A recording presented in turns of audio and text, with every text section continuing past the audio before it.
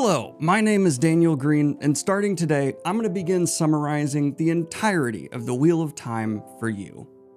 All 14 of these books. The number one reason I see people end up putting down what I consider to be America's greatest fantasy epic is they just end up forgetting too much. Around book 6, 7, or 8, they put it down for a while, take a break from 6 months to a year, and by the time they come back to it, picking up book 8, 9, 10, it just doesn't make sense anymore. And so I want this video to solve that problem. For anyone who is enjoying the Wheel of Time and needs a refresher, you can look at the chapters in this video and jump exactly to the book you need a refresher on. Or if you were disappointed by the recent cancellation of the Wheel of Time show, and you actually want to know how this story ends, but you're not necessarily a voracious book reader, this is also just a way you can find that catharsis, because I think it's really unfair that you wouldn't be able to otherwise. Jeffrey Bezos, come on Jeffrey, you can do it. As far as I'm aware, this is the most ambitious summary in the history of BookTube, so if you could drop a like and subscribe, I would really appreciate it. But without any further ado, let us begin our summary of the first book, The Eye of the World. Before we meet any of the iconic characters this series is known for, Randall Thor, Perrin Ibarra, Egwene Alvir, Matrim, Cawthon, Moraine, Damodred, we actually start 3,000 years in the past, and we witness the beginning of the breaking of the world. What causes this? I'm very glad you asked. You see, we are at the very tail end of the War of the Shadow, where the dragon, Lews Therin Telamon, depicted here as LTT, was able to seal the Dark One away in a flawed prison. But, excuse me, two problems with that. One, it's a flawed prison, and guess what? In 3,000 years, that's gonna be a problem. But two, the Dark One was able to do one last thing. You see, the male half of the One Power within Wheel of Time has been tainted. Before the seals could be put in place, the Dark One put his taint on Sayadine. The jokes you're thinking of, yes, are often made in the fandom. It is referred to as his taint, it is the Dark One's taint, it is dirty and drives men mad. All of those things are true, but the other half of the One Power, Sayadar, wielded by exclusively women, remained clean. And so, while male channelers began to be driven mad across the world, causing unimaginable levels of damage,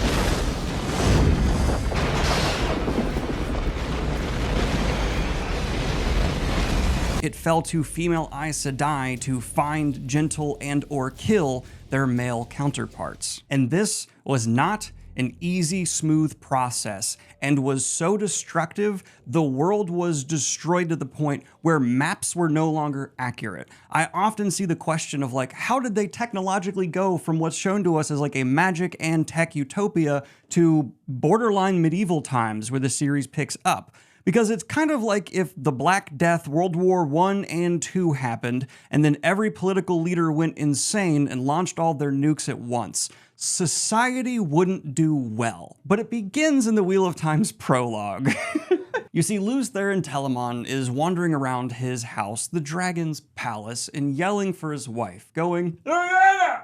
Really trying to get this woman's attention, but she's not responding, and the vibes are off, and a stranger appears within his palace and begins mocking him. Now, Lews Therin Telamon does not exactly seem aware of this mocking and is also unable to find his children. It's gonna be as bad as you think, because he's already insane, and this stranger in his house actually heals Lews Therin's madness to show him what he's done, which is not only butcher his servants and friends, but his family in his insanity. And he is now surrounded by everyone he loves dead.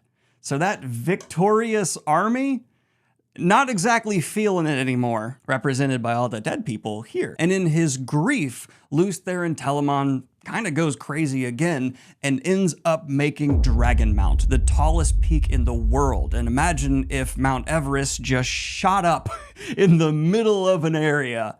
Things would be destroyed. And that's just the start. And so after millennia of destruction, finally, society is able to rebuild. There is the rise and fall of empires, but eventually civilization stabilizes, and we pick up 3,000 years later with a wind that's blowing across the world. And this is the iconic opening you will see in every single Wheel of Time book. And it goes as follows. The wheel of time turns and ages come and pass, leaving memories that become legend. Legend fades to myth, and even myth is long forgotten when the age that gave it birth comes again. And one age, called the third age by some, an age yet to come, an age long past, a wind rose in the mountains of mist. The wind was not the beginning. There are neither beginnings nor endings to the turning of the wheel of time, but it was a beginning. My God, I got chills. And that right there is Robert Jordan doing a remarkable amount of world building in this poetic, just as a reading experience, because this whole mythology is built around what you just read on the broadest scope possible. Time, reality itself, is a wheel here. The age that once was will come again, and this third age has happened in an endless cycle. But every single time this age occurs, the stakes could not be higher. But we'll get into that, and you're gonna hear me say that a lot. But the second thing is those mountains of mist eventually lead to a country road where we find two individuals walking with their pony Bella. Hold up, first fan theory. Take this as legitimately as you will. I know fans who will die on this hill. I know some who believe it is a joke, and I know others who think this is just stupid. But many fans believe Bella, seen here, depicted wonderfully, is actually the creator of reality. It's a fan theory. Believe it if you want to. What evidence is there? Bella's a relevant character for a long time. Beyond that, not too much. Also, I think there's one like lore-breaking thing with this horse that happens later on, but whatever. We'll get there. The two characters that we're going to be focusing on now are Tam al'Thor and his son, Rand al'Thor, seen here with his very notable red hair. Why is it notable? Well, he's a tall, pale, white dude with red hair, and there is no one else in the Two Rivers that matches that exact description, meaning like the red hair. Solo ginger. And they are bringing casks of brandy to their local village, Emmons Field. And the reason I actually put an apple here to remind myself of this is I always remember this as them bringing tabak to Beltane, which is not right, even though they're farmers, because Two Rivers and Emmons Field specifically is known for making like the best tabak in the world to smoke out of a pipe. So I always end up, whatever. They're bringing brandy and apple cider, and Rand is keeping a bow on him because there's been a lot of wolves sighted recently, and more importantly, bears. And Rand specifically says he's more afraid of bears because wolves aren't gonna be the things that are hurting him. You'll see why that's relevant. But while on watch with his bow, Rand looks behind him and sees a rider. Except it's not a very chill rider. Immediately spooky vibes. All black cloak that does not move in the wind. What? We just heard about a big wind coming through the mountains of mist. There is extraordinary detail taken to talk about it flapping Rand's cloak repeatedly, and this rider not touched by it. Just know. How about no? But as Rand tries to keep his eyes on this person before he can warn his father, his boot strikes a rock and he stumbles. Looks back up and the rider gone. Not good. It's like when you're scuba diving and seeing a shark is fine. Suddenly having the shark gone, bad. Very bad. And then he tells his father, and he kind of expects his father to be like, boy, your imagination's playing with you. But Tam isn't just a dad, he's the best dad. And he actually kind of takes Rand's warning seriously, and they keep like a sharp eye out. They're like, all right, I don't like that. And this is already foreshadowing some interesting facts we'll get about Tam later. But they do end up arriving at Emmons Field, so happily depicted here with its very joyous sun, and the festivities already kind of beginning with their brandy, and they start unloading. And Rand runs into his very good buddy, Matrim Cawthon, the local town scoundrel. Now, Matt excitedly tells Rand that like, hey man, let's sneak away and not help your dad unload because there's honey cakes from Mistress Alvir, Egwene's mother, and also, there's strangers in town. But Tam sees him, makes him unload the casks, and from there, well, we gotta ask about those strangers, because Rand, of course, is like, hey, was one of them wearing a black cloak and scary as shit? Which Matt is like, no, not at all. In fact, one of them has a patchwork cloak because he's a gleeman named Tom Maryland. And the most important things you remember about Tom Maryland right now are my guy has the greatest mustache that's ever been. He has a patchwork cloak that Robert Jordan will describe to you 60 quintillion times. And he does nothing but spit facts. Tom Maryland, just facts all day. Great guy. I look handsome, I look smart, I am a walking work of art. We also meet Perrin Ibarra during this time, who is the local town blacksmith's apprentice, though that is not his father. Master Luhan is simply his trainer. Perrin's family lives outside the village on their own farm. He is there when our boys meet Tom Maryland, and he juggles for them while gently prodding for information. And then finally, we meet Nynaeve Almira, the town wisdom, who is notably very young for the role, only a couple of years older to our main group of younglings we've met so far. Definitely babysitter vibes for them. Her authority is questioned by some of the elders of the town, but she brooks no nonsense and certainly wants to be looking after those kids that she is so close to. The next two strangers are described as a beautiful noblewoman and her guard, who actually has a color shifting cloak. It's not patchwork, but if he stands perfectly still, it kind of like blends into the environment like a chameleon. All right, we have special cloaks immediately taking a prominent point in the narrative. And as you can tell, none of these people are a mysterious rider with a black cloak. There is another person in town, though, who isn't a stranger. He's a local merchant who shows up every now and then to help these people buy things from outside the faraway, distant place they exist in, so far from the capital city of Andor Camelin that they rarely ever even see the Queen's taxmen. Basically, Padan Fain is like their connection to the outside world and news. And Padan Fain likes this. In not a good way, because immediately this guy is stirring up drama. Well, he's telling the truth. He's not doing it in the chillest way. He's like, there's war. War is bad. And there's also false dragons like never before. False dragons being men who can channel, who claim themselves to be the Dragon Reborn, because it has been prophesied that the dragon will be born again to fight the Dark One. And if you're a man who can channel, you know you're going to go insane and be killed. The mentality of a lot of them is like, f it, I might as well say I'm the Dragon Reborn, because what's the other alternative? Not good. But this moment is used to emphasize just how uneducated and distant from the rest of the world Emond's Field is. They don't even understand their own lore that I've been describing to you so far. In fact, it has to be said to one of them that no, the dragon is not the Dark One, and then some people debate whether Aes Sedai serve the Dark One because they're responsible for the world breaking. Which isn't wrong. You'll notice these people have a whole lot of half-truths. It's a representation of how, over time, myths become legend, and continuing that whole thing. And it's very clear in his writing of these people in Emond's Field that Robert Jordan loves country folk. He has a very deep place in his heart for the simpler lifestyle. He also thinks a lot of these people are idiots, but in a loving way. You gotta remember that these are just simple farmers. These are people of the land, the common clay of the New West. You know, morons. But Rand, with Perrin and Matt and one other local farm boy who doesn't matter, get out, end up running into a weird raven that just stares at them. And they even throw a rock at it, and the raven doesn't fly off, but just goes... That's creepy. Good job, Robert Jordan. Low-key, Wheel of Time has some strong horror vibes throughout it. And it's so strange that it distracts them from the little tiniest woman who ever existed walking up behind them.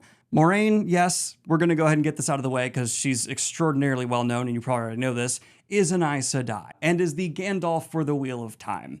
She is the wizard shown up to find the farm boy. And she ends up talking to our three fellas and gives them coins. Why does she give them money? Well, she is kind of just doing like a, here, have some money, kids thing. But we quickly learn that these are actually trackers because she has been hunting for some special boys. And it turns out she's found 3 special boys. But not until Moraine, the tiniest woman ever, turns and walks away that they notice her warder, who they think is a guard, Lan, was standing like right there because his cloak is that good. And then he like moves and they're like, Jesus Christ! It's scary, camouflage, but like even better. But we see that actually Tam is taking a lot of what Padan Fain is saying seriously. He doesn't buy into Padan Fain's necessarily like fear-mongering, but Tam is like, we should prepare. We should send some people to Devon Ride and make sure that if the disruptions in the world do reach us, we're ready for it. And again, this is showing us Tam is a very capable man. And then the final very notable thing that happens in Rand's day in Emond's Field is he runs into his love interest, Egwene Al'Vir, the daughter of the married couple that runs the only inn in town. Egwene is the youngest of the group, but also doesn't let herself get pushed around and is the most eager to, let's say, to quote Bilbo, go on an adventure. But afterward, Rand and Tam head on home. And quickly this night goes really bad. There's a moment early on where they're sitting down for dinner where Rand notices his father takes an incredibly nice sword out that Rand did not know that he owns and just gets it ready. That's terrifying. Imagine if you did not know your father, that the only person you lived with in this isolated area owned a weapon, and in the middle of dinner, they just put a Glock on the table. And you're like, what the hell? And they're like, just in case. What? And it turns out Tam absolutely right, because there's some disturbances outside with their farm animals, and then Trollocs attack their farm. But Tam ain't no pushover. He whips out his sword and actually starts dueling them very well. This is sword fighting to me. And he tells Rand, get on it! Because obviously, farm boy, I'm your dad, I'm gonna save you, leave. And Rand does run from the farmhouse, but he can't run too far because he doesn't want to just abandon his father. While waiting not too far from the farm, Rand is found by Tam, again showing that Tam knows his shit. But Tam, despite having beaten the Trollocs, is very badly wounded, and Rand needs to figure out a way to get his father all the way back down that country road for the third time today, my god. So he heads on over to, I think it's the sheep pen, to grab a board to put him on so that he can drag his father all the way back to Emond's Field. It's not smooth, because while he is trying to gather these things, a Trolloc wanders on in and is like, I knew you were gonna be here. All the other Trollocs left to go help with the town, but Narg's smart. Narg wait an ambush. And some people might be thinking, hey, I watched the Wheel of Time show. A Trolloc never spoke. And I want you to know again, in the entirety of the rest of Wheel of Time, a Trolloc never speaks again. Rand also, having taken his father's sword, kind of accidentally kills this Trolloc by having it fall on the blade, which is another thing related to him being Tal'Virin. We'll talk about later. And so this is the one Trolloc that was smart enough to speak coherently in full sentences, and Rand stopped it. So you see this little fish evolving? Rand squished it. Just absolutely no. Maybe Trollocs could have had a peaceful future. Narg's smart. Maybe Narg eventually would have realized, peace. We don't have to serve the Dark One. We can move beyond. But a farm boy just came through and whack! I don't know, I've always just found this so funny. But Rand hauls his father onto the plank and begins dragging him all the way back to town, except Tam's not looking too good, guys. You see, Tam bleeding out is starting to have that thing where you're feverish and having flashbacks to the past, and he starts talking about his time fighting in the Aiel War, a war that ended roughly around the time that Rand was born. And he talks about how the Aiel just came over the Dragon Wall like a swarm, and they were such incredibly dangerous, scary opponents, but then he starts talking about finding a little boy born of one of the Aiel on the slopes of Dragon Mount, and he picked it up and saved it and brought it back to his wife, and they raised it. And so basically Rand, after having the worst day of his life, dragging his father down a mountain, is learning he's adopted. Which, my guy, you never noticed the hair thing? But as the sun begins to rise, because this takes a long time, Rand gets to the village and sees that there are still fires being put out because his farm being attacked was not the only one.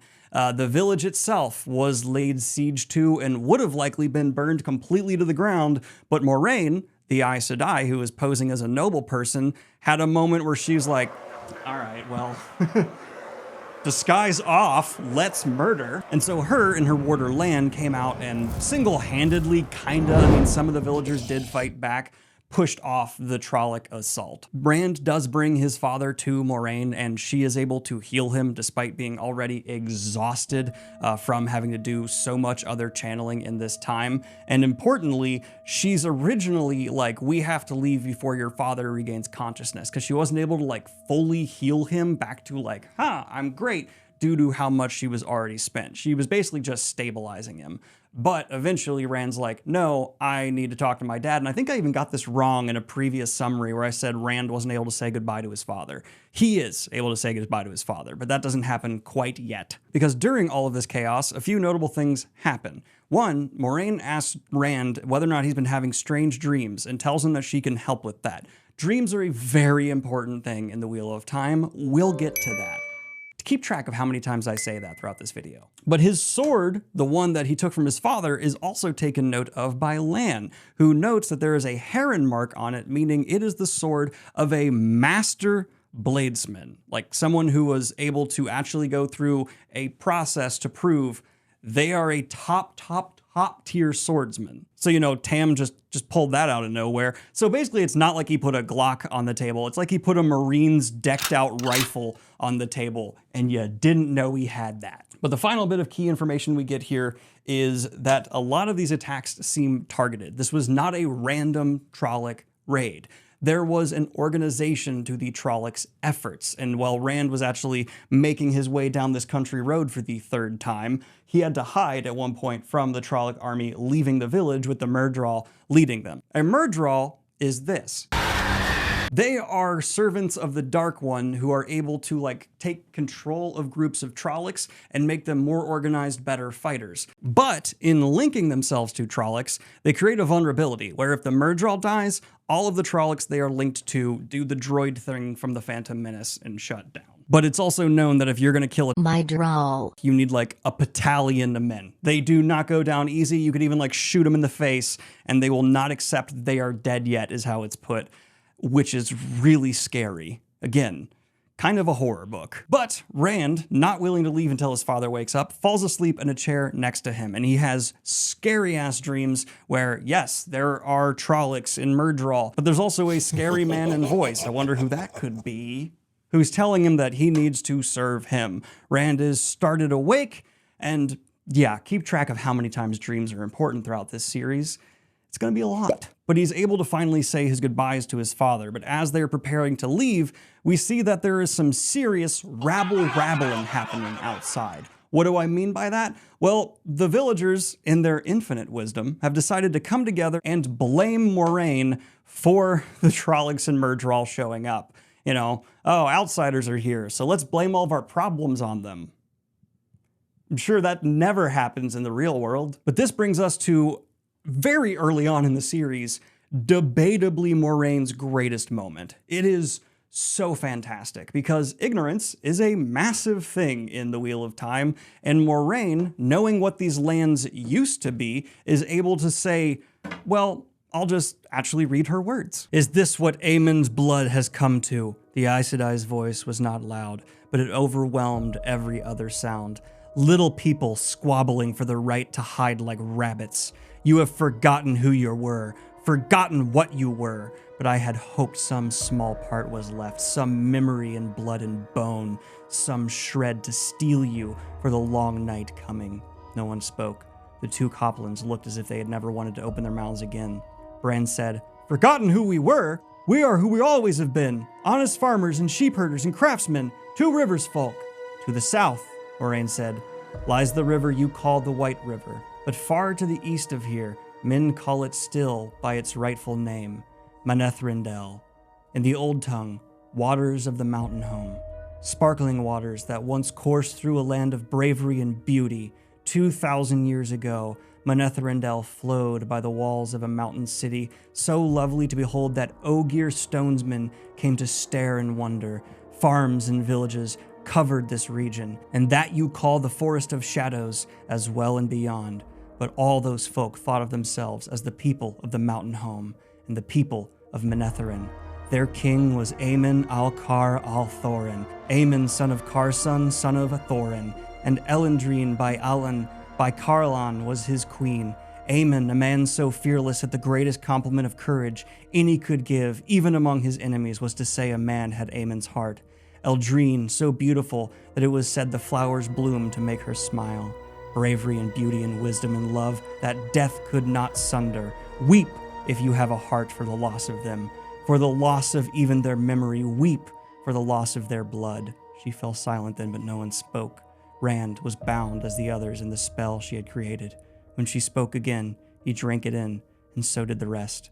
For nearly 2 centuries, the Trolloc Wars had ravaged the length and breadth of the world, and wherever battles raged, the Red Eagle banner of Manetheren was on the front line. The men of Manetheren were a thorn to the Dark One's foot and a bramble to his hand. Sing of Manetheren that would never bend knee to the shadow. Sing of Manetheren, the sword that could not be broken. They were far away, the men of Manetheren, on the field of Bekar, called the Field of Blood, when news came that a Trolloc army was moving against their home, too far to do else but wait to hear of their land's death. For the forces of the Dark One meant to make an end of them, kill the mighty oak by hacking away its roots, too far to do else but mourn. But they were the men of the mountain home. Without hesitation, without thought for the distance they must travel, they marched from the very field of victory, still covered in dust and sweat and blood. Day and night they marched, for they had seen the horror a Trolloc army left behind, and no man could see sleep while such a danger threatened Manetheren. They moved as if their feet had wings, marching further and faster than friends hoped or enemies feared they could.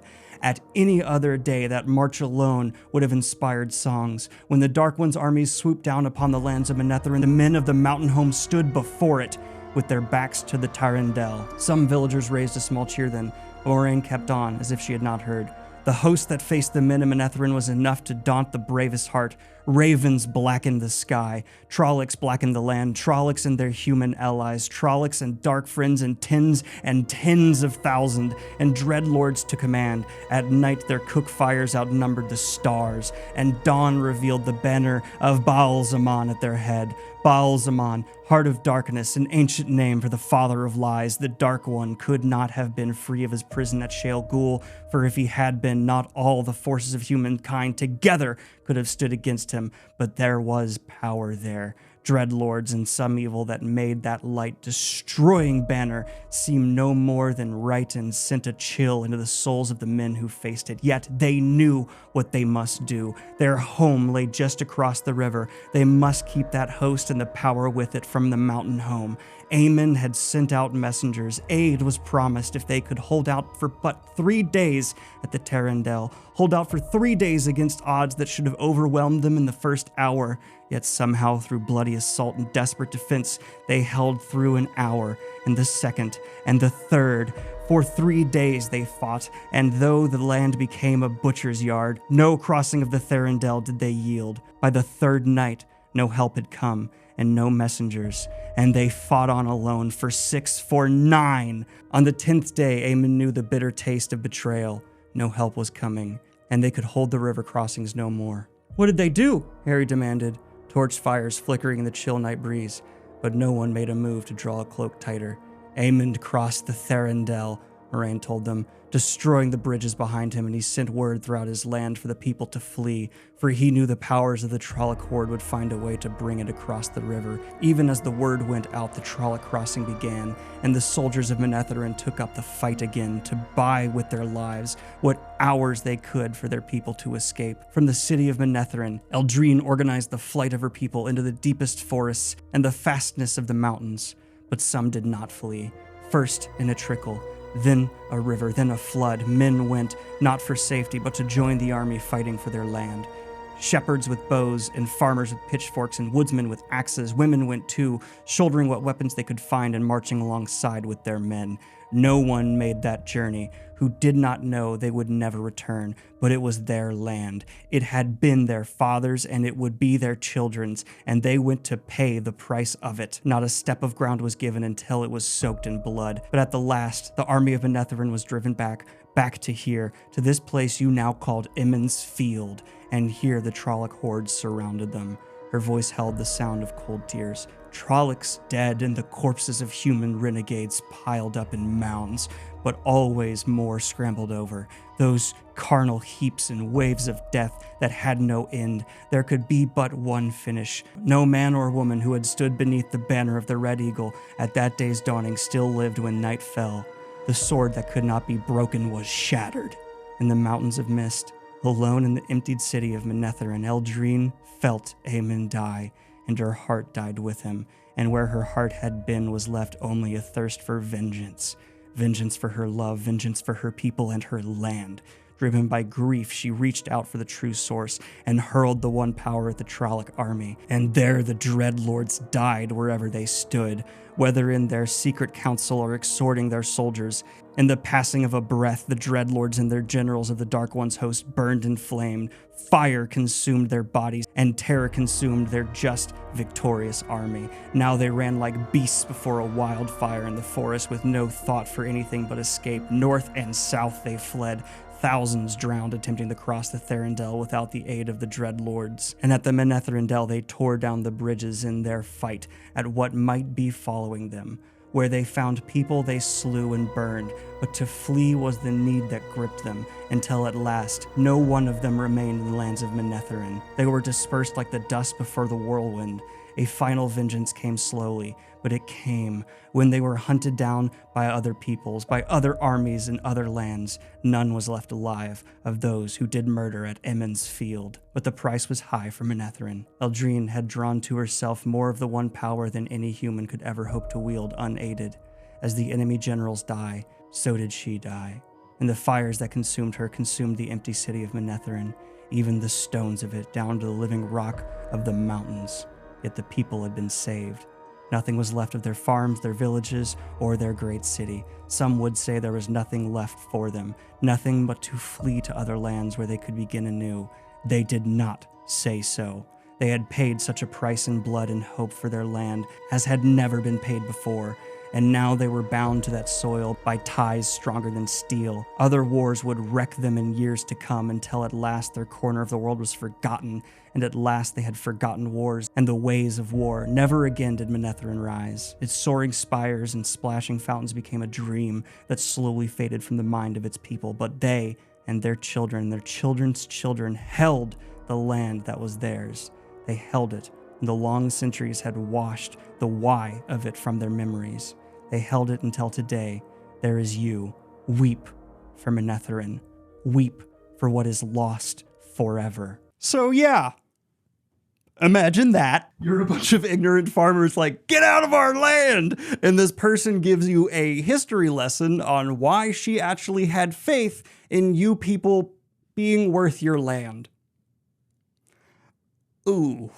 I was there the day the strength of men failed. And it works. The mob mostly disperses, and Moraine is able to go about her business with one of the most insane monologues in the history of the fantasy genre given, that also gives us, the reader, very justifiably a massive info dump, letting us know that yes, between the breaking of the world and now, the Trollocs have returned. The Dark One's armies have, without even the Dark One being freed from its prison, done unbelievable damage to the world. Hence why the concept of the Dark One breaking free of its prison is all the more terrifying. But from here, Moraine gathers up Perrin, Rand, Mat, and Egwene.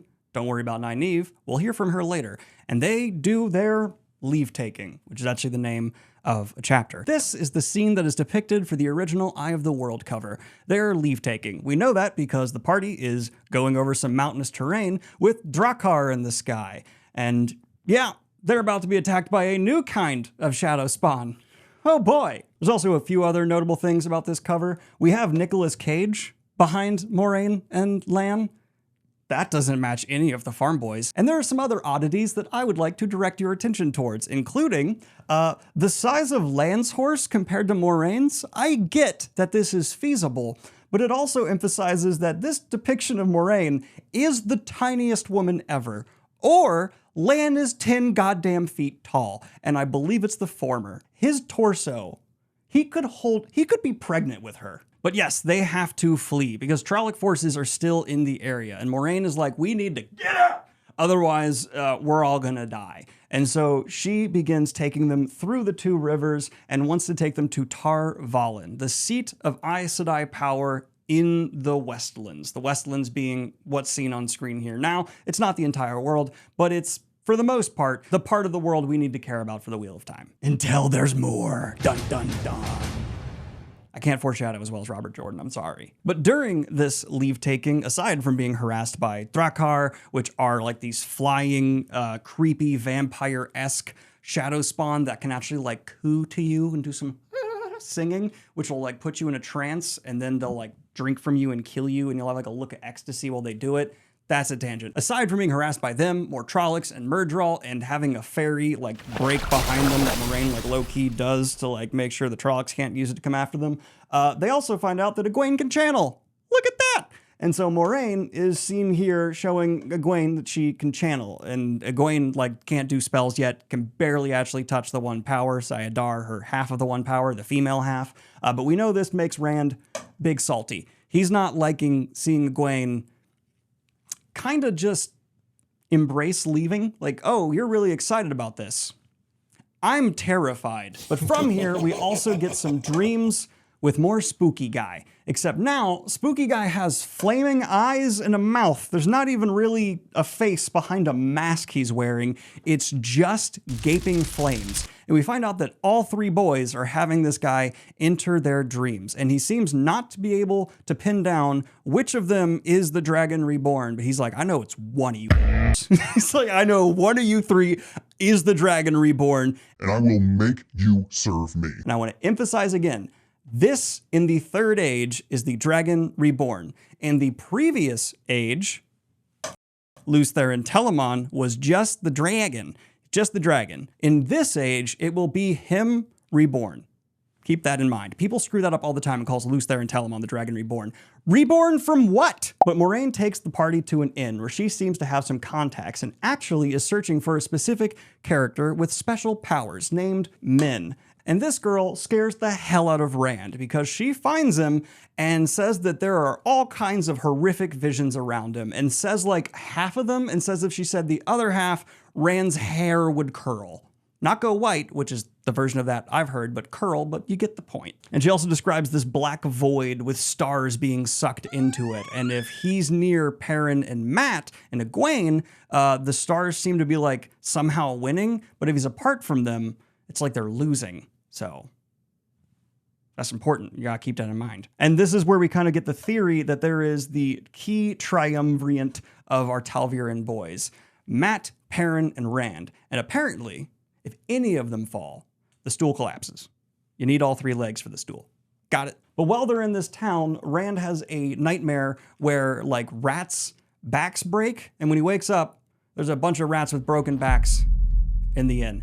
It's scary. Again, it's a horror book, secretly, surprise. But in this town, they actually end up running into Padan Fain again, who they assumed was just killed by the Trollocs while he was like out and about when the attack happened. But Fain, the creepy guy, actually lived.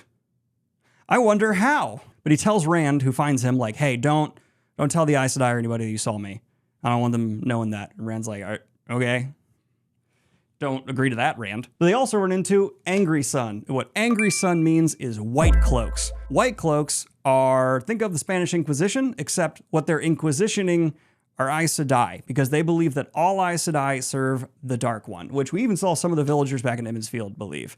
There's a lot of misinformation, but the White Cloaks are radicals who will burn Aes Sedai alive, and they hunt them down and murder them systematically, and anyone they think is a Dark Friend, which, if they were right, you know, would be a good thing, except they're wrong like 90% of the time, and we all know these people in the world, they're just who use whatever justification they can to abuse power, and that's what they do. They're just abusing their power and being like, I'm serving the creator and the light, so when I murder your kids for thinking they're dark friends, it's justified. But these guys take an issue with multiple people in the party, including Perrin, including Rand, and Rand gets attention for, again, having a Heron Mark Master Blade, because one of the White Cloaks is like, you, boy, what? I actually really like this brief standoff with the White Cloaks we get starring Mat and Rand, because it showcases the Two Rivers stubbornness that comes up in the series again and again. These White Cloaks have a lot of authority in their aura, except when they approach these two farmers and act like Rand has no right to that sword.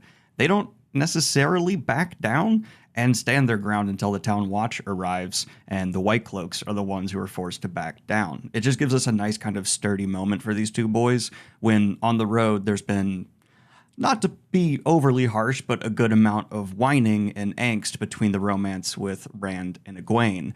That was actually amplified when Rand met Min, because she just straight up said, yeah, I can see the future and you both love each other, but not in that way, so you're not going to end up together. Which, you know, thank you, stranger. And, you know, problem, don't get these guys' attention, but they do. But also at this end, Nynaeve arrives. She shows up and is super pissed and is like, I'm taking my village idiots back, Moraine, you son of a... Damn you for taking them. Come on, y'all, let's leave. And no one follows her.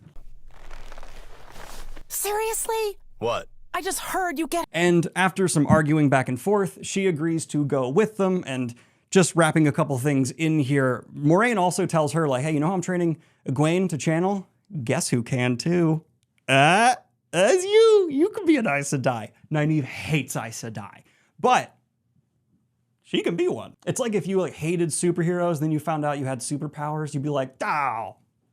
I mean, cool. But when Nynaeve shows up, Min, who is still around freaking out Rand, remarks that the stars are doing better. So she's a part of this too. So we know Nynaeve wrapped up into the bigger story. But from here, the Fade that's hunting them shows up in the village and they're like, we gotta bounce. So they start running, and while they're running, more Trollocs and Fades are catching up to them. There's action sequences of Lan being like, trying to kill the Trollocs and the Murdral, and they're like, we're gonna die if we don't find some protection, but we're in the middle of nowhere. Moraine goes, what about Shardar Logoth? And Lan goes, are you high? Let me explain. So, we've talked a lot about the Dark One. The Dark One, think of as like natural evil. It's just this entity, this force that is polluting the reality and wants to shatter the wheel of time, kind of the Zero endgame. But there are other kinds of evil, especially the kind of evil that can come from us. And as the Dark One is the most extreme version of natural evil, Shadar Logoth is the pulsating heart of an extreme of human evil, an extreme of human evil that has reached such an insane extent, it has begun to manifest. Because during all of this dark bad times, Shadar Logoth decided, hey, what if we outdid them? What if we beat the Shadow by being worse than the Shadow? And it actually began to have side effects. And now no one goes into Shadar Logoth, including, if they can avoid it, Trollocs and Murdral. Because as bad as like a black hole is, if we're looking at human history, we can be more evil. But when you're stuck between a rock and a hard place, but the hard place has a door, you go in. So Moraine takes the party in and casts all kinds of wards around to protect them, not only from the Trollocs that are hunting them and being pushed into the city by the Murdral, which is like, damn, they really want us, but to potentially protect them from the evils of Shadar Logoth. Problem though, she's not sure if it's enough, and Moraine gives very clear, very simple instructions. And I want you to listen to these, you freaking farm boys, and not violate the warning. Stay within the inn, don't take anything. The evil here is so bad that it infects inanimate objects. So nobody touch nothing. We're gonna stay here the night and leave. Also, there's a killer mist that if it touches you here, you will die like the worst death, the most painful death. We see it touch Trollocs and people throughout the series, and it's like they got napalmed from the inside, but with mist. All right? And Matt goes, I'm gonna go explore, and leaves. Because Matt is an idiot. And Rand and Perrin go, that's a really good argument. This is like one of the few instances throughout the series where the boys do something so dumb that I kind of have a hard time suspending my disbelief. Like, guys, y'all, there are Trollocs and Murdral on you, and now worse. And you're like, but maybe there's gold. So they go and explore in Shadar Logoth, and they find a big room of treasure and a guy. His name's Mordeith, and he's bad vibes. Bad vibes from Mordeith. Hey guys, why don't you help me with my treasure here? Take it.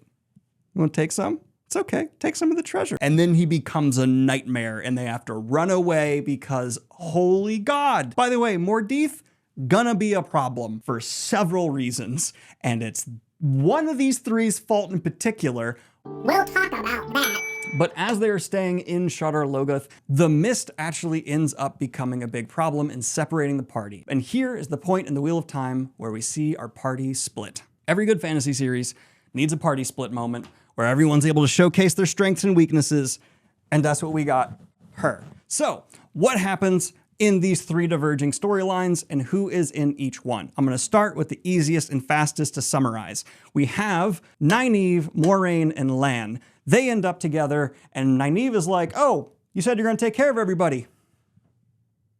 Great job. And you know, bad vibes.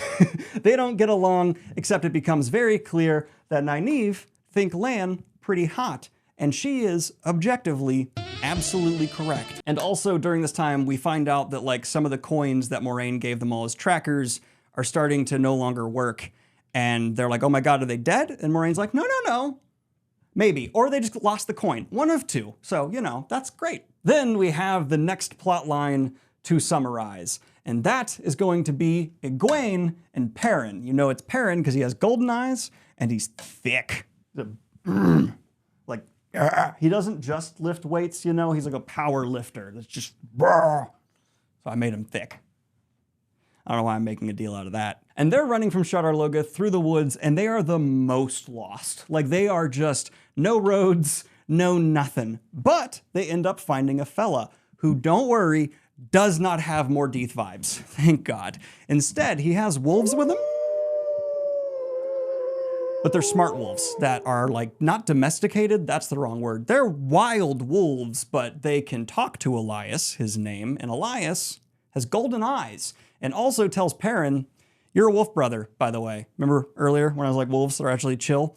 Wolves are super chill in the Wheel of Time. Turns out, Robert Jordan, big dog guy, I get the feeling. And so he decided to make them a very big part of his lore. And I talk about this in this video in depth, all the details you need to know about wolf brothers, but just know they're the best boys. And their powers are actually older than humans being able to channel the one power.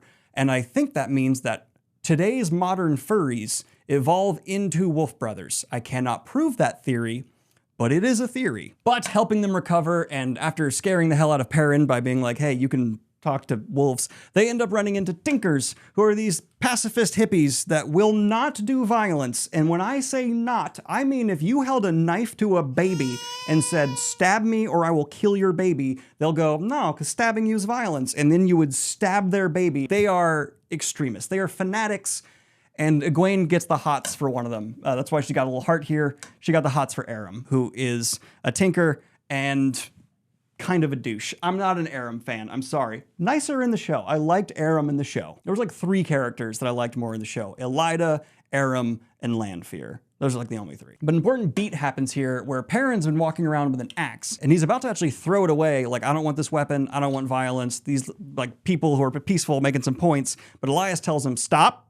First of all, these people are dumb. Trollocs are out there. What are you doing? And he's absolutely right. Second of all, use it until you like using it. It's not the exact quote, but some wisdom along those lines. And this becomes a core conflict for Perrin. He's got that dog in him. That's the way to put it. Perrin has Berserker mode, and it will activate at times.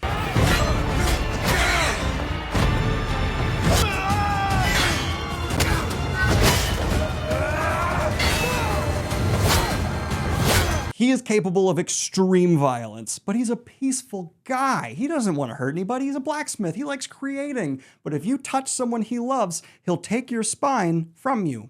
They leave the Tinkers behind and are continuing on to Camelin, where they know they need to go to meet up with the rest of the party, because, you know, every basic survival guide ever is like, hey, if you guys get separated, have a point, you'll group up, and they're going to group up at Camelin, where they're going. Well, they're going to Tarvalin, but it's like a place they all have to go to before Tarvalin. And so they're continuing on, but suddenly the wolves warn both Perrin and Elias, because Perrin at this point can talk to the wolves, that bad white cloaks. And so Elias leaves Perrin and Egwene and is like, hey, go, try and hide. I'm going to do what I can. And Perrin and Egwene just fail horribly at that. And they end up being taken prisoner. And then if you didn't already hate the white cloaks, they kill Hopper, a wolf that Perrin met that is the best boy, and they stab him into the ground and kill him. To really emphasize it, this is a spear. How'd that feel? Because Perrin literally feels the dog die in his head. The wolf. And so they are taken prisoners by these white cloaks who know them from before and accuse them of being dark friends. They're like, we're not! But the white cloaks are like, you know who would say that? A dark friend. Logic. Absolutely. But just when it seems like things are getting really, really bad for them, it turns out that, oh, this party is actually meeting up with you all because they figured out what's going on, show up and rescue Perrin and Egwene from the White Cloaks, and we even see Lan murdering some White Cloaks, and I like to think that he enjoyed that, so I put a little smile on him with his top knot. I think he was happy then. Because why wouldn't he be? Also, huge moment here I forgot to point out. Perrin kills 2 White Cloaks during their escape in his Berserker Rage. I even set that up talking about his Berserker Rage earlier, but just forgot to actually say it. And thank you to all the patrons who pointed that out. That's a very big character moment. He kills 2 men in revenge specifically for a wolf. And so White Cloaks now see this guy with yellow eyes killing their own people who has some funny stuff with wolves. That seems like they're gonna call you a dark friend. Also, I really remembered Lan constantly being described as like stone-faced throughout the series, and he is, don't get me wrong, but he's also chuckling and laughing and smiling way more than I remember, so that's nice. But this is going to take us to meeting up with our final trio, because if you've been counting, 3 characters are unaccounted for. Tom, Matt, Rand. So, going back to Shadar Logoth, these 3 actually escape by jumping onto a riverboat captained by a man named Doman. And Doman's amazing. Keep that name in mind. And they tell him a far-fetched story of being chased by Trollocs and Fades, and he's like, man, I wouldn't believe that, but you know what I saw earlier? Trollocs. So yeah, I'm not gonna kick you off my boat. And also you're a Gleeman, so, you know, entertain my crew. That'll be worth it. And during this time, Tom also trains Rand and Matt in like some basic Gleeman skills, so they get like a +1 to their agility stat modifier for the rest of the campaign. But that's the best of things, because it turns out rather quickly we learn that Matt here, shown with an X to mark his stupidity, took a knife from Shadar Logoth, and he's given off some vibes, if you get what I'm saying. And so Matt, Rand, and Tom on this boat begin having some conflict. But when they get to Whitebridge, a town where they're supposed to have some reprieve, pretty quickly, in the middle of town, not hiding anymore, a Fade walks out and scares a whole town. A small city, I think Whitebridge actually is. Compared to the cities we find later, it's more like a town, but it's like one of those things that's kind of in between. And so Tom looks at the boys, he's like, all right, I'm gonna save you because I'm old, you're young, run, let's do this? Like it, you know, bad time for Tom. Most likely gonna die, but we don't get to see the result as Rand and Matt sprint off to try and save themselves. And from here, they basically become like homeless vagrants traveling from town to town on the way to Caemlyn, meeting more dark friends than you would believe. In the first town they go into a skinny innkeeper's inn, and they decide after they're done there to never trust a skinny innkeeper again, because after barricading themselves in their room, like 2 people are trying to break in, and they're talking about the Great Lord of the Dark. And all the names we've said here about the Dark One, who kind of is like an MC, I put that somewhere, and how all the different names he has. Father of Lies, Shaitan, Baalzamon, the Dark One. Lord of the Dark is the only name that Dark Friends use. Correction, they call him the Great Lord, not the Lord of the Dark. Don't know where that came from. But while they're breaking in, something really weird happens while Rand's in this like bit of a woo state where lightning like fries the guys trying to break in and they're able to escape.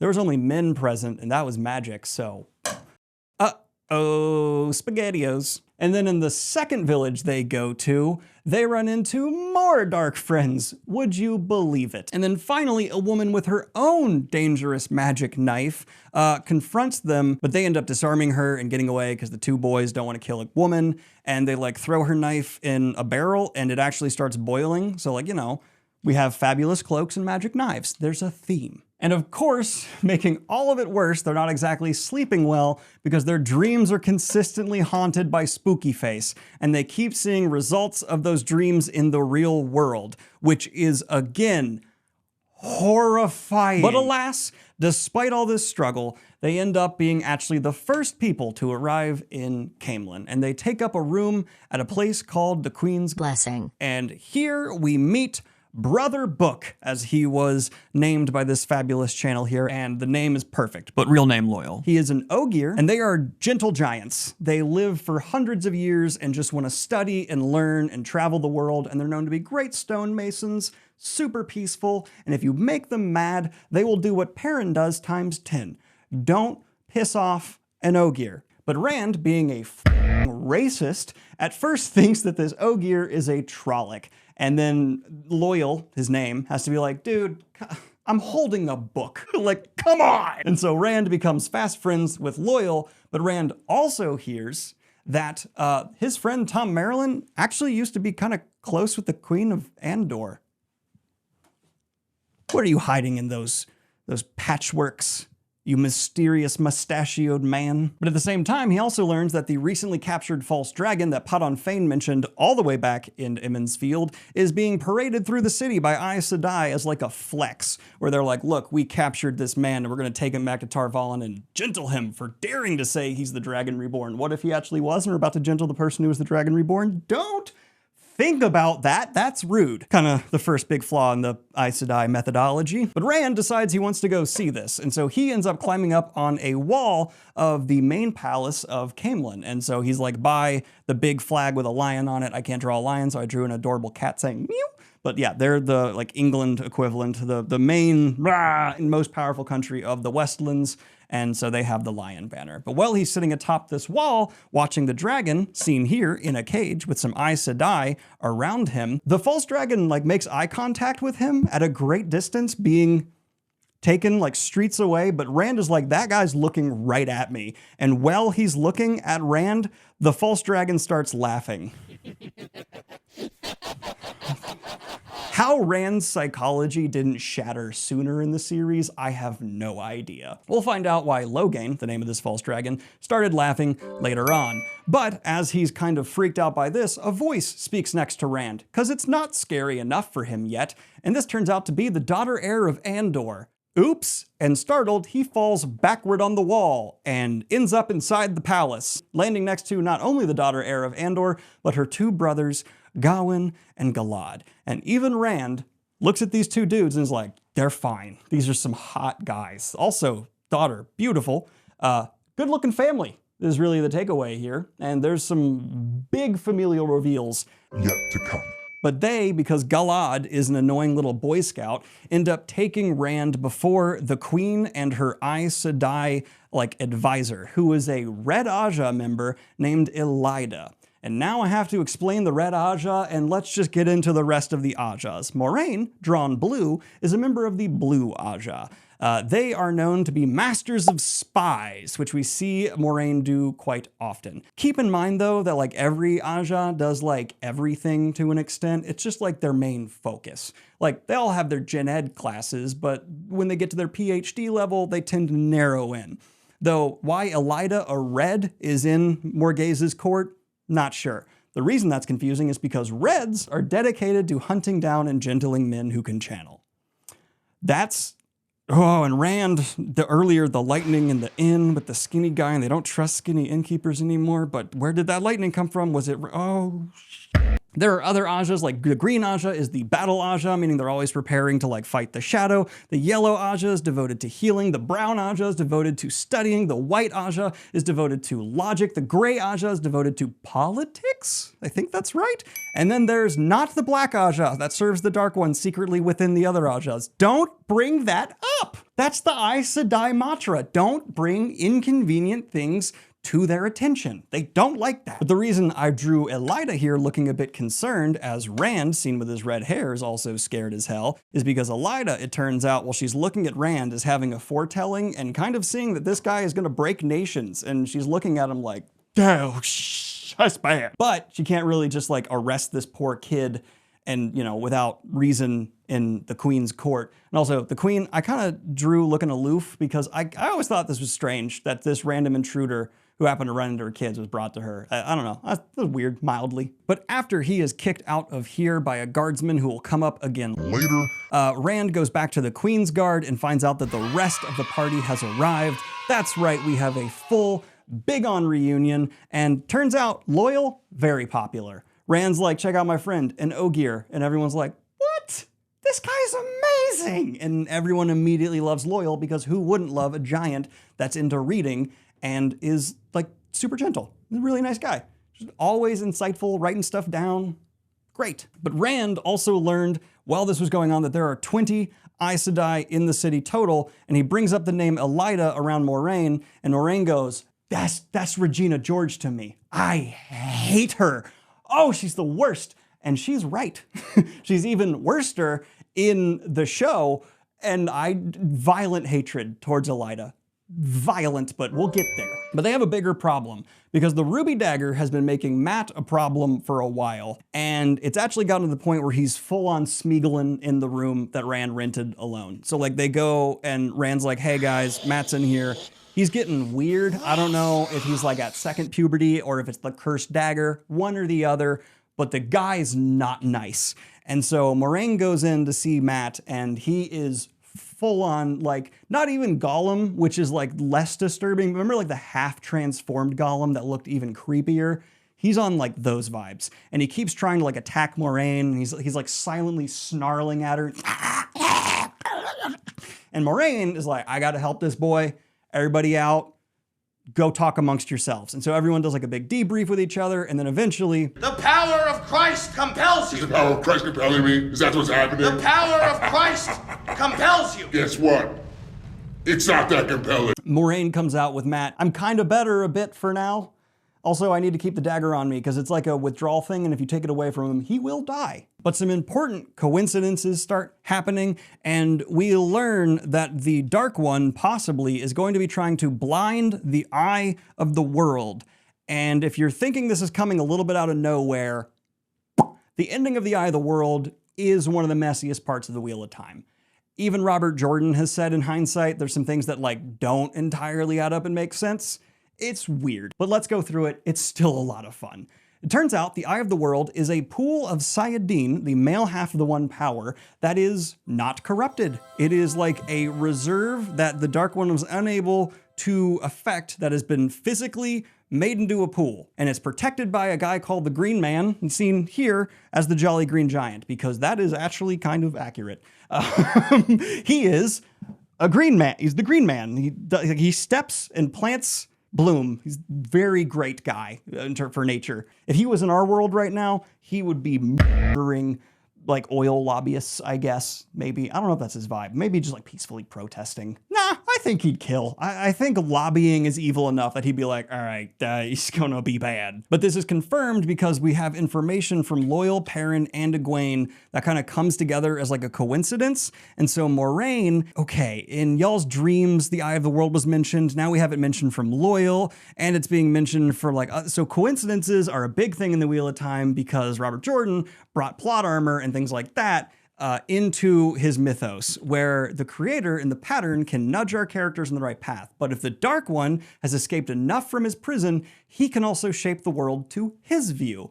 And which one is the one making these coincidences happen? Does the Dark One want us to go to the Eye of the World, or does the pattern want us to go to the Eye of the World? Do do do do do do do do do do do do. Risk it for the biscuit. All right, y'all, it's time for us to team up and go to the Eye of the World. I'm gonna take you all to the Blight, right next to the Dark One's prison where Trollocs come from. Sound good?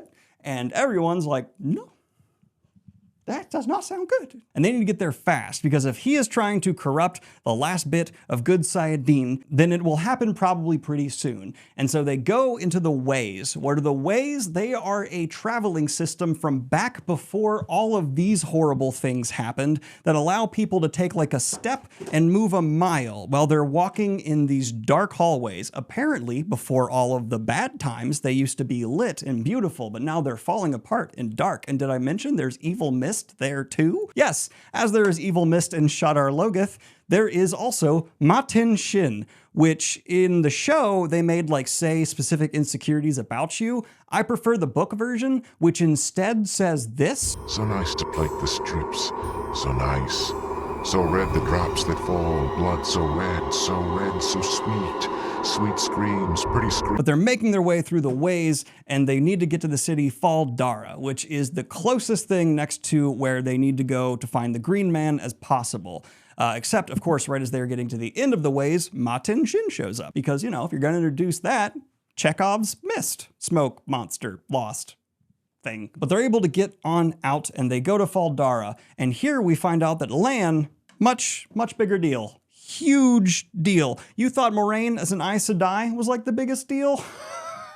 What if I told you Lan is the king of a land that was overtaken by the Blight, and he is the sole surviving thing that can unite the people of the Borderlands right next to the Light to one day charge against the Shadow in an epic battle to retake his kingdom. Though he kind of doesn't want to do that because it would be a side charge, but again, if you're going to set something up, you're going to pay it off later. So when he goes to the Borderlands where they are now, people keep saying like, for the Golden Crane, we love you, because Lan is the king of Malkir, the last of the Malkiri, destined to fight the Shadow forever.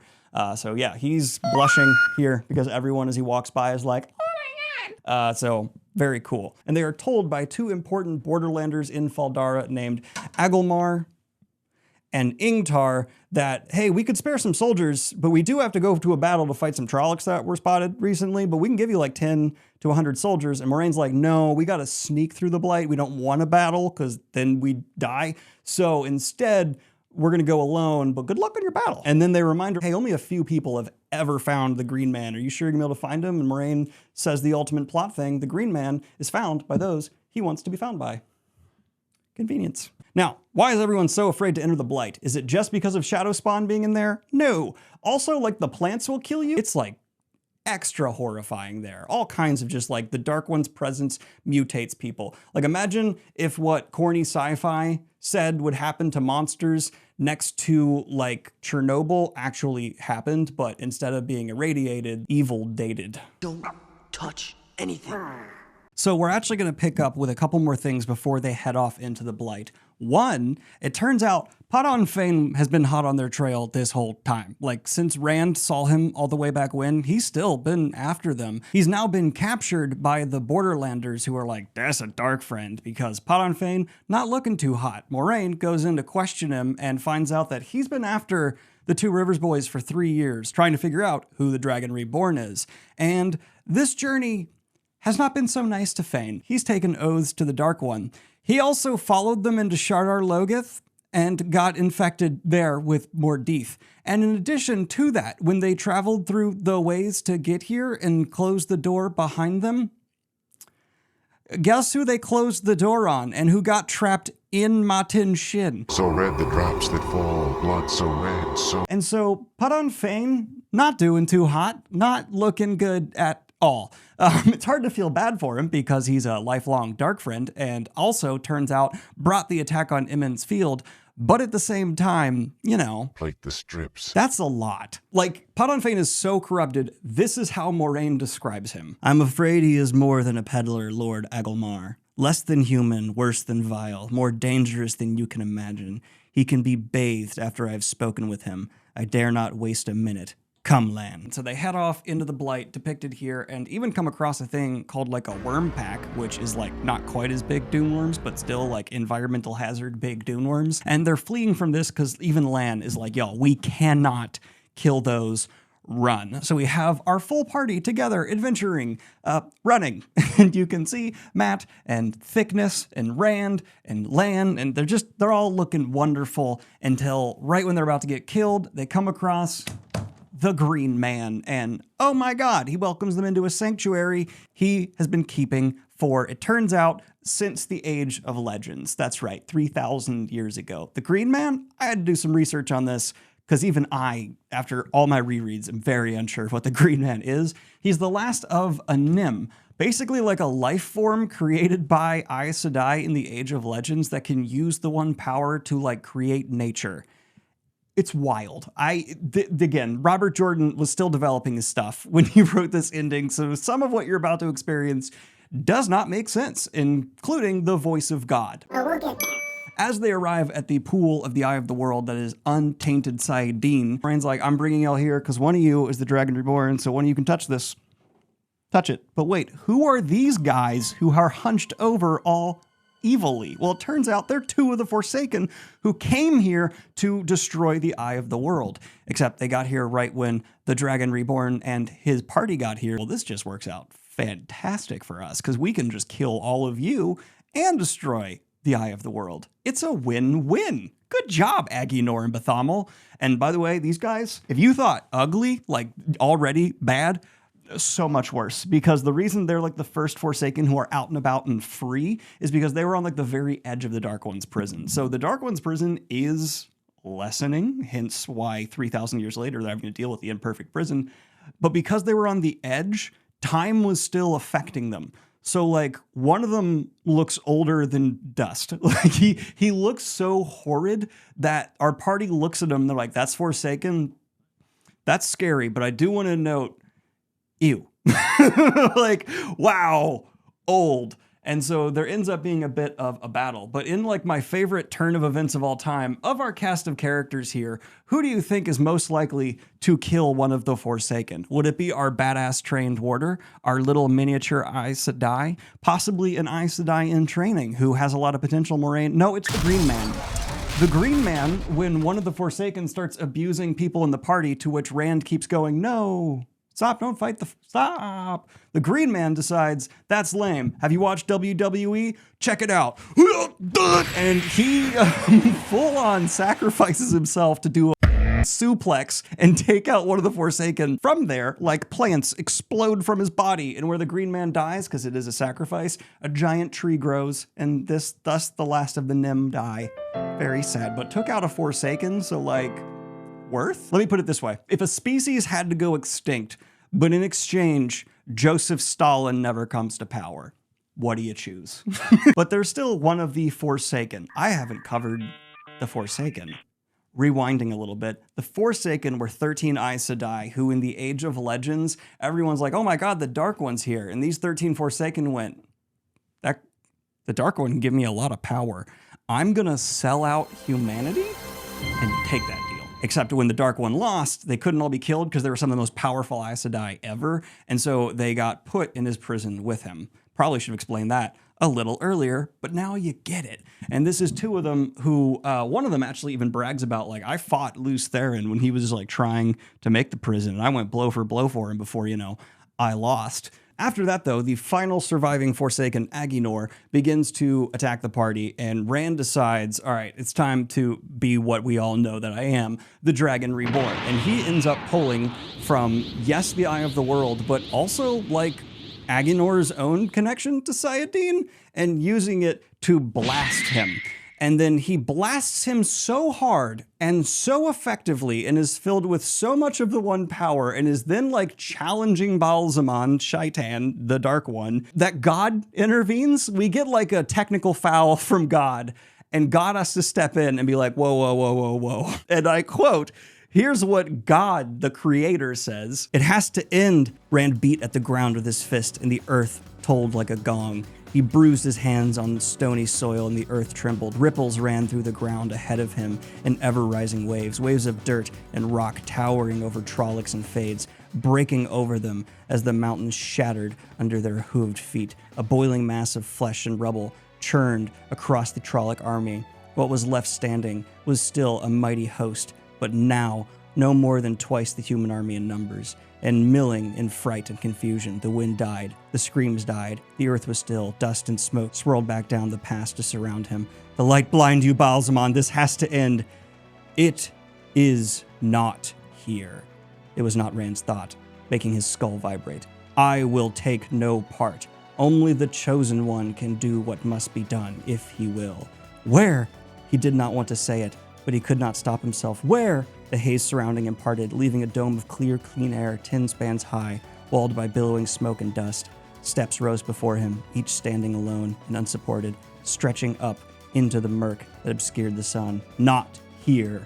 Through the mist, as from the far end of the earth came a cry. The light wills it, the ground rumbled, with the thunder of hooves as the force of humankind launched their last charge. Within the void, his mind knew a moment of panic. The charging horsemen could not see him in the dust. Their charge would trample right over him. The greater part of him ignored the shaking ground as a petty thing beneath concern. Dull anger driving their feet, he mounted the first steps. It has to be ended. Darkness surrounded him, the utter blackness of nothing. The steps were still, hanging in the black. Under his feet and ahead, when he looked back, Those behind were gone, faded away to nothing, into nothingness around him. But the cord was yet there, stretching behind him, the glowing line dwindling and vanishing into the distance. It was not so thick as before, but it still pulsed, pumping strength into him, pumping life, filling him with the light. He climbed. It seemed forever that he climbed, forever in minutes. Time stood still in nothingness. Time ran faster. He climbed until suddenly a door stood before him, its surface rough and splintered and old. A door well remembered. He touched it, and it burst into fragments. While they fell, he stepped through the bits of shattered wood falling from his shoulders. The chamber, too, was as he remembered. The mad, straighted sky beyond the balcony, the melted walls, the polished table, the terrible fireplace, its roaring, heartless flames, some of those faces that made the fireplace writhing in torment, shrieking in silence, tugging at his memory as if he knew them. But he held the void close, floating within himself. In emptiness, he was alone. When he looked at the mirror on the wall, his face was there, as clear as if it was him. There is calm in the void. Yes, Baalzamon said from in front of the fireplace. I thought Aginor's greed would overcome him, but it makes no difference in the end. A long search, but ended now. You are here, and I know you. So I got some splaining to do. So what we saw there is Rand got so filled from the side he was pulling from this pool, and maybe from Aginor, maybe it was just from the pool, I'm not sure, that he was able to obliterate the Trolloc army that Agilmar, I know it's close to Aginor, but that's going to be a continued problem in the Wheel of Time, and Ingtar were fighting. So Rand just like appeared there and blasted that army and destroys it. And then God stepped in and was like, yo, man, you got so much of the power right now, and you're using it the wrong way. Let me put a staircase here. Go fight the flame face. That's the only way I can interpret what just happened. Robert Jordan, what was that? But in his confrontation with Baalzamon, there's a whole bunch of back and forth of Baalzamon being like, you need to serve the shadow. I will break you. Here's your mom. Again, weird stuff's happening, and it's Rand's mom who died when he was a baby and has not been a thing in his life. And I think it's like really his mom, because eventually like Rand frees and kills her, and she's like, thank you, it's been horrible, and fades away. And nothing like that happens again. What is the ending of the Eye of the World? But finally, Rand directs this massive amount of power into what we think is the Dark One again, and destroys it, obliterate it, gone. Don't worry, that's not the Dark One, obviously. And he ends up waking up in a clearing back amongst his friends, and they find 3 items: the Horn of Valir, the Dragon Banner, and one of the seals to the Dark One's prison. And let's just say it's not in good shape. Did we only accidentally fight some lieutenants? Oh no! And then Moiraine comes to see Rand. It is you. I thought it would be you. I thought all the way back in the 2 rivers when I didn't have to heal your horse because you were giving it energy. You're the Dragon Reborn. Don't worry, your secret's safe with me. Lan knows, Egwene knows. Not going to tell anyone else, but you know. The future rides on your shoulders, and I'll kill you before you go to the shadow. Don't go to the shadow. So, you know, that's a lot of pressure. Hence, death lighter than a feather, duty heavier than a mountain. One of the absolute slogans of the Wheel of Time. One other thing I want to add here, in that passage you heard Rand speaking about the void. For him to be able to embrace Sayadin, for Lan to be like a great sword fighter, and for so many other utilizations within the Wheel of Time, Robert Jordan wrote something called The Void, which is very much so based off of like real world meditation techniques that fighters use and all kinds of other stuff to like basically get in the super zone. There's brain studies about that, doing things. It's like loosely based in science, not totally understood. It's, you know, believe in it as much as you want to. Back to the story. So the final thing we see is Rand is telling Egwene, I gotta get out of here because being around you all super dangerous for you. And Egwene's like, you don't have to touch the true power again. And Rand's like, this is book 1. And then this ends with Moiraine holding this seal to the Dark One prison, which is made of a super special material called Quaindiar, in her lap.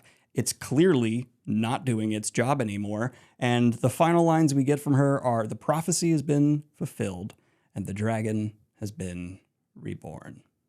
And that is the first book in the Wheel of Time. Please, for the love of God, don't skip this part of the video. It's the only time I'm going to try and slay you something in this whole 11-hour goddamn video, and I swear to God, I'll make it entertaining, and the merch is awesome. Yes, that's right. We are taking a whole bunch of my completely legally distinct and independent drawings that are just vaguely representative of concepts that I put on the whiteboard throughout this video, and putting some of them legally distinctly on stitched in amazing merch pieces. That's right. If you want the We Heart Sad Boys tee or a hat with a smiley sun that might have political implications, all you have to do is go to danielbgreen.com and look at all these other incredible designs. There's even a limited, not related to anything in particular, fox head ring. That's right, that if you want to be one of only the few limited amount that are able to get this before it's gone, you go right on ahead. And if you love the drawings and want to draw yourself, we even have a notebook with so many of fun little drawings featured that are just my own style and creation. So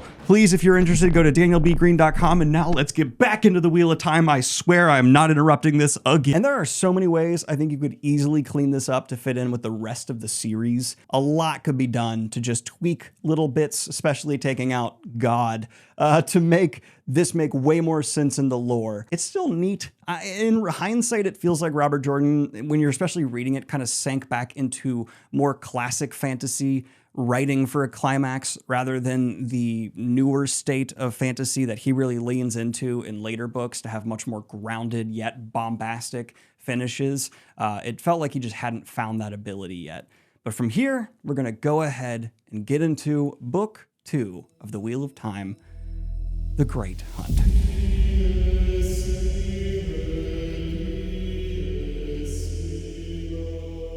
Fortunately, from here on out, it feels like we're going to be moving a lot faster through these books because I have a lot less lore to get through. Also, I upgraded my wand. Let's go ahead and summarize Book 2 of the Wheel of Time, The Great Hunt. So, this is actually going to pick up not too long after the ending of Book 1, The Eye of the World, and we see there is a dark friend meeting happening in the prologue. Turns out these little fellas like to get together in some masks, hiding their identity, and have a little party. Kind of like a masquerade, except less sexy, more depressing. And during this meeting, we see our good old friend Fireface walk out and project the image of our 3 Talviran boys and go, "We want to capture these guys, don't kill them." And the person we're following, who's a man called Bors, decides, all right, I'm gonna do that. And he's also judging some of the other dark friends for not being as smart and clever and cool as he is. But now we're gonna go to chapter 1, where again, guess what? We follow a wind going across the world as these books tend to do, except this wind decides to turn into a bubble of evil. A bubble of evil is a sign that the Dark One is actually managing to get more and more free from its prison and able to affect reality, actually influencing the world. And so this wind goes to Rand, and as he's sword training with Lan, decides to give him just a good old hug. It's a very strange bubble of evil, holding you perfectly still. Why is that bad? Well, he's training in sword combat, so Lan, expecting him to block, just takes a sword and whack right across Rand. Fortunately, it's a training sword, so he doesn't die. But they continue to have a conversation after this happens, and Rand has to be like, dude, the wind grabbed me. And Lan's like, okay, maybe. But they're starting to have a conversation where Lan's like, Rand, why haven't you run away? You know you can channel, there's Aes Sedai here. Why haven't you GTFO'd, my dude? And Rand's response is a bunch of excuses, but eventually Lan is like, no, I'm a father figure in this story. Tell me the truth. And Rand actually says he's hoping Moiraine has more to teach him. He's terrified. He doesn't know anything about nothing. He's a sheep herder who just learned he has the power to destroy the world, and some people are telling him he might be the chosen one. And he's like, you want me to run away? To do what? But after this scene, we see Rand goes back to his room, and it turns out Moiraine has decided to pull a little bit of a prank. You see, she's had all of his commoner's clothes taken all up, thrown out the window, and instead replaced them with drip. Fancy drip. That's a tie, not a fish. Don't judge my art. And Rand does not like this because he doesn't want to be looking like a lord parading himself around. Bad thing. And to make it even worse, she even has little dragons embroidered on the coats and shirts. Moiraine, I thought you said secrecy would be important here. What? Rand after this decides, hey, I'm gonna gather up my stuff and actually get out of the city. It's important that I not be here because, turns out there's an Aes Sedai, caravan arriving, and amongst them is the Amerlin seat, the representation of all Ajas and the most powerful person in the world who leads the people gentlemen who can channel. So yeah, Rand's like, oh man, probably should have left sooner. Except he starts running around trying to get out of the city, gates are locked. Someone made an order and he is now not allowed to leave. And he's like, oh my God, this is bad. He ends up running into Matt and Perrin, and they're like, why are you dressed like a noble? And Rand decides like, well, if I'm gonna go insane and kill everyone around me, probably a good idea to push my friends away. So he just decides to kind of be a to these guys and like sabotage his friendship. And yeah, he's not nice. He's even mean to Loyal at one point, which Rand, too far.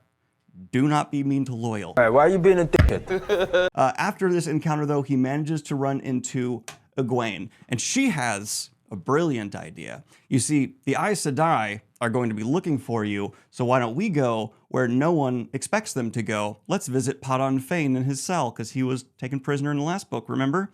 To which I would say, what? Hey, the Aes Sedai are looking for me. Let's go hide with the madman that they'll likely want to interrogate, who also has been serially hunting us. I disagree. But they end up going there, and he's so creepy, so freaky, and Egwene says, like, worse than when she normally hangs out with him, that they decide, let's go somewhere else. And then Egwene, she's got another idea. You see, she decides, hey, you know another place that they will definitely not be looking for you? The women's quarters. It's an emissary of Aes Sedai who are all women, so they're going to make it like their home base. Let's go into the women's quarters and I'll hide you in my room. And if you're thinking that's the exact same logic as Merry and Pippin, you're right. So I always picture Rand and Egwene on Treebeard in the scene. I can't stop. It's kind of the thing that you and I now both picture. It does not work at all, though, because we actually cut to Moraine's POV from here, and we even see her see Egwene trying to smuggle Rand into the women's quarters at a distance, and she's like, I'm not going to deal with that right now. I'm going to go see Swan Sanche, the Amerlin seat. So she ends up going past a bunch of Aes Sedai who are like security for the Amerlin seat, and they eventually get together and start talking about everything they've been up to. Good old friend vibes. As you can see, I drew the Amerlin with all the Ajas. There is a yellow arm here. It just barely shows up, and I have no idea if you'll be able to see it. There is no other arm because that's the white Aja, and the background is white. Anyway, so she catches up Moraine on the fact that, like, hey, the hunt for the horn has been called an Ilion, and also Elaine is super powerful in the One Power, the daughter heir of Andor, and we are going to be taking her to the White Tower because we need to train her, but I'm terrified she's going to end up being Red Aja because she's been around Elida her whole life, and that's bad. To which Moraine counters, well, guess what? I have Egwene and Nynaeve who are just as powerful, if not more so, and they're definitely not going to be Red because I've been tootling them. That's the proper way to say that word. She also has a couple of surprises. Hey, by the way, we actually have the Horn of Valyr, so the fact that the Horn Hunt has been called an Ilion and there's like tens of thousands of people joining the hunt for the Horn is so funny. And now we're going to put up a little ward against eavesdropping and have a pretty serious conversation because we're going to catch up on our secret plans and schemes around Randall Thor, because as you saw in the show, if you've seen it, they actually witnessed the previous Amerlin seat twice before Swan Sanche, or once, like there was a skip, and then the one before that, if you look from Swan Sanche's perspective, you get what I'm saying. They had a viewing that the dragon was reborn on Dragonmount on the same day that Tam picked up baby Rand from the snow during the Aiel War. Fun fact. That's why they've had this secret plan going for 20 years. But continuing on from here, we actually go to Liandrin's perspective. Yes, the Red Sister, who actually in this immediately reveals herself to be a member of the Black Aja because she's lying and all this other stuff, which is a seriously powerful tool for a Black Aja sister. What do I mean? Well, Aes Sedai can't lie. They are like literally bound by oaths not to lie. And so if you're a Black sister, if someone hears you say something, they will take it as word of God truth. So as long as you're not caught, which is a very important part of this, you can manipulate the hell out of people. Liandrin is telling another sister that we absolutely need to get Randall Thor to the tower and like the other Talviran people folks because they are going to be super important, and the Black Aja is in the tower, and that's scary and dangerous. And yes, she is ratting on her own people, but doing it in a way that behooves her. Now we actually cut to Padan Fain's point of view. Also during all this, there's talk about the Dark One seals and stuff like that, and they're floating around in a part of this story. they're not super important. They just show up every now and then in the books to be like, wow, they're weakening, so the Dark One will be free. Tension. But we see Padan Fain has someone open his cell door. Oh, you're the one freeing me. I didn't expect it to be you. Yes, the person entering my cell right now is freeing me, and I'm not going to say their name in the narrative, so it remains a mystery. But there's a big problem with that, because we then cut to Rand's POV, and he's waking up in the women's quarters. For some reason, there's a bunch of Aes Sedai hunting him, very tense and scary, and he decides nappy time. I don't know. And part of the problem is he wakes up and talks to Nynaeve, who's like, by the way, you being in the women's quarters, super stupid idea. And Rand's like, I kind of agree, but hey, Egwene brought me here. She's doing a little crochet and just chill out. And all of a sudden the alarm starts ringing in the city, meaning it's under attack. Uh-oh. And that gets even worse because Nynaeve goes, after you went to bed, Egwene said she was going to go visit Padan Fain. To which my response is, again. This makes Rand sprint out of bed because Egwene is still his love interest at this point, and just kick open the door to Egwene's room out into the women's quarters and run outside into a bunch of Aes Sedai. I think he like nearly actually runs into like a very powerful sister and is just like, I gotta go, and just past them. If I was Rand, I'd stop and go, hey, the powerful novice you have that you want to train is in the cells right now. That's bad, but you know, he's a kid, doesn't know all the context, and is terrified of these people. But yeah, he does sprint through the women's quarters. I've always imagined with the same energy as Ace Ventura running with the bat in that one scene. Again, I'm gonna keep telling you how I picture this stuff. Now, on his way though, he runs into, guess what? A Murdral and or Fade with a bunch of Trollocs. This is a very bad situation, but right as Rand is about to get murked by a Murdral, Ingtar, remember I said to remember him, he steps in with his sword drawn, because he's very good with a sword, got one of those special blades. Go, Rand! I'll handle him! And so Rand ends up dipping past the Fade and goes to the cells. I need to be careful with this thing. It is a weapon. He goes into the cells, and he finds Egwene and Mat on the floor, unconscious. The cell doors are thrown open. A bunch of the other prisoners have either, let's just say they're no longer having a pulse from their own volition, or they've gone completely insane because whatever Padan Fain did here, bad. He did not recognize either of the heads. The guards had been changed since he was there earlier. He was glad for that, knowing who they were. Even Chengu would have made it worse. Blood covered the walls too, but in scrawled letters. Single words and whole sentences splashed on every which way. Some were harsh and angular, in a language he did not know, though he recognized Trolloc script.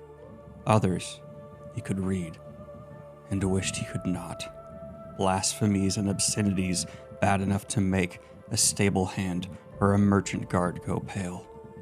Egwene. Calmness vanished, shoving his scabbard through his belt. He snatched the lamp from the side table, hardly noticing when the heads toppled over. Egwene, where are you? He started towards the inner door, took 2 steps, and stopped, staring. The words on the door, dark and glistening wetly, in the light of his lamp, were plain enough. We will meet again on Tomon Head. It's never over, Althor. His sword dropped from his hand, suddenly numb. Never taking his eyes off the door, he bent to pick it up. Instead, he grabbed a handful of straw and began scrubbing furiously at the words on the door.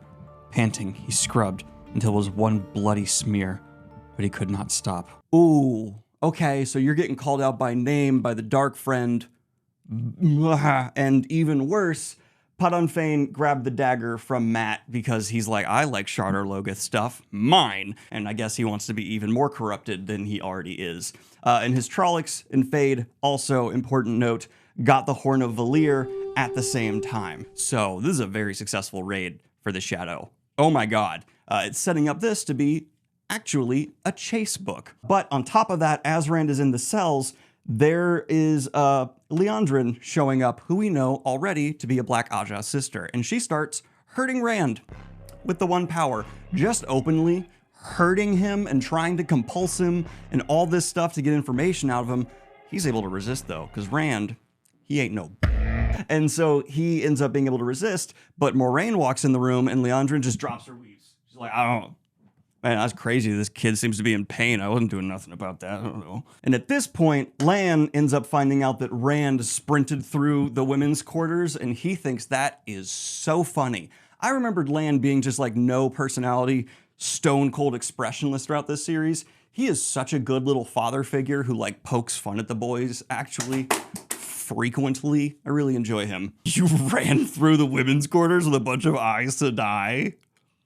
Dude. But we find out later, after a brown sister does some translation of some additional blood written on the walls in a Trollic language, that it's actually a little bit of the opposite of the Light's prophecy about the Dragon Reborn, and it's the Shadow's prophecy about the Dragon Reborn. And so the this word on screen now cycle is what they read about Rand al'Thor to like see his future. This is what the Dark One reads to see about his future. And it reads 3 key important pieces of information. Lanfear's probably free and pretty for Lews Therin Telamon. Keep that in mind. There are going to be foreign invaders. Okay, check. And the dragon might kill all of his friends. So, boy, I hope this prophecy is wrong. There need to be some major regrouping because the Shadow just got a very important 2 set of tools and has a good advantage on them. So Moraine ends up meeting with Swan Sanjay again, and they're talking about everything. And Varen Sedai, the brown sister, again, sorry, I do not have a brown marker, so we're just gonna be using black, but that's brown. Varen, brown sister. She shows up. I'm brown, Aja, I'm super smart. I kind of figured out what y'all are doing. Rand al'Thor's the Dragon Reborn. And Moraine and Swan both are like, are we gonna have to kill her? I really don't wanna kill her. All right, we're not gonna kill her. You're gonna be in our secret circle, but don't be evil. And Varen's like, deal. Now we switch over to Perrin's point of view, as you can see from the gold from the orange. Basically, important thing here is that he visits Mat and Egwene, sees they're both stabilized in the hospital. Whatever Padan Fain did to them probably gonna have some long-term consequences, but they don't have mental health stuff yet. But an Aes Sedai tries to start like doing stuff to Perrin, and in the funniest beat Perrin maybe has in the entire series, not sure. Big boy, he just picks up the Aes Sedai, moves her out of the way of the door he wants to go through, and goes, don't channel at me without my permission. And he walks out the door. Then we see Rand is once again like, oh my God, I'm so stressed out. And Perrin comes to see him and lands there, and he's like, dude, I got stuff going on. It's bad. I can't tell you that I can channel Perrin, so I'm not gonna, but like, read the room. And Perrin, he reads the room, and he's like, hey man, you and I, we're cool. You were kind of an asshole earlier, but you seem like you have stuff going on. And to add to that, Lan is like, by the way, Rand al'Thor, you have been summoned by the Amarlin seat. She would like a word with you, and you cannot escape now. I said you could earlier, too late. And Rand is not happy. Lan teaches him a bunch of funny, super formal stuff of like what to do when he meets the Amarlin seat, like he put a leg forward or some, I don't know. And in my head, he does this to make fun of Rand because no one expected him to be all formal, but he makes Rand do it. Why? For poops and gigs. I think Lan just kind of wanted to be like, hey man, I'm gonna screw with you more, do this awkward stuff. So from there, Rand does go see the Amarlin seat, and he thinks about how Tom advised him about Aes Sedai and their strings on people, and you need to be careful. So he's kind of got his guard up while he's doing the weird Lan fancy stuff. And Swan gives him a little bit of a test. She's like, that's a Blade Master's sword. It's power wrought. It's a very like lightsaber-ish thing that you've never needed to sharpen and probably can't be broken. So I'm gonna take that from you. No. And Swan goes, that was a test. Good. You're not a little. Now let's talk about the fact that you're the Dragon Reborn. And yeah, she is well aware that he's a Dragon Reborn, tells him that like they know from what happened 20 years ago, and they're like for shizzles about it. And Rand goes, nah, I'm not the dragon.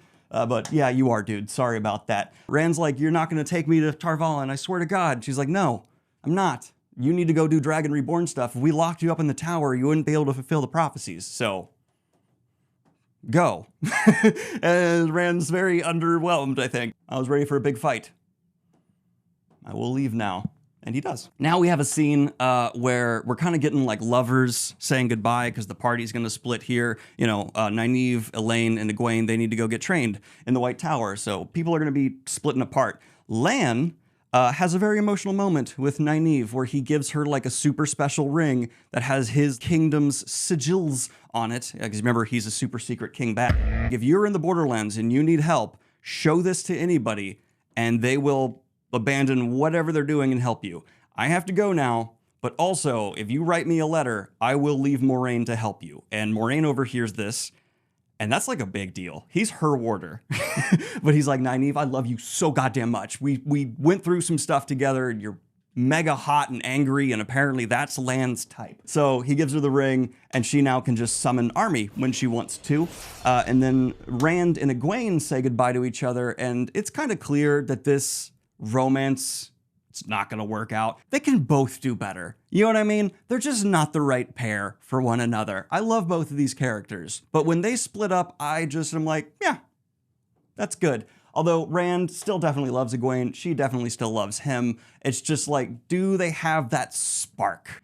Ner. But now we get our party together to go after the horn.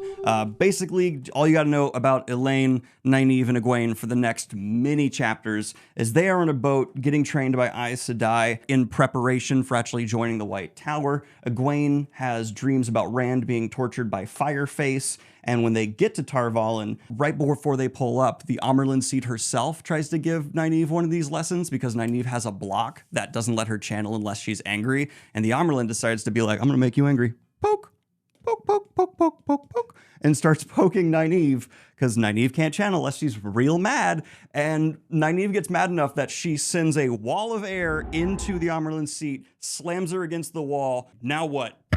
And dude. What did you just do? But of course, the Amerlin Seat, being not as strong as Nynaeve, but way more trained, does a good little world building moment and actually manages to like stop what Nynaeve's doing, shield her, and being like, all right, good job. And in my opinion, I think Swan Sanche does play off this scene like she's fine, but I think she's got one of those headaches now and like all banged up, like just play it cool. I'm gonna leave the room before I cry. But that's really all that's important happening here. So we follow up with our party that is setting out to hunt the horn. We have Loyal, we have Perrin, we have Matt, we have Rand, we have not Lan. In fact, he gives Rand one final lesson where he walks up to him and he goes, hey, you might have to like accept death. Oh, you want me to clarify? I'll clarify. In every man's life, there comes a time where he must learn to sheathe the sword in himself. What? He's basically telling Rand, like, get ready to make the ultimate sacrifice, right? You're in a very precarious position. I can't be there to guide you anymore because Moraine and I have to do some Gandalf investigating in Minas Tirith before he goes back to the Shire to tell Frodo that's the One Ring vibes. So bye, be careful. And there's one more member of the party. His name's Huron, and he's a sniffer, so I'm representing him with a good old nose. What's a sniffer? In The Wheel of Time, Robert Jordan really liked to have just weird quirks of magic that are not necessarily explained, but they make everything feel so much bigger. So like how Perrin's a wolf brother, and that's just a quirk. Huron here can smell violence. If someone's done violence, he can track them. And so a bunch of Trollocs that have freshly murdered people with some dark friends among them, he can smell them. And so he's just... They went that way. Huron's characterization is actually very normal. I'm just making it weird. Shocking report! But right before they set on out, the Amerlin Seat is seeing them off, and Rand turns, and as he does so, a crossbow bolt slings by his head and touches the Amerlin Seat. Was that aimed at him or the Amerlin? Interesting. Assassination attempt at the Amerlin Seat. The dark friend who shot it gets away, but who was that arrow meant for? That's scary. Anyway, the party still needs to go, so they head on out. On the road, a bunch of spooky stuff happens. Robert Jordan decided, I need to fill these like pages where they're going from point A to B with some stuff. Why not spooky stuff? So obviously they're on the trail of dark friends and Trollocs. They tend to leave pretty nasty trails. So they come across an empty village, and within this village is a Myrddraal nailed to a door dead. What could do that to a Myrddraal, you ask? What about Padon Fane getting even more corrupted with the dagger, getting more deethed harder, while the Dark One's also in him, and just being a general creep? Oh, remember Anmatin Shin, like, had its way with him. So this guy, he's becoming just Satan. But in addition to that, Rand walks into a room where there is still food on the table. He has like this weird flash where he sees flies all over everything, and it is written horrifically. There's like flies crawling all in him, and there's this food and rot, and he sees like the memories of Trollocs attacking this family, and it's just awful. And there's the thing where he snaps out of it. And they also find some of the Dark Friends that they were aware of, like being Dark Friends. They found that out like back in here, crucified. Because Padan Fain is like creeping out Shadow Spawn and Dark Friends. And if they step out of line, he's doing horrible stuff to them. And wow. And we actually cut to Padan Fain's perspective, and we see he is super duper obsessed with Rand al'Thor. And he's getting off on the fact that for once, Rand is following him. He's like, yes, now you follow me. I hate you so much. I want to turn around and kill you, but I can't, so I just follow my ass. He's a freak. Rand actually starts going through the supplies that Moiraine had packed for him at this point. It's like their third day, and I guess he still has saddlebags. He's not flipped open. Rand, go through your stuff. And he finds the dragon banner that they found at the Eye of the World. So he literally has the thing that declares him the Dragon Reborn with clothes with dragons all over it. Moiraine, do you not know what stealth is? Do you happen to think it's the opposite of what it is? And while he's looking at this like away from camp, oh my god, both Perrin and Mat walk up and are like, dude, your ego's so big you think you're the Dragon Reborn? Why would you think that? You can't even channel. You can channel. Oh my god. Yeah, I can channel, and everyone keeps telling me I'm the Dragon Reborn, and I need my friends right now. And they're there for him, kind of. Mat makes a point where he's like, dude, I might sleep on the other side of camp to you. No offense. Love you, dude. I'll always be here for you. But I've heard too many stories about who can channel going to sleep, and they wake up and their whole village is destroyed around them, to which Perrin responds by that logic, Mat, you should sleep with Rand. And they have a comedic beat. Where'd my wand go? Now, from here, we have our first big split in the party, and it happens weirder than you're thinking, because they all make camp around what looks like a giant, strange cut rock, and specifically Rand, Huron, the sniffer boy, and Loyal, seen here, and you know it's him, not from the beard and everything, but he's always carrying a book. They just basically go to sleep right on it. So you got the nose, you got Rand, and you got Loyal sleeping on it. And the next day when they wake up, they're not in Earth anymore. They're in a completely empty world. There's no life or anything. The same environment, same landscape, but nothing. What happened? And we as a reader quickly get to figure out through Rand's internal thoughts that he went to sleep in the void, like his meditative state, which he needs to get into to channel. And he definitely channeled into this rock that, after Loyal looks at it a little closer, has a bunch of fancy symbols in it. And Loyal's like, this is a portal stone. They can go to other realities or make you travel across great distances. And we somehow got put in another world.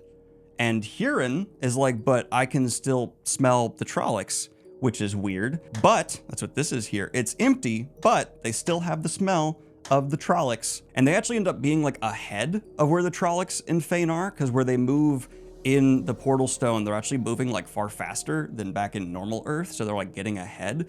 And Huron's freaked out because he's like, I don't want to smell what violence that there could be. That's worse than smelling violence that was. But you know, sorry, Huron, you gotta smell post, pre, and violence of all kinds. Now you might be thinking, well, they're traveling in this mirror world away from the party, no longer with everybody. What's the party doing? Well, Perrin is a wolf brother, and he can talk to the wolves, and they can still track the Dark Friends and Trollocs and stuff. And so he's like, okay, I'll be your sniffer. That's why he's got a nose now. Except he can't just tell everyone that he's a wolf brother, because that's like some mad spooky stuff that he can talk to wolves, and who knows how everyone's going to react to that. So he takes the leaders of the party aside. I think Ingtar's there. I'm a wolf brother, but can we just tell everyone that I'm a sniffer like Huron, so that way we can keep on the trail? I don't know where Rand, Loyal, and Huron are either, but we gotta, get the horn and the dagger for Mat. And so they keep on after them, and you do not have to worry about the rest of these people for a huge amount of the book. The only notable thing is that they run into some Aiel at one point, the people who caused the Aiel War and all that stuff, and the Aiel are like, hey, we're looking for our chosen one. Bye. I wonder who that chosen one might be. Also, they have features similar to Rand, and people note that so many times. One more update here I forgot to add. Perrin also learns at this point that the wolves have given him a nickname, and it is Young Bull. In the spooky otherworld, Rand ends up having, guess what? Spooky dreams, where Fireface comes and finds him. That's right, you can't escape Fireface, even in another reality. And he's like, I can touch you and do whatever you want. And Rand's like, no, you can't. And he has like his sword in his hand, and the Fireface is like, bah, your sword's hot now. And Rand burns his hand. And after their dream is over, and of course Fireface does this whole spiel about joining him again, because he's a very repetitious individual. Rand wakes up. He has a heron from the blade that's a Blade Master's sword, which is marked by a heron, branded into his palm because his sword got made hot. Part of the prophecy of the Dragon Reborn is that twice he shall be marked, once to set his path and twice to like pronounce him, name him, and he just got marked by a heron on his palm. But they finally figure out exactly what world they are in. You see, the main world in the Wheel of Time is like the pattern. It's the one that the creator has like full control over and protection. But Robert Jordan had a Bachelor of Science in physics, and he actually worked as like nuclear engineering stuff for a while. Very smart guy. And so back in like the early 2000s while he was writing this, he got into like multiple reality quantum theory stuff. And that's my assumption. And so there is actually, like, every time a decision is made or important event happens, spin-off realities from the pattern. So you're like in an alternate history. And they come to what should be a statue of Arthur Hawkwing in his great victory over the Trollocs. Arthur Hawkwing was someone who successfully made an empire after the breaking of the world, but before all the nations we see now. The nations that we see now, like Andor, Carian, all this stuff, they have been formed after Arthur Hawkwing's empire collapsed. Arthur Hawkwing is very either Roman or Alexander the Great-esque. Arthur Hawkwing should have a giant celebratory statue here of defeating the Trollocs near the Blight, but instead, it's a giant statue of a happy Trolloc. Yay! That means that this is an alternate reality where Arthur Hawkwing lost that battle. And so humanity was wiped out by the Trollocs, and that's why it's totally empty and scary and bad. This is a world where the Shadow won, but not through the Dark One, interestingly. The Shadow has multiple ways of winning, and the Shadow won in this world through purging. The Trollocs just managed to purge everybody. So that's mad scary and, you know, oh, bad. But from here, they hear a scream, a cry for help. Ah, help! Oh my God, someone else is here. They find a woman being attacked by, and I kid you not, a frog bear, as it's described, called a Grom with 3 eyes. And Rand seeks the void with his bow and arrow, nails it right in the center eye. Rand, very good archer. That's a Two Rivers thing. They're all really good archers, and he has the void on top of that. He goes and he meets this totally helpless, mysterious woman. Don't think about it. And she is immediately super into Rand and is so hot. This is not coming from me. This is coming from Robert Jordan. She is so hot that even Loyal, who's an Ogier and not a human, starts being like, God damn. And so when I was a boy, I was growing up in the early 2000s. So of course the biggest, hottest person ever was Tomb Raider era Angelina Jolie. So I also talked to a lot of Wheel of Time fans, and they also pictured Angelina Jolie. Though, I don't want to keep printing pictures of Angelina Jolie out and putting them on a wall, because that is how you end up on some lists. So underneath this drawing of Angelina Jolie, to just establish how wonderfully beautiful this woman calling herself Celine is, I have drawn the most beautiful woman you can possibly draw with marker. And I'm excited now to reveal this to you. Yes, this is Celine. I really tried. I didn't want to be a creep and include the cleavage, but there's literally scenes where she's like curtsying to Rand, trying to like seduce this late teenage boy. It's weird. Why don't you have a seat? But I'm not going to do this. Take a seat right over there.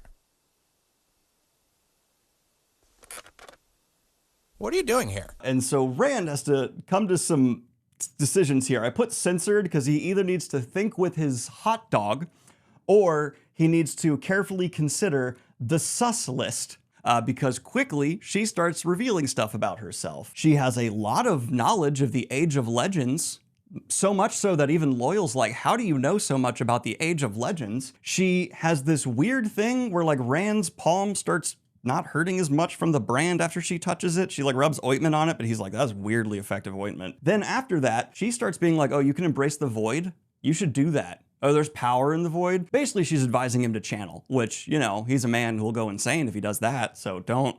What are you doing? Don't be suspicious. Don't be suspicious.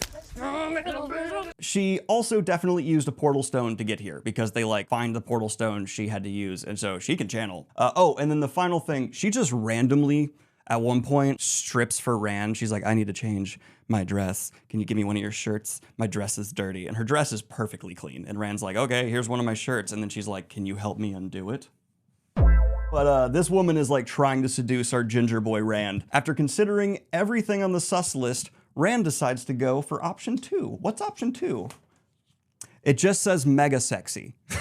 So he decides not to go with every instinct he should have and goes with his hot dog. Just on while they're hunting the Horn of Valir and this important dagger. Rand, that's very accurate. He's a teenager. I believe that's the decision he would make. But they end up traveling through all of this time, and at a certain point, they try to use a portal stone again, and Selene is like, use it. Use that portal stone.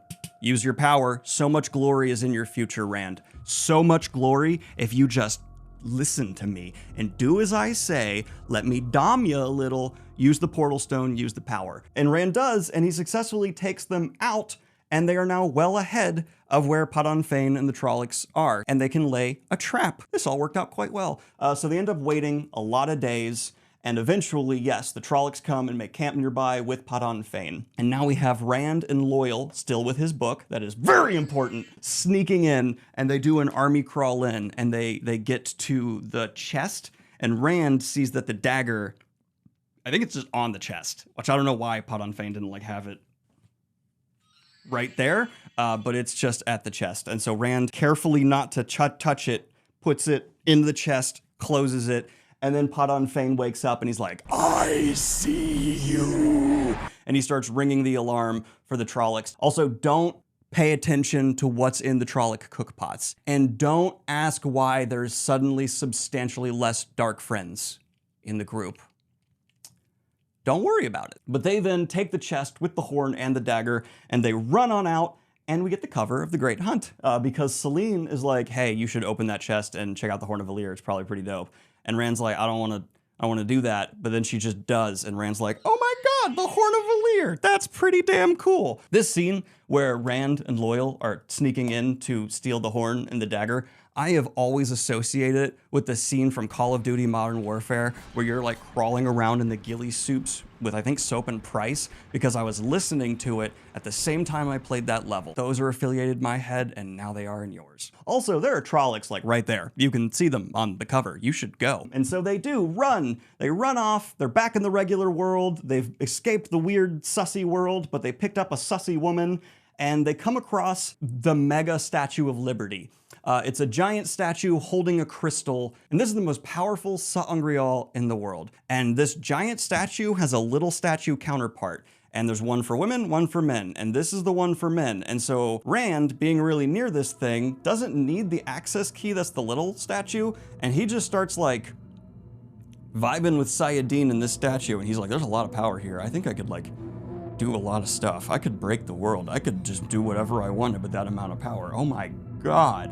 And Selene, for the first time, gets freaked out. Hey, I don't like where this is going. Stop. And so they end up going into a village that night. She pulls Rand away from it. She's like, I don't want to sleep in a village. There's creepy dudes. But Rand's actually like he's over it with Selene. He's like, we're going to a village. I want a bed. I don't care that we have the Horn of Valir and there's a bunch of people hunting that, and it could go poorly. I strangely actually side with Selene at this point, but we are going to camp in a village. And the next morning, Selene has left a letter for him, and she's bounced. And so then they go on to Carian, where Selene even says she's from. So like, maybe we'll meet her in Carian. Cool. But they actually end up going there and staying in the major capital city of Carian for this country on screen has an added bonus where Trollocs have a really hard time getting in because they're Trollocs.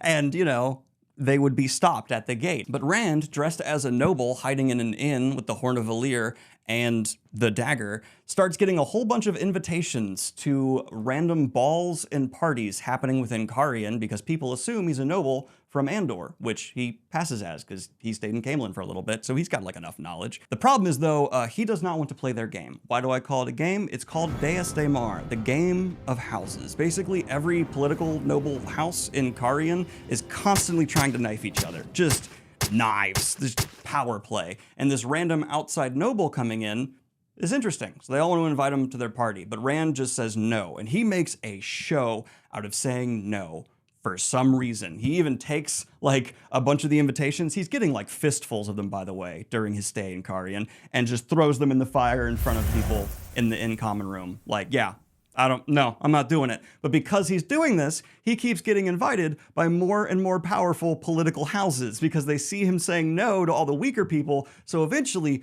Rand is pissing off powerful people.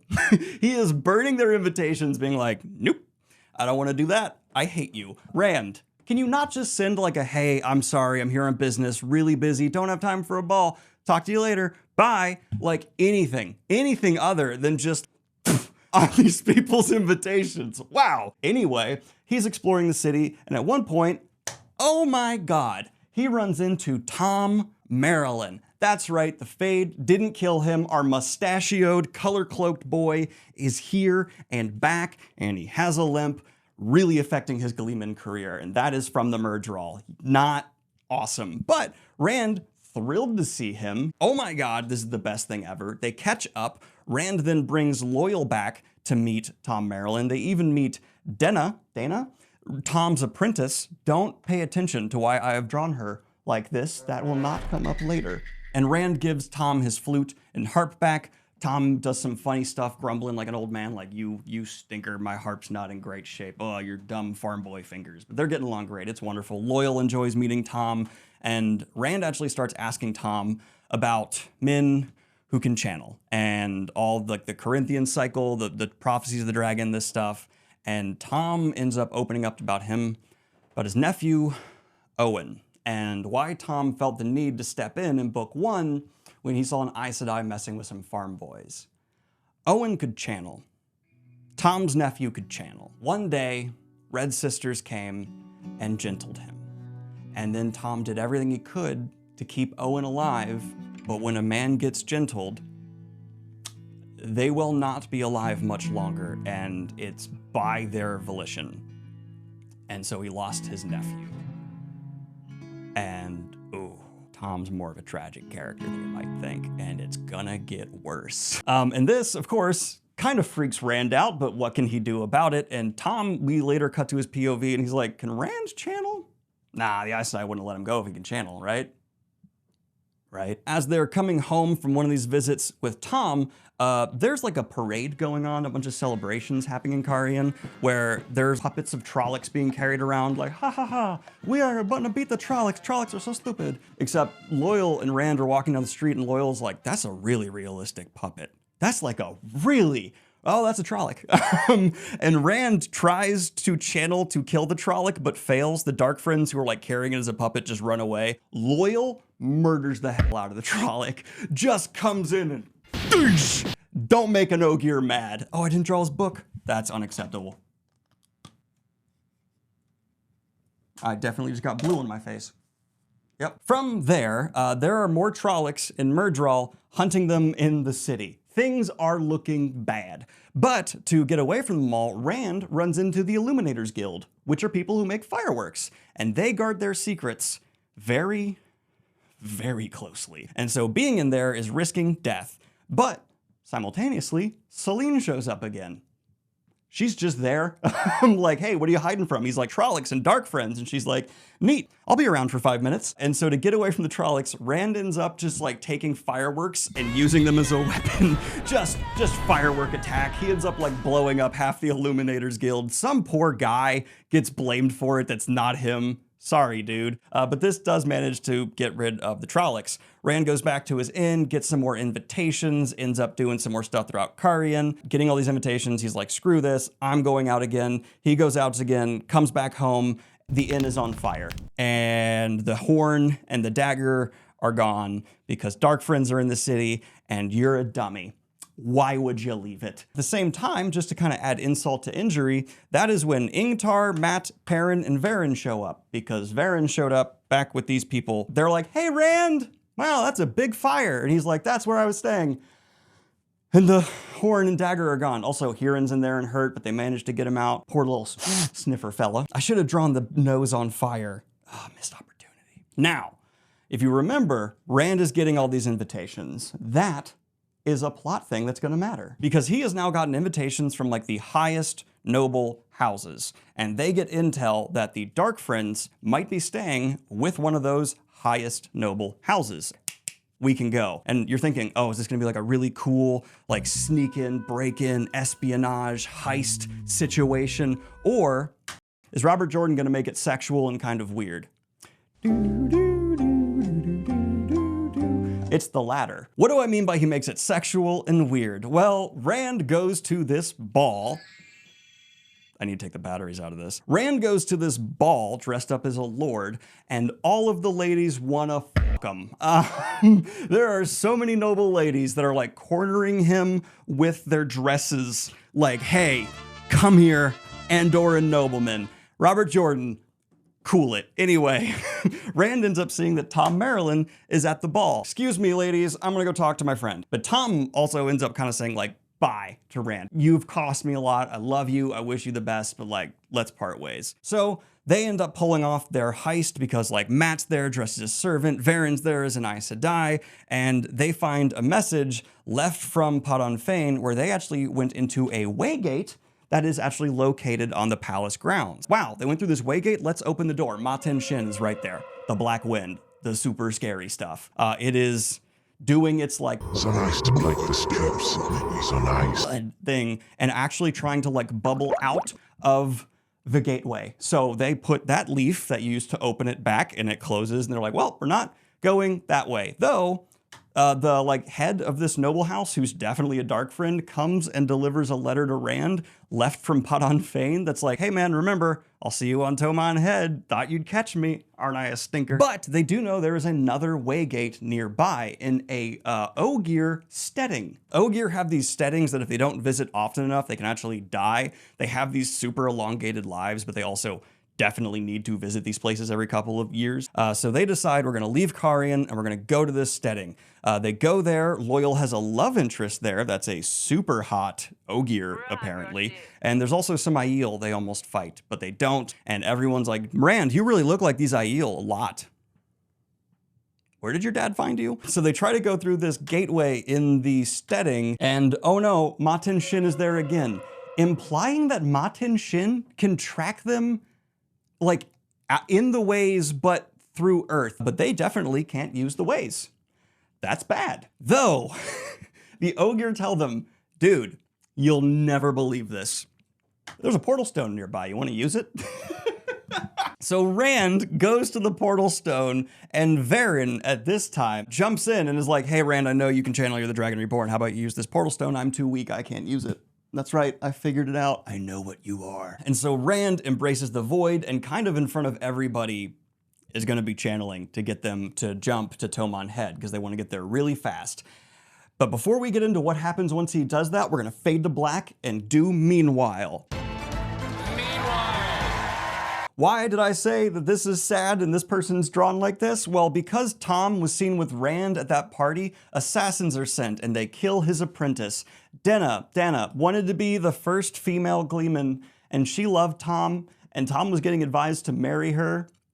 But because he was seen with Rand, people came and murdered her. And then Tom Marilyn takes a page out of John Wick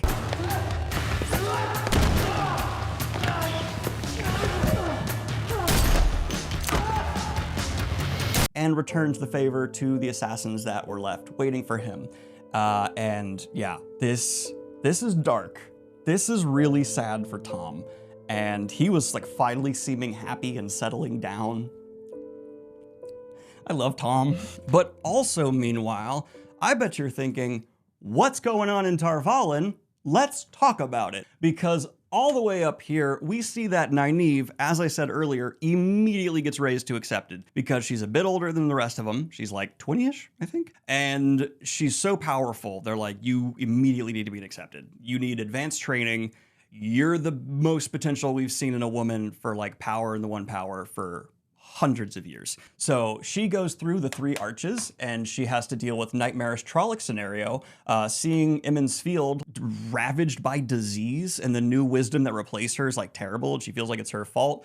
And then finally, she has to leave Lan behind in like a happy life with their child. And it's so harsh. There's this thing where the gateway to bring you back will only appear once, and she sees the gateway and like remembers she's in an acceptance test because she forgets for a bit, and she has to look at Lan and the child that she wanted to have with them and abandon them. Oh my God. Like, yeah, the nightmare's bad and seeing your home is bad, but getting paradise and having to go back to hell world, which the Wheel of Time kind of is, oh, that's awful. And you're probably thinking like, I bet Egwene's dealing with just as bad. Nope. Egwene meets Elaine and they become very best friends. Her and Elaine get along swimmingly. She also hangs out with Min. Remember who she met in the first book because Min freaked out Rand? And she meets Elaine's brothers, super chiseled jaws, Gawain and Galad, and they all become really good friends. Isn't that nice for them? And at the same time, we are getting these cuts to seeing the White Cloaks taking issue with these foreign invaders that, strangely, coincidence of all coincidences, are invading Falma, which is a city within Tomon Head. So everyone's coming to where the White Cloaks are preparing to fight these foreign invaders. Why do I draw the foreign invaders like beetles? They are called the Shan-Chan, and they wear helmets that Robert Jordan says, again, about 6,000 times, look like bugs. So I draw them as beetles. We are getting ready to see a showdown between the sun and the beetles. Now, I know what you're thinking. Aren't the White Cloaks just the worst people ever? They are. But in the situations like this, you always choose the lesser of 2 weevils. And so you are going to end up siding with the White Cloaks for this conflict. You just got to be prepared for that. Strangely, we also get a brief section where we are in the POV of Bail Doman, the shipmaster who took Tom, Matt, and Rand in book 1. And he actually has his book confiscated by Shan-Chan because he's sailing in the waters where they're invading, and they're like, come into port, come on in, we're invading, so we're taking all the ships. Come in. And Bail Doman's like, I'm gonna run away. And then they explode water in front of his ship. And he's like, oh, you can channel. Okay, I'll come in. And the way they can do that is we see that they collar women who can channel. There's women with a bracelet, and there's a collar on women who can channel. And the women with the bracelet control the women who can channel and can hurt them and torture them through the collar, make them feel whatever they'll make them feel. And the women can't even embrace the source without the collar holder like allowing them. It's super messed up. Why am I not drawing that? Same reason I don't want to draw Angelina Jolie a bunch of times on a board or put a picture of her on a board a bunch. Bad vibes. I don't want to end up on a list. But finally, we get a POV from Padan Fain, where he comes to High Lord Turok, and he gives them the dagger and the horn. Now, funnily, Rand had put the dagger in the chest, and Padan Fain didn't know how to open the chest. And so this whole time, he hasn't been able to get his precious dagger. High Lord Turok just opens the chest and gets the horn and the dagger out, and Padan Fain's he really wants the dagger, but Turok won't give it to him, but he's very confused why this guy just showed up and gave him the Horn of Valir and a dagger. Why did I draw him with a Texas hat and a straw? And a gun. He doesn't have a gun. He has a sword. But Robert Jordan described the Shan-Chan as having Texan accents. That's real. Citation here. And so I'm going to be drawing them like Texans. And it's illegal to draw a Texan without a gun. But continuing with our White Tower plotline, so all this friendship stuff is happening, Nynaeve's becoming accepted, and then suddenly Liandrin, remember, Dark Friend, comes and visits Egwene and Nynaeve. Hey, your friends are in trouble and we need to go help Rand al'Thor and the people, so meet me at a waygate, just you two, and I'll be taking you out of the tower through the ways, actually, to help your friends. Well, that's not at all suspicious. At the same time, in the next room over, Min and Elaine are eavesdropping, because it's a well-known fact that there are like these drilled holes between novice and accepted rooms so that people can eavesdrop, and other Aes Sedai actually like point that out and are like, you think you can get away with that? But here's a fun fact. Liandrin is a loser.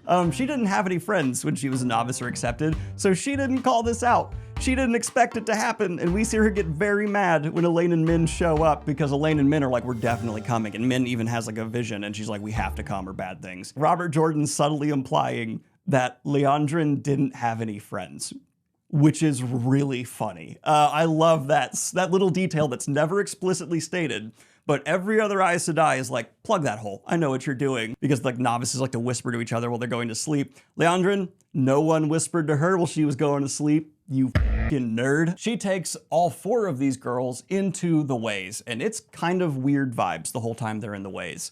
But during this time, Elaine and Egwene actually kind of talk, and it's becoming clear that Egwene is kind of trying to pass off Rand to Elaine, and maybe she's interested in one of Elaine's super hot brothers. Robert Jordan. They get to the other side of the Waygate, and surprise, there's an army of Shan-Chan waiting. Here's the girls I told you I was gonna bring, and some extras. And the Shan-Chan are like, great, we're gonna collar them. Bad.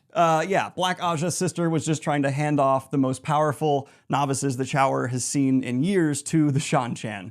And so Nynaeve and Elaine managed to escape because Nynaeve is badass, and Egwene is collared, and this is going to get dark. Buckle your butts. But with Nynaeve, Elaine, and Min escaping, they have to spend some time formulating a plan. And this is when we're gonna cut back to flicker, flicker, flicker, flicker. What do I mean by that? Well, Rand doesn't know what he's doing. So when he activates this portal stone, he teleports them through time. And what I mean by that is they keep flickering in and out of existence, and every time they flicker out, they experience small lifetimes. They see different versions of lives they could have lived. This was set up, as we see earlier, you can access different worlds. So Rand sees himself lose to the Dark One like 1,000 times. And this actually has serious mental effects on everybody. And so after all this flickering is done, and I put flicker time 100,000 because it is actually this many flickers, I'm not going to say it that many times, though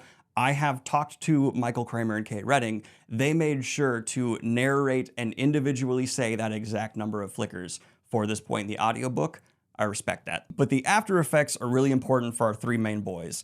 Matt is like crying from the alternate lives for himself he saw. And he's like, Rand, I want you to know, I would never betray you. I would never sell you to the Shadow. And it's like, wow, I wonder what you did in another life. Perrin is much more accepting of the fact that he's going to be a wolf brother.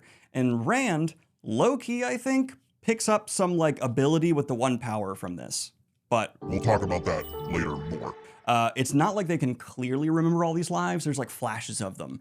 And from here, we see Rand do more stuff deliberately with the power. So I think everyone got like a low-key upgrade. It was like 10 psychological damage, but everyone got an XP boost. A whole bunch of months have passed because as they were flickering in and out, time's gone on. So Egwene has been prisoner for a long time, and they're still trying to plan a way to break her out from the Shan-Chan. They then start traveling to Tomon Head, and Rand has more dreams with Spooky Face and deliberately casts fire at him to get him out of his dreams. And that's what I mean. He's like deliberately fireball. Not that he's like not channeled before, but this feels more purposeful. We also get some cuts showing that the White Cloaks are actually like moving their armies to Tomon Head, and they're like, we're gonna fight you. We're gonna fight you, Shan-Chan. I'm gonna beat you. We're gonna fight you good. And as they arrive on Tomon Head, they figure out that Padan Fain is in Falma with the Shan-Chan. But Varen reads part of the dragon prophecy, and she's like, 5 will ride forth. Only 5 people can go.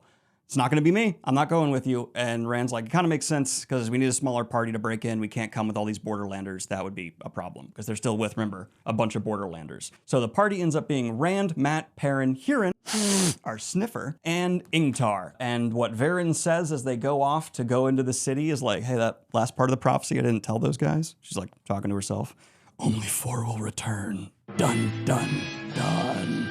Someone's gonna die. So they end up getting into Falma, and they see a palace where High Lord Turok is staying, and Matt is close enough to feel the dagger, and he's like, the dagger is right there. So they need to break into this palace, and they do. At the same time, their plan to break out Egwene is finally happening. We see Elaine is stealing apples, because she's a noble, doesn't care about like little shops that have very high overhead and small profit margins. But from here, they figure out a plan where Min has made contact with him as well, because she was actually taken with Egwene, and she's actually allowed to visit Egwene, and she seems like a servant, so the Shan-Chan just let her go. The Shan-Chan are arrogant as hell. So she's able to go visit Egwene and communicate a plan where Bail Doman, remember, he's there in dock, she's made a plan with them, and Bail Doman has said that he will help them escape after they get Egwene out. And so they end up finding a Suldam and Damani who are just out on patrol, and they all jump them. And they just this woman. They take her, they free her Damani, and are like, run away! And Nynaeve takes the collar and puts it on the Suldam. Suldam being the one who has the bracelet,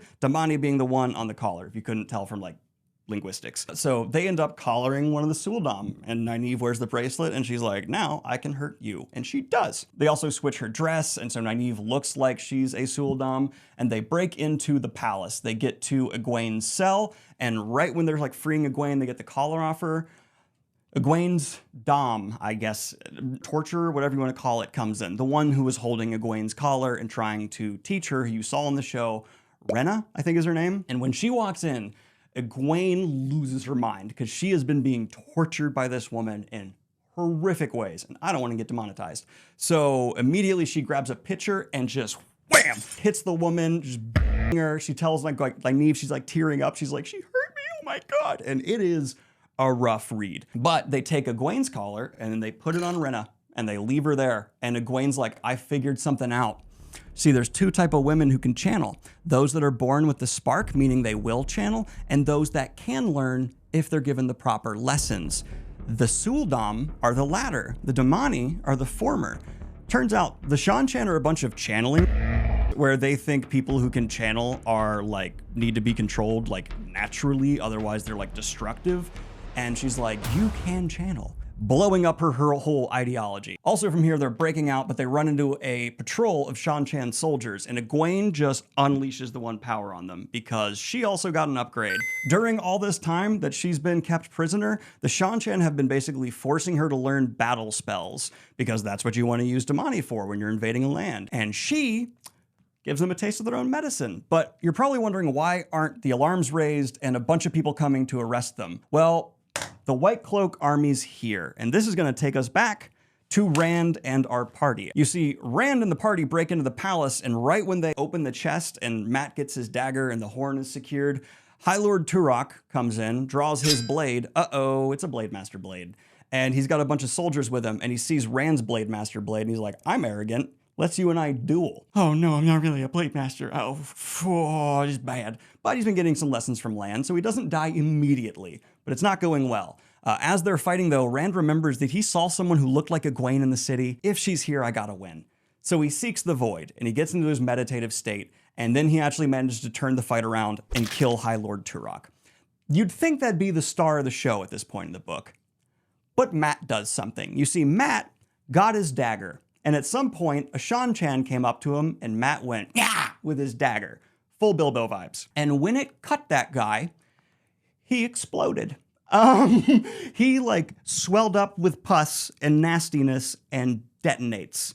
And so that dagger, oh my God. But when Rand finally manages to defeat High Lord Turok, we see all of the Shan-Chan servants commit seppuku?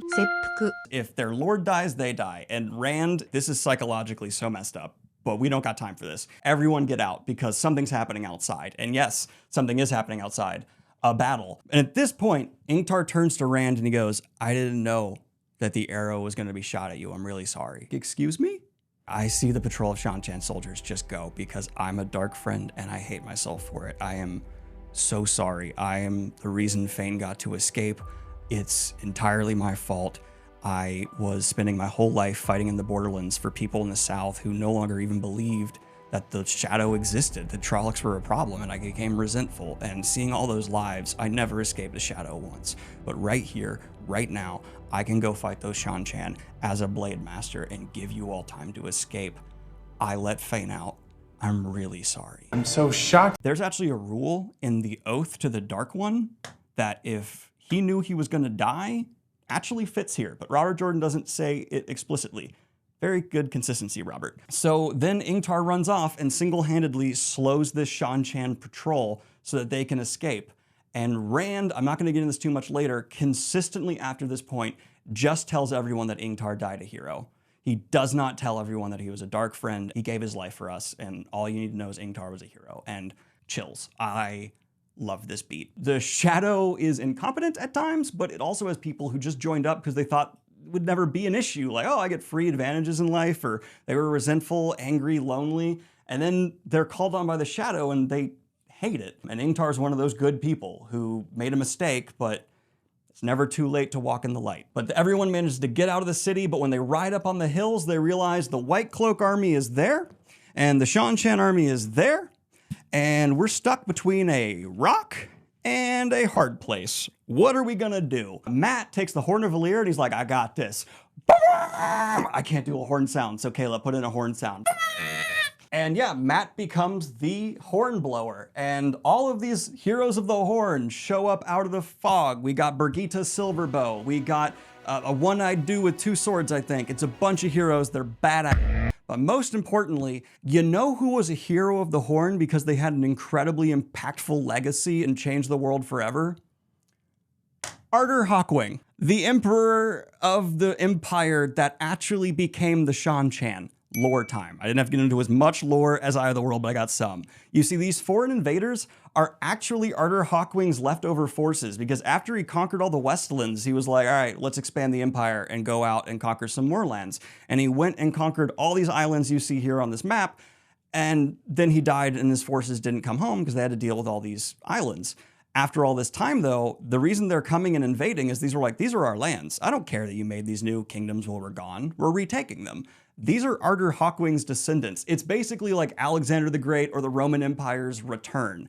And now that emperor is fighting against them. And so you might be wondering how this battle's gonna go. Well, remember, going into it, the Shan-Chan have lost their leader, and they're about to see their leader in a magical fog, not just their leader, their original OG founding emperor fighting against them. Because Arthur Hawkwing, yes, is called on by the Horn, meaning he must fight alongside all these people. And these heroes start calling Rand Lews Therin. They're like, Lews, how's it going, buddy? And Rand's like, I'm not Lews Therin, please. You are, though. Also, we need something to make this more badass. And at that point, they find the dragon banner and they put it on a pole. Cool, all the heroes of the Horn are gonna ride against the Shan-Chan under the dragon banner. And the White Cloaks are like, what's happening?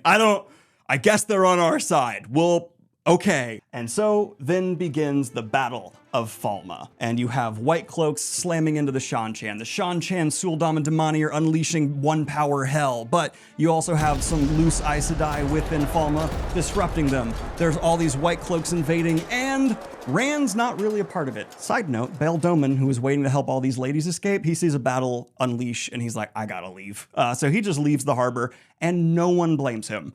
A battle with the One Power was happening. Get out, dude. You might be thinking at this point, Eye of the World had a weird ending. I bet Robert Jordan learned his lesson, and this book's gonna have a less weird ending. I'll let you be the judge. Rand transports into the clouds and becomes a giant, and he fights Fireface Balsamon as a giant, and everyone can see them up there, fighting like two kaiju. How is this explained? Don't worry about it. Balsamon uses a black staff, Rand uses his master's power wrought blade, and they're fighting, and Rand also realizes their battle is connected to the battle down below, and whoever wins here will decide whether the Shan-Chan or the White Cloaks win here. Why? The pattern. That's all I can say. But Rand remembers the Obi-Wan lesson from Land, who's like, eventually you'll have to sheathe the sword into yourself. I'm gonna do that. And so he does a move that leaves him really exposed, and Balsamon takes advantage of it, but the same thing also allows Rand to score a hit on Balsamon. He's not really dead, obviously, but Rand gets a lifelong injury from this. That's a huge black scar on his stomach, and he technically wins the day, simultaneous TKO. And then the Shan-Chan die and the White Cloak army consumes them. The surviving White Cloaks, you have Child Bayar, and he saw Perrin Aybara during the fight, and he's like, that guy's a dark friend. Everything that happened here, including our leader, who was like a General Bornhold during this, died. This is Perrin's fault. I'm gonna ruin Perrin Abar's life. We'll get back to that in the next book, or the one after. From here, we cut to seeing Rand has crashed to the ground. He's unconscious and bone cold. And Min Farshaw is like weirdly drawn to him. And I guess the pattern was like, let's get him help with a hot tomboy, Min. And so Min comes in, grabs Rand, feels he's cold, and puts him in bed. And they cuddle for warmth. It's a little weird. But during this time, two different women show up. First, Egwene opens the door and is like, Rand is drawing me here. You're in bed with him. Sorry. Like, I just, and tries to explain it. But then we hear Min talking to Rand as well, and she's like, you're gonna love 3 women, and I'm one of them, and I hate that. And we actually had Min establish that earlier. That's why that heart's there. She just like thinking to herself was like, I hate them, I'm gonna fall in love with Rand. But she's sitting here clearly in love with him. Why? Because Robert Jordan. And then also another person shows up, and she's less cool than Egwene, because we see it's Selene. Yes. Why do we know it's Selene? Because she walks in the room and even Min's like, I might be gay. She's that hot. She's just, damn. Who are you? Why are you saying spooky stuff about Rand? Which she is. And Selene's like, oh, by the way, I'm Lanfear. If you hadn't figured that out, yeah. So this whole time, that was Lanfear. I don't think that was really a mystery, but I've had people get mad at me for saying it. It's Lanfear. Take care of Rand. I'm not ready to make him mine yet, so I'll let him be with this tomboy. We cut to about 5 days later, and Rand is just now waking up from what he went through. And he wakes up to have Moraine finally there. It is like Frodo at the end of Return of the King waking up in Gandalf's by his bed. What did I miss? It's been 5 days. Well, Path of Daggers, super evil and gonna be chasing you forever. Gonna be a bad problem. You're gonna have to deal with Path of Daggers. I'm really sorry about that. On top of that, everyone saw your fight in the sky, and your blade that you used to stab into Balsamon is melted and broken. Sorry about that. Your friends, Egwene, Nynaeve, and Elaine, are on their way back to the White Tower. Min is still here though. And you are now officially proclaimed the Dragon Reborn. He's got a bunch of followers, so I gave him a YouTube play button. Good job, Rand. And Rand's like, God damn it, I'm the Dragon Reborn. Oh, that sucks. Yeah, it really does, but are you gonna shirk your responsibility and let the world end, or are you gonna step up? And so Rand, he steps up. The dragon banner is flying. He's got a small army of Borderlanders already proclaimed for him, and he says, yep, I'm the Dragon Reborn. And that is the ending of Book 2 of The Wheel of Time, The Great Hunt. Let me know if I missed anything important, if you're on Patreon, in the comments down below. And thank you all so much for being a part of this. Let us now transition into Book 3, one of my favorites of Wheel of Time.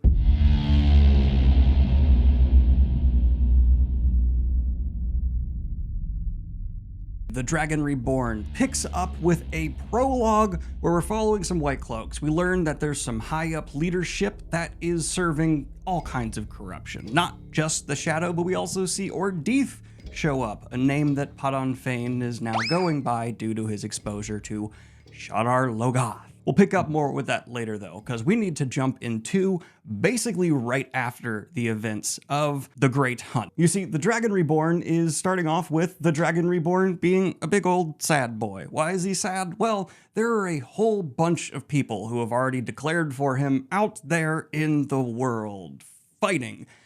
And they're getting crushed, but Rand can't exactly go out and be their leader because 1, he's not ready, and 2, he can't even get his dragon on whenever he really wants to. He's completely untrained in Sayadine, the male half of the One Power, and every time he's using it, he's going a little bit more mad, so he can't exactly safely experiment. Who's around to train him? Evil people, mad people, and that's it.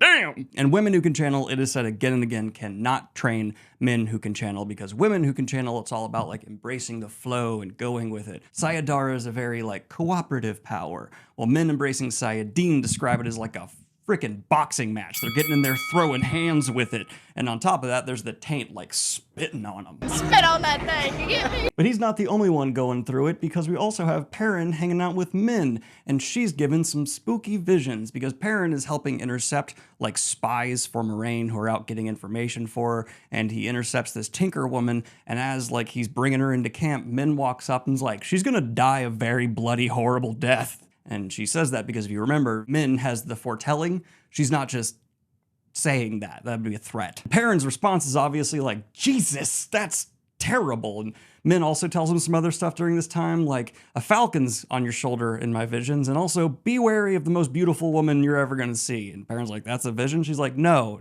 Do you have a crush on me? No, it's not like that, you idiot. It's land fear. But they don't really fully get into that. Perrin's just like, hey, I'm not that into you. And she's like, I'm not into you at all. But we have the Borderlanders also keeping guard, and they're aware there might be some like Trollocs and Shadow Spawn in the area. Perrin is like consistently ignoring wolves trying to get into his head and alert him. But one night he goes to sleep, and the wolves basically like, he's trying to ignore them, but they just full on, dude, Trollocs, Murdral. And so Perrin gets out of his tent, kicks open the flap, and starts fighting Murdral and Trollocs with his axe, and he's going full berserker mode, full Perrin. He's really determined to make sure Moraine's little eyes and ears woman doesn't die. Guess what she does? Die. Because she tries to like slow down a fade by sneaking up behind it, and of course the fade just done like that. What were you doing, lady? Perrin takes this really hard, and this kind of begins a theme for Perrin where he really wants to be a savior for everybody. Also, fun note, on reread, Perrin's character is kind of the most consistent from the early books onward. Rand gets a stronger personality as the series goes on, but he starts a little bit like just a bland character insert that you can project yourself onto in the first few books. Matt kind of just totally changes as a character, going from like an annoying scoundrel to an amazing badass, which we'll see here in this book. Well, Perrin is just always kind of internal and quiet, and maybe Robert Jordan wasn't as sure with his character early on, but if that's the case, it ended up just playing into the character that Perrin becomes, which is a very thoughtful, internal man. But unfortunately, this attack only makes Rand's depression worse, because he really wants to help, but he can't do anything during the fight. The source just won't come to him, and so he ends up kind of just standing by while people die. I mean, even the day before, he accidentally caused an earthquake, but now he can't really do anything during an actual big fight. Bummer. And so that is why just a little bit later, they wake up and Rand is missing. He ran off on his own. Listen up, ladies and gentlemen. Our fugitive has been on the run for 90 minutes. Go get him. Now, they know where he's going because Perrin has been having some visions about Kalendor. What is Kalendor? It's the sword that's not a sword, because it's actually a saw Angreal, something that can really amplify someone's potential with Sayadin. But it has a flaw. We'll get into that later. Rand wants to go get it for a very specific reason. Only the Dragon Reborn can touch it. It's the sword and the stone trope. So that makes it a 50-50 chance that Rand's the Dragon Reborn, because that's how math works. If there's two options, it's 50-50. Don't think about that. This actually upsets one of the Borderlanders a lot, named Masima, and he's not just like, oh man, I liked Rand. He's like, why hast thou forsaken us? And it's like White Cloak energy. If you know what I mean, you don't want that around the Dragon Reborn. At the same time, Moraine sends Min off to go update Swan Sanche in Tarvalon about everything that's happening here. And Min is done so dirty by this. For now, they need to go after Rand and track him down to the Stone of Tyr, which is a fortress within the country of Tyr. And it's said that the Stone of Tyr can never fall until the Dragon Reborn comes, so get ready for a battle. But this tracking down Rand does not go normally, I'd say, because like the first town they come across that they know Rand went through just had the most insane series of parties and raves. They walk up to this town and everyone is hungover, just, oh my God, that's like the 9th wedding this week. And they're like, what do you mean? And they're like, everyone here's getting married. Everyone's having a party. Someone found bags of gold in their backyard. Nothing makes sense. And what we're seeing here is you have to remember, Rand is an incredibly powerful Talviran on top of everything else. Meaning like odds and chance and manipulation around him get super wacky. And it seems like he himself is being kind of odd because he made a bunch of money to fund his trip doing this while playing the lute for these people during all of this. So like the pattern made a bunch of people need to get married so they could hire Rand to get where he needs to go. Plot stuff, because Robert Jordan got creative with it. We're actually going to follow basically Rand's rest of journey until the end of the book here, because despite this being the book that is The Dragon Reborn, and I didn't write it on the top this time, we do not see much of him at all. Basically, all we get are a few flashes of sitting with him, and him being in other people's dreams, which I will get to. And in these waking sequences with Rand, we see he uses balefire on a danger wolf, as I call it, but as actually in the series is referred to as a darkhound, which is like a super shadow spawn in that I would rather be hunted by a Fade. Why? Well, creepy detail. Darkhounds don't leave footprints in the dirt, but they do the stone. And I'm not sure why that freaks me out, but it does. On top of that, they're debatably harder to kill than a Murdral. Rand uses balefire without really knowing what he's doing because he's kind of just going off old instincts foreshadowing. And that's the only reason he lives through it. But he's kind of obsessing over Kalendor. He's like, I gotta know. It'll let me find the answers. Kind of subverting the sword and the stone trope, where instead of like a pure moment of triumph, it's kind of this obsessive thing. And Rand gets even a little more mad because we see some dark friends show up and try and assassinate him, and there's a woman among them, and Rand has said thousands of times that he does not like hurting women, but he kills them all, and then he makes their bodies bow to him, and he's like, yes, this is how it should be. And that, we're entering the stage we call Mad Rand in the fandom. There are many different stages of Rand. I won't spoil future ones, but I have a fan theory that a lot of people I've talked to like, this is just a theory, it's not confirmed in the book, that Rand's madness ebbs and flows like a tide. That's pretty overtly there, but it's connected to how on the right path he is. The more he tries to force the pattern, yes, crazy stuff can happen, but it also has negative consequences.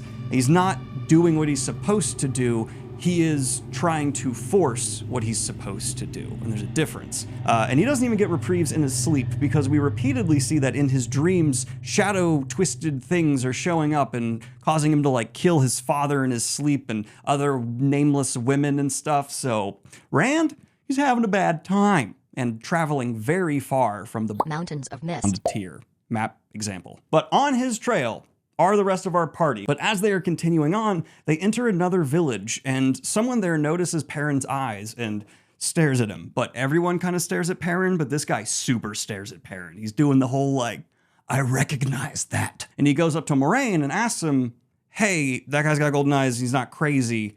Can you heal people with that? And Moiraine's like, what do you mean? Well, my brother is locked in a cage right now because he has golden eyes like your friend, and he bites people and thinks he's a wolf.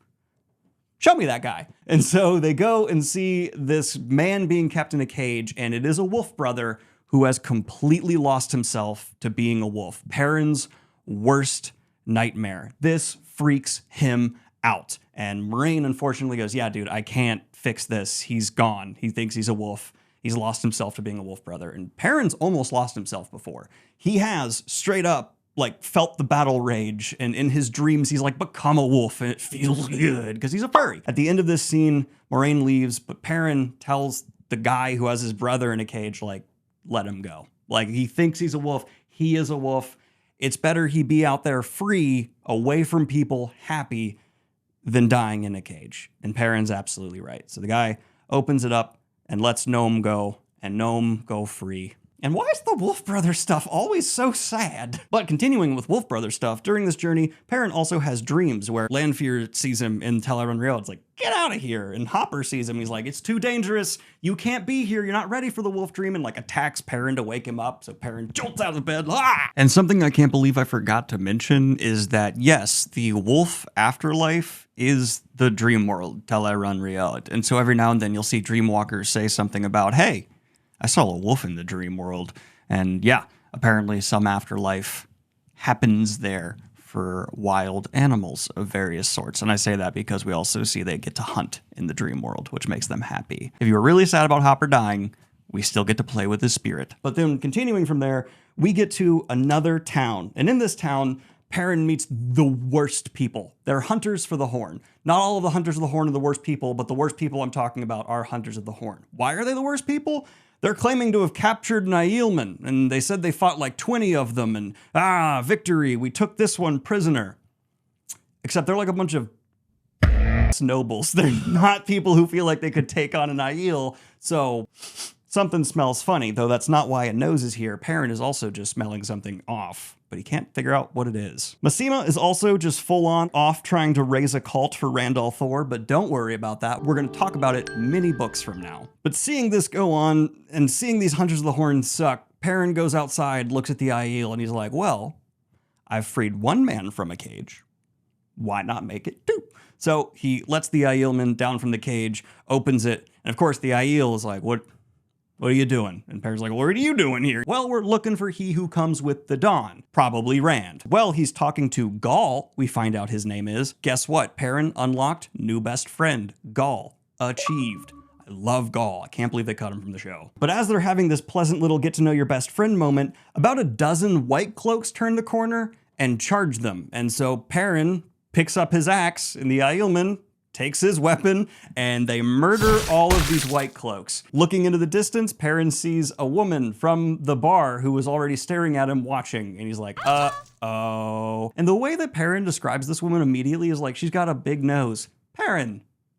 Rude. So Perrin goes back to the inn before the alarm can be risen, and he kicks open the door and he's like, we gotta go. And Moraine, why do we gotta go, Perrin? I killed a dozen people. We gotta go. And so we see Lan, Perrin, Loial, and Moraine quickly go and jump on a boat. But that woman who was watching Perrin jumps onto the boat with them and pays the captain to go as far as this party of people I'm curious in. To which, Perrin goes, why? It's because she thinks Perrin's hot. And guess what? Killing white cloaks? Kinda sexy. She tells him, hey, my name's Mandarb. And Perrin laughs because that's Lan's horse's name. That's why I'm a horse written here. All right, well, my real name's Serene, but I want to go by Fail, which means falcon, which causes Perrin, of course, to remember what Min said to him, and uh-oh. He wants to get rid of Fail because women have been dying around him, and honestly, her personality kind of grinding his gears. So he continually just kind of tries to push her out, but Fail sticks around. But in the next dream, Hopper doesn't kick Perrin out, and instead, all right, come with me. I got something to show you if you're going to be here. And he takes him to a meeting where we see Balzamon, Mr. Fireface, kill a dark friend who's going to become relevant later. It's a non-linear telling of the story. It's different character plot lines. I'll let you know when this guy comes in. But after he kills that dark friend, watching from the mist, Perrin and Hopper see Lanfear show up. And her and Balzamon talk on like a much more even footing than you'd think if this was actually the Dark One. So, hint, hint. It's not actually the Dark One. Continuing on the journey, we also have our party being attacked by a bunch of gray men in an inn. Perrin's actually the one who's able to like break through the fog of gray men, which if you don't remember, gray men are shadow spawned or twisted humans, I should say, that your eye like slides right over them in a crowd. So they're the perfect assassins. They can just walk right up and but because of super sniff, also there is still just the wrong smell in the air. Perrin's hackles are up. He sees them, picks up a chair and just starts whacking them. Great move with the chair, Perrin. Extra points. And the whole party ends up fighting off this crew while they're in Ilion, just trying to make their way to Tyr. But not long after this, Perrin and Lan out and about find a paw print stuck in the stone with none in the dirt around it. Buy it. Remember all the stuff I said over there? But around the same time, Moraine gets some intel from some of her people in Ilion that the current High Lord, the leader, definitely is Samael, one of the Forsaken. So she comes running into the inn. Boom, we gotta go. Perrin responds, did you kill a dozen white cloaks? No, something worse. Samael's here. And so they bounce. And we actually see they're being chased by dark hounds. Gonna catch up. Like one has been taken down by all their efforts together before the pack's about to get them. Just decides, all right, screw it. Balefire! Which, don't do that, Moraine. Bad. Balefire, which Rand also used to kill dark hounds, undoes reality. It pulls a single thread from the pattern, however powerfully you hit said thread. So, explaining it, if I stab you in the chest, but you hit me with Balefire weakly, I did not stab you in the chest a second ago. If you hit me powerfully, I didn't eat breakfast this morning. Those Wheaties will just be back in the box. So, she's risking reality, but you kind of have to do it. And during all of this panic, Fail learns stuff, Zareen, that means she can't leave anymore. She learned that Matt blew the horn, that Rand is the Dragon Reborn, all these other things. So Moraine says, you're with us now, can't leave. Right when she learns that Samael's involved. Nice. They know where they must go, though. They have to continue their flight from Ilion and get to Tyr. But this is where we pick up with another character's story. And that's because we're going to be following all the way at the beginning of our story, Egwene, Nynaeve, and Elaine, as they are being escorted to the tower by Varen to help Matt get healed from the dagger and also return to their training. Duh. But before they can get to the White Tower, some white cloaks show up. And they actually have Dane Borhold among them. Remember that name. And he's trying to like bully them and harass them, but Egwene just got done being a prisoner. I cannot stress enough how much she did not enjoy that experience, will not recommend, and she's even at the point where she's like whispering to Bella while they're riding, I'm never gonna wear gray again because their Shan-Chan made me wear it. So I guess the gray Aja's out for her. And so when this white cloak shows up and starts threatening to arrest them, Egwene shuts them the hell up and explodes the earth underneath them like the Shan-Chan taught her to do. Not killing anybody, but making them run away, leaving only one of them behind, Dane Bornhold. And they all kind of leave saying like, sorry, your friends suck and left you here. Bye. And Dane Bornhold screams after them, you suck. I'm a Two Rivers people, I hate you. Foreshadowing from me. But once they get into the White Tower, of course, our three main girls are summoned to see the Amerlin seat after Varen debriefs her, telling her about the horn. Swan actually tells Varen that there's no more false dragons because guess what? The pattern doesn't need any more false dragons. The real one's here. That's how reality works, I guess. But after telling Elaine, like, hey, you caused a fucking political incident because you're the daughter heir of Andor and you just left. So when your mom found out, she actually visited while you weren't here. Do you know how awkward and hard it is to tell a queen, yeah, your daughter's just in the next room. Don't worry about it when you don't know where they are? She's given severe punishments and sent off for causing political strife. And once Elaine's out of the room, Swan looks at Egwene and Nynaeve and has an idea. I know you two aren't dark friends for a fact because one of them just tried to give you to Shan-Chan. No one else in the tower I can trust, by the way. So I'm going to give you letters personally signed for me saying you can do anything you want. And you're going to investigate the Black Aja for me because no one will expect it.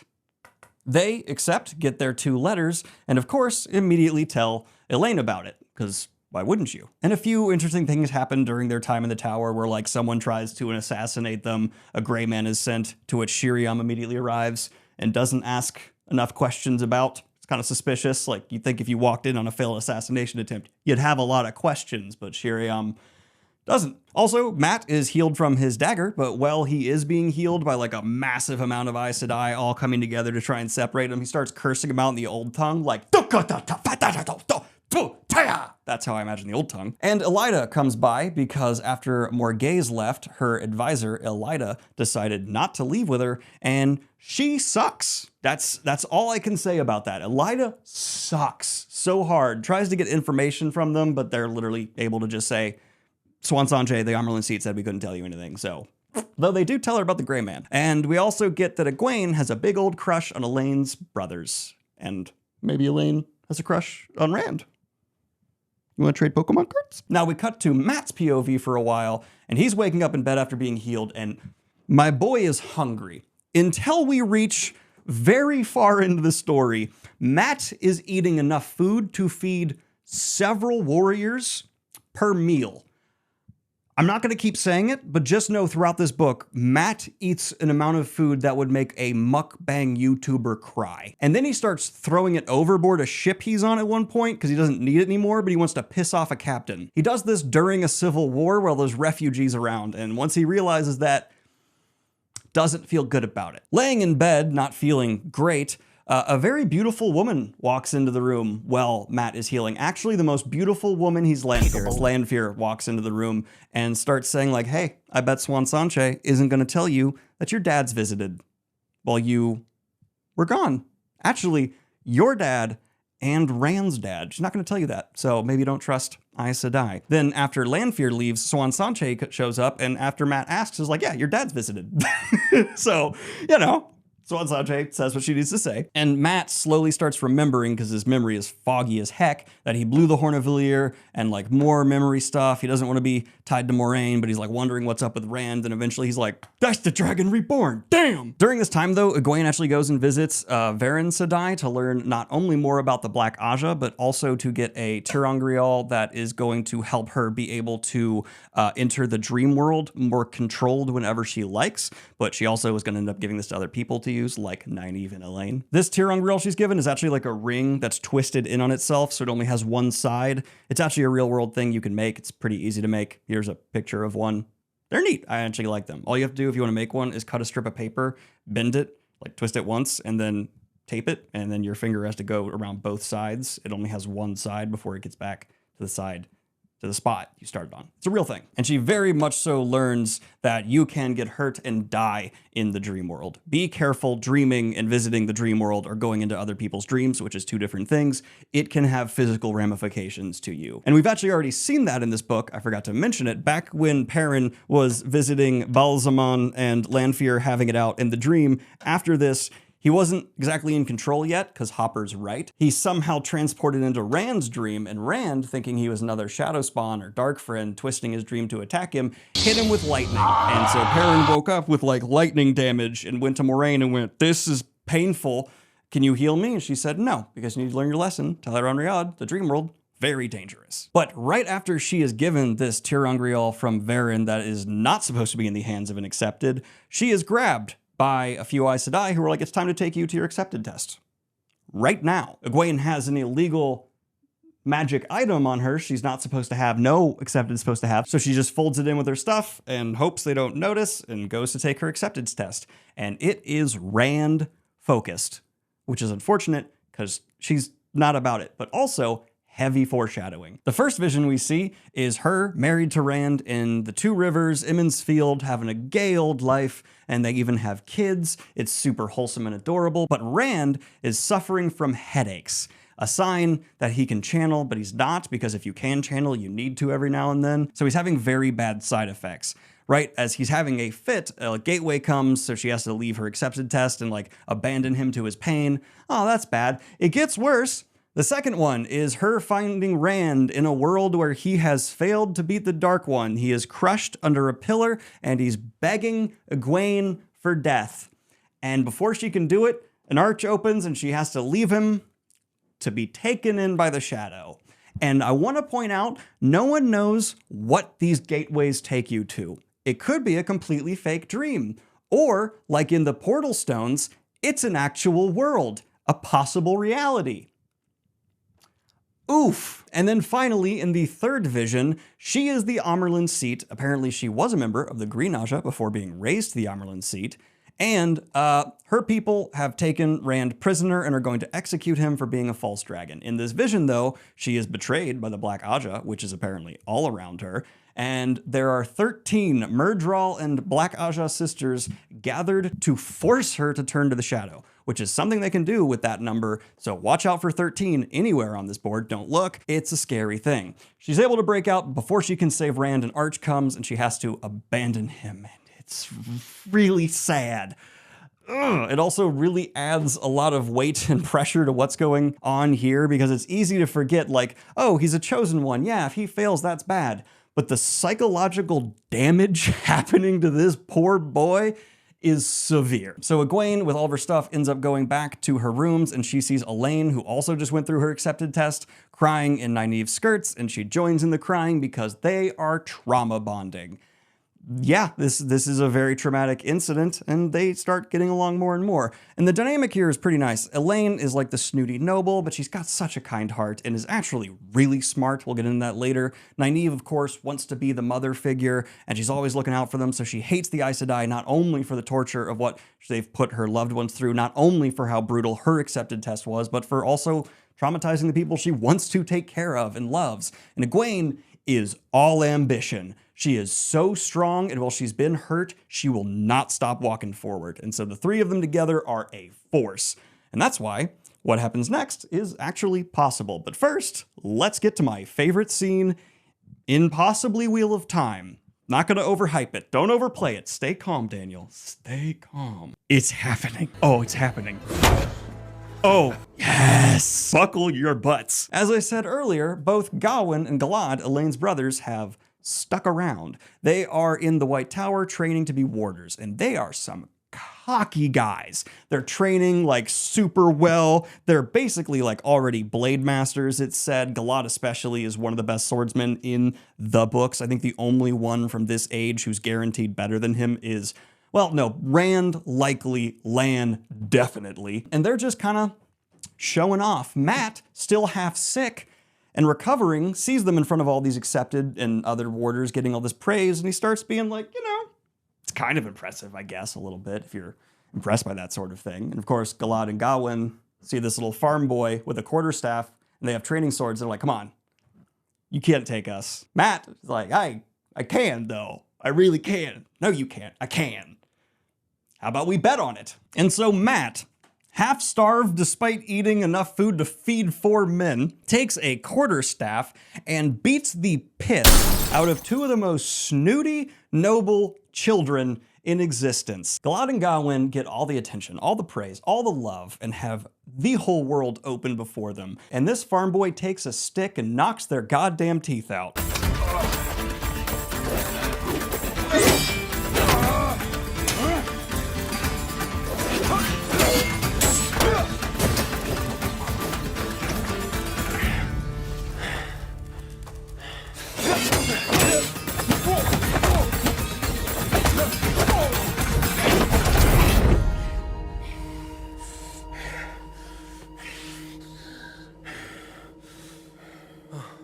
Two marks. H. Of course, at the end of the fight, instead of getting like swooned on and attention from the accepted and even the other warders, all of them are concerned about the 2 sexy noble boys that he beat the hell out of.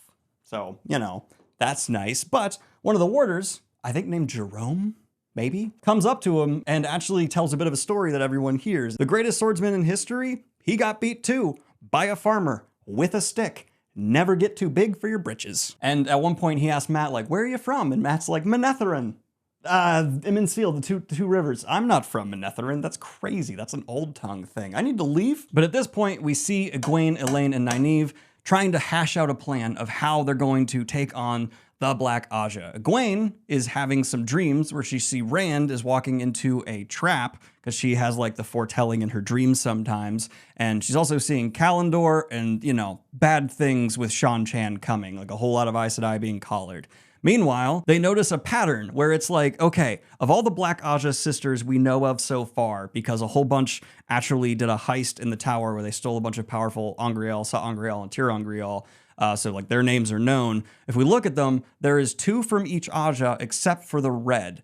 That is too obvious and it's a deliberate pattern, Elaine says. That means there is enough Black Aja sisters in the tower still for them to manufacture this pattern to distract us. Big brain. Elaine, very smart. But at the same time, another accepted shows up and is like, hey, there's a bunch of Black Aja sister stuff in this storage room. I was told to tell you about it. Bye. And then she just runs off, to which they're like, why would a random accepted be told we're investigating Black Aja sisters? They try and hunt her down and they run into the most beautiful woman ever. It's Lanfear. And, we need to go to the storage room. Oh, compulsion? What happened? I don't know. Let's go to the storage room. They end up going down to the storage room, and there is a plethora of evidence telling them to go to Tyr. Go to the Stone of Tyr.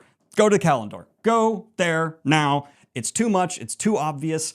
It's a trap. They're trying to give us too much to go to Tyr so that we'll walk into a trap. Or is it a double trap where they're making it so obvious that we won't end up going? It could be a triple, double reverse trap. And if it is, then we definitely should maybe not. All right, let's get some more evidence. And the best way to do that is to go into the dream world. And so Egwene goes into the dream world completely untrained and having no idea how to handle this. It goes not great. So she ends up first accidentally stumbling upon Perrin, who is sitting with Hopper and like in a chain he's inflicted on himself, and it's his dream. And then she goes to see Rand in his dream, asking like, how you doing? And he's like, you're another fake vision. So she runs from that. And then finally she ends up in the Stone of Tyr, able to control it and make her way there. And in this place, she meets a little sad old lady that is actually Lanfear in disguise. And Lanfear talks about how there's someone who comes and stares at Kalendor, and Egwene like probes Kalendor with Sayadar and finds out and feels like, oh my god, there's weaves from Sayadine here. This is wards made by both female and male channelers working together, which it is, and obviously is not something that happens very often with the whole men who can channel going mad and turning into nuclear bombs thing. So this is like super rare, and it's actually known that when men and women channeled and made things together, they were even more powerful because, you know, let's end sexism. But they basically just figure, all right, if this is a trap, let's spring the trap. And so we jump back over to Matt, and they take one of the 2 letters they got from Swan Sanche, give it to Matt and say, hey, we don't want to cause another political incident because we're definitely bringing Elaine. So she is going to hand you a letter to take to Morghese to make sure Morghese is cool with the fact that she's leaving the White Tower. And the cover story is that Swan Sanche, to punish us all, is sending us to a farm for manual labor. So Swan Sanche's on board and gives them a little bit of a cover story. Matt at first is like, no, I'm not going to do that. And he's just being a little tyke about it. But eventually he like tells the truth, which is like, hey, I've tried to leave and the Amarlin seat has told everyone not to let me leave because apparently I could still die from the dagger and they're not sure I'm fully healed. He is, but you know, aftercare. But they decide, hey, we're willing to risk it. So they give him one of the 2 letters and he goes off and starts gambling like a casino just opened. He goes into tavern after tavern in a fever dream, throwing dice and never losing, to the point where his coat is overflowing with gold and he's drunk walking around, which is bad. And an assassin tries to kill him, except it's not someone who just wants his money, it's a dark friend. And so Matt, struggling with this person, just falls off a bridge with him, lands on top of him, stands up, he's fine. Dark friend's dead though. What's happening? Turns out, yes, Perrin, wolf brother. Rand, Dragon Reborn, can channel. Matt, luck. Luck is a superpower. He is Talvirin times 20. Basically, if something has a random element to it, the way it turns out will benefit Matt. Period. There is no debate. It's going his way. His luck factor is so good, process this, someone tried to kill him, so he jumped off a bridge with him, landed on him in a perfect way so that guy dies. Later on, someone tries to stab Matt in the back again. Not seeing it, Matt puts his quarterstaff over his shoulder and bonks the guy in the head right as he's about to stab him. It's a Blade Master, by the way. So he's lucky. So he knows they're going to the Stone of Tyr, but all he has to do is deliver a letter to Elaine's mom. Simple enough. He's off to do it, and after doing it, he'll be done. Whew. Matt's ready for that. But following our 3 women, they end up getting on a boat. They end up doing a bunch of Dreamworld stuff on the boat before it eventually runs into some land, and it's not going to be able to go anywhere. This sucks. There's also a civil war happening in the country they're in when it does this, so that's extra bad. But before anything bad can happen to them, they end up running into some Aiel, specifically some Maidens of the Spear, women who, you know, murder with spears within the Aiel culture, because both men and women equally are warriors there. And the Aiel are very strange towards them, and they're like, you are like wise ones. You can channel. We know that you're Aes Sedai and you hate us. To which they're like, we don't hate you. They ignore that. And they're like, our friend is injured. Will you heal them without killing us? Yes. We're not going to kill you. So the 3 of them get off their horses and go up to this Aiel who is really hurt. And Nynaeve, making herself angry to channel, because remember she has that block, starts being like, dumb warriors. No right, Nynaeve snapped. No one has the right to tear bodies so. It is not right. Is she angry? Aviendha asked uneasily. Chiad and Bane and Jolin exchanged worried looks. It's all right, Elaine said. It is better than all right, Egwene added. She is getting angry, and it is much better than all right. The glow of Saidar surrounded Nynaeve suddenly. Egwene leaned forward, trying to see, and so did Elaine. And Dylan started up with a scream, eyes wide. In an instant, Nynaeve was easing her back down, and the glow fading. Dalen's eyes slid shut, and she lay there panting. I saw it, Egwene thought. I think I did. She was not sure she had even been able to make out all the many flows, much less the way Nynaeve had woven them together. What Nynaeve had done in those few seconds had seemed like weaving 4 carpets at once while blindfolded. Nynaeve used the bloody bandages to wipe Dalen's stomach, smearing away bright red new blood and black crusts of dried old. There was no wound, no scar, only healthy skin, considerably paler than Dalen's face. With a grimace, Nynaeve took the bloody clothes, stood up, and threw them into the river. Wash the rest of that off of her, she said, and put some clothes back on her. She's cold, and be ready to feed her. She will be hungry. She knelt by the water to wash her hands. And we find out that 3 of these Aiel are named Bane, Chiad, and Aviendha. Remember those names. And they are searching for He Who Comes with the Dawn. I wonder who that could be. We also find out some stuff about Aiel culture during this, like they have first sisters and polyamory. Very cool with them. They're fine with it. This makes Elaine and Egwene start being like, undertones about sharing Rand? No. But after they leave the Aiel, they end up getting attacked by bad people in the road who knock them unconscious and then try to sell them to a Murdral with some Trollocs. Now, for some reason, they're having trouble channeling, but they eventually get to the point where they can. Turns out they were drugged. There's a drug that can stop you from being able to channel, though they did the dose wrong, so they kind of can. But at the same time, the Aiel, after they left, were like, hey, we owe those guys. Let's make sure they're okay. And they saw this happen, so the Aiel show up as well with a man named Ruark, who you saw in the show, and Ruark is awesome. They fight the Fade together and the Trollocs, and this is like the first time we've seen people fight Fades and not get freaked out by it, because the Aiel do this badass thing where they're like beating their shields with their spears as they approach the Fades, like, we got you! So after all this fighting, they manage to get across the landmass to another river where they get on a new boat called the Darter, and then they finally get to Tyr. Woo! Nynaeve, super sick. She gets seasick all the time, non-stop this whole way. So when they finally get to Tyr, they need to go to Big City Nynaeve, basically a wisdom within the Stone of Tyr, like their cultural equivalent. And after giving Nynaeve some medicine for the nausea, they end up having like a wisdom measuring contest where they're like quizzing each other on medicine. They get along. They're like, I like you, Big City Nynaeve. I like you, regular Nynaeve. We're friends. You guys just want to stay with me while you're in the Stone of Tyr? Oh, they're not in the Stone of Tyr. They're in the City of Tyr.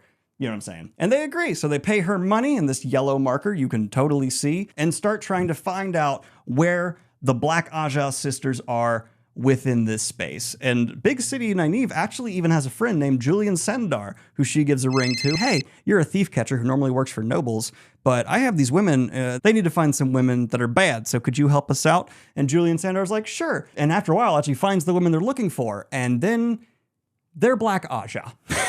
And so they get Julian Sandar to do what they want him to do and tell them where these three women are.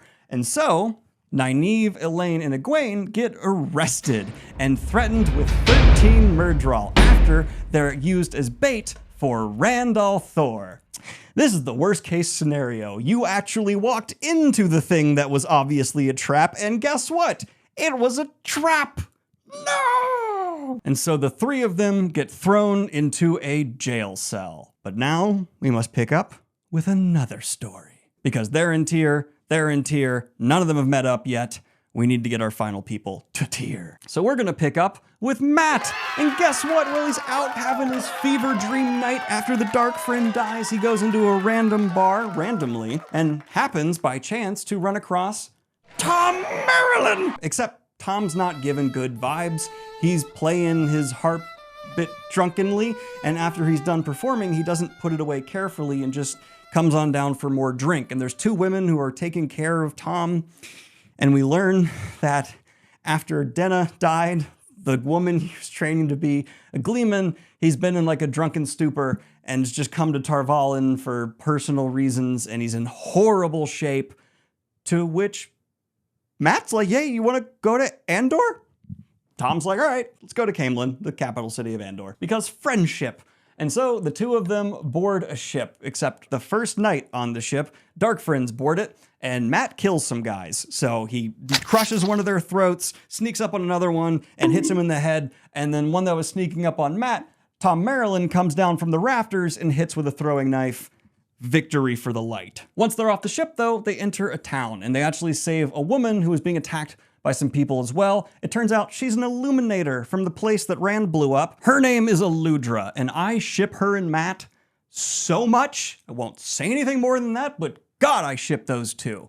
So as thank you for helping her, she gives Matt some fireworks, and Tom doesn't think that's a good idea. Now, I drew Tom here without his Gleeman's cloak, because occasionally he does take it off, and I wanted to emphasize that. He doesn't take off the mustaches, though. You can't. Now, conveniently, not long after this, some Dark Friends try and attack Matt and Tom while they're around a campfire, and the solution to this problem is Matt takes like a handful of the fireworks and just throws them into the fire, and then they kill the Dark Friends. Problem solved. Good thinking on your feet. Be careful with explosives, Matt. That's not foreshadowing. Finally, though, they get to Caemlyn, and Matt remembers a story from Rand about a wall he climbed and was able to get into the palace, because he gets turned away at the gate. They won't let him go see the queen, because, you know, he's just some guy claiming to have a letter from the daughter heir, and they're like, no, you don't. So he sneaks in, climbs the wall, and then he's gonna go climb into a window of like inside the garden to get further in the palace, but he hears two voices and he stops and he listens. And one of the voices is a guy who's clearly a Dark Friend And the other guy is clearly a dark friend, and they're talking about assassinating the daughter heir of Andor, and they know where they're going. He's bad. Matt now has to go save Elaine, Egwene, and Nynaeve. But before he can do that, he's spotted by a guard, one that will come back, named Temur. It's on screen now. I do not like this character. This guy finally ends up believing that Matt has a letter for the Queen and takes Matt to the Queen, who's with her boo, Gabriel. Matt is about to tell the Queen what he just heard, and then Gabriel speaks. And it turns out Gabriel was the one who was ordering Elaine to die. So Matt shuts up and realizes something's wrong with Morghese. This guy has too much control over what's supposed to be a very strong queen. So Matt, zip it. He's got to do this on his own. After he finally leaves the palace, he goes to the innkeeper of the inn they're staying at named Basil Gill, I think, correct on screen, and tells him exactly what he heard. And I actually love this. Basil Gill. I'm getting an Austin Powers name fused and stuck into my head. He's just gonna go start spreading bad rumors about Gabriel. And they're just gonna make people hate Gabriel with negative press and tabloid stuff. Honestly, good strat. I dropped my wand. Never underestimate the power of lies. But there's a badass moment where as they're about to go take off on another boat down to Tyr, Matt tosses some dice and they all come up sixes. And he's like, I'm betting with the Dark One. And I always win. It's pretty cool. Though later on, people keep saying Matt has the Dark One's luck, and he does not like when you say that. Finally, though, after a long boat ride, they end up in Tyr. They are working and looking around to try and find Elaine, Egwene, and Nynaeve in Tyr for 3 days, and Tom gets sick during this time. So Matt randomly walks him to a, wisdom's house that he randomly saw on their first night there. And once he walks in, the woman's real sad. And she tells him that, oh yeah, there were these women that I was trying to help, and my friends sold them out, and they were taken by these Aes Sedai, but the Aes Sedai were really abusive and bad. And Matt's over here just, this was the place I randomly saw on the first day. Why didn't I come in here? I randomly saw it on the first day. I should. Random! So he really starts understanding his powers, and also finally realizes, uh-oh, they're in jail. So he needs to now break into the Stone of Tyr. He teams up with Julian Sandar, who he runs into on a roof, because Julian Sandar feels terrible about this. And they, after running into some Aiel, who are here as well, the ones we saw earlier, break into the Stone of Tyr. Now, what is this depicting Matt doing to break into the Stone of Tyr? Is it A, a fuzzy door he gets to walk into? B, a window exploding after Matt stuffs all the fireworks he has left into it? Or C, it's B. So he blows a hole into the Stone of Tyr, sneaks in, and starts just fighting people because alarms are going off. Apparently Aiel are attacking the Stone of Tyr. He does the thing where he hits a High Lord Blade Master with his staff accidentally with Julian Sandar, and Julian Sandar, who works for the nobles, is like, well, my career's done. Eventually, they do manage to sneak their way all the way down to where Egwene, Elaine, and Nynaeve are being held prisoner. Now, they've not been docile in this time because Egwene can still enter the dream world naturally on her own. So while her ter'angreal was taken by one of the Black Aja sisters, who's actually falling asleep right outside their cell, Egwene can go in, find this woman who is not as good at her as dreaming, and with her. And Egwene does that. She does some Shan-Chan wrist neck shenanigans, because you can just manifest stuff in the dream world, and is able to debilitate the woman, keeping an eye on their cell. Problem though, they still can't channel, and the door to their cell's unlocked. And this is the point where Matt shows up, and he unlocks their door and opens it, and they're immediately assholes to him because they don't want to give him credit for saving them. They're like, we were going to get it on our own. We already debilitated this woman you're seeing sadly not able to wake up fully on the floor. Don't ask about it. It's a complicated thing in the dream world. Nynaeve even just punches her, which I really enjoy that part of Nynaeve's character where you can use the one power. Nynaeve's like, I know, but I enjoy this more. But from here, they all get caught up in what's happening in the Stone of Tyr, which yes, is a full-on battle. And during this time, we see that Rand has actually made his way into the Stone of Tyr as well, but he needs some help and he's gonna get it. Now, also having arrived in the Stone of Tyr, Moiraine has found out that another Forsaken is currently residing in the Stone of Tyr as a lord, and it's Bilal. And so she needs to go make sure that Bilal is not able to use Rand to get Kalendor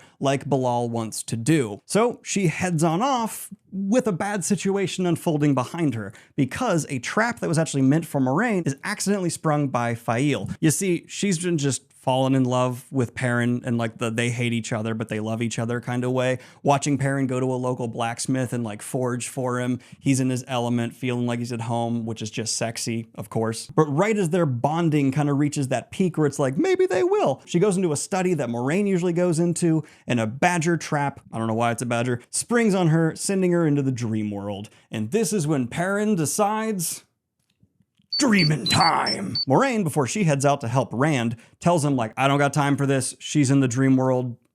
Do what you can. So Perrin goes night night because he needs to save Fael. And within the dream world, he runs into Hopper, who of course is like, you can't be here. You're here too strongly, because Perrin apparently comes like very powerfully. Perrin responds though, Hopper, you're my boy. You're my best friend, even more so than Gaul or Rand or Matt. Don't tell them. So I need you to let me be here and help me find the woman I love, because she's been taken prisoner and is forced in here. And Hopper, being a bro, a dog, you may say, responds, they got your girl.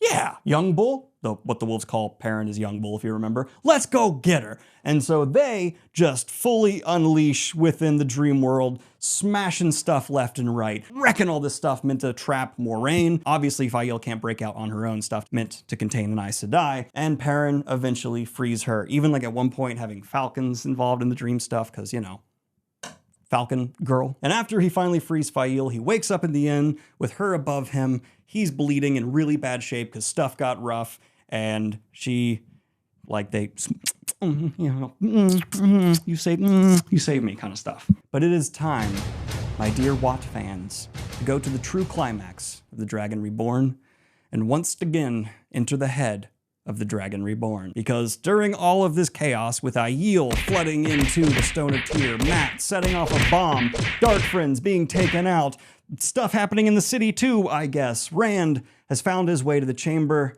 with Kalendor in it. And waiting for him is Bilal. But he's not going to give Bilal what he wants. Bilal draws a power rot sword and keeps trying to push Rand towards Kalendor, but Rand creates his own lightsaber, let's be honest, they're lightsabers, and is fighting back, keeping him put back. I can do this. Moiraine just arrives at this point, having left Fael to die, sees Rand fighting Bilal, and goes, hey, I can help. Balefire! And she balefires Bilal, taking him out. Bilal dead. Good job, Moiraine. That's an acceptable use of Balefire. Absolutely okay to use Balefire specifically to kill a Forsaken. I think we can get away with it 13 times. Small times. Small times. Just a little bit. Boop, done. At this point, though, Moiraine tells Rand, you gotta take Kalendor, Rand. You're the Dragon Reborn. It's time. Rand's like, I'm scared now. I don't want to take it.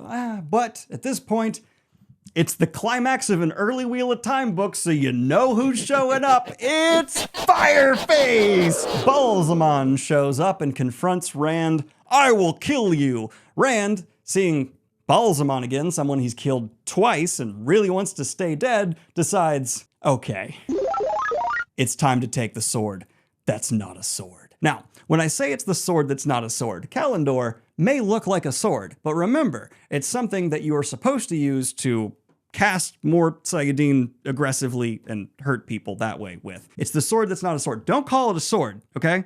It's not a sword. Do not use it as a sword. It looks glass. I know you. If you had it, you would hit stuff with it, and that would be bad. Balsamon, seeing Rand pick up one of the most powerful things in existence, confirming he is the Dragon Reborn and going low-key Super Saiyan, opens a gateway and flees into Tel Riyadh. Rand is so filled with Sayadine, he almost dies.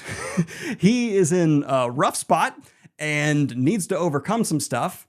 He does, manages to regain control. There's a flaw in Kalendor. Remember that. And he, through some instinctual moves, let's call it that, I'll get to that much later, is able to follow Balsamon into the dream world. There is so much fighting back and forth. Like Balsamon in the dream world is super powerful, able to like turn air to water, create fire around Rand, but Rand is casting in response just on a next level. This is the only time I can think of in the whole series where someone channeling is able to overcome someone using the benefits of Tel'aran'rhiod. That is how much Sayadin he has. Someone who can just will stuff to happen cannot overcome the sheer raw output of Kalendor, even in a kind of untrained hand. So Rand is able to take Kalendor as Balsamon actually fires Balefire at him, part the Balefire. That is how powerful Kalendor is, and then he uses it as a sword and stabs him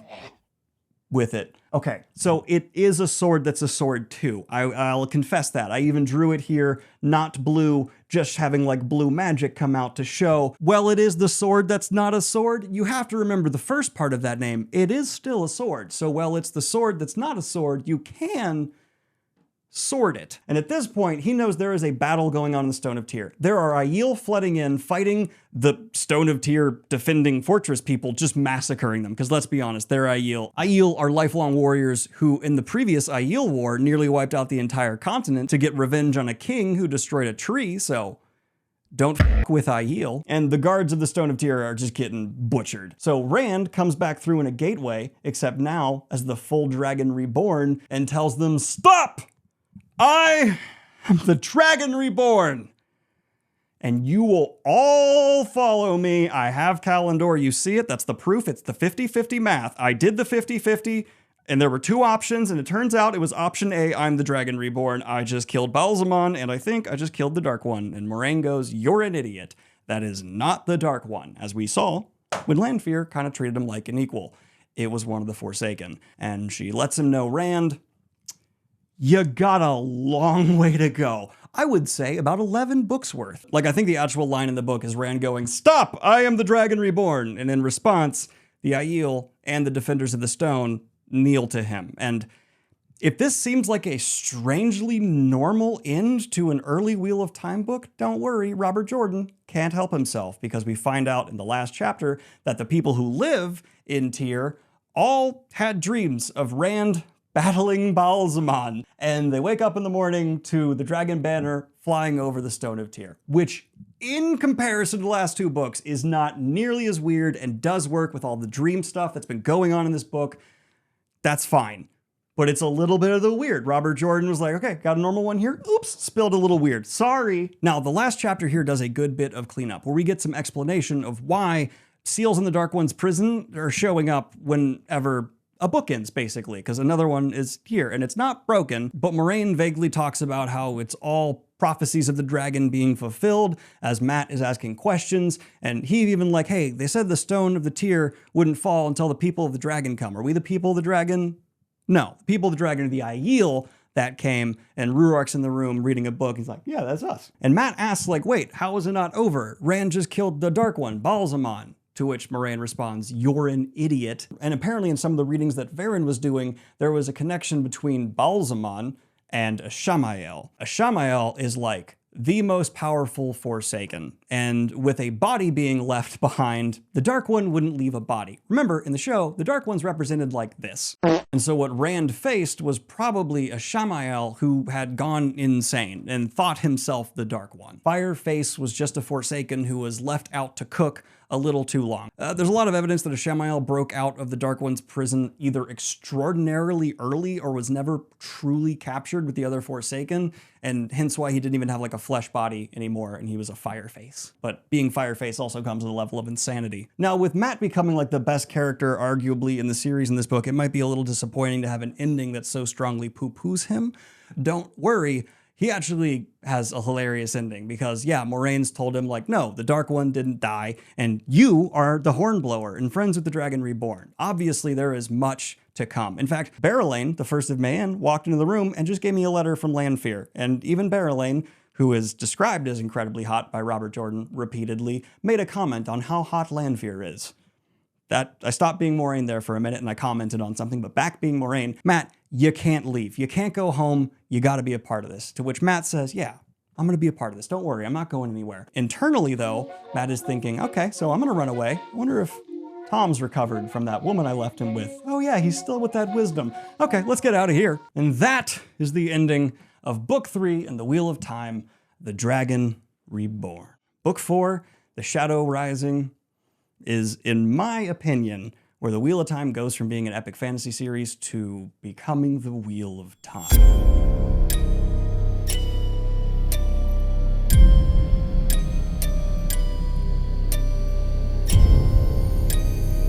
Now, The Shadow Rising begins with us following Min, aka Elmindrida, because after all of the events of the last book, she has finally arrived in Tar Valon to debrief Swan Sanche. But as she is approaching Swan Sanche, she keeps seeing all these like visions of death throughout the White Tower. Because if you remember Min, she's got like foretelling in real time, and there's just bad signs left, right, up, and down.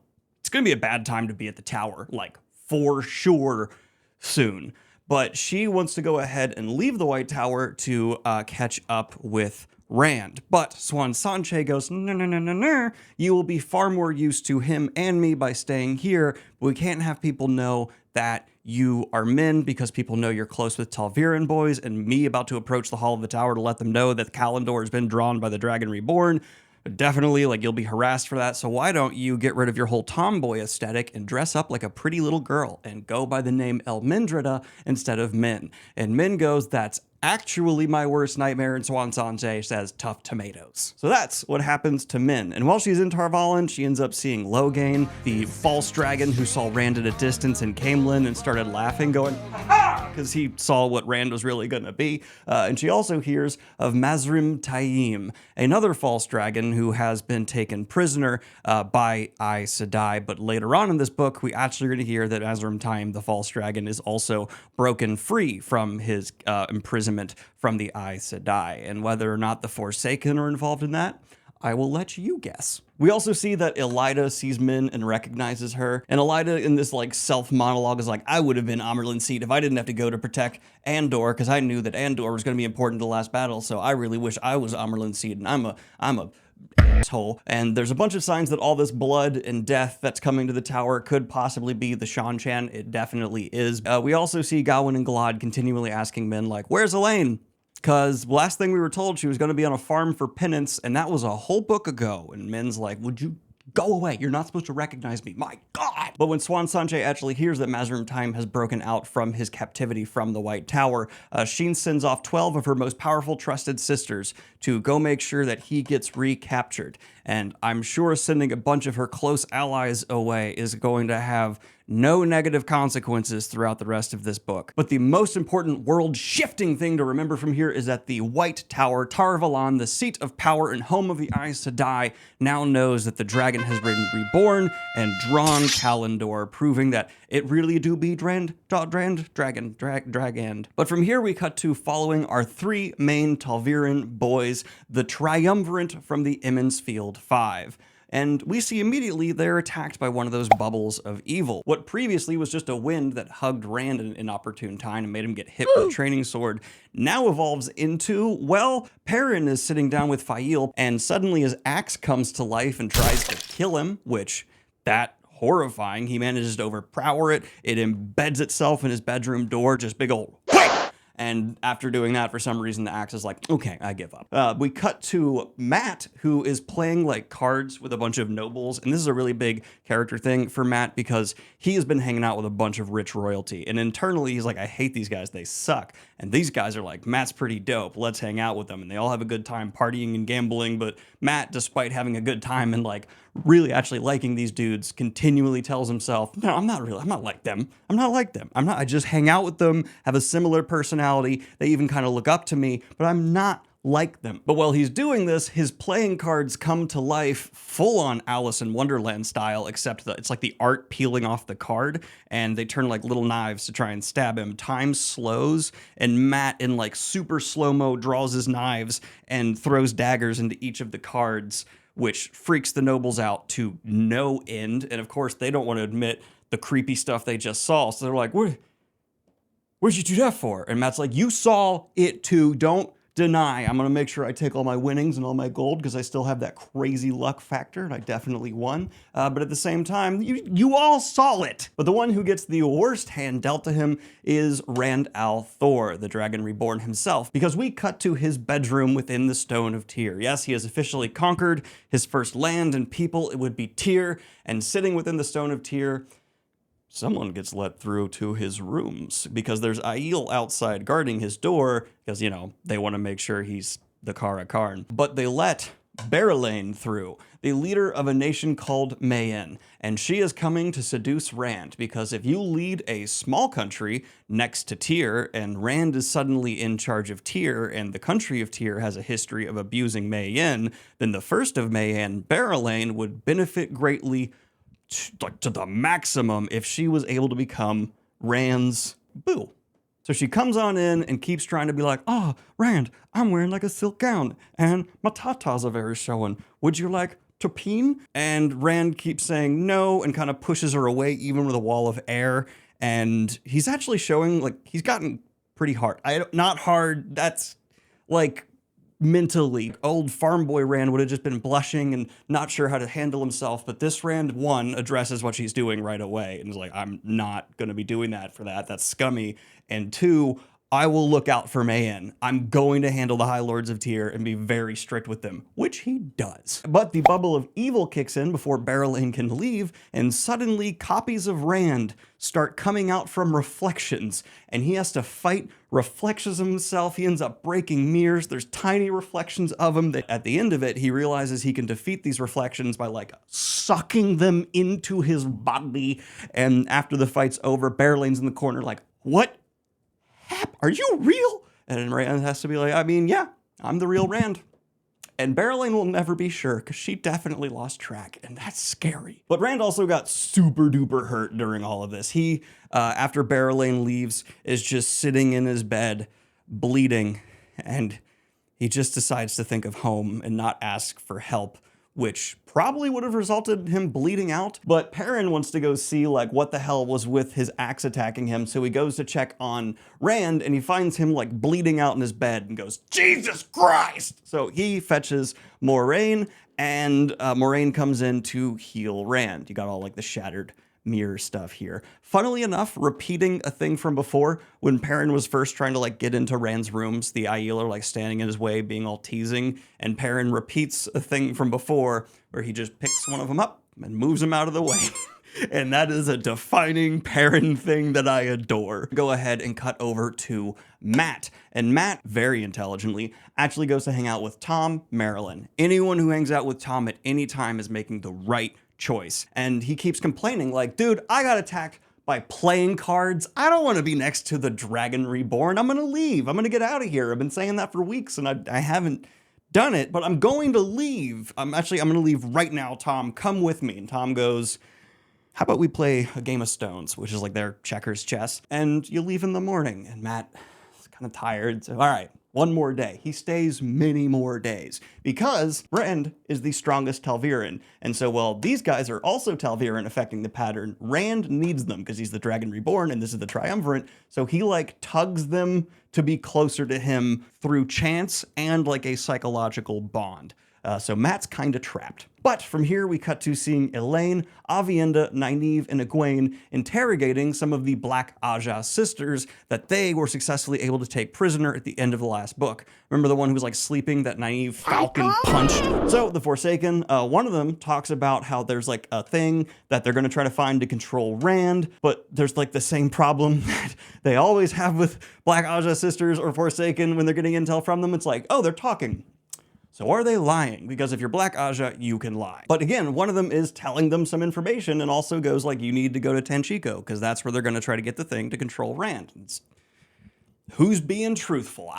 But while they're discussing this, a very upset Moiraine just kicks in the door and takes over the interrogation. And Nynaeve tries to like give Moiraine crap, but when previously Moiraine just kind of dismissed Nynaeve a lot of the time, she more directly argues with Nynaeve in some ways so that you, the reader, can actually come to understand that, like, yes, she is more directly clashing with Nynaeve, but she's doing that because Moiraine now, like, actually has some, you're an accepted. I'm gonna actually hear you out and then tell you why you're stupid. But the only really other important piece of information they get while talking to this Black Aja sister is that Forsaken are going to be establishing themselves as rulers around the world. So no matter what Rand does, just remember the Forsaken are moving as well, trying to become more powerful. Blah. And then at the same time, we see Elaine is really upset because she heard that Barrelane was in Rand's bedchambers, and welcome to how Robert Jordan writes romance, and she is upset. But Egwene comforts her, and Moraine misreads the situation and is like, wow, I bet Egwene's jealous too, not realizing that Egwene and Elaine have already kind of like traded Pokemon cards when it comes to hot guys. And so Rand is Elaine's. She might as well have peed on him. In fact, Egwene and Elaine go to see Rand, and before they do their whole like smoochy trade officially, like on the books being Rand, they first try to like see if they actually could teach him how to channel, right? The big thing that Rand is facing in terms of an overall challenge is that he has no idea how to use the incredible amount of power within him. So at first they're like, okay, just embrace the source. Can you feel that I'm embracing? And Rand, actually low-key he can, but he doesn't reveal that information and maybe doesn't even fully comprehend it himself, but they do discover something here. But they also figure out that Rand, way more powerful than them. Well, Elaine and Egwene are not as powerful as Nynaeve. They are stupid powerful compared to regular Aes Sedai, but Rand, if they're at like an 8 out of 10 together, he's at like a 12. He breaks the scale. He is the strongest channeler known in the books, period. And getting into a bit more of the science of Sayadin and Sayadar, they talk about how they have to surrender to the female half of the one power Sayadar to use it. Well, Rand talks about like having to wrestle it and be like, make a fireball.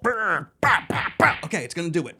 So there's just like to the fundamental core a misunderstanding being able to actually train one toward the other. But it quickly kind of gets uncomfortable because Rand is embracing loads of Sayadin, and so the taint is rubbing all up in him, which causes him to a little bit lose control.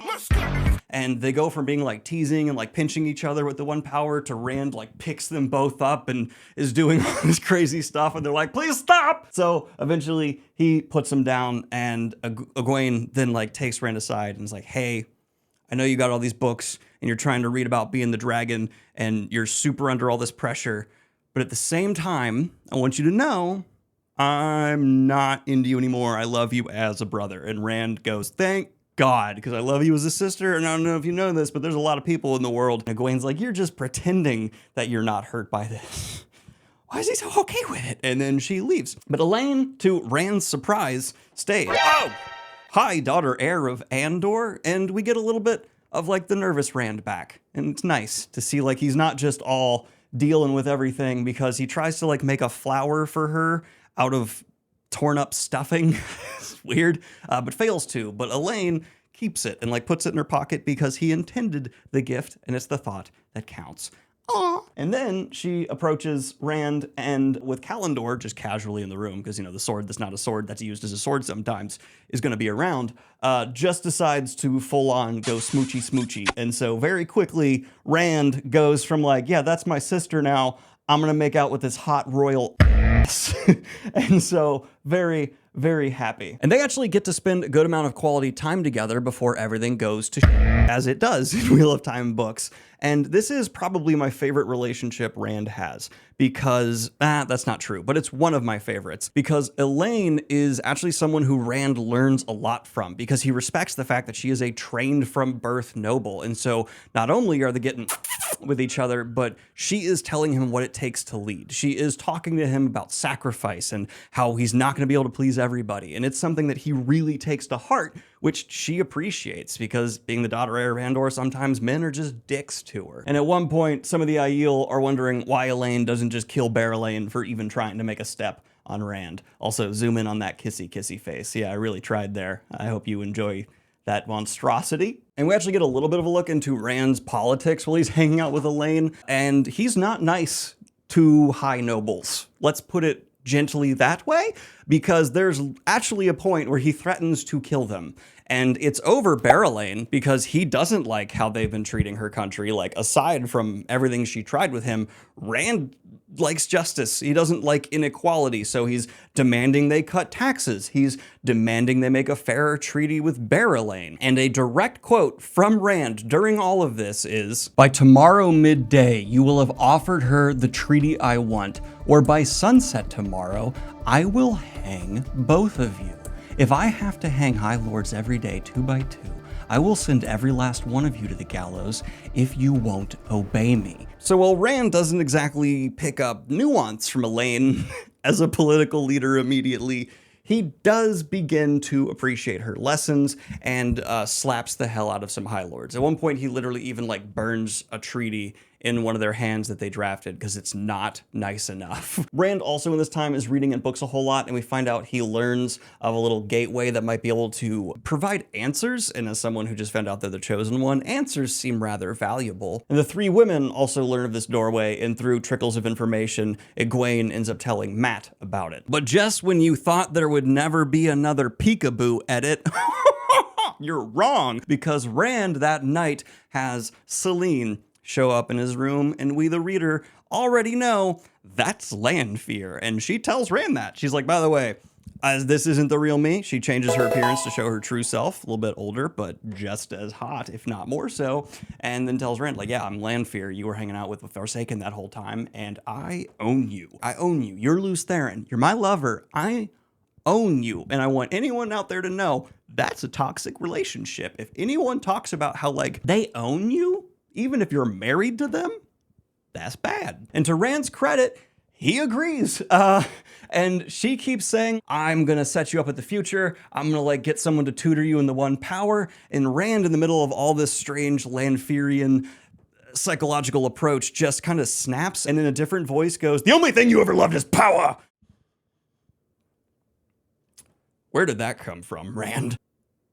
Luce Theron? But just as he starts backing towards Kalendor, wanting to use it as a weapon, and realizes that Lanfear has put a shield between him and the Source and a ward between him and Kalendor, Rand notices a gray man walking into the room, because gray men are shadow spawn that are humans that had their souls torn from them, like in a way, and so your eyes are supposed to slide past them. The problem is, conceptually, that's such an effective assassin in the books that the gray men almost always fail. Robert Jordan had a great concept, but with how much plot armor there is in this series, the gray men end up feeling more like the neon men. They walk into rooms, and our cast are always like, I'm not supposed to see that guy right there. I'm not supposed to see that guy. So he, wanting to protect Lanfear, because sexist farm boy instincts, pushes her aside, and that breaks the shield that she was holding on him, which, Lanfear, you're like a master channeler, and someone pushes you and you let go of the shield? Pathetic. Rand summons his lightsaber fire sword, kills the gray man, and is like, why would you come here to try and seduce me and send in a gray man? This is so confusing. To which Lanfear says, that wasn't me. Us Forsaken have real communication problems. And Rand realizes there were Aiel outside his door guarding the door, and a gray man goes, oh no. So he pulls open the door and walks into madness. The Aiel guarding him are dead, as well as a few gray men, but now there are Trollocs in Myrddraal flooding the halls, just blood and gore everywhere. And we see that the Stone of the Tiergardians are trying to fight alongside the Aiel to kill the Shadow Spawn, and while there's enough Shadow Spawn that they should just be overwhelmed because Myrddraal are among them, my god! At the same time, some Myrddraal are fighting Myrddraal, and some Trollocs are fighting Trollocs. And you see this Trolloc here, he's like, dude! We ate out of the same cook pot filled with human flesh once. What? And they're fighting. It's bad. It's chaos. It's crazy. And so Rand summons his fire sword, not realizing he's the Dragon Reborn and could do a lot more, and runs out to join the fight. And he starts lightsabering people, coming across like Perrin fighting back to back with Fael. They're already synchronized as a couple. Great chemistry. You love to see a couple have chemistry, not only in the bed, not only in their social lives, but also in their murder lives. He also comes across Lan and Moraine. If Perrin and Fael were kind of synergized, like Moraine's doing a backflip off Lan's top knot to throw a fireball, while Lan takes out a Myrddraal, because he's one of the few fighters who could actually like take out a Myrddraal. But after running through all of this and using his sword, eventually Rand comes across Lanfear again, who's like, you are stupid, and I don't like to normally do this, But I agree with Lanfear because she like throws him back against a wall, cuts him off from Sayadine again, and is just pitting him there like, you have Kalendor, and you saw a bunch of people dying. Like, I'm evil. I don't have a problem with that. But you should, and instead of a bagillion spells that could do mass death at once, you made a sword. I'm disappointed. And Rand has to have this moment where he's sitting there like, you're not wrong. So eventually he actually is able to cut the weaves Lanfear has over him, and other things happen to allow him to escape. But he runs back to his room and he grabs Kalendor and he creates this like crazy shadow spawn hunting lightning storm that goes throughout the Stone of Tyr and just massacres Trollocs and Myrddraal specifically. And so the fighting kind of just ends, and everyone sees the Dragon Reborn take Kalendor and just go like, wah! And just everything evil die. It's a very good way to get like the common folk, especially who are your guards, to be on your side. Except Lanfear wasn't just kind of right. Rand is going to have consequences to his actions here because he needs to have a level head at all times. He needs to not just be reactionary. And he was here. He didn't end this as quick as he could. And so as all of this is ending and he's still holding Kalendor flooded with so much power, he sees a little girl that was killed by a Trolloc. And it doesn't look like a pretty death. And so he just loses it. He cannot comprehend a child's death being his fault. And this is the first incredibly hard lesson Rand has to learn after declaring himself, and it's a part of the whole mantra that Lan tells him repeatedly: duty is heavier than a mountain, death lighter than a feather. And so Rand, unable to accept that this child is dying or dead, takes in all of the power he can from Kalendor, and he tries to heal death, and he fails. Rand, you can't. She's dead. Death can't be healed. I can do anything!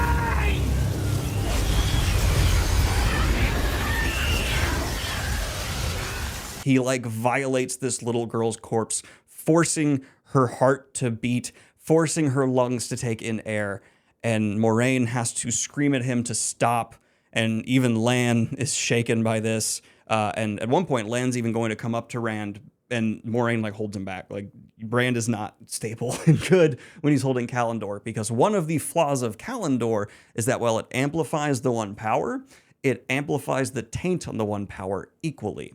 So Rand is kind of losing his mind doing this. Absolutely gut-wrenching scene. Now, post-fight, post-Rand breakdown, the big thing that our whole crew needs, top to bottom, is intel. They need to go ahead and get them spy satellites in orbit, because misinformation is just as dangerous as ignorance. One of the big ways you can gather intel in this world, though, is through the dream world. And so Egwene goes on into the dream world and tries to go to Tanchico to learn about what could possibly be there and, you know, set up to actually counter the Black Aja. And she's able to find amongst a whole bunch of Angreal, Sa'angreal, and tirangreal an item that does seem to be what the Black Aja will be hunting. There's also some really other cool like bones and stuff from what I think are dinosaurs, but she doesn't know exactly where it is because she keeps just teleporting by need. She keeps being like, I need to figure out this stuff. And so she's kind of flying around randomly, and Robert Jordan was, I'll clarify later. Basically, he needed even more plot convenience, and so Teleron Riyadh really delivers some plot convenience to the point where Egwene is still like unsure how to control the dream world. But when she thinks about how much she needs to learn more, she ends up getting teleported to a Aiel Wise One who happens to be in the dream world at the same time, named Amis. And at first, Amis is like, what are you doing in my neighborhood? She does not like this random, what appears to be an Aes Sedai flying around. But in the second encounter, after Egwene runs away from the woman and Amis finds her, because Amis is very good at dream walking, Egwene puts on the cotton sore, which is the Aiel garb, to be like, hey, we're one and the same. Very strange thing to do, Egwene, and Amis just wills Egwene out of that outfit and is like, you are a child, playing in very dangerous places. Come to me, I will teach you. Who are you? And Egwene, an accepted of the White Tower, says, I am an Aes Sedai of the Green Aja. And I didn't just put blush on her cheeks for no reason. I needed her to have something that later on I could change color-wise to match her potential future Aja. And so Egwene is going to have green on her face for that reason for now. Book people, shut up. There's a whole bunch of things that I'm doing for book people that we don't need to talk about right now. But the final thing Amis says to Egwene is you have to meet us in Cold Rock's Hold, which is a location within the Aiel Waste. Egwene wakes up though and tells her whole party this plan, and Avienda, the Maiden of the Spear who can channel they've been hanging out with, does not like it.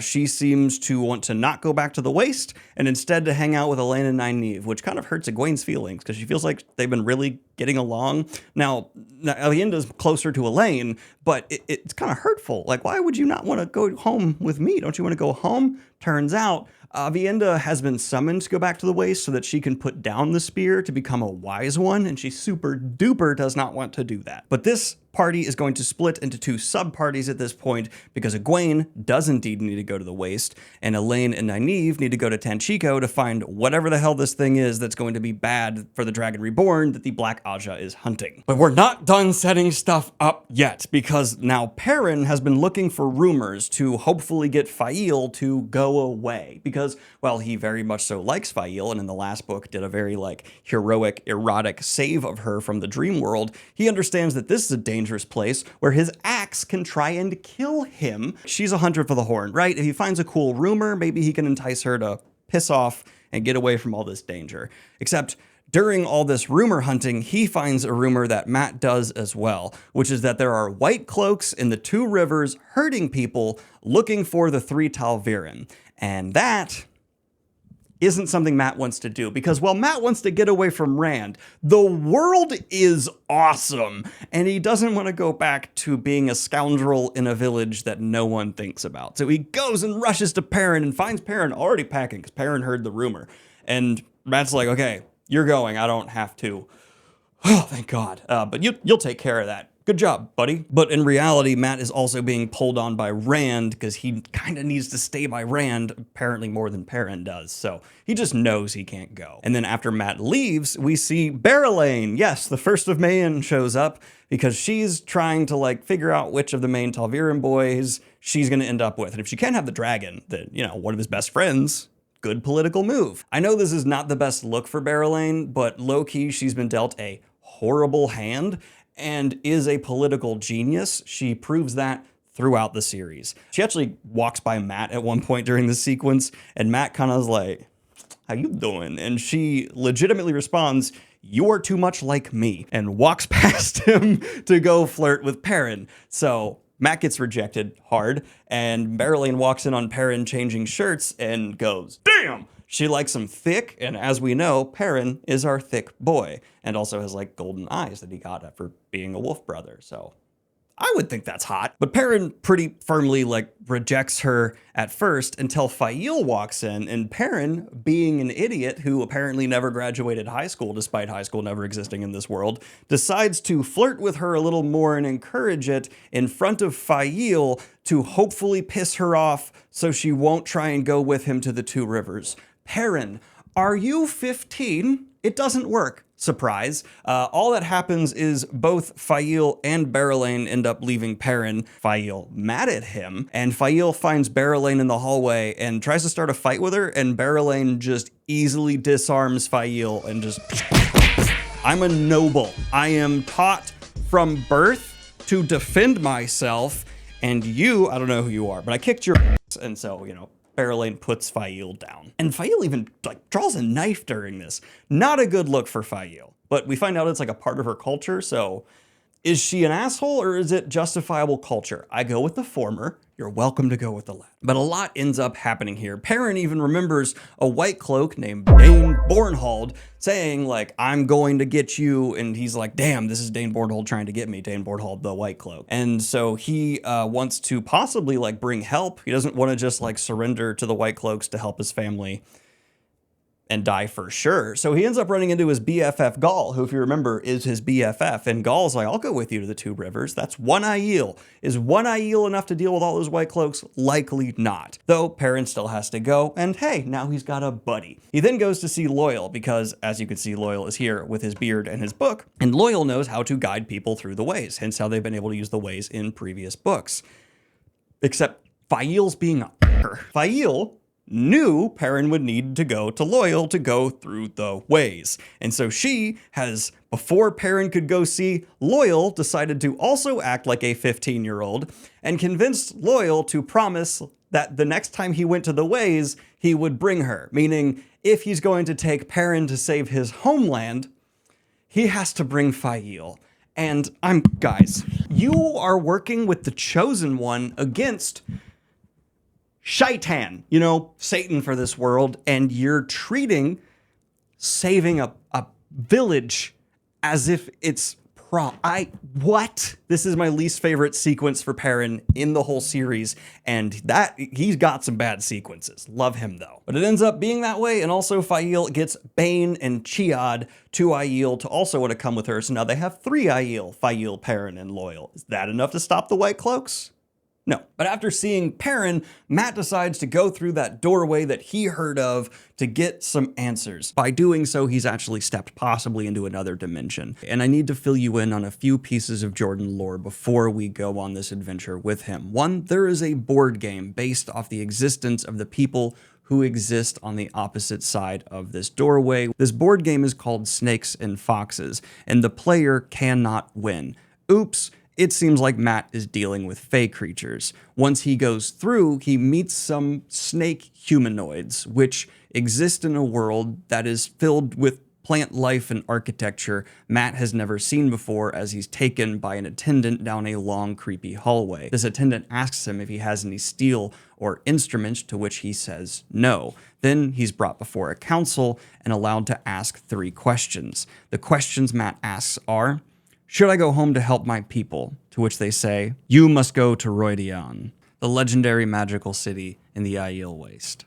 Matt responds, Rhuidean, he barked. The light burned my bones to ash if I want to go to Rhuidean, and my blood on the ground if I will. Why should I? You are not answering my questions. You are supposed to answer, not hand me riddles. If you do not go to Rhuidean, the woman on the right said, you will die. Matt, not a fan of these answers, responds, burn your soul for a craven heart. I will that. Why will I die if I do not go to Rhuidean? I very likely will die if I try. It makes no... You will have sidestepped the thread of fate, left your fate to drift on the winds of time, and you will be killed by those who do not want that fate fulfilled. Now go, you must go, quickly.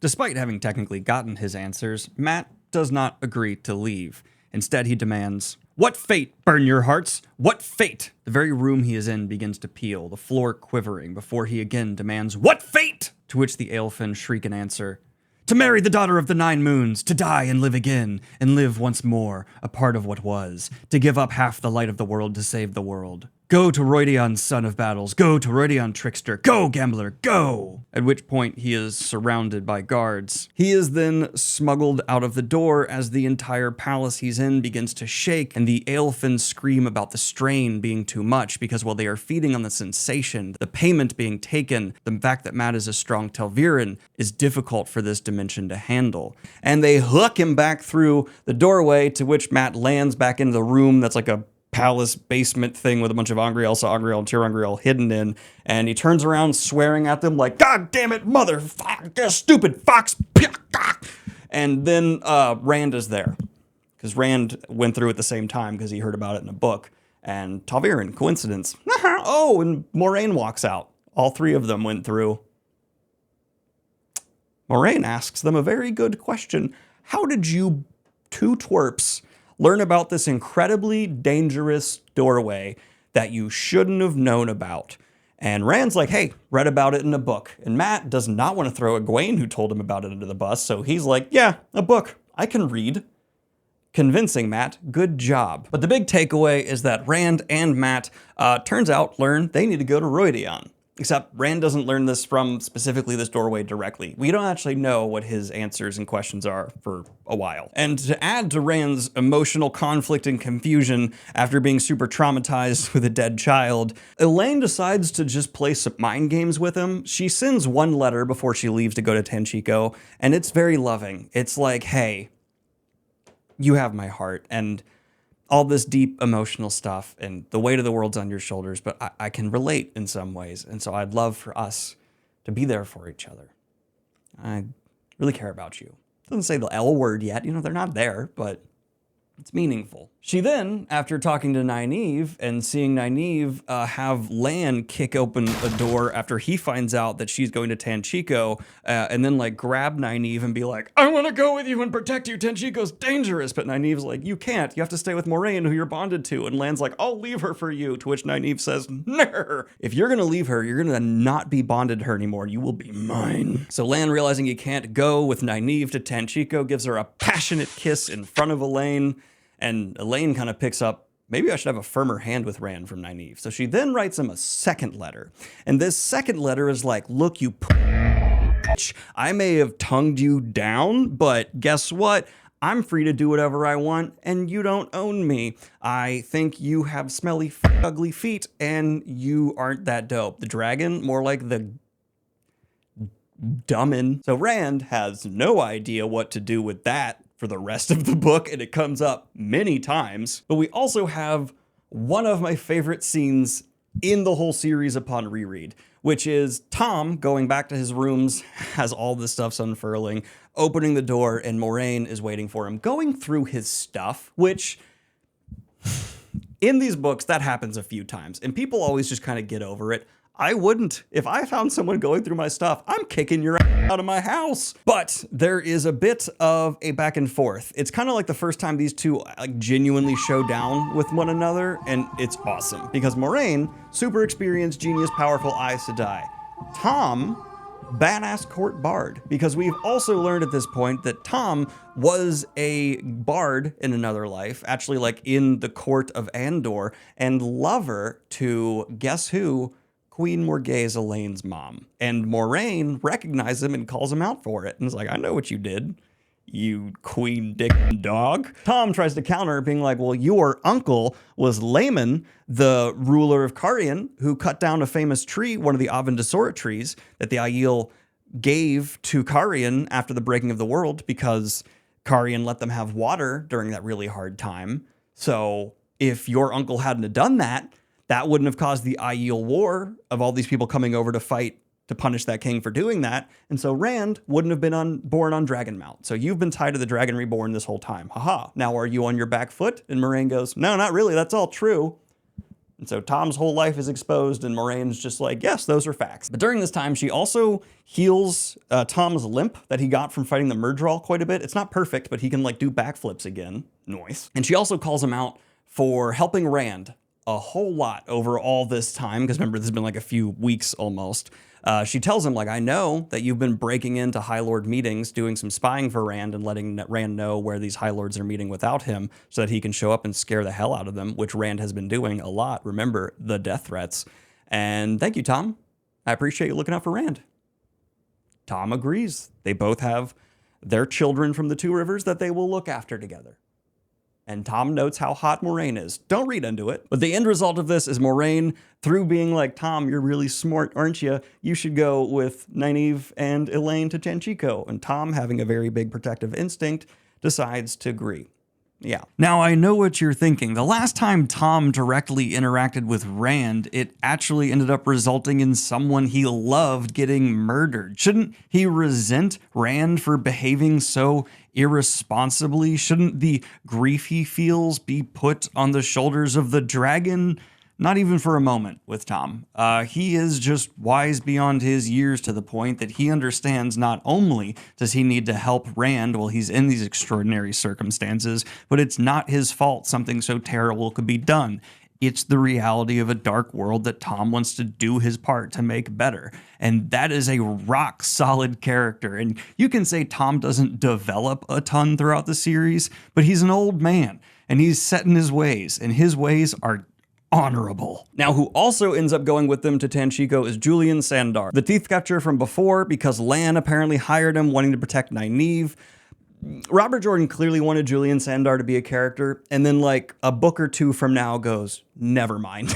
So don't give him too much attention. The most notable thing about Julian Sandar is he's a good personality, and he uses a sword catcher breaker thing as a fight, which looks like this. They're pretty neat. They were a real weapon. Now, from here, we clearly have 3 plot lines to follow. The Tanchico group, the Aiel Waste group, and the Two Rivers group. We are first going to follow the Tanchico group because they have, in my opinion, the least climactic end. Though, it's a really good storyline. So to get to Tanchico as quickly as they can, they go to the fastest boat available, which, surprise, is from the Sea Folk. They go up to the Sea Folk and say, hey, you guys are not allowed to refuse people passage, so could you take us to Tanchico? Which is a very unrealistic law, rule, whatever you call it, among the Sea Folk, because then they would never get anywhere ever. But they are countered by some of these Sea Folk who say, typically, we actually don't allow Aes Sedai on our boats. It's a rule about the rule that circumvents it. Loophole, we don't have to say yes to you, but we will, because we know crazy times are happening right now. And the Coromor might be here. Who's the Coromor?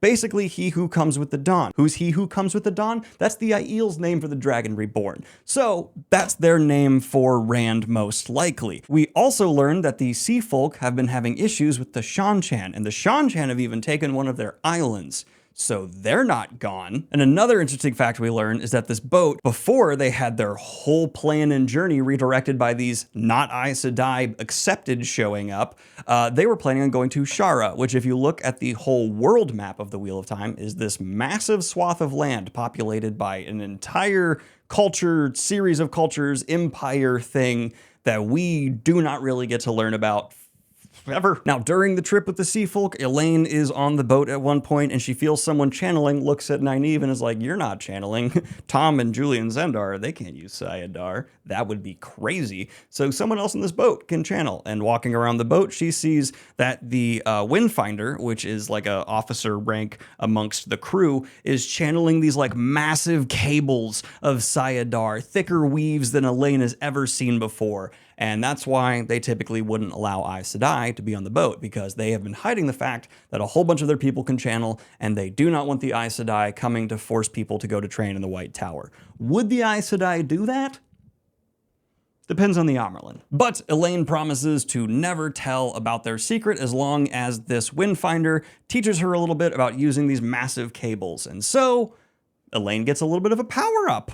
+1 to channeling thick weaves. They eventually arrive in Tanchico, and on like one of their first nights, Elaine parties with Tom, gets pretty drunk, and then remembers, oh my god, I recognize you. And she's had this like feeling the whole trip to Tanchico. She's like, you used to bounce me on your knee. I remember pulling your mustaches, which is something she did at one point, which is super socially uncomfortable, like earlier sober. And I'm never gonna address this again because it's so uncomfortable, but Robert Jordan had Elaine like flirt with Tom for a while in the series. Ew. He's like 60 and you're 22 and he doinked your mother. Robert, stop it. Getting back to her rooms though, Nynaeve finds Elaine to be drunk and goes, oh, come here real quick. Nynaeve, being the wisdom, has a great actual cure for being super drunk because they need her not to be drunk right now because Nynaeve needs to go into the dream world. So she grabs Elaine's face and slams it into a bucket of water and holds it under and is like, are you sober yet? Ah!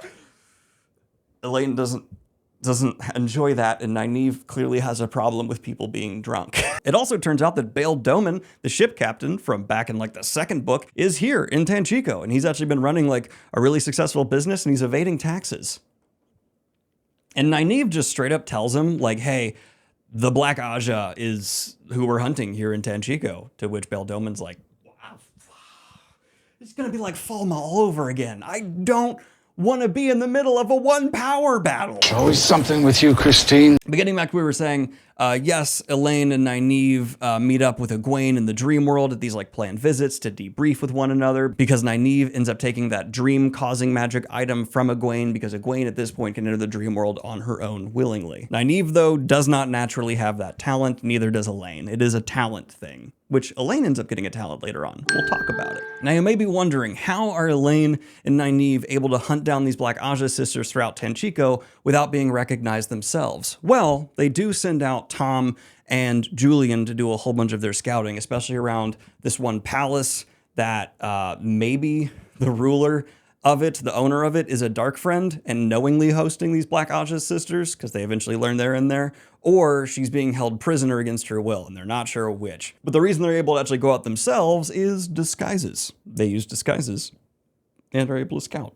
It's just a thing that's noted in the story. I'm here to tell it. Now, one day they're walking through Tanchico and they're accosted by a bunch of men. And this Shan-Chan lady we've been following in like these random little tiny sub POVs within chapters sees this happening and like steps in and helps beat off the guys who are with pain beat off the guys who are attacking Elaine and Nynaeve. And Elaine and Nynaeve are like, yo, thank you.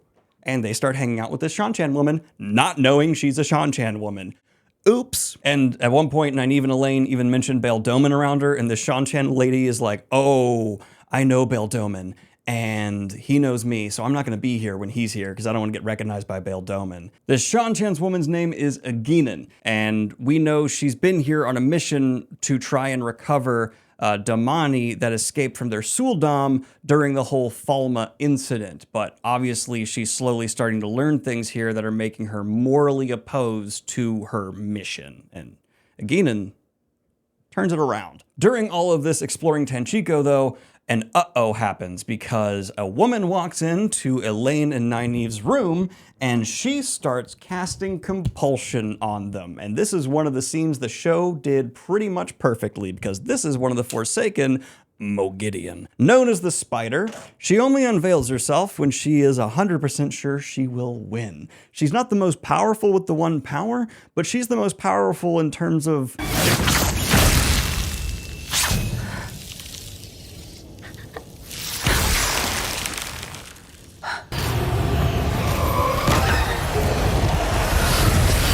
webs. Spider, you got it. And so, casting compulsion on Elaine and Nynaeve, she starts asking them all these questions about why they're there, etc., and learns some valuable intel, but doesn't learn the right valuable intel to figure out their whole scheming and plot, and certainly doesn't learn about the dream walking device they have. So, Spider good, Spider asked bad question. Except that I came knocking on the wrong door, then went on my way.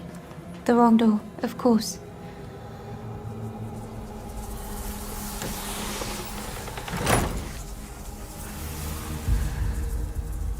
Now, at a certain point, Bail Doman walks in and sees Egwene, because, you know, he's just showing up on a friendly visit, and he attacks her on sight. It is right away just charge it! Because, you know, he justifiably has some anger towards those people after they accosted his ship at Falma and forced him to be around a very bloody battle that would do that to a fella. And also, she kind of personally screwed him over. Now, while communicating with Egwene in the dream world, they get a valuable lesson from Amis, because Amis at a certain point ends up joining Egwene in the dream world for these visits, for a reason we will talk about later. Now, this need that Nynaeve learns about, you think about need, and the dream world will show you where it is. And it's strange how much that actually works with what the dream world is, being based off willpower. It is absolutely an authorial cop-out, but you can't be mad at it, because will is the driving force of the dream world. So Nynaeve uses this need trick after this visit and is able to track down exactly where this collar meant to chain the Dragon Reborn is located within Tanchico. It also finds out there's a Dark One seal there. But before she's able to actually interact with Moghedien, who she sees in the dream world, and starts like pulling her own hair without meaning to, she's like, what is this? And suddenly the compulsion that Moghedien did to her has its claws pulled out of her mind, and she's able to remember it, because if you tell someone you compulse not to remember it, they won't. And of course, Moghedien did that. But Nynaeve just kicks a will check's ass and just go, oh my god, this person mind me. But before she can do anything about it, Birgitta Silverbow, the hero from the Horn of Valir, is existing in Tel Aron-Riod, the dream world. Apparently the heroes of the Horn of Valir just live in the dream world in between callings from the Horn. Why heroes from the Horn of Valir live in the dream world as their afterlife, as well as wolves? I'm not sure. But Birgitta just gives Nynaeve the rundown on Moghedien and is like, yo, this chick's super dangerous, don't fight her. And so Nynaeve fights her. They eventually, now that they know the location of these items, infiltrate the Penarch's palace and find out that this noble lady who's hosting the Black Aja is not doing it willingly and has been having a rough time of it. But on top of that, Nynaeve confronts Moghedien, and this is how powerful Nynaeve is. She is not nearly as deft with the One Power, but she is so overwhelmingly strong that Moghedien has to use like all of her capabilities just to stop Nynaeve from overwhelming her with sheer output. Because Nynaeve, believe it or not, is kind of in a similar range to Rand in terms of just ability. It is noted that Moghedien is also one of the weakest in power, as I said, for the Forsaken. So this is like the perfect not situation for her to thrive in. She wants to be a spider off to the side, not someone in a fist fight. But in the most Nynaeve moment of this entire book for Nynaeve, possibly aside from the bucket dunk, in this like stalemate they're having, Nynaeve just takes a bracelet and throws it at Moghedien's face, and that distracts her enough for Nynaeve to then shield her, tie her up, and then someone attacks her wearing someone else's face, distracts Nynaeve, and Moghedien's able to get away. So it's a distract for Nynaeve to win, and then a distract for Moghedien to get away. Darn! But she does now have the seal to the Dark One's prison that's here, and she has the dangerous thing for Rand. I realize I have not entirely described what the seals of the Dark One's prison are. I will do that now. When the prison was made by Lews Therin to seal the Dark One out of this reality in a very patchwork manner that's coming apart 3,000 years later, there needed to be like focal points to hold it in like a metaphysical sense. And so they took this material called Quaindiar that is supposed to be unbreakable, and they made them focal points for the prison. Except now this unbreakable material is breaking, hence why I've been noting that these seals have not been in great shape. At one point, someone takes a knife and, like as you can with soft metal, just shears off a strip and is like, yeah, these are not doing great. The Dark One's wearing his way through this Quaindiar. During this time, we learned that Moghedien was 200 years old when she joined the Forsaken, and that was considered young for an Aes Sedai at the time. And while Aes Sedai have extended lives in this time period, they do not live that long and be considered young. And so there begins to be this implication that the Aes Sedai are doing something now to themselves that prevents themselves from being able to have these super long lives, and instead only get to have long lives. Not elven long, but like Aragorn long. Anyway, though, after this victory, they take the thing that would hurt Rand, give it to Bael Domin, and he does the smartest thing that anyone can possibly do to get rid of an item to never have it found again. Even powerful magic cannot retrieve it from this. He goes way out into the ocean and he throws it in. Because I don't care how powerful you are with magic, water pressure will kill you. And that is the ending of this plot line. Now from here, believe it or not, we are not going to be ending this video with Rand, and instead we're going to end it with Perrin, meaning we need to pick up with him on his way to the Aiel Waste, which starts all the way over here. Because before Rand can leave, he needs to make sure that these pain in the ass High Lords that he's been struggling with and sending death threats to will not just completely disobey him after he leaves and try and like retake power. Now, not only has Tom Maryland been giving Rand advice on how to deal with these guys, but he's also been spreading rumors among the common people to make it so that your average everyday individual is on Rand's side. Very good thing to have. But on top of that, Rand is like, hey, I know how to keep you all loyal to me. I'm gonna start a war. And on top of that, he decides to leave a nice little reminder for them. He grabs Kalendor, the sword that's not a sword that he's learned is very dangerous, and he doesn't necessarily want to use a whole lot, and it's just, you know, it amplifies the taint, and I don't want more taint. And in a gathering with all the High Lords, with Matt there as well, and Egwene and Moraine, he puts the sword into the ground once again of the Stone of Tyr, and he puts wards around it so no one can touch it. And he tells the High Lords, so just if you ever think about betraying me, remember what I can do to you. with that. And the war he's sending them off to, it turns out, is not the war that these High Lords want, which would be a war with the country that's long been considered their rival, Ilion, which is currently being led, if you remember from the last book, by Samael, another Forsaken. But instead, he decides to send all the soldiers from Tyr into Carian to help stop a civil war that's happening there and stabilize the government. In fact, we've even learned that there's excess grain in Tyr, and they're going to take the excess grain and start giving it to the people who are suffering in Carian. Rand might not have tact as a leader, but he is a man of the people. And while some people really don't like this move, it ends up working pretty well for him, because it turns out, well, a war will distract some people. A war that's that messy will distract the High Lords even more. And if you put the threat over their head that if they disobey this, you will Sayadin them, they're gonna really focus on that task. And it also allows Barrelane to kind of get some breathing room and stop having all these High Lords be creepy with her, because she's a very beautiful woman, so they're also like noted to be gross towards her as well. And Rand hates that. He might not want to be with Barrelane, but you know, he's not a freak. But they need to get to the Aiel Waste, and I forgot to put the little red hair on Rand. There it is. And would you believe it or not, the best way to get to the Aiel Waste happens to be a portal stone. You know it, you saw it, you loved it. You're wondering why they're willing to do that again after one of them showed them a bunch of different futures that were awful to witness. And there's a lot of death, and Rand saw, I went again loose Theron from the dark one. It was flicker, flicker, flicker, flicker. Ugh. But, Rand knows a little bit better this time. And also he's got Mat with him. And he's trying to choose between the symbols on the portal stone, and a couple of the Aiel that are with him say like, hey, that symbol means Rodion, and that symbol means Rodion, so just choose between the two. And Mat, with his luck factor, is like, I got a coin. That one. While Egwene is like, Mat, that's really stupid. We're not going to do this on a coin toss. Moraine goes, no, no, no. He's got a point, he's Tel'Varin. And so they go with Mat's coin toss and appear in the Aiel Waste, because Robert Jordan really liked his plot conveniences and did not want to deal with any more travel than he's already had to in this series. This is unfortunately one of the areas where doing these summary videos is going to suffer the most, because a ton of Rand's plotline is finding out a bunch of minutia of the Aiel's culture. I just cannot devote a ton of time to Aiel culture, though don't worry, there's gonna be something to help with that later on. Arriving in the Aiel Waste though, they are at Rodion. It's this beautiful city covered in mist. How can it be covered in mist if they're in the middle of the Aiel Waste, which, judging by its name, is a massive desert? The answer is ancient magic. This is a super protected city that's massively important to the Aiel culture, and to become a wise one or a clan chief, you have to go in there and pass some rituals. And so when they arrive, it's not nice, because there is a group of Aiel there called the Shido, and the Shido are all of the Aiels that are holes.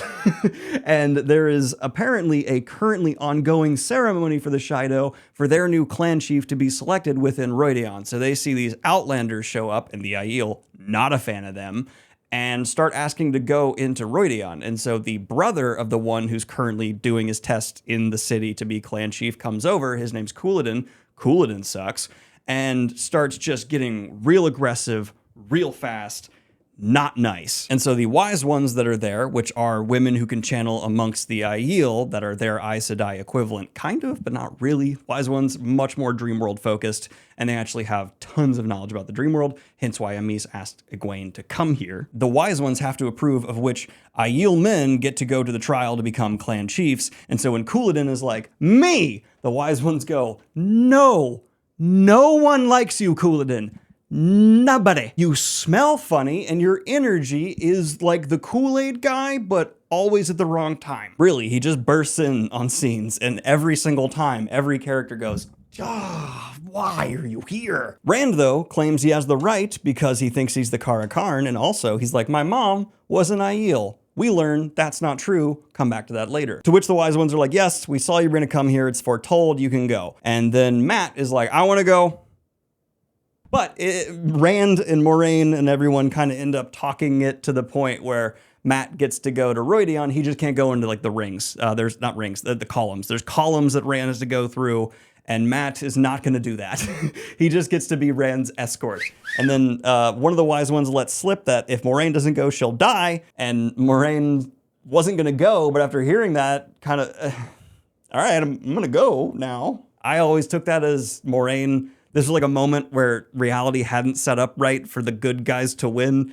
And so God or something, reality, chance, just stepped in and waggled this wise one's tongue to say something they shouldn't. But they're going to get less and less of those saves because the dark one's having more and more influence on reality. So now we have Moraine, Matt, and Rand going to Rhuidean. Hold up, one more goes. Remember? Despite wanting to continue to be a Maiden of the Spear, Aviendha tries to like walk off like they forgot I'm here. The Kara Karn's here, so they're not gonna pay attention to me. No, though they are. And they force Aviendha to give over her spears and all this stuff and get butt naked and run to Rhuidean. And Moraine has to run naked there too as well. Guess who doesn't have to be naked? The boys. Robert Jordan. God damn it, dude. And I like boobs. We also learn about G.E. Toe during this time, which is like the Aiel's cultural bartering system of honor. Essentially, if you dishonor yourself, you have to pay the person back in some way, either with service or something of value, though not typically money.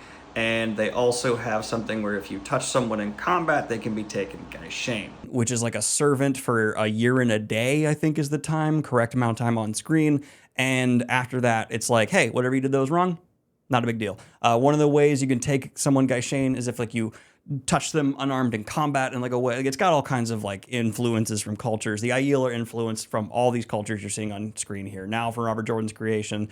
So they're very interesting. My favorite culture in the Wheel of Time. But from here, we go into Rhuidean. And Matt and Rand, they kind of act like doofuses. They're doofuses whenever they're together. Like, it takes so much of the weight of being Dragon Reborn. It takes so much of the weight of what Matt's going through and kind of just lifts it. And you see Matt does not have his staff here because you're not allowed to bring weapons into Rhuidean. And there's a really fun moment where he's taking out like all these knives that are hidden within his outfit in the Aiel, even like not liking this guy too much, have to take a moment where it's like, that's respect. I like all your knives. Very cool. But once they're within the mists of the city, they find the Avendasora tree, which is the like sibling tree to the one that was cut down to cause the Aiel War. Very sacred, special tree. And Rand notes two little powerful figures holding crystal balls. They're like little tiny statues, and they remind him of the gigantic statue he saw in the Great Hunt.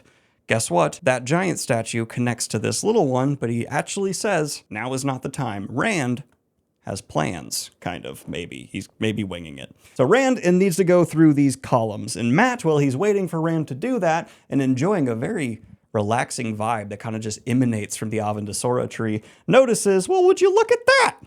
It's another red doorway. Let's just wander on through. So Matt just strodes on through, wanting to get more answers, certain he's not going to trip up on the words he says this time and ask the right questions, walks in, and it's not snake people. They're fox people. And are they wearing human flesh? That's fleshy. That's okay. And there's actually a difference Matt doesn't know. The fox people answer questions. The snake people grant wishes. And he doesn't even go into this alien world full of cost and magical stuff with the right intent. It does not end well for him. This time, Matt steps through and he meets the eelfin. More fox-human hybrids. He is again brought before a council where he is told, speak. By the ancient treaty, here is agreement made. What is your need? Speak. Matt asks, who is the daughter of the Nine Moons, and why do I have to marry her? None of them answer. Matt says, you are supposed to answer. Silence. Burn your bones to ash. Answer me. Who is the daughter of the Nine Moons, and why do I have to marry her? How do I die and live again? What does it mean that I have to give up half the light of the world to save the world? Those are my three questions. Say something. Dead silence. He could hear them breathing, hear the blood throbbing in his ears. I have no intention of marrying, and I have no intention of dying either. Whether I'm supposed to live again or not, I walk around with holes in my memory, holes in my life, and you stare at me like idiots. If I had my way, I would want those holes filled. But at least answers to my questions might fill some in my future. You have to answer done. One of the men growled, and Matt blinked. Done? Done what? What did he mean? Burn your eyes, he muttered. Burn your souls.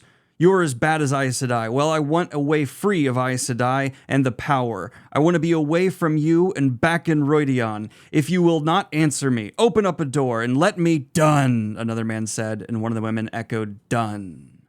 Matt scanned the walls, then glared, turning to take them all in, standing up there on their pedestals, staring down at him. Done. What is done? I see no door. You are lying goat-fought fool, a woman said in a whispered growl, and the others repeated it. Fool, fool, fool. Wise to ask leave-taking when you set no price, no terms.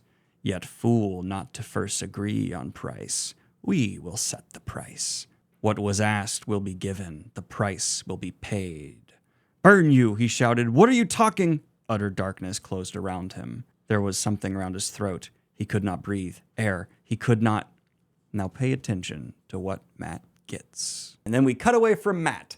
Then we cut to Rand, who ends up going through this incredible journey to find out the complete history of the Aiel, and that would take a ton of time to get into. Fortunately, I already have a video on that. It'll be linked below and also time-coded. You can go see the entire experience Rand goes through here, and then you will learn in detail all the things he learns about the Aiel. But boiling it way down, the Aiel used to actually be like Tinkers, the people you've met repeatedly throughout the series who are all peaceful and will not commit violence. They were specifically sent during the breaking of the world by the Aes Sedai of the time to protect the Avendesora trees you're seeing here, why they're very important to Aiel culture, and a massive load of just other powerful artifacts that the Aes Sedai at the time had. Some of the Aiel split, ended up going off on their own and becoming the Tinkers we know now. Another split happened, which actually resulted in the violent Aiel that became all these clans that we are currently dealing with. And then a final group called the True Aiel maintained the peaceful way with their wagons in these Avendesora trees, got to Rhuidean, which was made for them by Aes Sedai with the One Power before kind of disappearing into history. And the only Aiel left are these ones who are violent and do not remember that they broke their oaths. They are oath breakers. And to Aiel, this is mind-shatteringly bad. It is something that will actually drive some Aiel crazy. And we even see this happening in the columns because guess what? Couladin's brother still in there tearing out his own eyes because he can't handle the truth. It's a bad realization to have. But Rand kind of has a bonus. He has a natural resistance because he hasn't grown up being an Aiel his whole life. And so he learns this history, and while it's shocking, seeing these amazing events through history do have an emotional impact on him. He's not going to go insane and claw out his own eyes. Though, maybe the coolest thing he does see happen is the boring. The boring is what brought the Dark One into the world. You see, at the height of society, where technology and magic have reached their zenith, Aes Sedai got so advanced that they begin to actually explore the multiverse. And one of them, a researcher named Mirren, poked a little hole in reality into another realm where she thought there was an infinite power source. Oh no, that's the Dark One. And then he comes on into the world and begins the War of the Shadow, something that happens in every single turning of the wheel at this point in this age. And that's bad.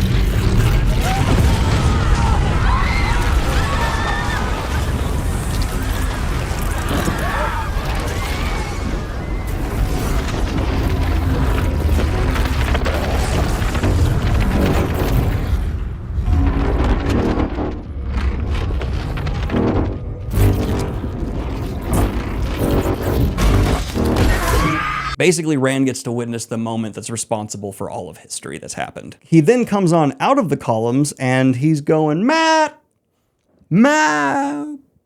And I can't say what's happening to Matt without being demonetized on YouTube, but let's just say he's hanging in a very non-breathing way. So Rand gets him on out of that position, puts him down, and actually does like proto-CPR he learned from back when he was a boy in Two Rivers, and is able to resuscitate Matt, which I always thought, like, possibly Tarvelianness, the fact that he's actually been in those columns for 7 days, and he managed to come out at the exact, like, span of time to save Matt from dying this way.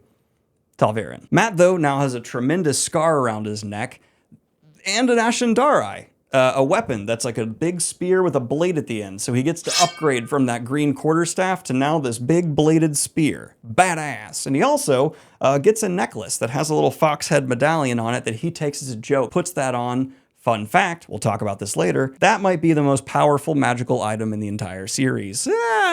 That's not owned by Rand, because it negates stuff. Matt and Rand, though, oh, I didn't draw his hair again. God damn it! Matt and Rand, though, return from Roidion and run into some Shido Aiel, including Couladin, who, seeing them return, attack them because they accuse Rand and Matt of killing Couladin's brother because there's no way these Wetlanders would return before him. And Rand responds, I have very bad news for you. I saw him clawing out his eyes. He's not coming back. Couladin does not believe him, but intervening in this violence, the Wise Ones come on in and tell Rand, dude, show your tattoos. Rand, what? I don't have any tattoos. Oh, right. Clan chiefs get tattoos. They get dragons that like appear in their arm. All right, here you go. No, show the other one. What? Oh, twice. Oh, right. The Karakarn gets marked twice. Regular clan chiefs get marked once. And in addition to that, in the Dragon Prophecy, it says twice he shall be marked twice. So now Rand has herons on each palm from what happened in the previous books, and dragons on both arms because of what's happening now. And I am very sad to say to Rand that he is non-consensually being body modified a good amount, but he is officially he who comes with the dawn, hence the red sun coming up behind him. They wait a little bit longer, and eventually Moraine and Aviendha return, but then they begin heading off to Alcair Dal, where all the clans are going to be meeting to hear the pronouncement of the Karakarn. On the way, though, they're going to make a stop at Cold Rock's Hold. And so much stuff happens during this time. We get a rundown on Rand's actual lineage, and no, it's not his mom who's Aiel, it's his dad. His dad was a clan chief who was known for bringing peace. His mom was actually an Andoran noble who came to the Aiel Waste because of a foretelling she got, even abandoning one of her sons, which means Rand has a half-brother. And she was so determined, her name was Shale, that to survive in the Waste, that she ended up becoming a Maiden of the Spear. So when the Aiel War began, she went on over the Dragon Wall and ended up fighting and died on Dragonmount, giving birth to Rand. Aviendha, though, is instructed by the Wise Ones to basically follow Rand around a lot and teach him about their ways and be their spy.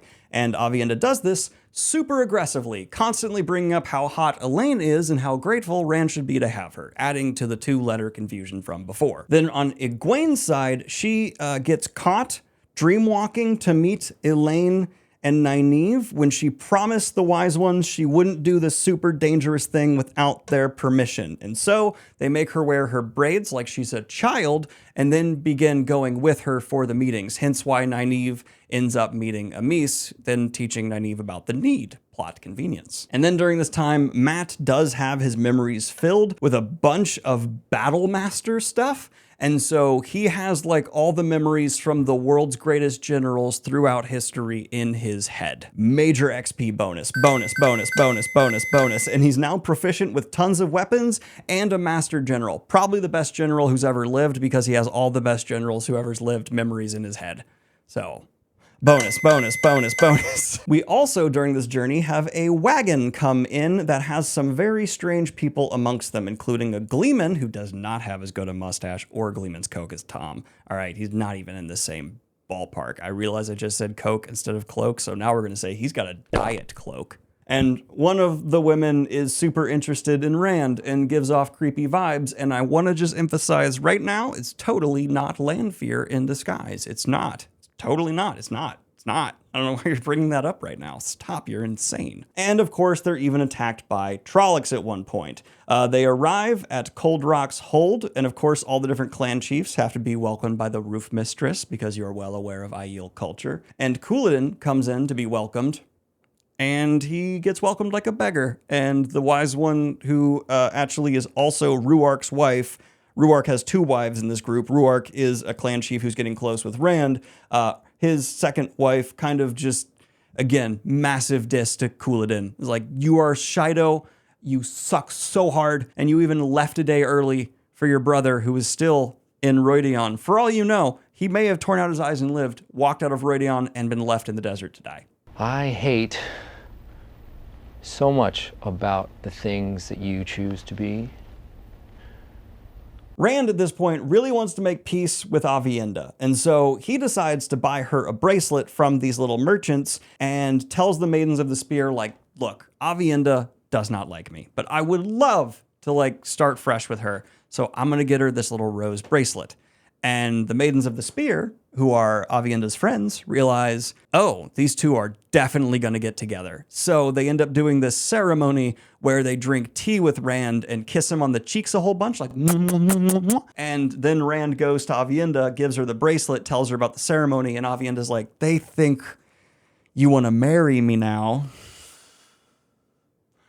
Thanks for the bracelet, you fucking idiot. Ugh! We then see Rand go sleepy sleep and, see the little gold on his arms now? Those are the dragons. And he has a wet dream about 3 different women. And if you remember, Min has been having visions about Rand falling in love with 3 different women. And the 3 women that Rand has a wet dream about are Elaine, Aviendha, and Min. And yep, the reason I'm calling it a wet dream is because Robert Jordan decided to take his metaphor and just turn it into what's happening in the dream, and they're all swimming in a big lake. Except guess who shows up super jealous? That's right, Lanfear. And she screams at Rand that he can't even not be hers in his dreams. That, Lanfear?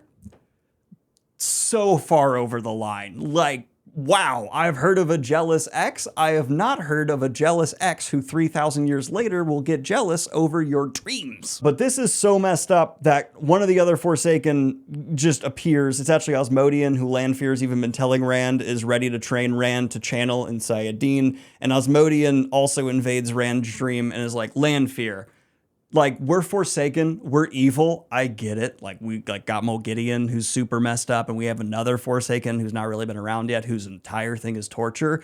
This is the most screwed up thing of all of us that we've ever done. This is really bad. Let's leave. And so Lanfear, after forcing Rand to be naked with her in this water and biting him, then leaves.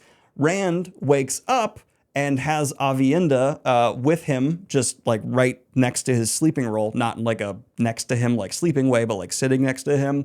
And she admits that the wise ones watch his dreams, and Rand just had a wet. But now things are bad because there's actually, again, a shadow spawn attack happening. Would you believe it? It's really annoying how often it happens in this book. And actually one of the wise ones dies from a Drakkar attack. That's the thing that can like coo at you, and it'll vampire and wrap you in its wings and like kill you in a lover's embrace while sucking your blood. So one of them dies that way. There's a bunch of Trollocs. Rand jumps out, fire sword, kills a bunch of them, yay. But they've realized the Shido have left early to go to Alcair Dal so that Couladin, being the lamest, just annoying guy, can proclaim himself Karakarn before Rand. And so Rand and the rest of them get to Alcair Dal super fast, and before Rand can make his proclamation, in like the lamest way possible, Couladin runs up first, lifts up, get this, fake dragon tattoos that Osmodian, the other Forsaken, put on him, and says he's the Karakarn. Awful look, my man. Not good. And so, of course, Rand is able to just Karakarn him.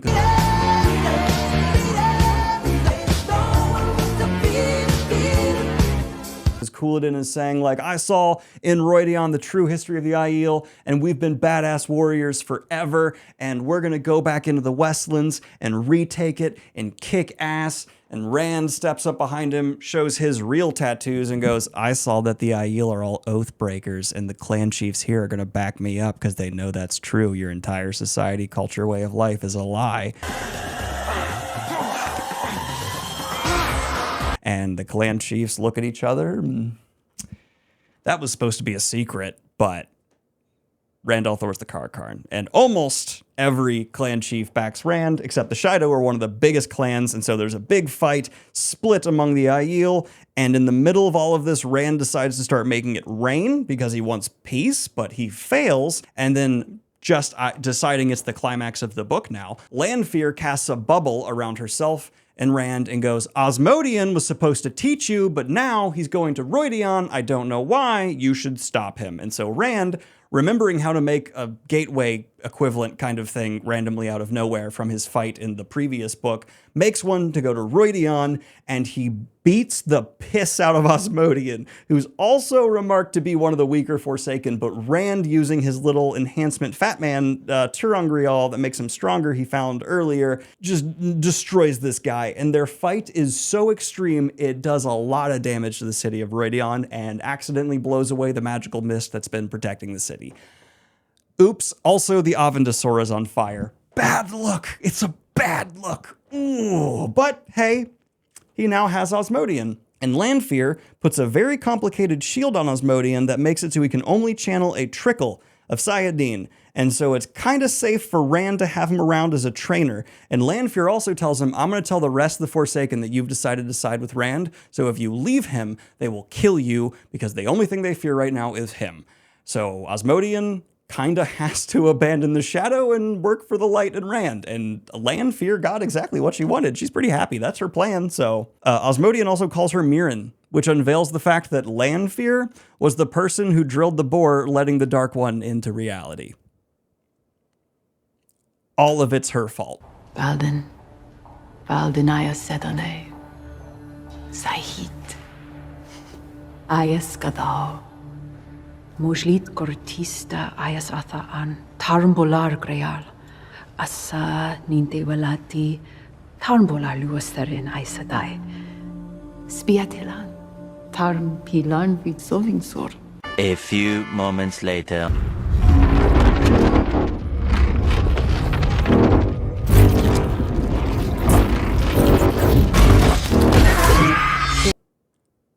All of it. Rand then takes Osmodian basically by the scruff of the neck. He grabs the two figures from before who are linked to the incredible, powerful statues that basically can allow a man and a woman, prospectively, because there's two of them, to channel even more of the power, exponentially more than even Kalendor can. Comes back, finds the Aiel in rough shape, and he's like, hey, I got my Aiel army, at least most of it. The Shido left, but those guys. And that is the end of Rand's plotline. Now, before we get into Perrin's plotline, there was one important thing I forgot to talk about. What do you mean I'm wearing different clothes? I absolutely did not forget to record this. Nothing has changed. You're crazy. What are you talking about? Why is the definition of gaslighting on screen? Remember how I said Swan Sanche had to approach the Hall of the Tower and be like, the dragon is reborn, and then she sent away like 12 of her best Aes Sedai? That turned out to be a bad move because we see Elida just kick open the door to her study and start going, you stole the election. I was going to be Amerlin seat,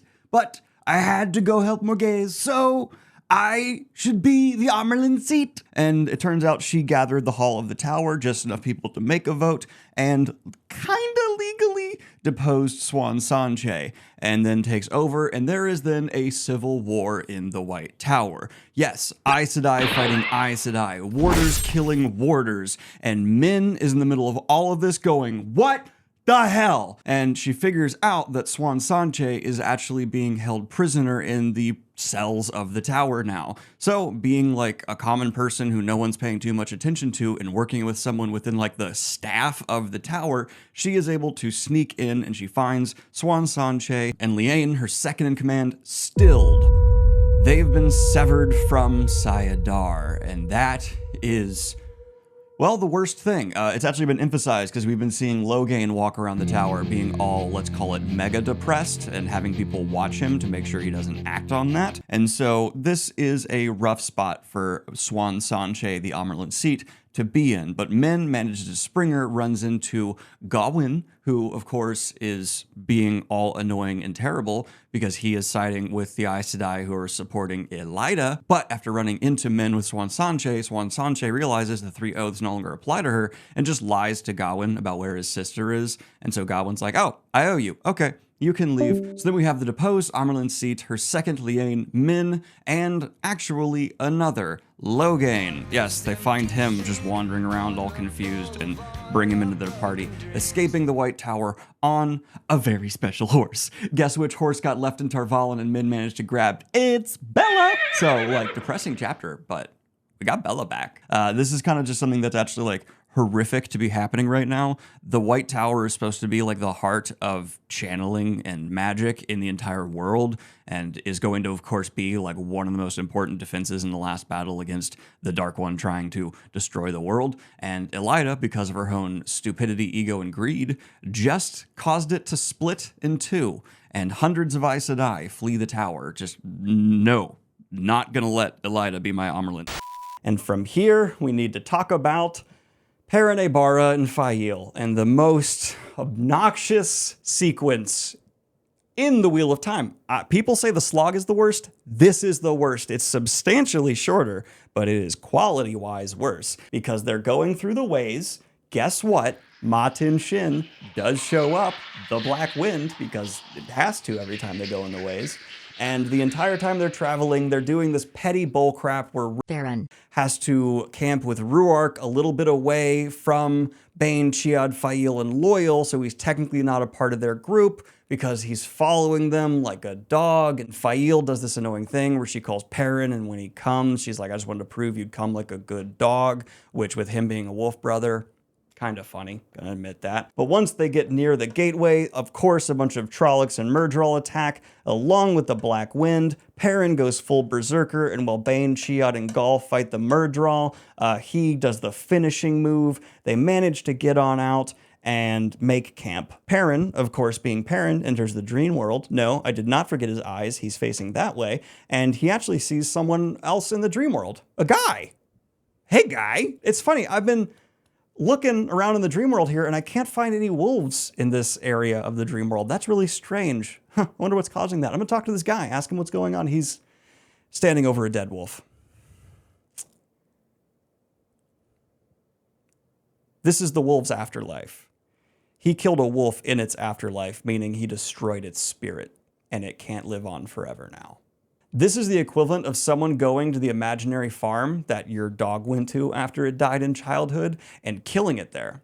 But, like, really. And so Perrin has a problem with that. Meet Slayer. Hopper has been avoiding Perrin in the dream despite Perrin calling out for him, and Slayer retreats into the Tower of Genji, which is said to be the Tower of the Aelfin and the Eelfin. Perrin learns this because a random woman with a blonde braid and a bow shows up and tells him about it. It's Birgitta Silverbow, again, from The Horn. And Hopper, after Perrin's done talking with her, tells Perrin, hey, I showed up because you were hunting Slayer and that's dangerous, and he ran into this tower, but you've just been standing here talking to nobody. I did not see this person. So while Tel'aran'rhiod Riyadh is both the afterlife for Heroes of the Horn and wolves, they apparently do not interact. But from here, they finally travel, still separately, down to Emond's Field. Perrin and Gaul wake up before Bane, Chiad, and Fail and go down first. Perrin gets there, and he actually first meets up with Egwene's mom and dad. And he gets so much bad news. So we're going to start with the fact that, yes, the White Cloaks are here, and they've been abusing people and hunting Perrin, accusing him of being a dark friend, as well as Mat and Rand. And it's been awful. They've kidnapped Mat's parents and the blacksmith and his wife that Perrin was apprenticed to here in the Two Rivers, Mr. and Mistress Luhan. So the Cothans are taken, the Luhans are taken. At this point, though, Perrin just tells Egwene's mom, like, hey, I'm going to turn myself in. They're going to kill me, and it's going to be for the net good for you all. At which point, Fail catches up, kicks open the door, and is like, what you're gonna do? We're not here on a mission. I can't say that word. We're not here on a death mission, you dolt. Perrin tries to do the whole, like, noble, I have to do it thing. And at this point, Egwene's mom has to intervene, and she tells Perrin, they killed your family. The Trollocs that are in the area. Yeah, Trollocs are here too. That's why we haven't tried to resist the White Cloaks. There's been Trolloc raids, and they burned your family's farm and massacred everybody. And it's not just his mom and dad. Perrin loses everyone. And so he doubles down and he says, okay, well, we still need to find a way to rescue these people and deal with the White Cloaks and the Trollocs. And he keeps trying to keep focused on what's in front of him. And he realizes he's crushed a mug that was given to him that was full of wine, and he's so sorry. And then Fael grabs him and it's like, Perrin, you need to mourn. Your family's dead. And he completely falls apart. Perrin just ends up weeping and crying because everyone he's loved, except for the Emmonsfield Five who have left, and I guess a couple others, have been butchered. And so he's left alone with Fael to mourn. And it's really sad. Perrin is this big, gentle giant, and he's had his heart ripped out. And so it kind of adds that extra angle in of, like, Perrin has been so sweet and so kind throughout the whole series, and now he has been hurt the worst of anyone up until this point in the Wheel of Time. Fortunately, though, after he's done grieving briefly, there's still a lot to come.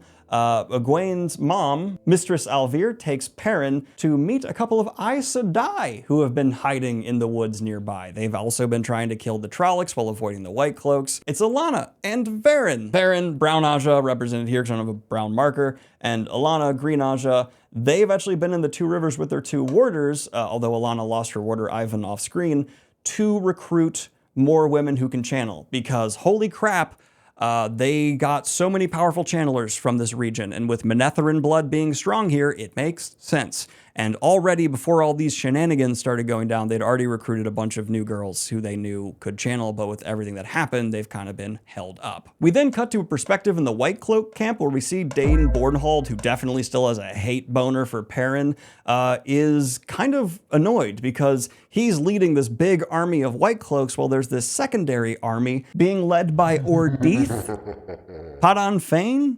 And while his White Cloak camp is all up and clean, this White Cloak camp is a disgrace. And also Dane Bornhold thinks Padan Fain or Deeth might be trying to have him killed because he keeps going out on patrol and his patrols keep getting attacked by Trollocs, and he's like, that's suspicious. Anyway, let's keep trying to hunt this dark friend Perrin. And then finally, a bit of information is dropped that Ordith, Padan Fain, and his White Cloaks are actually who butchered Perrin's family.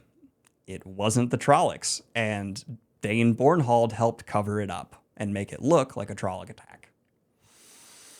So when I say Perrin has reason to hate White Cloaks, it's more reason than he's even aware of. But Perrin then, cutting back to his POV, goes on this spree where he tells local farmers, we need to regroup in Emmonsfield. Absolutely. We cannot be scattered into all these farms. That's why Trolloc raids are effective. Take all your livestock, harvest what you can, go to Emmonsfield. We're going to rally. And one of the reasons they've not already done this is there's this local stranger who's been helping named Lord Luke. And Perrin notes that he smells like Slayer smelled in the dream. It's a coincidence, of course. And so Lord Luke's been advising people to like hunker down on their farms and fight from there. And they listen to Perrin, and Perrin's Talviranness kind of swirls everyone into making Emmonsfield their stronghold. And so Emmonsfield's being fortified while Perrin goes off to rescue the people that the White Cloaks have taken with the Aes Sedai and the Aiel, and they kick some White Cloak ass. It's a great success. They get everybody out. No one dies. And Perrin, with a bunch of Two Rivers boys and young men who have decided to fight with him, then, after they do this rescue mission, tells everyone, we're not going home, we're going Trolloc hunting. And these young farm boys who have Manetherin blood go, you know what, it's time to live up to that story. And so they go and start butchering the Trollocs that the White Cloaks have not done enough to kill. Except, oh no, after doing this for a while, the Trollocs somehow end up finding out about one of Perrin's ambushes, and it just so happened that Lord Luke had found out about that ambush.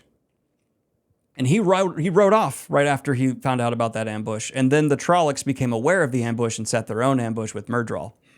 There are 20 plus Two Rivers men lost in this double reverse Uno ambush. And Perrin takes an arrow to the stomach. They then flee after some warders show up and save the day and run into some tinkers who have been surviving in the Two Rivers, and the White Cloaks have been making sure don't flee. Now, the Aiel that are with Perrin refuse to camp with them, with the Tinkers, and with what we learned with Rand, that makes complete sense. During this time, though, Perrin starts to do his best to heal, except it's not going great because they can't just rip the arrow out, and none of the Tinkers have the first aid or doctoral knowledge to fix this Trolloc arrowhead. Side note, Trolloc, the Shadow Spawn, are usually using weapons that are very dirty or like barbed and hooked, so just pulling them out, not good. And on top of that, Myrddraal blades, even if they give you a small cut, will usually kill you. Getting back to it, Perrin decides that tonight's the night to finally tell Fael about being a wolf brother. Yeah, he hasn't yet, though their relationship has been so fraught, I don't entirely blame him. And she in return goes, man, that's crazy. I'm also the daughter of Lord Davram Bashir, one of the most powerful Borderlander general king people. So I'm super important, noble too. I've kind of been keeping that from you. We're even, we're good, we're even, absolutely. That's, which is worse, hiding the fact that you can talk to wolves or hiding the fact that you've been royalty this whole time?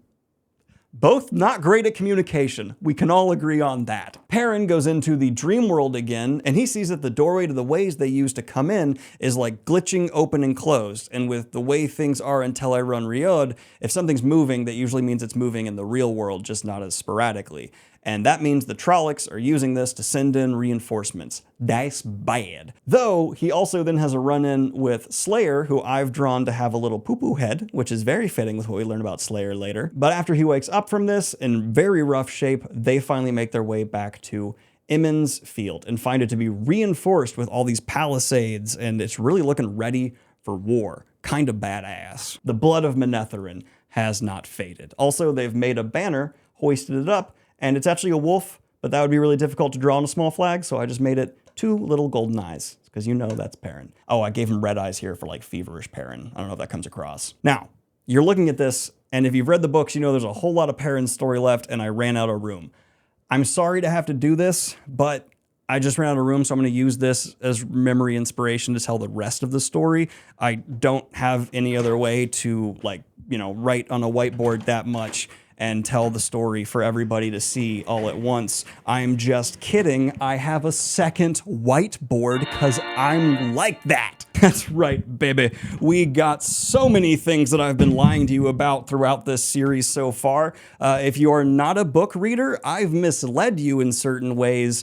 That Robert Jordan also misleads the reader, and this is like my representative form of that. Sorry to have lied to you. I do feel genuinely a little guilty. But this actually gets even sadder, because as Perrin is riding in to hopefully get healed from one of the Aes Sedai, who's actually already in Emond's Field, he starts hearing mothers and sisters and fathers crying out to the young men they knew rode off with Perrin, and they're not there because 20 men died under Perrin's watch. And so in the middle of trying to recover from this horrific wound, he also starts grieving again. Though he's finally taken to bed, Alanna heals him as Perrin tells Loyal about the Waygate being used, and Loyal decides, bet.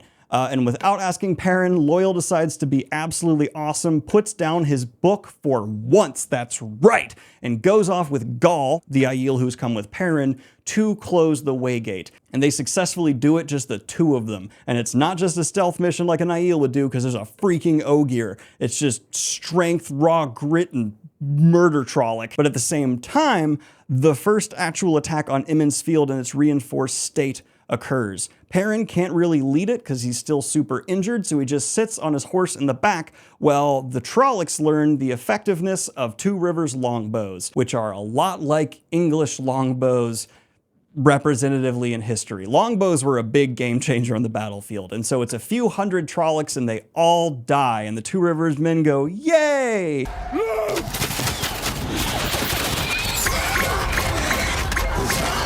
That's him again! No! No! No!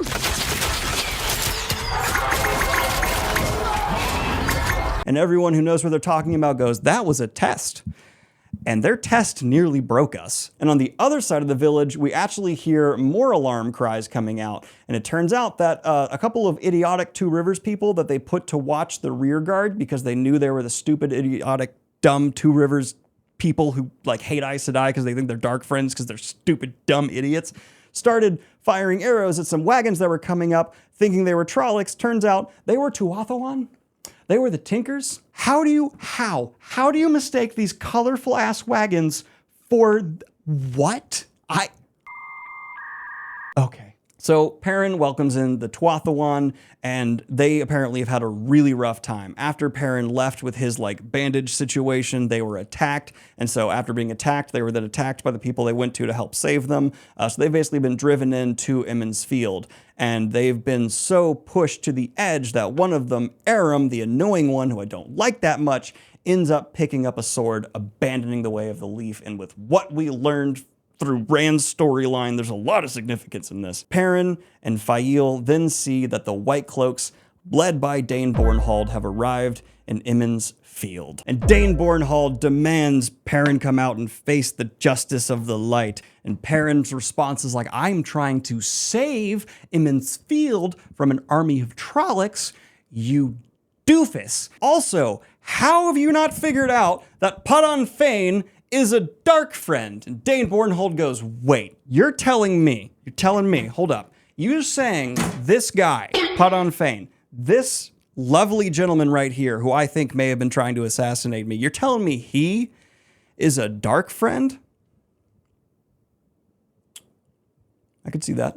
I'm really proud of that Padan Fain drawing. At this point though, Loial and Gaul get back from their adventure. Gaul is seriously hurt, but they successfully closed the way gate, so no more Trolloc reinforcements for come. Though Loial warns Perrin, he's like, there are thousands of Trollocs at this point. We got it closed, but there was a big stretch of time before we did, and thousands of Trollocs are now here. Roughly the same time, a boy from God knows where arrives and just tells Perrin, we're coming, and then he's injured, so he dies.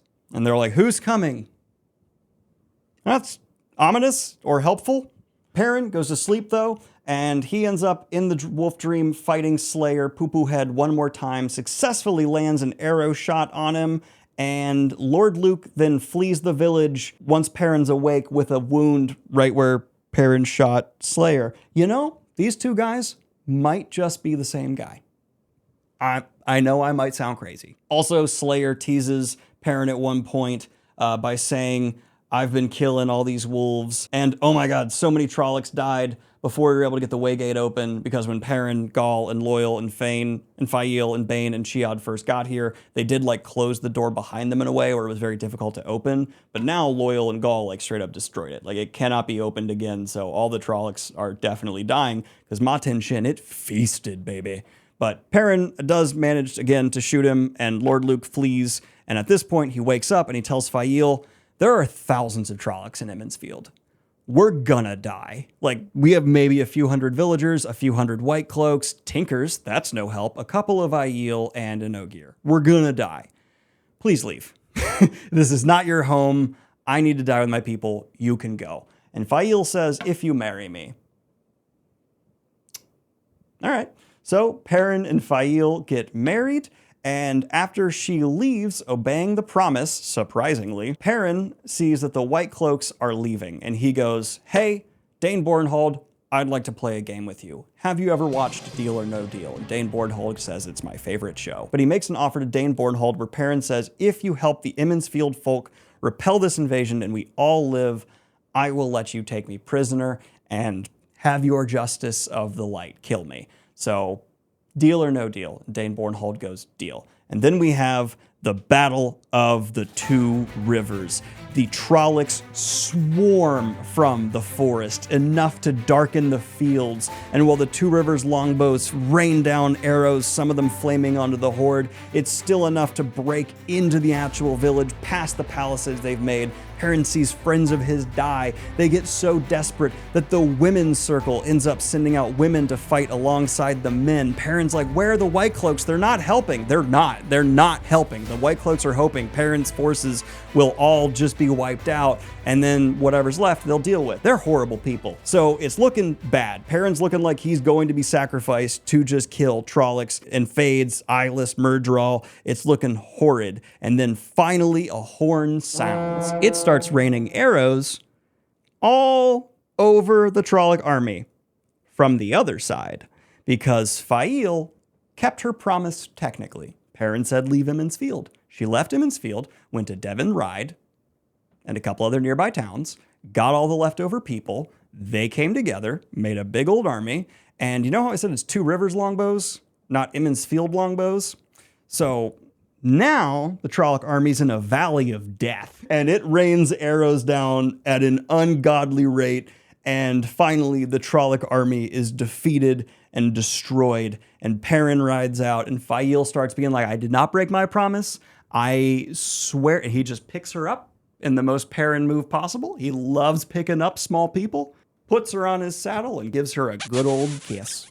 Loves that woman. They may have started in the most obnoxious way possible, but this ending is wholesome as hell. And Perrin then has to confront the White Cloaks because these sons of guns tell Perrin, like, hey, you need to hold up your end of the bargain. You need to come with us. To which Perrin says, no, I don't. You didn't hold up your end of the bargain, Dane Bornhald. You'd said you'd fight with us. And Dane Bornhald says, so you're not going to give into the light, shadow spawn, dark friend freak with your golden eyes? And Perrin goes, no, because it would be really dumb right now for me to just go with you. That'd be a stupid writing decision, I think. And all the other Two Rivers men who have arrived and swelled Perrin's forces to be like a genuine army of thousands now, all kind of pull back on their strings in the way like someone would load a rifle, and they're like, we don't like White Cloaks around here. We don't tolerate intolerance. And so the White Cloaks kind of walk away with their tails between their legs, and they're like, we're going to get you. And the final thing we see from this plot line is Ordith Padanfain with his Trollocs and Dark Friends watching, going, damn, I came here to lure Rand here, and I didn't even get the right guy, and he kicked my... I'm going to be a pain again in the future. And that is the storylines of The Shadow Rising, Book 4, and the Wheel of Time. I hope you have enjoyed, and now we will be moving on to Book 5.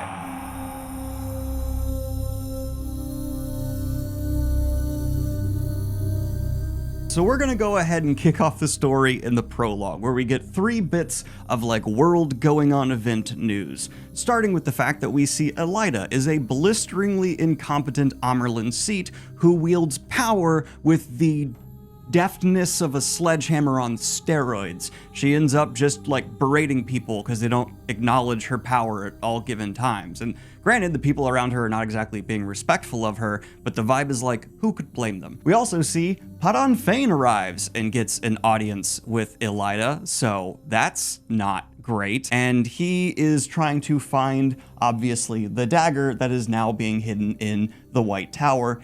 Isan Tarvalin looking for that. We'll check in with him later. We also see Ravine is still posing as Lord Gabriel in Camelin and abusing Queen Morghese. Her mind even like tries to resist it at times, but she's unable to overcome it because he's one of the Forsaken. It's compulsion, and Queen Morghese can barely channel. She's like the weakest channeler I think we meet in the entire series. She has trouble even embracing Sayadar. Then we see that Lanfear schedules a meeting with some of the Forsaken in Ravine, and they're putting together some schemes to try and set up Rand to come under their control. Some of the Forsaken want Rand dead.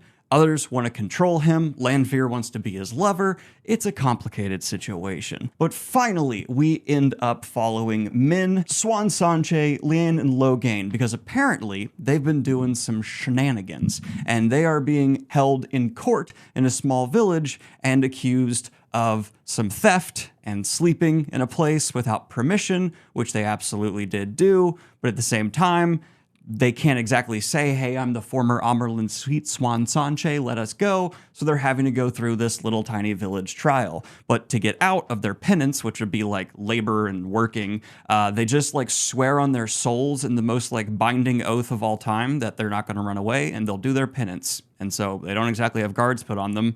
And they go off. And after they go off, they're being escorted to the farm they need to work on. And Logain, who was not in the group that was taken to court because he managed to get away, uses a rock, throws it at the one guard who's with them, and then like is, oh, we would have been able to free even if we didn't swear this like super intense oath. That's uncomfortable. Well, we do have to do the labor at some point, but we never said now. So they continue on to Salidar, where they're going to be meeting up with the rebel Aes Sedai. The Aes Sedai, during the split of the tower that did not support Elida, ended up going to this town, and this is where they're going to be making their like home base to try and recover and come back to overtake Elida as a false Amerlin, as they see her at least. The judge who was presiding over their trial, though, big surprise, is actually Gareth Bryn, who was one of the great generals of the world. Like, he is a military genius, but why would he be in this small town acting as like a judge? Well, Queen Morghese, under the influence of Lord Gabriel, who's actually Ravine, banished him because Gareth Bryn was actually a threat to Ravine. He's that competent. So she wasn't able to just fully kill him because that would be bad, but she is able to get him sent to basically be like a small town person. But this ends up working out really well because obviously he goes after these people he's sentenced to manual labor, and as he's trying to hunt them down, he ends up getting there right around the time our party actually manages to arrive at Salidar. And when he arrives, he learns that that was Swan Sanche that opposed Amerlin and her second, the Keeper of the Chronicles. And he's like, wow, well, they still owe me manual labor. And the rebel Aes Sedai are kind of contemplating, and they go, well, yeah, she can do manual labor for you because Swan Sanche is not an Aes Sedai anymore, and she can lie. So, yeah, Swan Sanche is going to do manual labor for Gareth Bryn until her debt is paid. Same with Liane and Min. So they're all stuck in Salidar, and Logain has a vision from Min continually where she sees that Logain has like glory in his future, despite the fact that he's a stilled, super depressed man. So what's going to happen there? How's Logain going to find all that glory? And the final cool bit of information we get with Swan Sanche and Liane arriving in Salidar is they actually aren't recognized at first for a little while. The rebels are like, Min, why are you here? And who are these people? Because when you're stilled, you lose like your Aes Sedai ageless faceness, but you don't like jump to the end age. You kind of stay youthful looking. So Swan Sanche and Liane just kind of look like how they should be. And they don't get recognized at first, but eventually the Aes Sedai go, Jesus, that's the Amerlin's seat. Oh, you're stilled. Well, you're not in charge anymore. But they need to do something with Swan Sanche, so she is put in charge of an eyes and ears spy network that the rebel Aes Sedai are putting together that is spying around the world as well as within the tower. And it's very clear that Gareth Bryn has a big old crush on Swan Sanche. Ew. First storyline done. Now for our second major plot line, we are going to be picking up with Elaine, Nynaeve, Tom, and Julian Sendar, because they are obviously on their way back from Tanchico with the seal to the Dark One's prison, as well as a couple other magical artifacts they managed to steal from the Hills City, if you have that one song still stuck in your head like I do. But Nynaeve recognizes a signal outside of a certain shop on their way home and realizes that that's a place for like eyes and ears of Aes Sedai. And because she's super close to the Yellow Aja, I wonder why that is. Nynaeve goes in to try and get some like news and updates from this person who clearly is within the network of spies that works for the White Tower. And the person relays the message to Nynaeve and is like, all sisters are welcome to return to the tower. All is forgiven. So Nynaeve says, what the hell are you talking about? Because she has no idea the tower split. Her and Elaine are sitting there, though, getting kind of sleepy, and they realize they can't channel. Oh no, we've been drugged. And so they're dragged upstairs and put in bed, and continually doused with this drug called fork root that actually not only makes you go lullaby sleepy bye, but also prevents women and men from being able to channel. Yes, this is like the first major introduction of a tool for normal people to use to be able to actually like fight against channelers, and it's drugging, so that's not awesome. Fortunately though, it was just Nynaeve and Elaine who went in here. Tom and Julian Sendar were just kind of like at a distance watching because they're always keeping an eye on them, even when they ask them not to, because men. And so as you see, Tom Marilyn kicks open a door and Julian Sendar comes in. They start making threats. They get what they need to get Elaine and Nynaeve out of there. But they're unable to figure out why exactly this woman had this message for them, and they still leave a bit confused. It's Nynaeve's turn to go into the dream world to meet with Egwene, so she also meets with Brigitte Silverbow, who warns her once again how dangerous Moghedien is. She's like, look, she's not the most powerful of the Forsaken, but the spider emerges when the spider knows it's going to win. So if she's coming after you, be careful, because this woman is just creeping up all and crawling on you, and you aren't going to notice the spider's there till he's biting. Brigitte leaves, though, and Nynaeve meets up with Egwene. And Egwene does the most screwed up thing possibly in the entirety of the Wheel of Time that a good guy does to another good guy. I even hesitate to call Egwene a good guy after this, because what the hell, Egwene? And I'm not gonna lie, after my most recent read through of the Wheel of Time, I love Nynaeve more than ever. She's just right most of the time.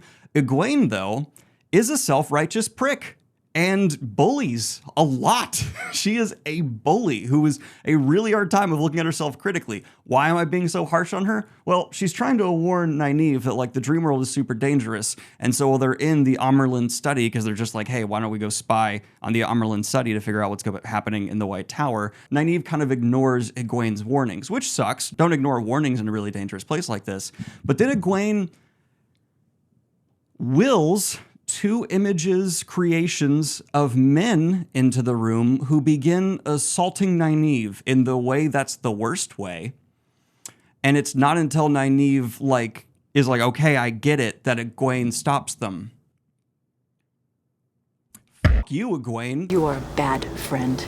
And this is not the last instance of Egwene being a fucking asshole. But they finally figure out what is going on in the tower, because they're going through the Amerlin's office, and it not only just been entirely redecorated to not look like Swan Sanche's rather like simple fisherman looking office, and instead it looks like this gaudy, gross thing. They find a document that's signed the Amerlin seat Elida. Oh, no. Continuing on their journey, though, they're trying to get to where the rebel Aes Sedai will be meeting, but Nynaeve is unable to remember like where exactly that would be, so they know they need to head in a certain direction, but not exactly where to go. The problem is there's all kinds of civil wars and horrible things happening along the way, including, guess what, the Children of the Light showing up in a place where there's also Dragonsworn, and Dragonsworn are like the cult of Randall Thor, except they're actually like a cult. They're not anyone Rand wants to be a part of, and they're led by, you remember him, Matima, the Borderlander who was all like, nah, when Rand left. Yeah, his like ferventness has just reached like Jim Jones levels. No one likes him. But anyway, we pick up following this crew, and Elaine runs into Galad, her brother. And you know how I said Galad's like an annoying Boy Scout? Where do you think he ended up? That's right, super sexy Galad joined the White Cloaks. Your sister can channel, and you've joined the White Cloaks.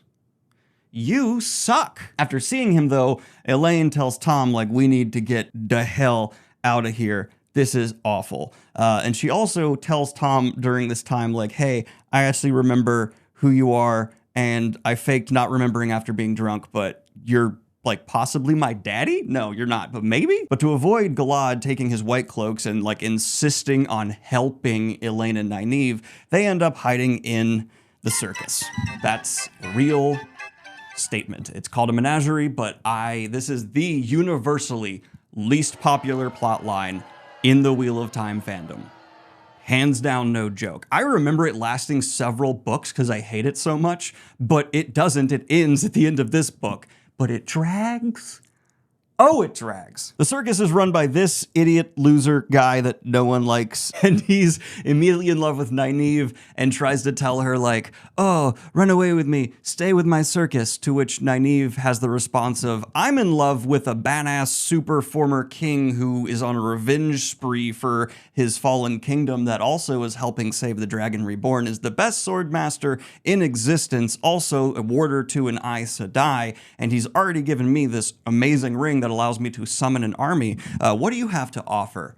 A circus. Yeah, I'm good, bro. Thanks. But they also meet amongst the circus a Shan-Chan who takes care of some leftover of those frog bears that the Shan-Chan left behind that have now become a part of like the attractions of the circus. Now, why do they not immediately hate this Shan-Chan? She's not exactly like a Suldam or Damani. She's just a person that's a Shan-Chan. So it's not like if you hate a country for invading you, you wouldn't then go up, unless you're like a horrible person, to like your average Joe for that country and punch them. There also is Aludra, the fireworks maker among the circus, and she is working to improve her fireworks. There are some cutaways during this plot line, though, that are pretty fun, where we see Moghedien is trying to order the Black Aja to specifically hunt down Nynaeve, and this includes Leandrin, and so Leandrin does not really like this Forsaken being in charge over her, and that's gonna bite her right into butt. A spider gonna bite her right into butt, because you do not want to go against a Forsaken if you're a Shadow Dark Friend. If you're in the light, they're super incompetent to take you down. But if you're a Dark Friend, don't. We also see Morghese finally overcomes her compulsion from Lord Gabriel, aka Ravine. She gathers up a group of people, including a little guardsman who clearly has a crush on her named Talonvor, and they get out of Camelin because she realizes there's no way she can retain her power, though she doesn't know for certain yet that that is Ravine. She just knows something is really, really wrong. And then also, Padan Fain in the White Tower does manage to get his dagger. A Black Aja sister arrives and helps him kill an Accepted and hide the body after he manages to retrieve the dagger, and then he bounce. But during all of this going on, they're moving through a country that is kind of the host of a civil conflict where the White Cloaks, who are not the nation's army, are fighting or beginning to fight with the Masima mad cult who worship Rand because, you know, Children of the Light do not like the dragon. They think that's like shadow spawn, bleh, that's dark friend fakeness. They'll save the world during the last battle. They're the Children of the Light, and they're dumb. But in the dream world, Nynaeve ends up running into Moghedien again, and the spider actually manages to do a really damaging attack on both Nynaeve and Birgitte, because she's met up with Birgitte. And something happens in this fight where Birgitte shoots an arrow through Moghedien, which if you get damaged in Tel'aran'rhiod, you're damaged in the real world. So Moghedien disappears after that, but at the same time, she somehow makes Birgitte disappear from the dream. And she's a spirit in the dream world. What? Where did she go? Oh no, is she gone like a wolf? But we cut to seeing Moghedien awake amongst her Black Aja sisters, and Liandrin's like, here's my chance. I'm gonna take out Moghedien and become a Forsaken myself. And so she tries to attack a wounded Moghedien, and Moghedien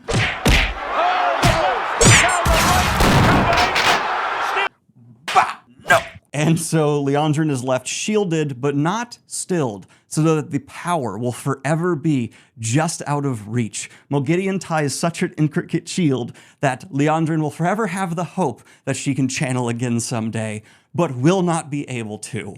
And oh, is that worse than being stilled? Ah! What did you learn tonight?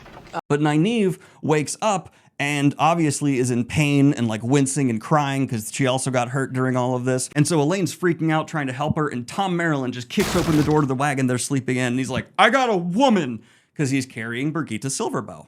It turns out that Moghedien somehow removed Birgitte Silverbow from the dream world, and that made her physically manifest.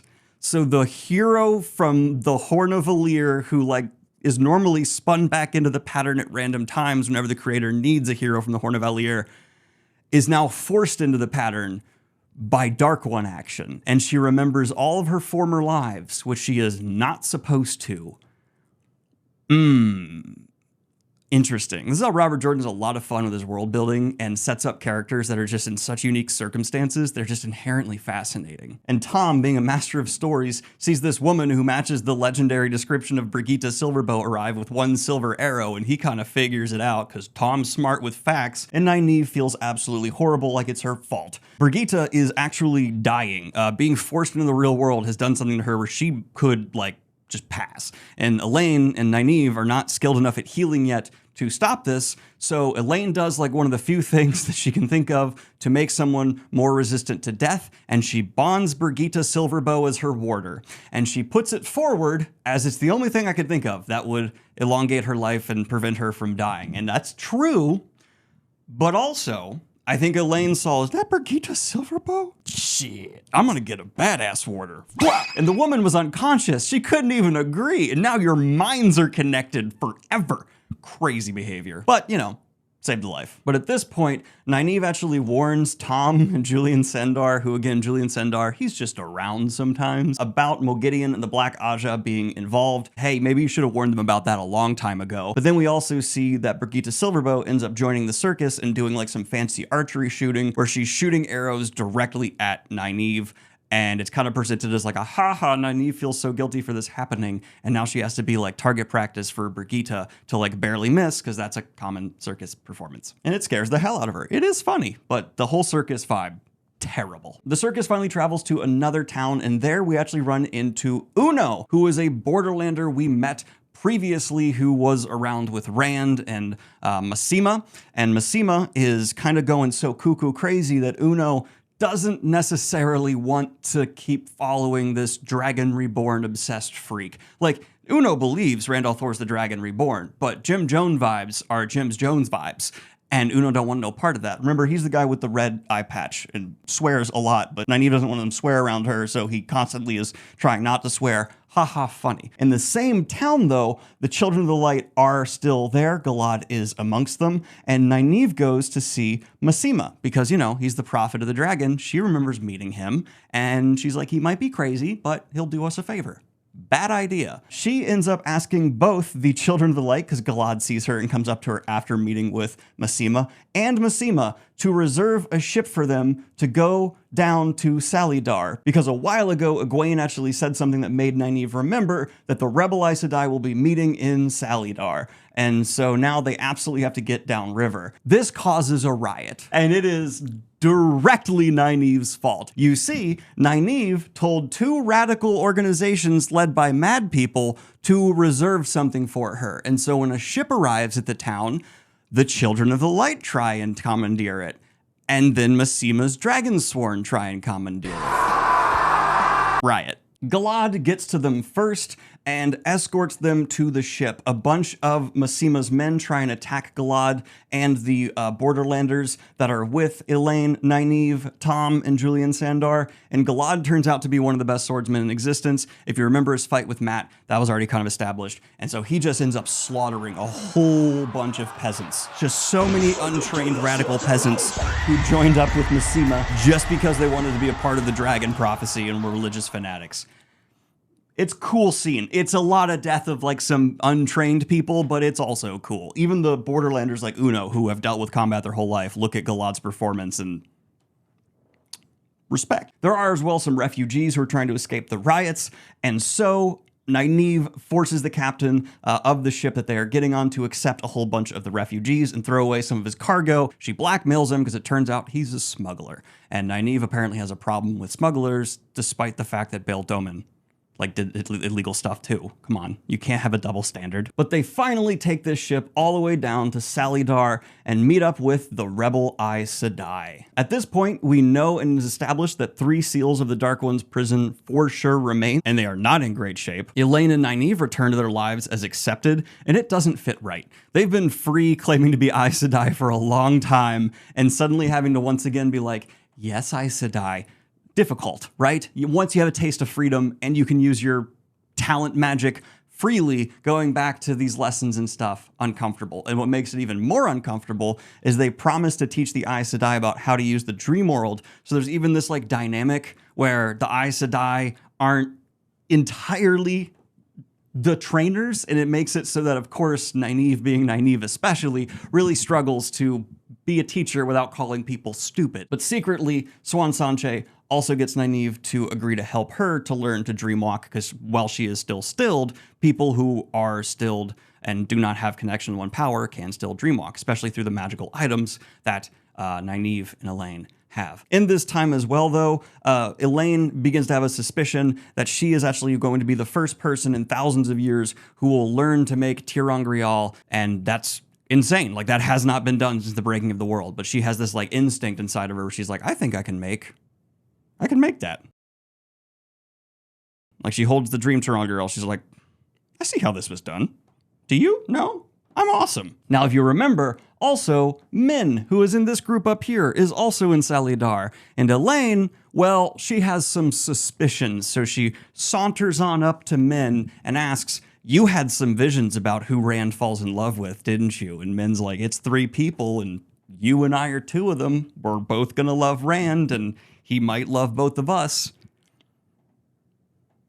I love you too, though. So you want to be friends about this? And so, you know, polyamory. It's like everyone's a little bit uncomfortable, but Elaine also has been hanging out with some Aiel, so open-minded. Elaine is low-key one of the most open-minded people. Once Nynaeve takes Swan Sanche, you know it's her because of the fish here. Swan Sanche's background is like a heavy fishing culture, into the dream world, and it does not go well. First of all, Swan Sanche got Nynaeve to agree to this through blackmail, and Nynaeve returned the favor by blackmailing Swan Sanche so that she could practice healing a woman who is stilled, which Swan Sanche says is stupid, but Nynaeve is like, still, I want to do it. So they end up in this situation where both of them are in the dream world, and they end up literally getting in a fist fight.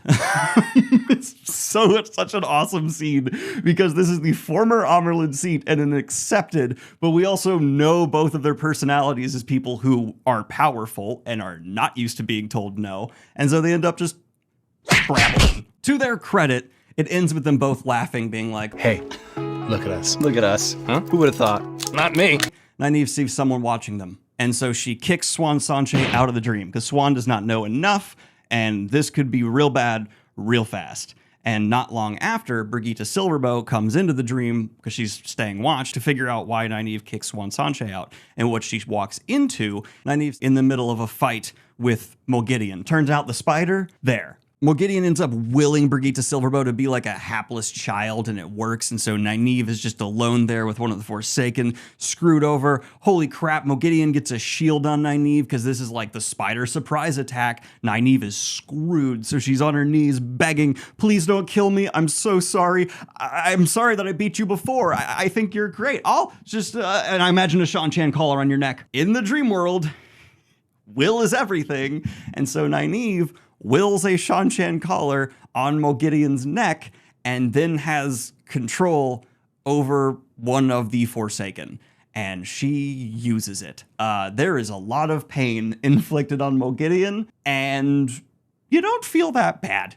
It's a Forsaken. And so Nynaeve's trying to figure out what to do here, because she is just dominating Moghedien, and the way that Shan Chan collar works, Moghedien can't even think, so she can't will any kind of way to attack Nynaeve, because the collar will know and it'll hurt her for it. So she keeps trying to like attack Nynaeve with her will, but then it's her visualizing the person holding the collar, and so she can't. It's just, I hate, and Nynaeve's trying to figure out what to do with this, right? Like, I can't wake up, then you'll be free, and I can't, should I kill you? This is tough spot. And Moghedien says, there's a plan to ambush Rand al'Thor from Ravine, and he's going there today.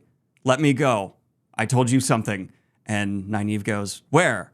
Caemlyn. All right, you and I are going to Caemlyn. And so Nynaeve then takes Moghedien as her slave to Caemlyn to help save Rand al'Thor. Now, why would she have to help save Rand al'Thor? It's time to go back in time.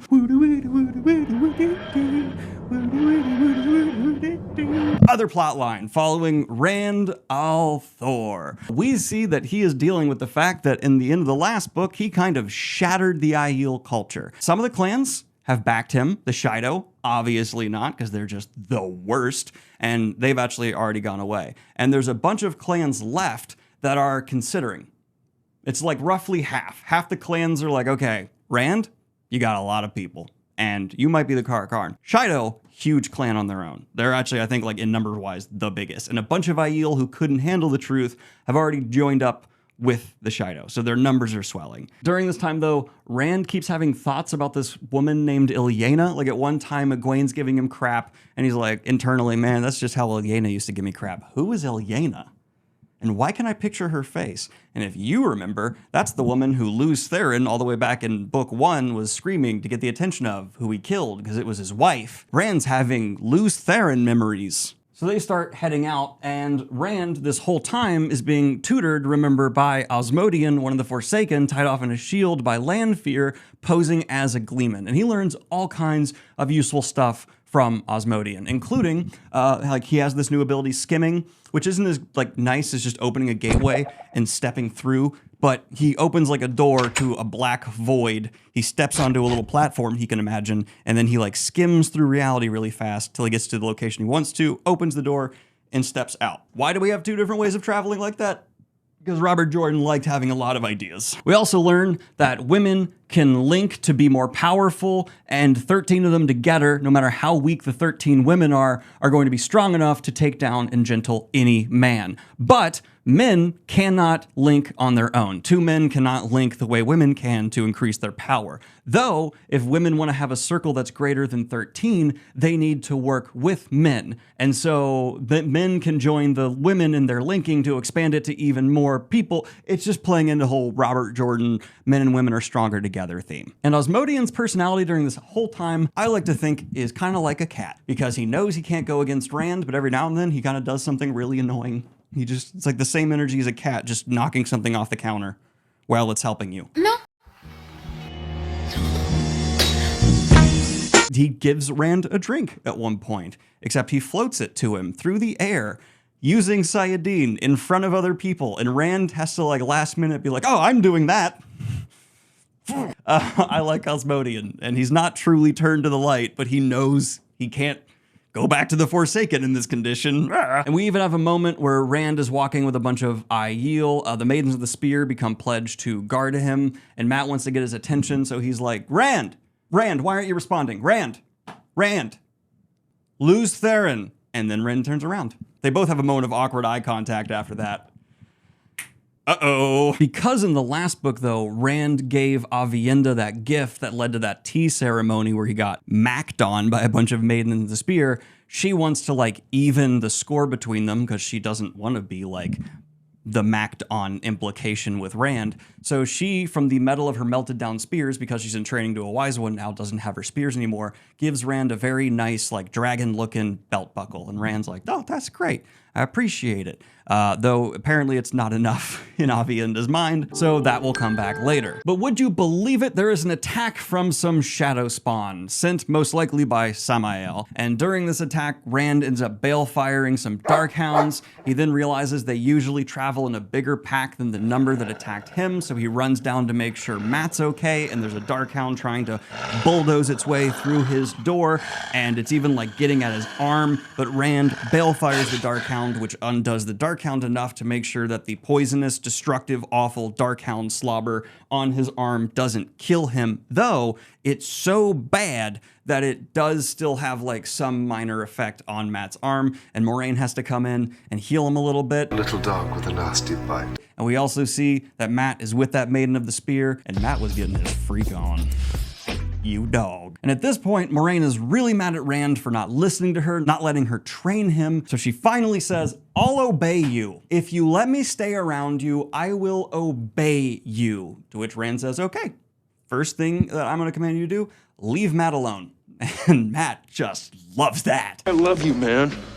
The Foxhead Medallion he has, kind of throughout this book, it becomes pretty clear what it actually does. It blocks all channeling from affecting Matt. That's why I said it's one of the most powerful things in existence. If you throw a fireball at Matt, it will just dissipate instead of hitting him. The weaves cannot affect him. The only loophole is if you use air to like grab a chair and hurl it at him, well, then it's not the weaves that are hitting him. So yeah, he's immune to 99% of channeling, which is crazy useful, especially when a channeler does not know that, and you're just coming at them and they're like, fireball. They can't wait anymore, though, for more of the clans to join them, because Couladin and the Shido are well on their way to the Westlands, so some Aiel tell Rand, like, dude, we gotta go. And so Rand, after having a very awkward encounter with Lanfear, where once again he has to turn her down, and she sees those super powerful magic amplifiers that he's hiding. So Rand gathers up what clans have decided to be devoted to him and chases as fast as he can Couladin's army out of the waste. And they come across basically a bloodbath in Couladin's path. He is just massacring villages and taking Wetlanders Gaishain, which you're not supposed to do because the Aiel are like cognizant that they don't practice our culture. So what are you doing? But the Shido are weird. There's also a couple of them left alive to like mock Rand and leave messages for him, and Rand doesn't like this. Grr. As they're making camp after running into these villages, though, Avienda approaches Rand with another gift, and if you thought the belt buckle that she made from her own spears was nice, I actually do prefer that gift because it's more personal. This one, way more valuable because it is the sword of King Laman, and an Aiel that was there at the raid of the Stone of Tyr took it because Aiel, whenever they conquer a people, are able to take a fifth from that people. It's a thing in Aiel culture because if you raided everything from people, they would die in the waste. And they did apply that part of their culture to the Stone of Tyr. because that's a part of their culture that's actually like kind of limiting, and they don't want to just loot the entirety of the Stone of Tyr. The sword of King Laman, which Aviendha does not touch because Aiel are not supposed to touch swords, he like uses a cloth, is given to Rand, and he does not like it because it's like diamond studded and gaudy, but the blade is power wrought, meaning it's kind of like a lightsaber. It's a sword that can destroy other swords and will never need to be sharpened.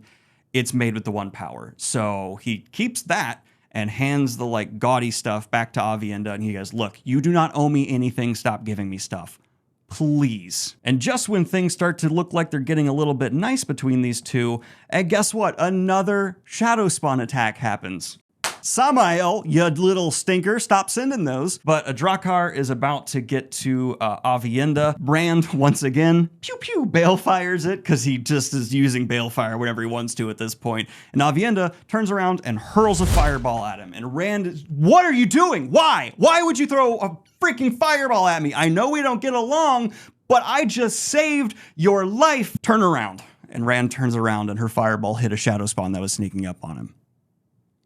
Okay, I'm going to start my 4-part apology by saying, 1, I'm so sorry that I took that tone with you. The 1/5 stuff is kind of re-emphasized here again, but now, because Egwene is in this group, we're actually going to see something from her perspective. And Egwene, once again, not respecting boundaries, because she sees Elaine meeting with Brigitte Silverbow, and instead of making herself known, or being like, hey, I can tell I'm not supposed to be a part of this, but just to let you know, because you're my friends and I respect and I love you, I did just see that you know Brigitte Silverbow, we should probably talk about that. She hides and spies.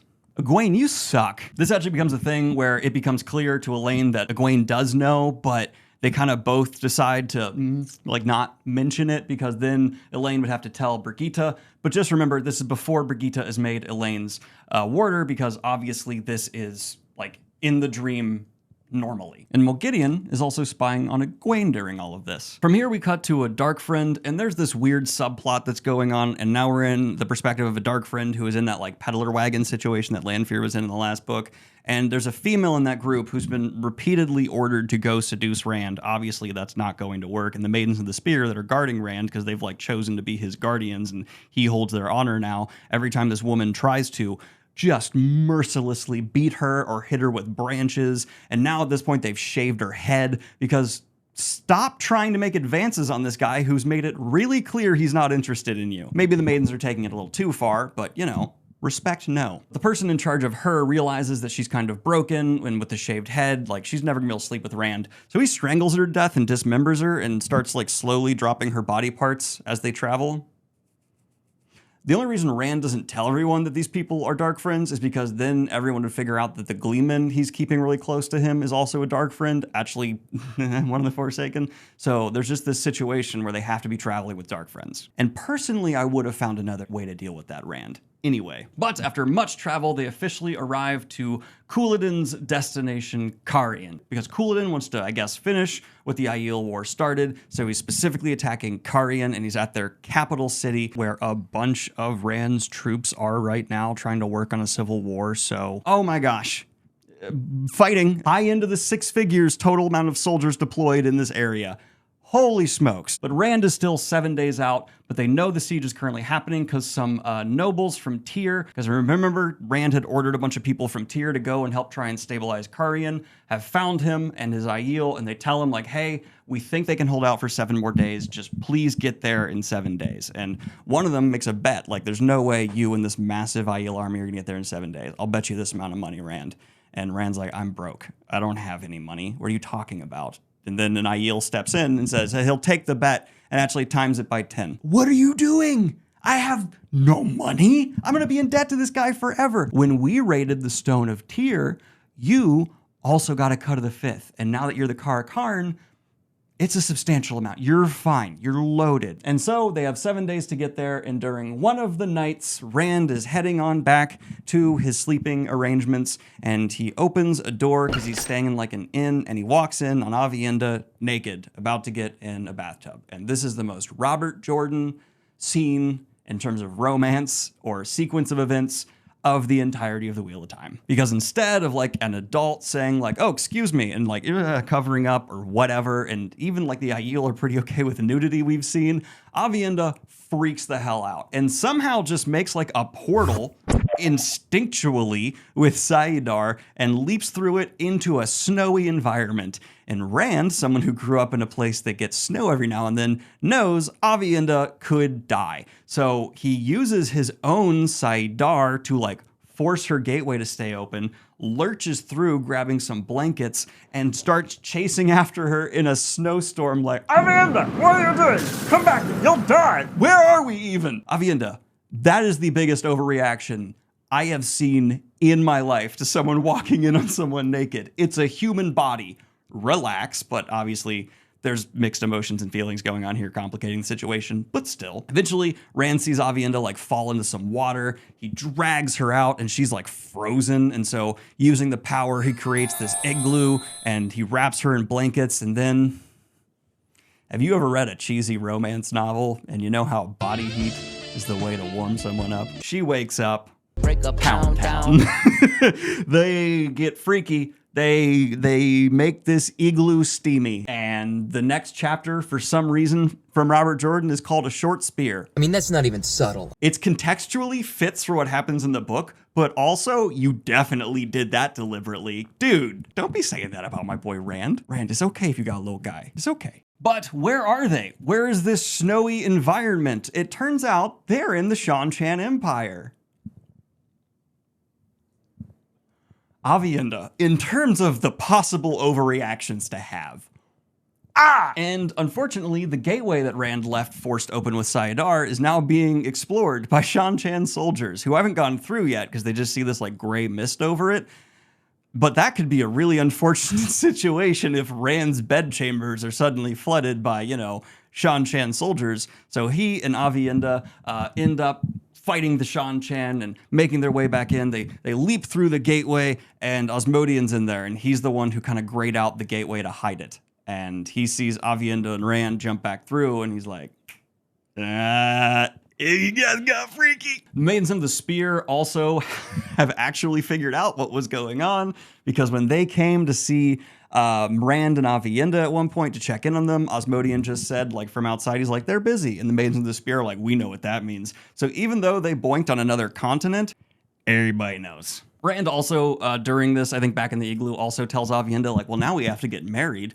And Aviendha has the proper response of, don't say that, you freaking weirdo. We pounded. I don't love you. I kind of do. But you love Elaine. I love Elaine. We all need to have a little powwow before we can go to Pound Town again, all right? So they stop hooking up. Before the gateway officially closes behind them and Rand like stops forcing it open though, and before obviously Osmodian and everything goes on, a Shan-Chan spear is thrown at them. And as the gateway closes, it's cut in half and Rand picks it up and he's like, this will be my dragon scepter. And that's why it's called a short spear. Wink. But now we must get to the Battle of Cairhien. Matt, actually, as they're planning this battle, comes into like the battle map room because he's trying to look for Rand to tell him like, hey, I'm not gonna be a part of your battle, and looks at all the things that the generals under Rand's command have planned out. And he starts making suggestions like, you should do that, that should be moved there, here you should be pushing there, and you know, definitely reinforce this area.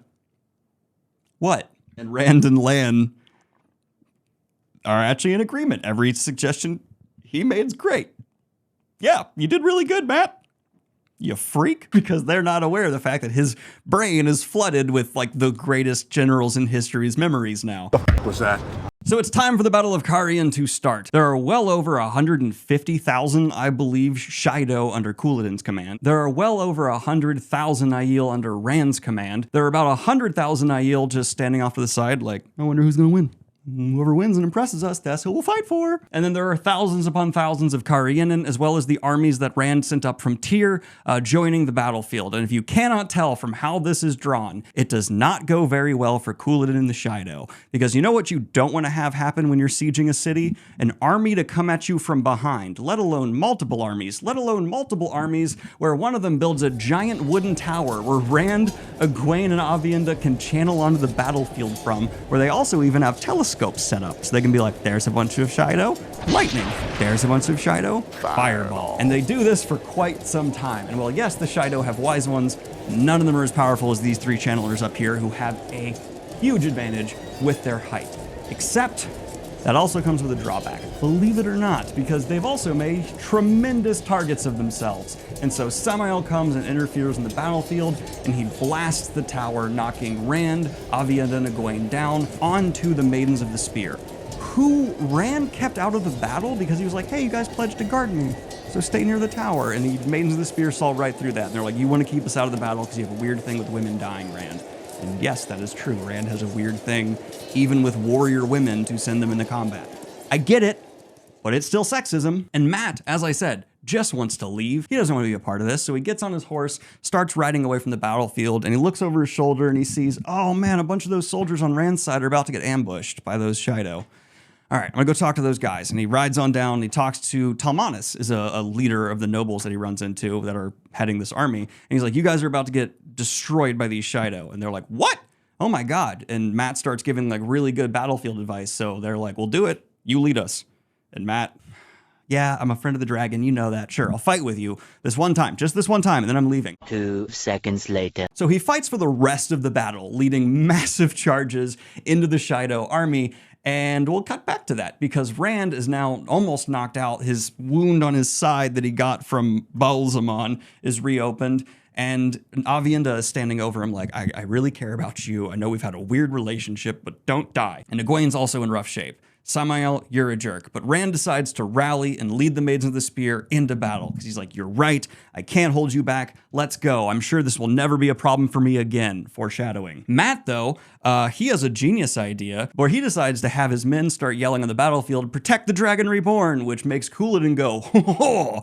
And that means Matt ends up in a fight with Couladin, and Matt kills him real quick. Kind of off screen in the book, actually. We just have Matt remembering it later, so. Cool. But this proves that Matt Cawthon is now one of the greatest generals in existence, and he is partially responsible for the victory over the Shido. And we see that Rand continued to fight on the battle until he was well beyond exhausted. And he ends up like falling off his horse after letting go of Sayadin. He has so much of the taint running through him, and he's in horrible shape. And the last thing he feels before he goes unconscious is Osmodian, the Forsaken, healing him. Because Osmodian knows if he goes, I'm going to be in a bad spot. And the results of the battle end up with 20,000 Shido taken prisoner. Good job. Well done, Rand's forces. And the last thing we get from Matt in all of this is the maiden he's been hooking up with is like, come on, let's go. Rand, once he's recovered enough though, goes into the city of Carian, where he's welcomed by the people with like, woo, yeah, you saved us. The nobles though, they end up bowing, but they're also a little, you know, this is the Dragon Reborn with a bunch of Aiel, and we do not have a great relationship with the Aiel, and the Dragon Reborn being here has some implications. I don't like living through historical events, and as someone who's done that a lot recently, I agree. But Rand does not take the throne of Carian, and instead he says it's for someone else. And if you've noticed, there's still quite a bit on this board to go, because while we did just have a massive climactic battle, it's time for some more. While they're kind of regrouping in Carian, Matt begins to form his own army called the Band of the Red Hand, and Rand receives a letter from Elida, the new Amerlin seat, that's like, hey, we're gonna bring you into the tower so that we can protect you for the last battle. Yeah, Rand's not gonna do that. It's like worded in a way that's like fawning and phony. Elida's an idiot. It doesn't work. It wouldn't work on anybody. But Rand also learns during this time of a rumor we know as the reader is not true, that the Queen of Andor, Queen Morghese, is dead, and Ravine, Lord Gabriel, has taken the throne. Now, Matt during this time has been having some dice like roll around in his head whenever he needs to make important decisions. It's kind of like slowly built towards where he starts saying like, it feels like there's dice rattling in my head, to the point where he goes, there are dice rattling in my head. He is chilling with his Maiden of the Spear, trying to just have a good time, and he mentions that Rand is planning to go to fight Ravine in Caemlyn, the capital of Andor. And at that point, the woman he's sleeping with punches him, kicks him, beats the hell out of him, and is clearly a dark friend. And I've been foreshadowing this because she's been wearing the black veil of the Aiel the whole time, and even when she's not in combat. That's what I've been trying to let you know. She's been a dark friend this whole time. I foreshadow stuff too sometimes. Yay! But as Matt is over her like, why? Why would you do this? She takes a knife and tries to stab him, but Matt's luck factor is this insane. Are you ready? She tries to stab a naked Matt and manages to just hit his necklace, the foxhead medallion, and there's a flaw in the smithing of her knife that causes it to break. That's how lucky Matt is. And she's dying because in the middle of like fighting for his life, he threw a knife, he immediately regretted it. He's similar to Rand, he does not want to kill a woman, and he feels horrible about this. But the last thing she says to him is, "You have the Great Lord's luck." And saying the Great Lord instead of the Dark One confirms this is a dark friend. Okay, I've been sleeping with the enemy. Kind of like it. No, I don't. That's called foreshadowing. But as he decides on his path forward, which is to stay by Rand, the dice rattling around in his head stop rolling. He's made a decision. Moiraine delivers 2 letters to Rand during this time, and she says, "You read this one eventually and give this one to Tom. You'll know when to read yours, and next time you see Tom, give him that." And Rand's like, "This is weird." She's also saying to him, like, "Come on down to the docks. We need to go to the docks before you go fight Ravine. Come to the docks. It's not weird. Come to the docks." And from here, we cut to seeing Lanfear is at the docks, visiting the dark friend who dismembered the other dark friend from earlier. And this guy heard a rumor he relays to Lanfear that Rand is sleeping with a woman named Avienda. Lanfear does not like that. And so the wagon she's in, talking to this dark friend, explodes. And Moiraine, because of what she saw in the doorways and information she got in Rhuidean, knows she has to be here. And now Rand, Egwene, Avienda are all on the docks when Lanfear loses her goddamn mind. To try and protect the Maidens of the Spear that are with him, Rand puts up a barrier around him, and he tries to get Moiraine, Avienda, and Egwene out of it, but they're all inside of it, which means he basically just trapped them with Lanfear because he's a freaking loser, and even though he has the opportunity to kill Lanfear, he won't do it because Lanfear's a woman. Rand... Shoot her or something. Now, an important note I have not mentioned because it would have made it kind of a little bit too obvious. Moiraine this whole time, since they've been leaving the Waste, has been taking care of this collection of magical items. And they are at the docks. They are being stored there, and when these wagons explode, a doorway becomes visible. The one taken from Rhuidean. And Moiraine had a very specific vision here, and that is why we see her running. And now it's time to take out the board I use for the climaxes of books, so I don't spoil them early on when you're looking at the board. Thank you for coming, everyone. Here is my climax board. We're going to find a new name for that, but the reason you are seeing this is Moiraine knows exactly how to deal with this situation. You'd think it would be like channeling or some kind of magic. I mean, she's a little magical woman. That's her go-to. But as Rand is sitting there unable to stop Lanfear, and Avienda and Egwene are being tortured, and Lan's been knocked out, Moiraine decides to body slam her. And honestly, good call. Like, magical people throughout this series are kind of become like overly attached to just using magic. Rand actually becomes dedicated to being a master swordsman for this exact reason. You can get shielded, things can go wrong. And just deciding to throw up a good old body slam, super effective against Lanfear. And so she gets tackled through the doorway into the land of the Aelfin and the Eelfin. And Lan feels his bond to Moiraine break. And it turns out Moiraine had set up Lan's bond, without him knowing, to be passed to another Aes Sedai when she dies. And so Lan feels his bond get passed to another. And Rand is just in shock. Not even tears yet. He just can't believe. The person who's been fighting so hard for him is gone. And did he ever really appreciate what she was doing? This is why so many show fans, whether or not they had criticisms of the show, that one scene where they put in that like Rand looks at Moiraine and goes, "I appreciate you." It made a lot of us go, oh, we needed that moment. Thank you. I'm here because of you. I see that now. Lan then leaves.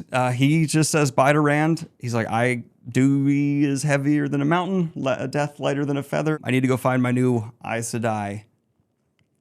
Bye. Rand then goes into one of the still intact wagons, and he opens Moraine's letter, and she tells him that this basically had to be.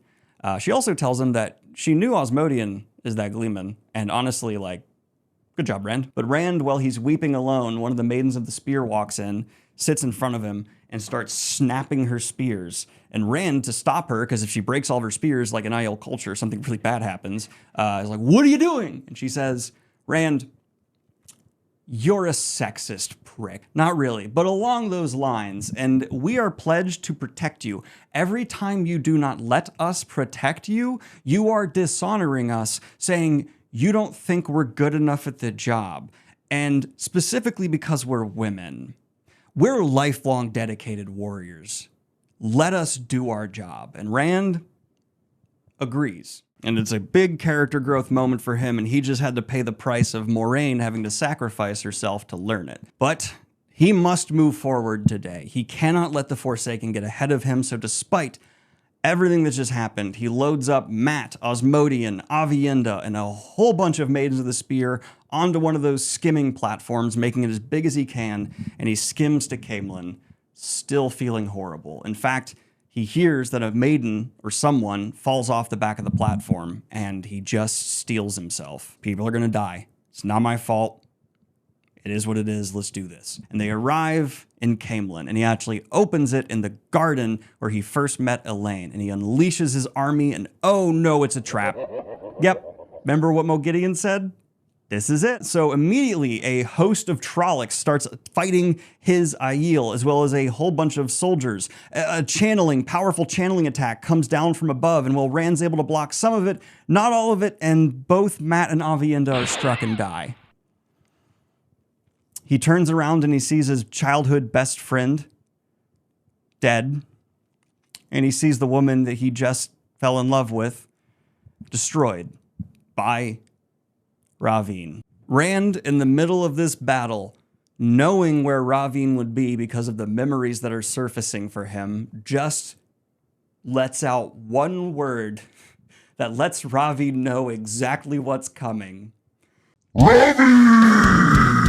going to kill you. So also having Luz Theron's voice in his mind screaming for his dead wife, Rand bursts into the throne room, and he is so intense and using so much of Sayadine that Ravine just bounces. He makes a gateway and runs.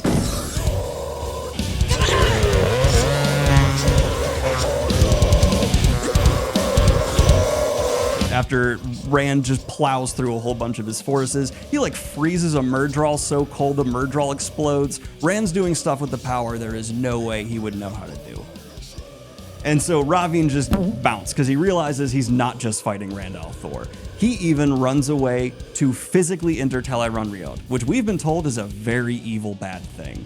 At the same time, Nynaeve has entered Tel'aran'rhiod in Caemlyn with Mogideon, and Mogideon will not shut up. She keeps saying, I'm not going to help you in this fight. It's too dangerous. We need to get out of here. So Nynaeve, using the bracelet, starts torturing Mogideon, and I feel zero sympathy for the spider. Nynaeve, with Mogideon's, does see that Ravine has the advantage, and he is turning Rand into an animal that Rand can't channel. Rand doesn't know the dream world yet. This is a bad spot, and so Nynaeve just blasts Ravine with a lot of fire, which distracts him enough for Rand to turn back into a human, know where Ravine is now because he sees a random fire burst, and just unleash the biggest burst of balefire that he can. And it almost hits Nynaeve. It doesn't, but it comes close.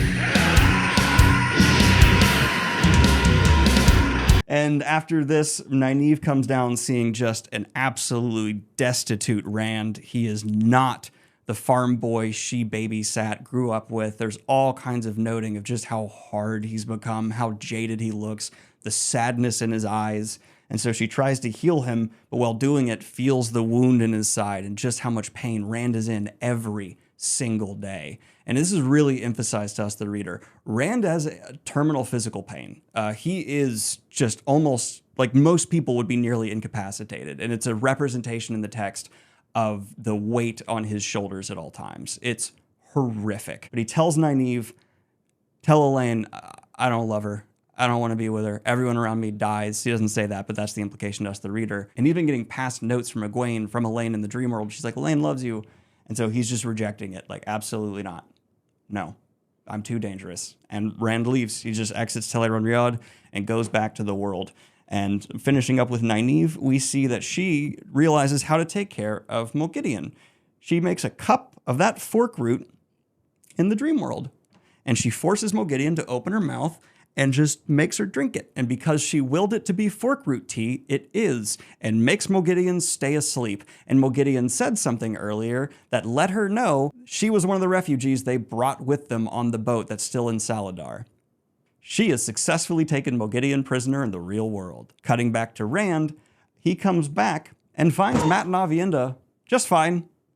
And he just gives him a big hug. He's, what the hell? Oh yeah, Balefire. He Balefired Ravine so hard, he undid Ravine killing Mat and Aviendha. And Osmodian. He also died, but who cares? And so Mat doesn't remember dying, but a whole bunch of people remember seeing Mat dead. And there's a weirdness around that. Aviendha as well. She's a hard warrior. She's like, okay, that's messed up, but like, let's just keep moving forward. And so the last declaration we get from Rand as he is ascending in power is he declares to General Bashir, Fail's dad actually, who is a major deal in the Borderlands, who's here to also serve Rand. He was in Caemlyn.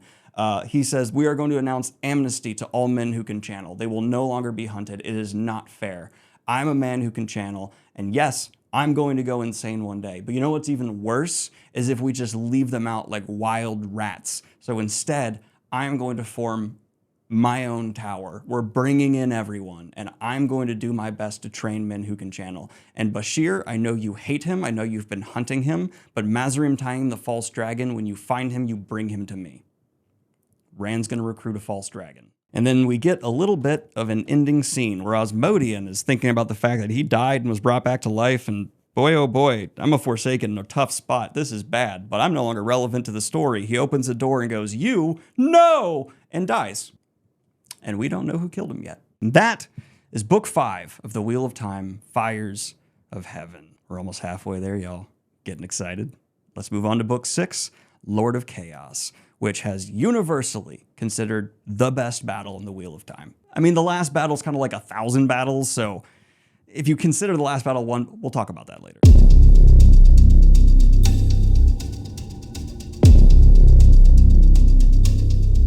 Now, book 6 in the Wheel of Time, Lord of Chaos, is considered quite special among fans because it is yet again a turning point for the Wheel of Time, and you will see why at the climax. But we're going to go ahead and start off this story by very quickly checking in with Perrin Aybara, who is still at the Two Rivers with Fail, and he's being a lord, helping resolve disputes because it turns out Emond's Field and the Two Rivers as a whole is seriously becoming populated. As you've heard throughout the series, there's been civil wars and refugee crises, and so people are moving around, and one of the places people are ending up is right on here. And so he is officially becoming Lord Perrin, despite how much he doesn't want to be Lord Perrin, Lord Golden Eyes, etc., etc. But he officially tells Fail, hey, I can feel Rand tugging me. I mean, in the Tal'Viran way, he wants me to come to him, so we gotta go. And Perrin gets a small army of Two Rivers men together, about 300, I believe, and heads on out to meet up with Randall Thor,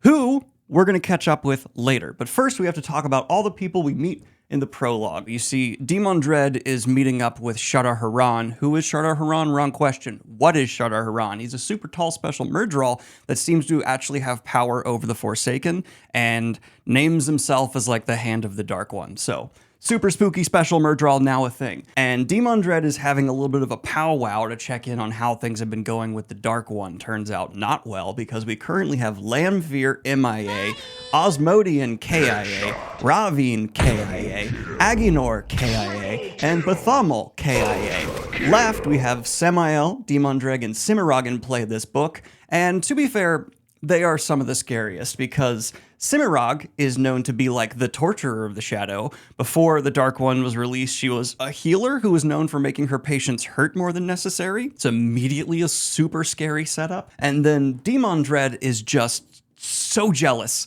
of Lews Therin Talisman. He wanted to be him so bad, but he was never as famous, never as powerful, never as tactical, and so his jealousy drove him to the Shadow. And then we also have Samael, who is the bulldog, let's say that, of the Shadow. But their orders are essentially to let the Lord of Chaos rule, which really just encourages them to continue squabbling among themselves, fighting for power if they can't take on Rand, and they must let the Lord of Chaos rule. Apparently, Rand's being called the Lord of Chaos. The only other thing we really see happen with the Shadow and development here is that Aginor and Bethamel are brought back to life. And Aginor is put in a man's body and sent on his way. Bethamel, though, is brought back as a woman, but a woman that still uses Sayadin.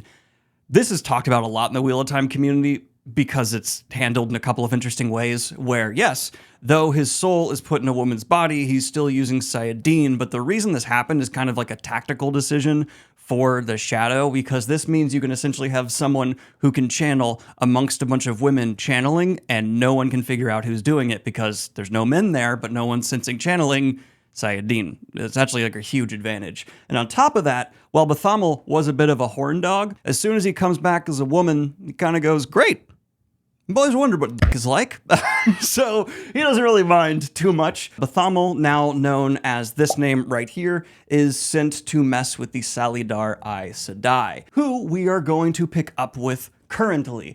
We know that Nynaeve, after beating Moghedien in the last book, now has her collared because Elaine was able to like actually make Angriel, Sa'angriel, and Tirangriel now. And so now they have one on a Forsaken and are basically like mining her for lessons. And then they're acting like they make these discoveries in Sayadar. The big thing that Nynaeve still can't do that she really wants to do is heal stilling, because everyone keeps telling her like you can't heal death and you can't heal stilling. Nynaeve responds with bet.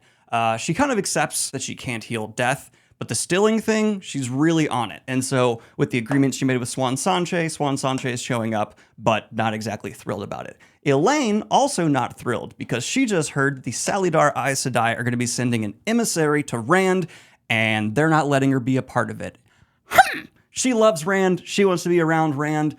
She can't. That sucks. But she is around Min, and Min has been ordered to go on the mission. They have a little meeting where Elaine says, you love him, do what you're gonna do. Min says, hey, you're a really good friend of mine. I don't want this to mess up our friendship. Let's just hang out as friends until you have to go. Isn't that wholesome and nice? But the lessons with the Aes Sedai in the dream world are also continuing, where they're spying on the tower, which is just a massive advantage that the tower still does not know about the dream world, doesn't know that the Salidar Aes Sedai are able to just go through Elida's notes.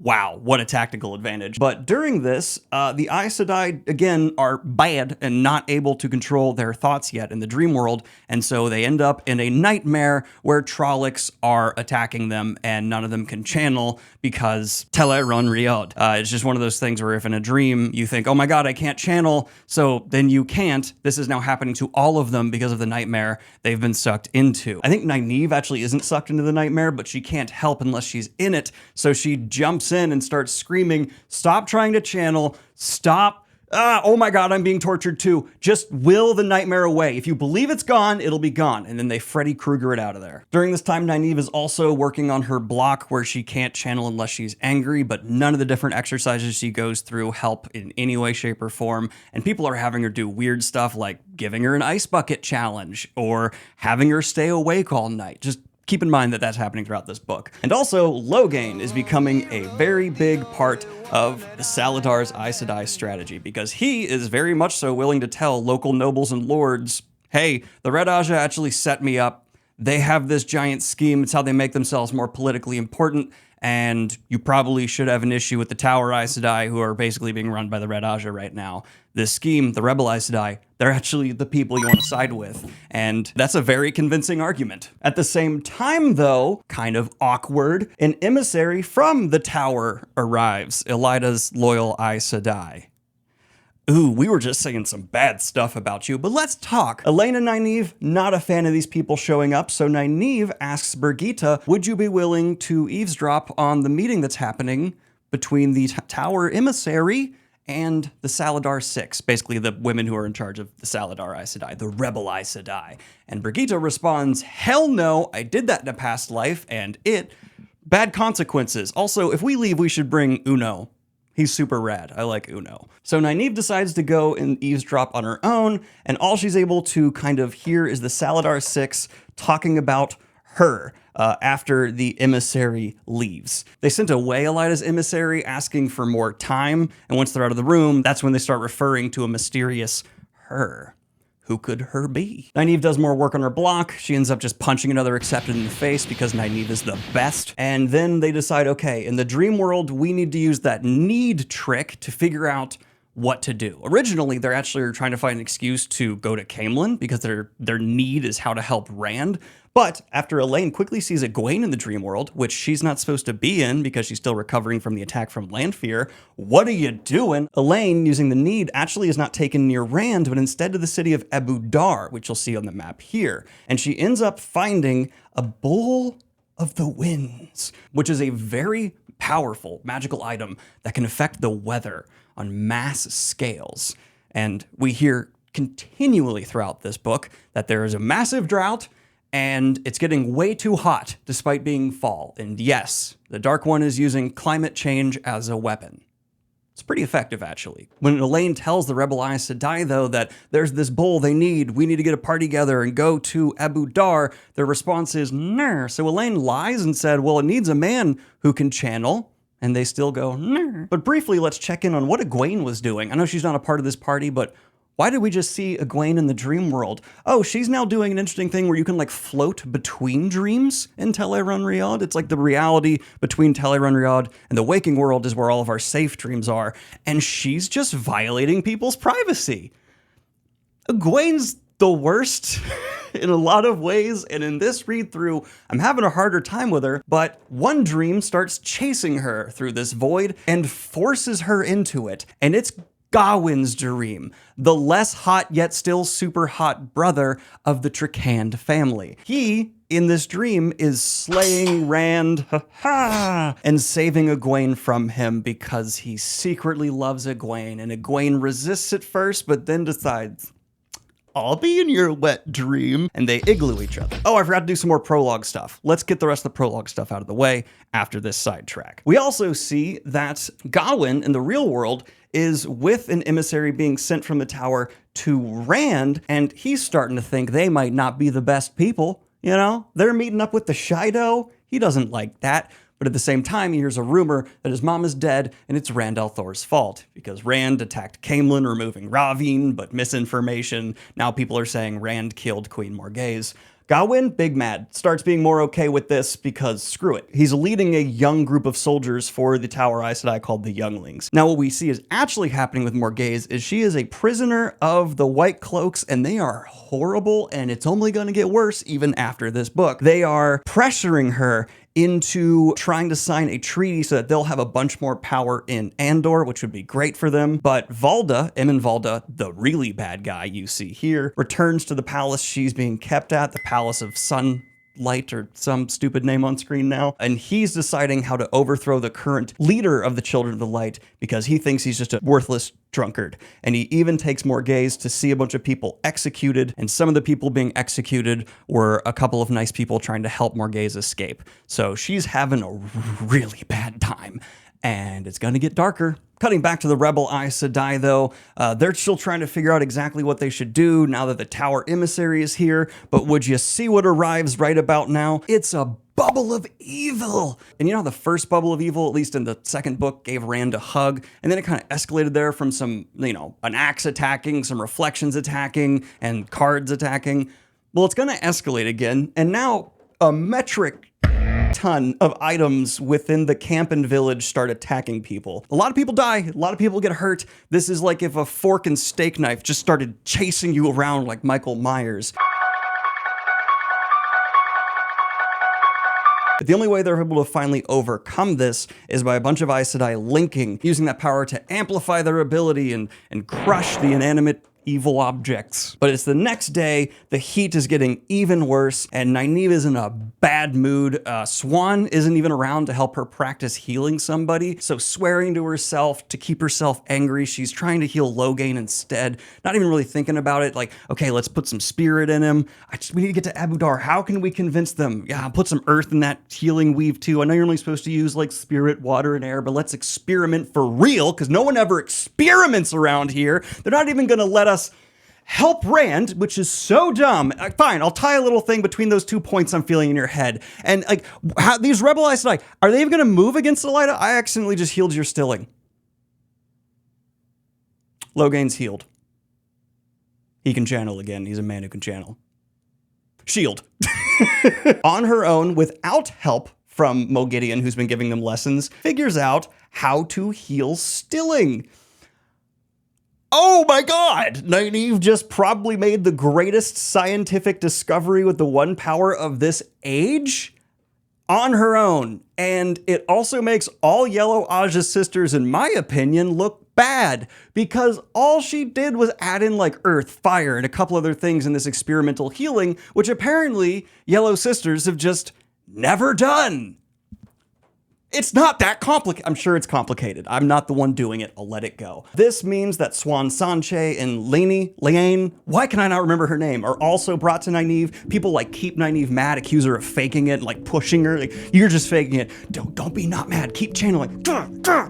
Heal Swan and her Keeper of the Chronicles, and Nynaeve does, and Swan Sanche can channel again, and so can Liane. Holy crap. Their faces are still young, though, from losing the power. It's almost like they've reset. They're not bound by the 3 oaths. Tears are flowing, there's hugs. The only negative side effects are Swan and Liane are not as powerful as they were before they were stilled. We see Swan go to Garth Bryn, who she's still having to clean clothes for, and show like, I got my power back, buddy. Look, I can lift you. I can't lift you. I'm not even strong enough to lift you.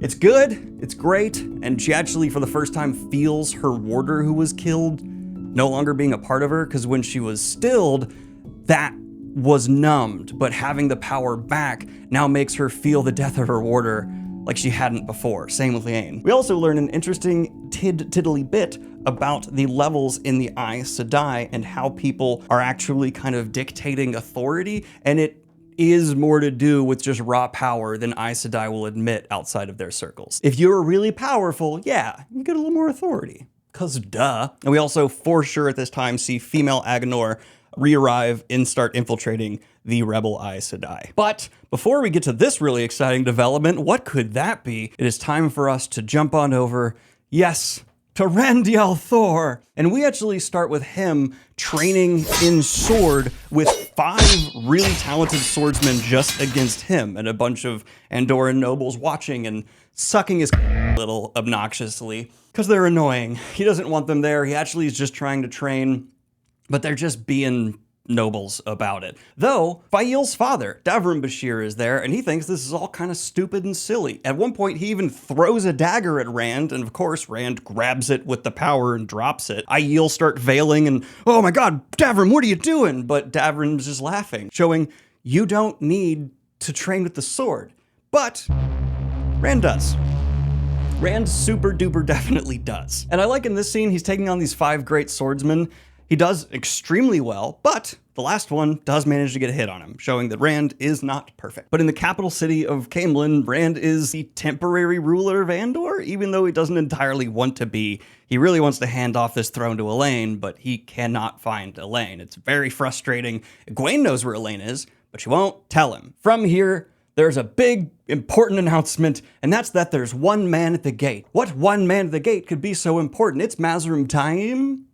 Another false dragon like Logain? The one who decimated Davram Bashir's people? So Rand immediately, Davram, I put out an amnesty for men who can channel. We need him. Chill. And so they go and greet Mazrim Taim. And Mazrim Taim makes a very silly offer to Rand where he says, how about we be Dragon Reborns? To which Rand denies, and of course, Mazrim Taim's, I had to try. All right. I don't want to have to deal with it. And that's why you have an assistant regional manager. Yes, it is.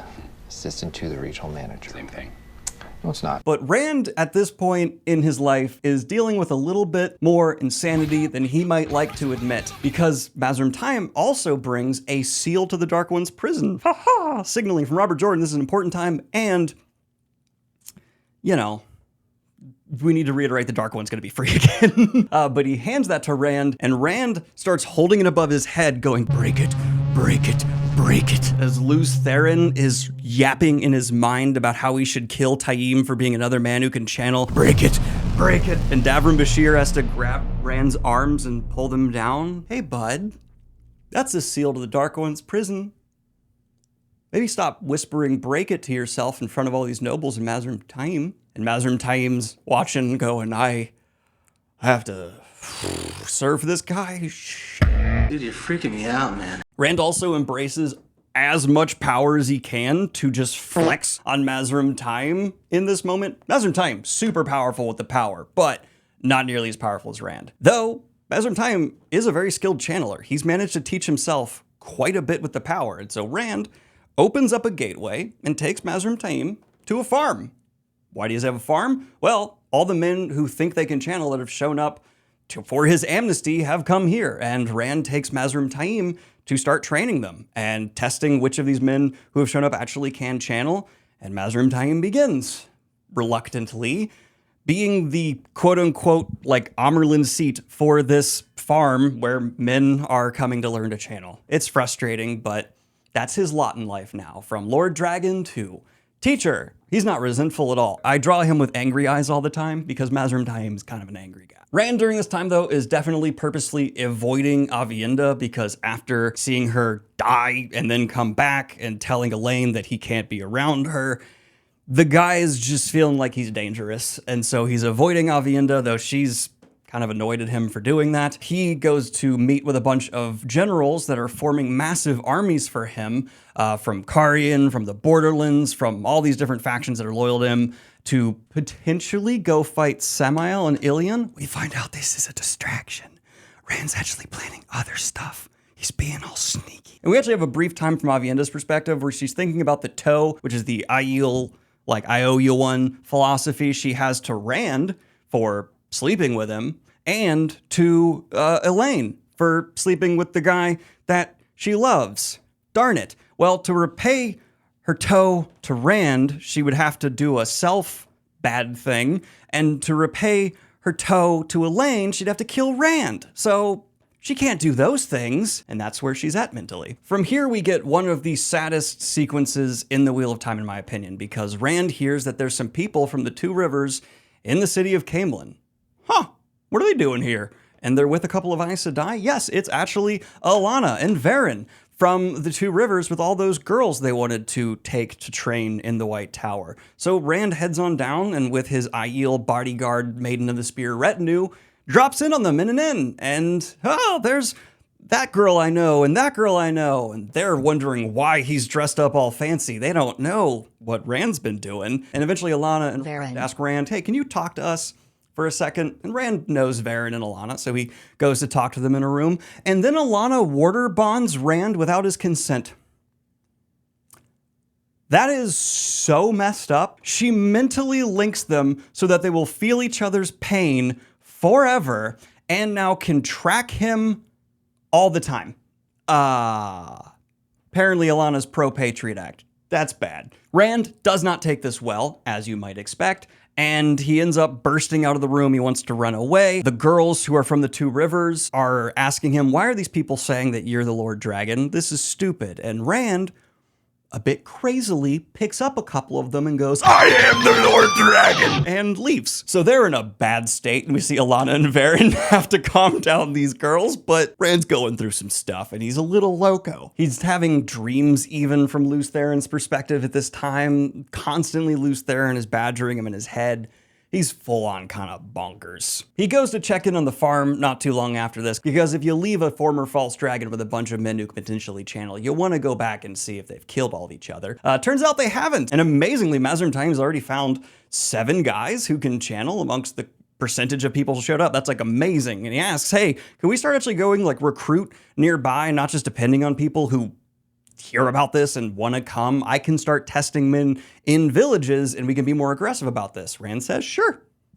Don't see how that can go wrong. Heading back to the city of Camelin, though, he meets with a noble and starts asking more about the history of Andor, and specifically his mother, Mommy Tigraine.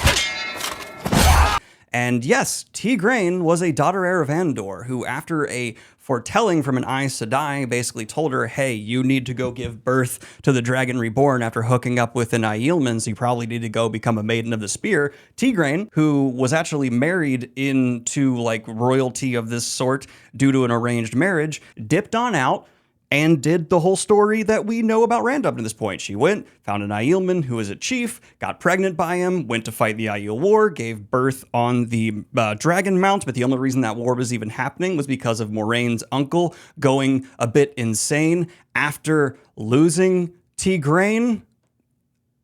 Yes? Insert if I got something about that wrong. So essentially, Moraine's family and Rand ending up here is all tied together because Moraine's uncle going a bit crazy and cutting down the Avon Desora tree that was gifted to the Carianans by the Aiel, because the Carianans were some of the only people who gave Aiel shelter during the breaking of the world. You know what I mean? It's math. But also during this time, Rand asked this tutor, am I related to Elaine? Wait, she's that? So half brother did? No, he's not. They're not related by blood at all. At this point, though, Rand gets a messenger from Ilion, where Samael currently rules. What could this fellow want to talk about? The messenger arrives and essentially asks from Samael, look, I'm all set up in Ilion. I see you're amassing this tremendous army in Tyr, which is where this is happening. How about you and I have a truce? You go fight the other Forsaken, and you and I will duke it out during the last battle. Rand says, nah. And then the messenger starts sweating blood and dies.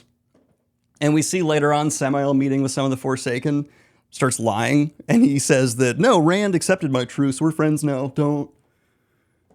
We're buddies. I'm not scared. Rand from here leaves Andor and goes back to Carian through a gateway. And I'm going to try and note every time he jumps between cities, you would not believe how confusing these books come to organize out when the main character keeps just stepping through a doorway and going to an entire different nation. But he has to check on everything in Carian, so he goes to see Barrelane. She is leading Carian in the meantime until Elaine can return to also claim this throne, because Rand wants to hook up his boo with a bunch of thrones. How nice. But she is ruling right now with Ruark, the Aiel, and they're getting along swimmingly. This is actually a really great setup, and Barrelane's on the in with the Aiel. They think she's rad. I think she's rad. She's rad. Though within Carian, a bunch of noble women are playing at being Aiel. They're using swords, but they keep running around and saying, we have toe, because they see the Maidens of the Spear and they think, oh, we can fight. So Robert Jordan has some commentary and cultural appropriation going on. There's also continually in both Andor and in Carian some Windfinders, sea folk, magic people who are trying to book a meeting with Rand because they think he's their Coromor, and he keeps blowing them off. That's really funny to me. I like that these people showed up and are saying, you're our Jesus. And he keeps making an appointment, but getting distracted. Jesus is a busy guy, and so is Rand. And then finally, in Carian, Rand checks out this school that he has set up, and it's radical. They have already started inventing really nifty things that in this school Rand is funding, like a printing press, this mass farming technique, some advanced looms, better sewer systems, a steam engine maybe, though it's not working yet. Then we also have some methane collection, better telescopes, and even improved pavement. But none of those reasons that Rand has shown are actually why he's here, because he really wants to meet with Fel. Who is Fel? The best person in the Wheel of Time that's a minor character, in my opinion. He's a philosopher who did all the hard drugs. Love LSD. Just a real experimental guy, and he just rambles about smart stuff and the Dragon Reborn prophecy, and Rand just finds this old man comforting. He's so nice and smart. We love Fel. Don't worry, nothing will happen to him. But also in Carian, we have seen that the emissary from the tower we talked about over here has arrived. And Barrelane, not happy about it. She lets him know there's a bunch of Aes Sedai, and also Gawain's with them. You know, the guy who's horny for Egwene, who's also here. And immediately we see these Aes Sedai, there be a scheming and trying to set up nobles to take power once Rand's gone. And for some reason, they're really sure Rand's gonna be gone. Oops. Rand once again meets with Egwene and says, could you tell me where Elaine is? Pretty please. It's really important for political stability across the world. To which Egwene says, No. And they're really not getting along. Everyone from the Two Rivers is so nice and wholesome when they look out for each other, but Rand and Egwene really start butting heads. And it's safe to say at a certain point their friendship kinda does start dissolving, and the trust between them really starts breaking. Also, with the Aes Sedai arriving from the tower, Egwene ends up bumping into Gawain in the city, and they start meeting up at an inn to mac on each other a bunch. So yeah, Egwene used the knowledge of knowing Gawain has wet dreams about her to then go and mac on him. And there's so much moral ambiguity to some of the stuff Egwene does with the knowledge of violating people's dreams. But she also says she's gonna bond him as her warder and keeps telling Gawain, hey, he did not kill your mom.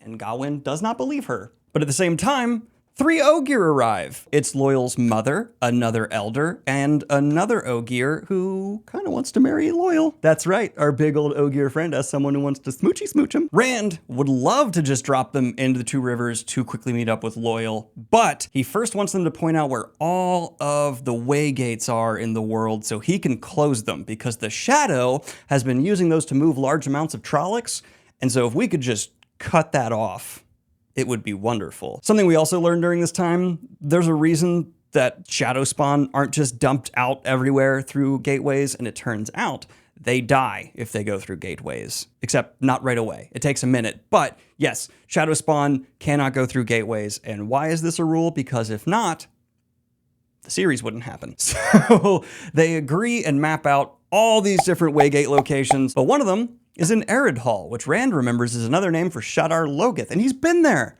So, okay, look, Ogier, I know you want to go find Loyal, so I agree I'll drop you there through a gateway if first you come with me to Shadar Logoth so I can permanently close the gateway there. How about that? It kind of has the energy of this clip. Let's go, in and out, 20 minutes adventure. But predictably, it ends up ending with this energy. I can't f***ing do this anymore! That was seriously up. We almost died. So you agree? Yes, this was insane. That was pure luck. I was not in control of that situation at all. So Rand takes the Ogier and a bunch of Aiel to Shadar Logoth real fast to get this closed. Gonna be in and out right back, except one of the Maidens of the Spear goes missing. And so they have to spend hours looking for her in this cursed city that Matt took a knife from and went insane. So high pressure, but fortunately the Aiel are all smart. No one picks up anything. But as the sun goes down and the mist might come out, they have to leave. And Rand accepts. Another woman dies under his watch, and it messes with his head. This wand hurts more when you hit yourself with it. So he needs to run away, so he jumps back to Caemlyn, to which inn he is going through the city with a bunch of his Aiel when a really dirty looking white cloak on a roof fires a crossbow bolt at him. And Aiel jumps in the way, takes the bolt, and yet another woman dies for Rand, and he's real mad. So it's like 5 or 6, and so 4 white cloaks survive the assassination attempt. Rand orders 3 of them hung because he's changing as a person quite a bit, and sends the last one back to the white cloaks as a warning. Basically, hey, I will rain down an ungodly firestorm upon you. But one thing we know, dirty white cloaks aren't necessarily sent from Pedron Nile. These ones came from Padan Fain, and he's going to continue to operate in the backgrounds of Lord of Chaos. From here, though, the Tower Aes Sedai, because they're the ones in Caemlyn, while the Rebel Aes Sedai are the ones in Carrion, want a visit with Rand, and they show up with some servants carrying massive trunks of gold, to which Rand says, I don't need gold. Thank you, though. And they are embracing Sayadar when they walk in the room with him. Egwene was also there, but he hides her behind an illusion so she can't be detected, and he tells them to release the source. They don't do it because he can't actually feel that we're embracing Sayadar. Yes, I can. Let it go. Okay, and then they do. So, uh-oh.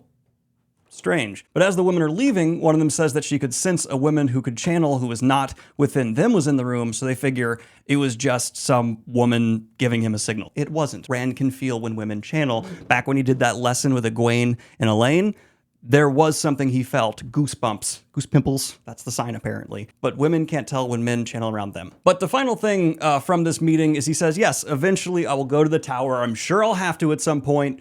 Not right now, I'm a busy guy. And they're not happy with how the meeting goes. But for a while now, Lews Therin's been pretty quiet, and Rand's confused about that. But continuing with his life, he's back in Camelin, and he notices one of the maidens of the spear, Sulin, apparently because of something to do with Toe, she is now dressed as a servant and acting as one. That's weird, don't do that, but she keeps doing that. And he receives 2 letters. Both of them are from Windfinders, from the Sea Folk people. One saying, "You missed our meeting, god damn it." And another saying, "Hey, we're here in Camelin and we'd like to meet with you." That's right, there's now Windfinders all over the place trying to meet up with Rand. And he does not do that this book. We cut to Fane confirming that yes, he was the one who orchestrated the assassination attempt. And on top of that, he's really pissed at the Forsaken, doesn't like that they're making moves on Rand. Rand is his victim. And we also see Fane abusing some people. Let's not get into that. But during this time where Sulin's there and he's getting these letters, Rand's in his bedchamber. And he notices a gray man comes in, but he does that thing where he doesn't notice the gray men at first. He's looking at the letters. Oh, there's a guy right there. There's a guy right there! And he kills them, but right as he kills him, a gateway also opens, and Mazrim Taim pops in and also kills the gray man. In fact, actually, Rand was just restraining the gray man, wanted to question him, but trying to save Rand, Mazrim Taim had opened a gateway in his room and went, "Ah!" and also killed the gray man. So they got tag-teamed by Sayadin. Painful death. But when Luce Theron sees Mazrim Taim, loses his goddamn mind. And Rand actually has to deal with Luce Theron in his head trying to reach for Sayadin. So the madman living in Rand's head can now seize the power. Is it really a madman in his head, or is Rand just mad? That's scary. But from here, we are actually going to cut to following Egwene, because she's doing her meetings now with the wise ones, going into Tel'aran'rhiod and saying howdy doody to some Aes Sedai. But the Aes Sedai actually tell Egwene, hey, you need to return to us in Saladar. Here's our location on a map. Come here as quickly as you can. Use whatever means are available to you. And Egwene decides that she'll move physically through Tel'aran'rhiod, which is apparently very dangerous, to get to Saladar amazingly fast, within the hours. But she has a little bit of a confession to make, because she's not all green. She just has these green dots because she wishes she was a green Aes Sedai, but she's still an accepted. So she turns around to the wise ones and she says, hey, I have Toe to y'all. I've been lying, I'm not an Aes Sedai, I'm just an accepted, please don't be mad. They're not, but she has Toe and she has to pay it. And in the Aiel custom of Toe, they beat her bum.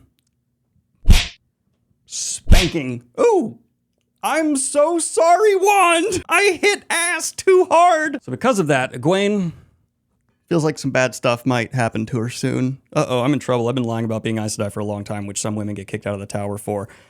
Okay, I might just come back and be an Aiel full time after they kick me out of the tower. That's kind of her thinking going into this. But before Egwene pays her Toe, we also find out by cutting to his POV that Rand witnessed this meeting because he was going to check on Kalendor, and they were actually meeting in Tel'aran'rhiod where Kalendor's dug into the stone, and he just saw them put on the map where Elaine is, so Egwene didn't have to tell him. Rand just lucked upon that information. Now we see Egwene go into the world of dreams and ride a manifestation of Bella. And through the dream world, she very quickly, one, stops her butt from hurting in the dream world, which, hey, you're supposed to be paying Toe, even if it's a temporary healing in the dream world. That's cheating. If you're gonna do the whole Toe thing, do the whole Toe thing. But within a few hours, she is in Saladar, and she's expecting to get into a lot of trouble. Okay, she's brought into a room where, is that Swan Sanche? You look different. You can channel again. What the, oh my God, I need healed channeling. This is the craziest thing ever. It is, that's not why you're here. You're here because the Saladar 6 and the Hall of the Tower that's functioning here have decided to make you the Amerlin seat. That's right, I lied to you all. I misled. She's not gonna be a green Aes Sedai. She's going straight to accepted to the Amerlin seat. And she performs a ceremony, and Egwene is raised to the Amerlin of the Rebel Aes Sedai. Why are they doing this?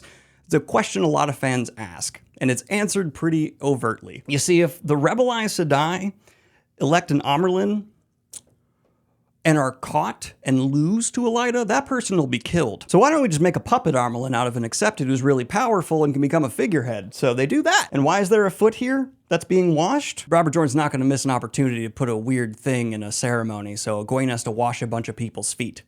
Fun. And she picks Shiriam Sedai to be her keeper of the Chronicles, her number 2. And she also, in her first declaration the next day, raises 4 accepted to Aes Sedai, even though they don't have the Oath Rods here. And among them are, of course, Nynaeve and Elaine, so they are now full Aes Sedai. If this feels kind of crazy, it is, but everyone's getting to super powerful positions. Egwene is a ridiculously powerful Aes Sedai now, because she's officially an Aes Sedai. So she is now the leader of the rebels and their scapegoat if they need it. But the next day, she also has a meeting with Nynaeve and Elaine where she tells them, when we're alone, you're my best friends forever. Please act like my best friends. I don't want this weird mother stuff to affect us. And they agree. Also, Nynaeve admits to them that we have been keeping one of the Forsaken on a leash, the kind that was used on you by Shan-Chan, don't be mad. And Egwene's not, but asks Moghedien to be brought to her, the spider, and figures out on her own how to make a gateway so she can make one like Rand now. And if you're realizing there's a lot of parallels between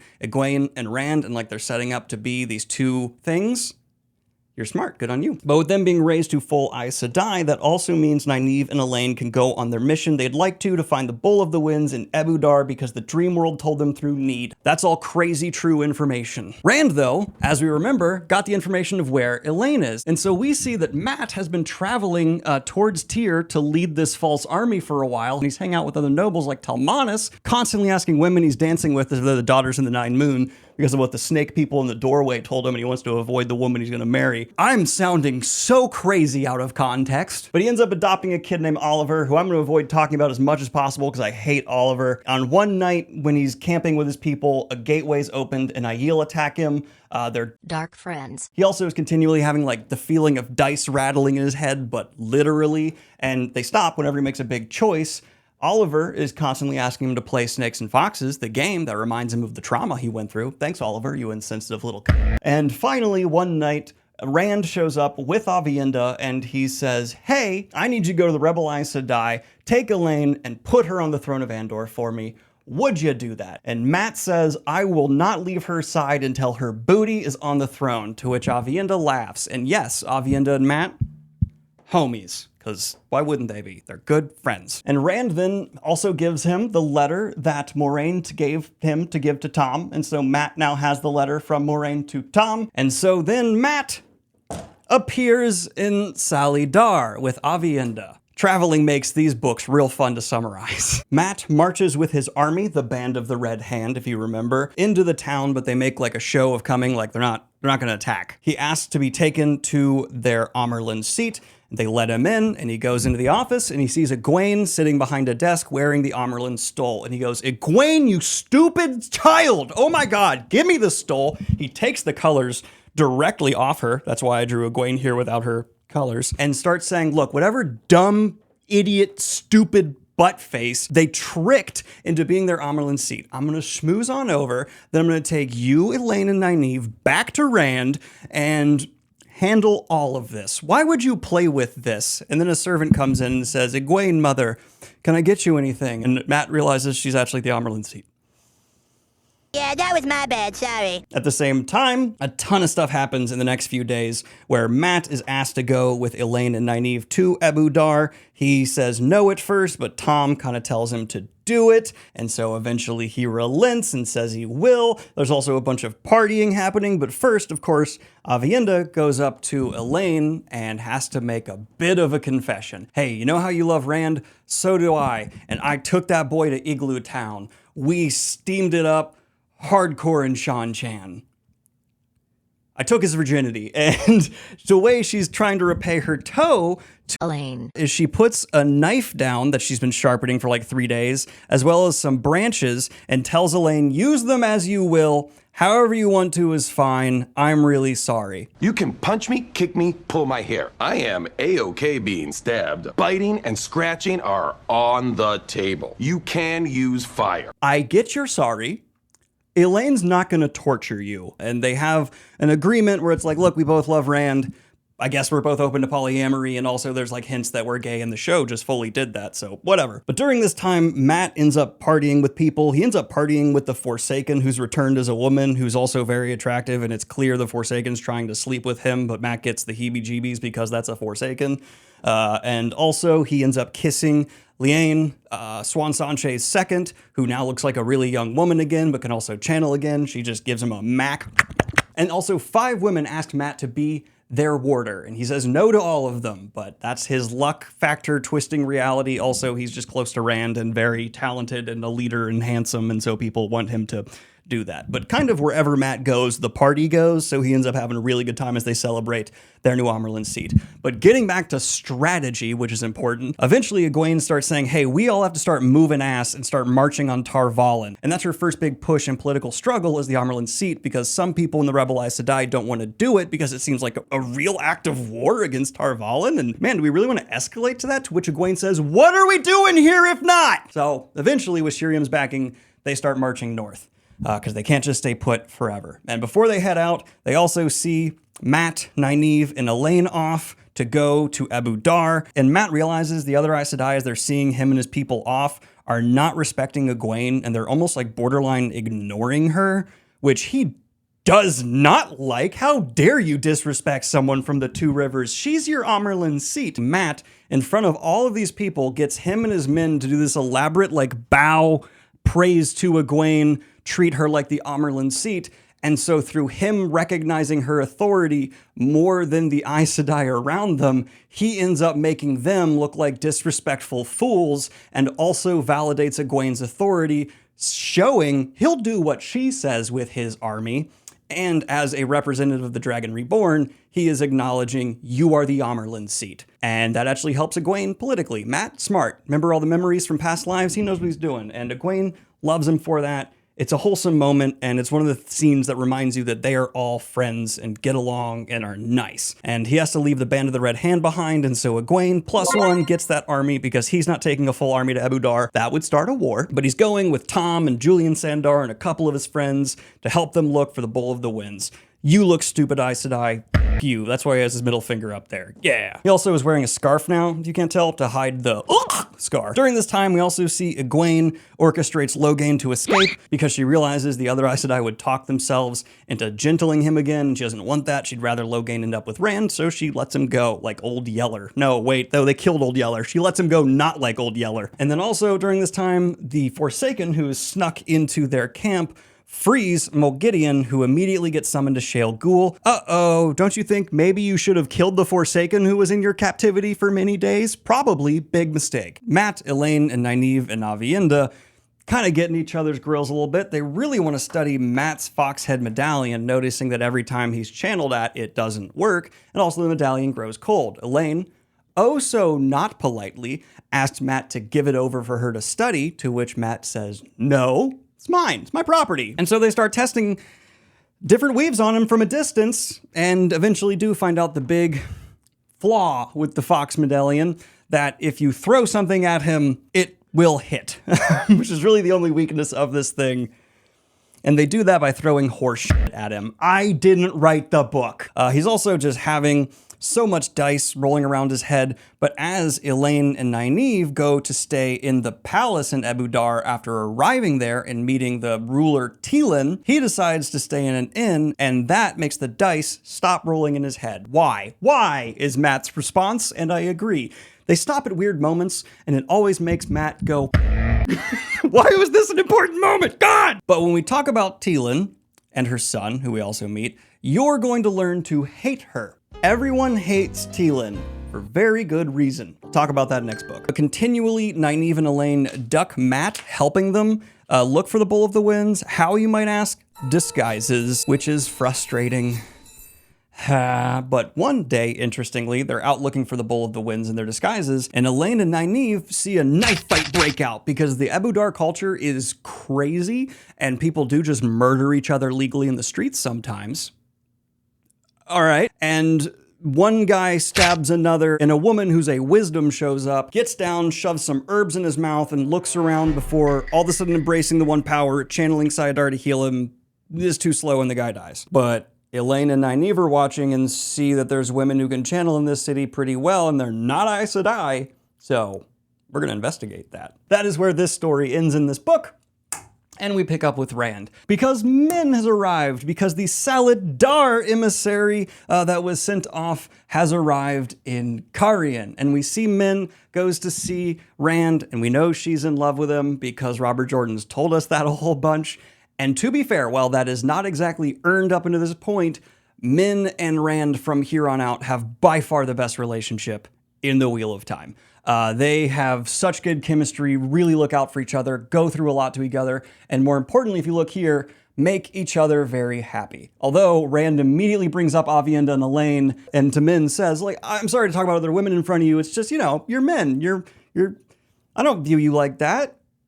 Excuse me, what, Rand? Is Min's response. So she sits in his lap and starts kissing him. So, you know. It's a bold strategy. But they make each other all super happy. There's some Talviranness happening, though, because some Aiel visit while Min is there, and Sulin, the one pretending to be a servant for tow reasons, doesn't like Min being there, though she says the only person who has any right to be angry is Aviendha. Fair. And at another point, a wise one comes in, and Min says, oh, you're going to have twins. And the wise one, what? How'd you know I was pregnant? I have ability to see the future. She's mad at Rand, acting like it's his fault that she said that kind of without thinking. And a little bit it is because of his Talviranness, represented by these wavy lines. Though Min also friends like Berelain with the Aiel. They respect her. They like her. Everyone likes Min. She's the best. If you're wondering, though, why this seems so different from the men in the show, yes. But one important vision that Min has is that there's a lot of pain in Rand's future and the Aes Sedai related to it. At this time, Rand decides once again to check in on the farm. And he goes there and finds out that they're calling it the Black Tower. You know, to be opposite of the White Tower, where women learn, this is where men learn, kind of buying into the symbol of the Aes Sedai thing. I'm a big PR strategy marketing kind of guy. That's an aggressive stance. There's no tower here, though there's a nice farm. And now there's a ton of men who can channel learning here. So many. Wow, their recruiting really worked. It turns out if you specifically look for women who can channel and you get them over generations and generations and generations, yeah, you'll end up with a good, consistent flow. But if you ignore men who can channel for generations and generations and generations and just kind of let them permeate, genetically, there's a whole bunch of men who can channel. But that doesn't make sense, Daniel, you're saying. Unknowingly. True, because genetically, they've been killing men who have the spark who will always channel. But they have not been killing men who can learn how to channel without the spark. And so those men are far more common than you might think. Though, eventual lore thing we learn, the gene to channel is most often passed down through men. And so while they've been killing all these men who can channel, they have been making channeling less common in the world, which is why the Aes Sedai for thousands of years have slowly had dwindling numbers. But here, we're finally seeing men with the potential start to learn, and Rand comes with some pins! Oh, merch! But he's giving it away for free if you earn it. He's saying people who join the Black Tower and have no rank are going to be called soldiers. Those who join the Black Tower and have shown some progress will be dedicated, and those who finally reach the rank of being not Aes Sedai, our own unique fun thing, will be called Ashaman. And Mazrim Taim is the first Ashaman. And Mazrim Taim does not necessarily like this change and is kind of salty about it. Why? Because Mazrim Taim's always salty. Always. He has a bit of a conversation privately with Rand where Rand asks him why he's so upset. But Rand also starts having madness issues with Lews Therin, and he kind of comes back to it to Mazrim Taim in a bro moment telling Rand, you gotta hold fast. You can't go crazy. It all rides on you, please. You're gonna have some pretty extreme emotions about Mazrim Taim in a few books. Rand goes back to the palace, and if you remember, he is still in Carrion, to where Perrin and Fael have shown up. Ha!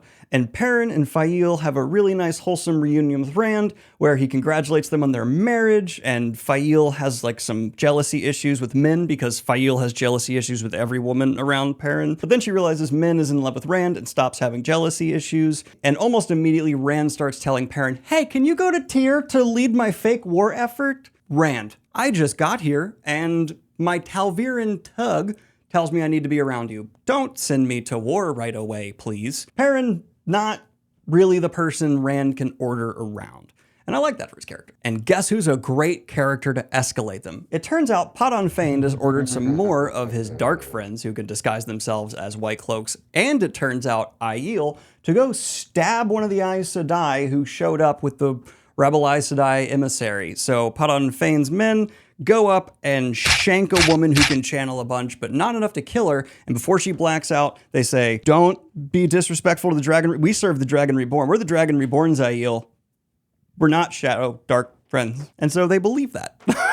No one questions it. And the rebel Aes Sedai start thinking, wow, our relationships and meetings with Rand have gone very poorly, because they have had a couple of meetings and they have not gone great. So they demand a meeting with Rand, and they just waltz on in, despite him putting down strict rules always for Aes Sedai visiting him to limit it to just a couple, because obviously he doesn't want to be around a bunch of women who can channel because they could still him.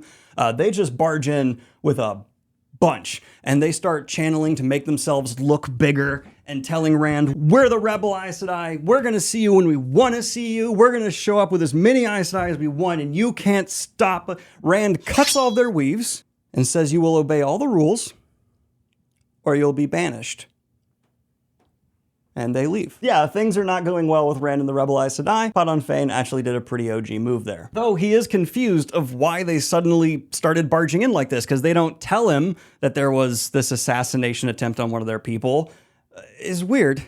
Communication, it would help a lot. But in this time, a couple more Aes Sedai have arrived in the city, meaning there's 13 total in Andor, so Rand decides to bounce on out and go on over back to Carrion. And the rebel Aes Sedai realize he's going there, and so they gather on up. Okay, we have bad relations with the Dragon Reborn, but we can't give up because we know Elida's got some people over there, so we're gonna do like the 10-day march over to Carrion, everybody, let's go. And they do. Because, yeah, you can't politically let Elida be the only person, despite how bad this went, to have a connection to the Dragon Reborn. Rand goes to see Fel again, who it turns out can spit mad game, because the drugged out old philosopher, after he comes with Min at his side, tells Rand, hey, don't bring the girl next time. She's too pretty and it distracts me. And he sends that in a letter, and Min takes that letter, folds it up, and keeps it, and I would too. Are you kidding me? If someone said I was too cute for them to focus, that's the best compliment ever. Min likes Fel, I like Fel, Rand likes Fel, everybody loves Fel. During all this time in Carrion though, because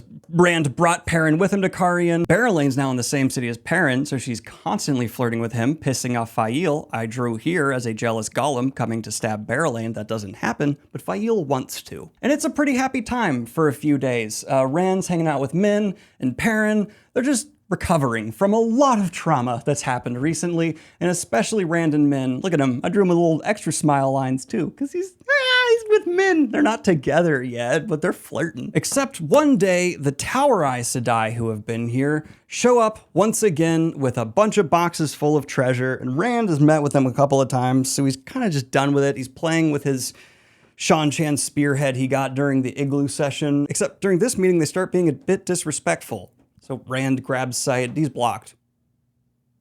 And those aren't servants carrying those chests, they're additional hidden Aes Sedai. Not good, not good, not good, not good. Rand is then forced into one of the chests. As you can see, a Red Sister carrying a package. Yeah, Rand just got put in a box by Tower Aes Sedai, and they come out, and the Aiel, of course, still have that weird aversion to Aes Sedai, and so the Aiel don't really pay that much attention as the Aes Sedai walk by with their boxes. And the Aes Sedai tell them, hey, Rand, really rude guy. We were just in there meeting with him. He just left, jumped through a gateway. No idea where he went. You let us know when he returns.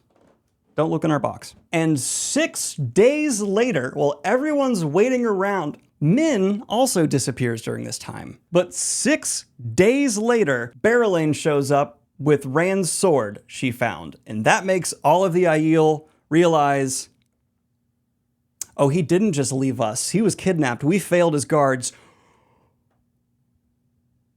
Oh, the Tower Aes Sedai have him. Oh! Okay, let's get all of the armies. Everybody, literally everybody. We're gonna go kill people. And so the horn is sounded. And yes, drums now. We are doing war drums. It's time to go to war. Let's prepare. And let's see what the dragon's army can, on a moment's notice, summon to their forces. Well, we have about 6,000 Maidens of the Spear in Syswiamon. I think I'm saying that right. We have 94 Wise Ones you can channel. Already nothing to turn your nose up at. And then we have about 200 of Berelain's elite heavy cavalry. Not the most numbers, but cool. We have 9 of the Saladar Aes Sedai, because during the 6 days they arrived. And then about 500 Carrienan. Berelain, I get only having 200. She's from a small, nation. But 500 Carrienan? Carrion, step it up. And then you have Perrin, who, oh, by the way, summons 1,000 wolves. and he brings his 300 Two Rivers archers. And looks like they're going up against 39 Tower Aes Sedai. Turns out the Aes Sedai were hiding a lot of extras. 500 of Gawain's younglings. We can take care of them, no problem. And they're warders. All right, that's not too bad. Except, do you remember back over here when I said that the Tower Aes Sedai were meeting with the Shido and Galad thought that was sketchy? Yeah, the Tower Aes Sedai also made a deal with the Shido, and they brought 40,000 warriors and 300 Wise Ones. It's an entire Aiel clan. This is looking bad. And we also cut to Rand's perspective during this time, and we find out it's worse than you think. Not only is Rand being kept in the box in the blistering heat because the Dark One's making the world hotter, he is only being let out for beatings and questionings. They'll occasionally dump water on him in there, but not much else. When he found out that Min was also prisoner here, during one of the times they brought him out, Rand managed to escape briefly, kill 2 warders with his bare hands before they were able to get him under control again. So that establishes Rand is, even shielded, because they're maintaining a shield on him all the time, really not something to mess with. One of the Aes Sedai, whose warder he killed, starts kind of just torturing him. Okay, but when he's in the box, don't worry. He also has Lews Therin's mad ravings constantly screaming in his mind's ear. You know how Rand is already going a little crazy? This box? Not helping. Though Lews Therin does tell him an important piece of information. He goes, if those Aes Sedai ever tie off your shield, you can break the shield. They have to maintain it all the time. And Rand al'Thor accepts that lesson from Lews Therin. What? The mad voice in his head just taught him something? In fact, Rand and Lews kind of start conversing during this time. Now, Gawain, who's witnessing all of this because he leads the younglings, he's still hating Rand. Hates that guy. Killed my mom, I believe, without questioning it all. But also, this treatment, not a fan of it. I might have to have some thoughts. Gawain's a f***ing idiot. You see, there's a Shido nearby here in the camp. And why would the Shido be important right now? They're just escorting the Aes Sedai, right? Because they want... Why would they want the Dragon Reborn to be taken by the Tower Aes Sedai? Oh, they don't. In fact, this is all a false flag operation because some of the Shido Wise Ones kill one of their own to make it look like the Aes Sedai attacked them. Yes, this is a situation where Alex Jones would actually be kind of right. Amazingly, he's an idiot. And because of that, the Shido then turn on the Aes Sedai because Savannah, who leads the Shido, wants to capture Rand and collar him and force him to be her Karakarn that she uses to rule over all the other Aiel. Does it sound like Savannah's crazy? Oh, she is, don't worry. She's just as crazy as Couladin, the last man that she got killed, manipulating to lead the Shido. She was with all of that too. But the field is set, and through gateways, the dragon's army arrives and finds 40,000 Aiel swarming a circle of wagons that the Aes Sedai have built a shield around and are for a moment barely holding off this overwhelming Shido force because 39 Tower Aes Sedai and 500 younglings with a handful of warders is not enough, obviously, to hold off 40,000 Shido and 300 Wise Ones. In fact, this force is so great that even with this, it's not looking good for anybody but the Shido. But, well, it's time for me to get my climax board. This is the battle map of Dumai's Wells, the location on the road to Tar Valon where everything's occurring. You have 40,000 Shido and a fragile shield holding them out while 300 Wise Ones are attempting to break it. But through gateways, Perrin's force of not enough to really take out the Shido begin attacking. The cavalry charge. The Aes Sedai, who were going to stay back, actually throw themselves into the Shido army so that they can, with the 3 oaths, still actually kill Shido, because if their life is in danger, they can use the 1 power as a weapon. Perrin's wolves even come, and yes, all these Maidens of the Spear, underneath the shadow of hundreds of Two Rivers archers, charge into the clan that betrayed them. And it's enough to punch a hole, but that's it. At the same time, Rand in the box is feeling something change because the Aes Sedai are desperate to hold this shield. So the women that are holding the shield on him start tying off the shield because they need to go focus on other stuff. And he is able to reach and almost crush their knots. And as soon as he is able to access the power again, he explodes the box around him and sends deadly shrapnel spraying over several people. And he actually, in this process, gentles a few of the Aes Sedai that were holding him as well. And it's so horrific, people are vomiting. But he notices Min is laying still on the ground. Did he just kill her with shrapnel? He runs over and she's okay. She's all right. He didn't kill Min. Robert Jordan's not going to go that hard. He's just going to torture the two of them a whole bunch. But here you see Perrin has arrived. They've punched a hole through the Shido just as this wall collapses. The Shido are spilling in. Rand is desperate to try and find a way to protect everybody. Perrin's saying, we have to go now. Gawain's there. And he's saying, you killed my mom. Min's saying, no, he didn't. Gawain decides, I'm going to leave because this is confusing. And my brain hurts, and Gawain leaves. But right when everything looks really bad, and the Shido are pouring in over just the few forces that have managed to get to Rand, a gateway opens, and some men dressed in black come through. The Ashaman, hundreds of them, led by Mazrim Taim. Yes, in the month or so that have been happening in Lord of Chaos, Mazrim Taim has exclusively been teaching the men who can channel how to kill.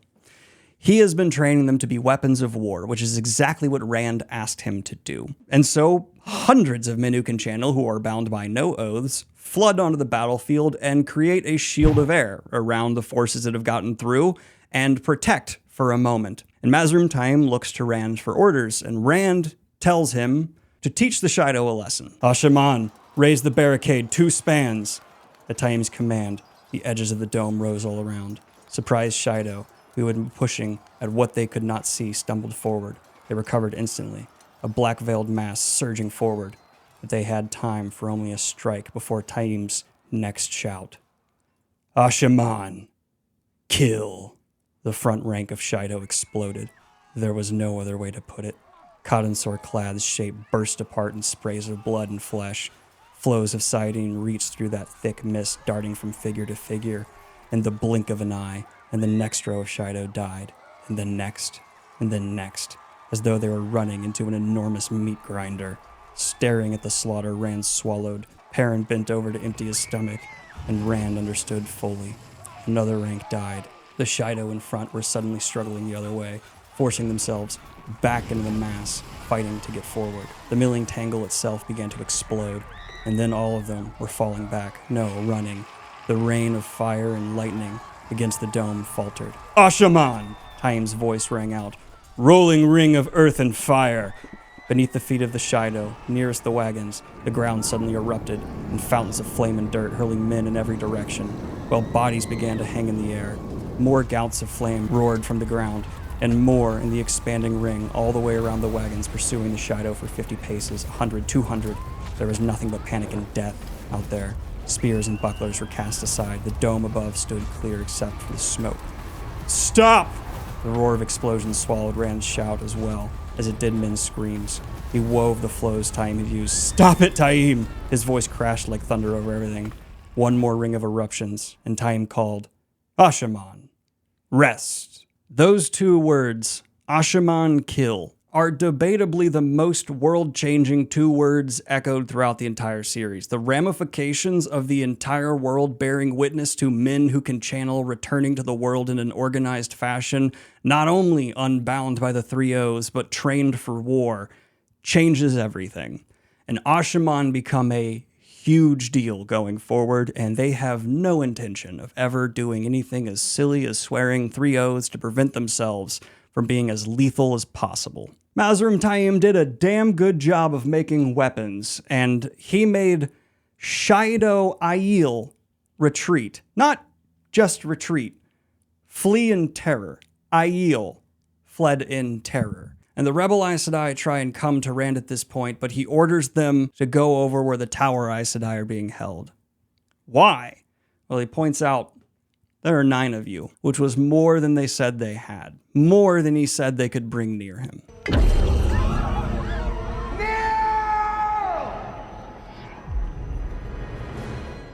And fulfilling prophecy, Rand has all of the Aes Sedai who are still alive and present swear fealty to him at Dumai's Wells. But that was Book 6 of The Wheel of Time, and now it is time to start Book 7, The Halfway Point. Hot dang!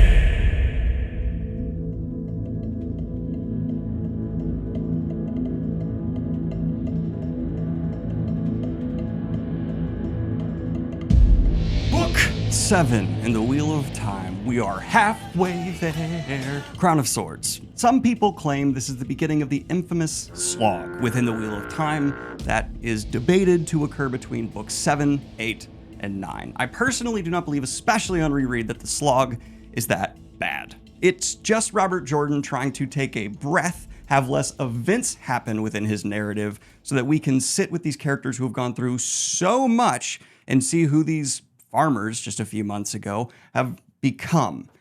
It's definitely not his strong suit as an author. Robert Jordan definitely fumbles some narrative beats here as well, and he's at his strongest when there are these bombastic showcasings of his ability with the fantasy genre.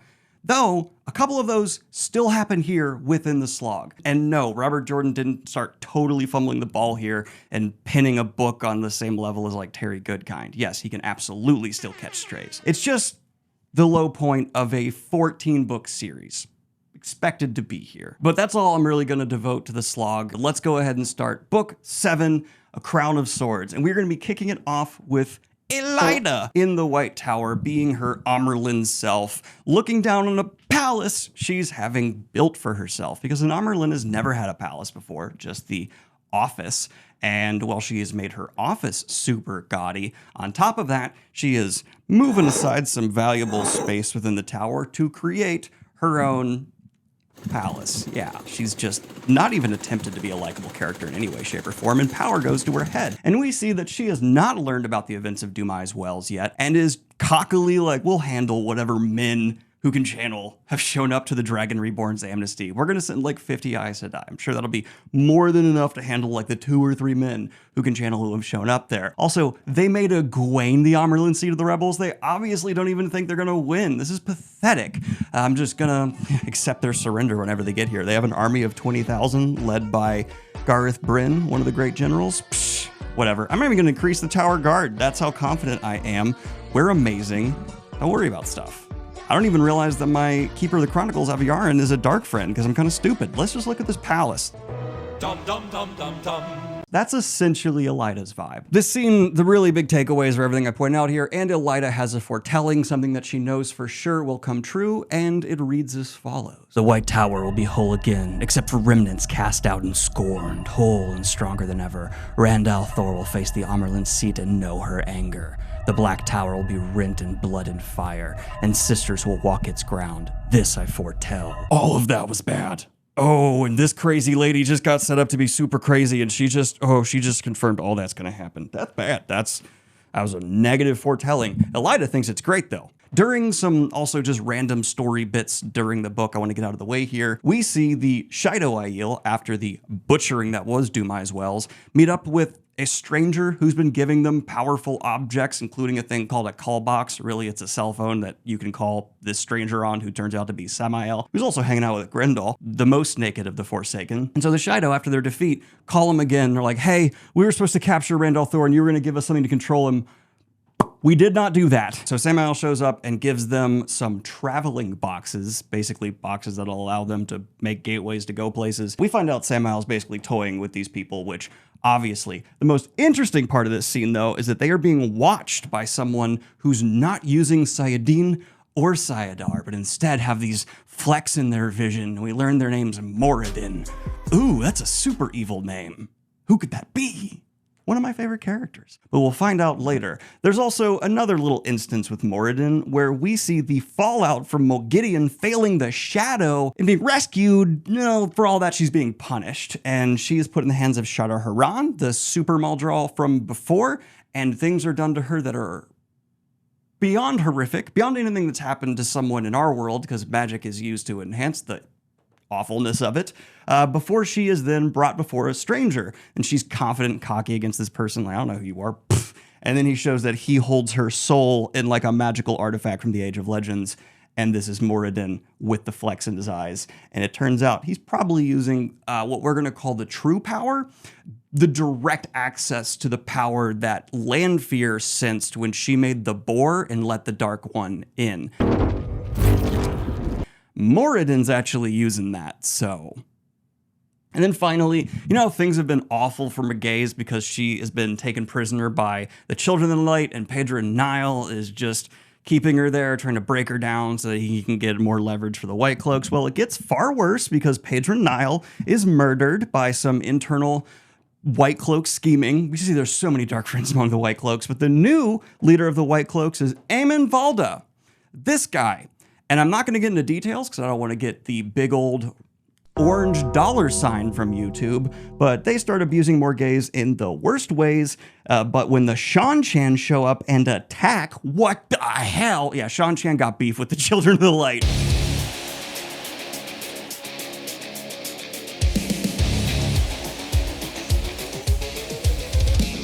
For sure. They finally get an attempt to escape, and her with her old maid and that guy she's falling in love with, Talonvor, who's a guardsman, manage to escape, though she forsakes all of her rights to the throne, knowing that she's in such a bad position that it just needs to be Elaine at this point. So that is her journey. It's not fun. But from here, we're going to pick up with Egwene. And right away, we are seeing her side of the event where, yeah, Moghedien was freed by Halima, that is actually Agenor brought back in a woman's body. Egwene feels this Forsaken she definitely should have dealt with escape, goes, checks it out.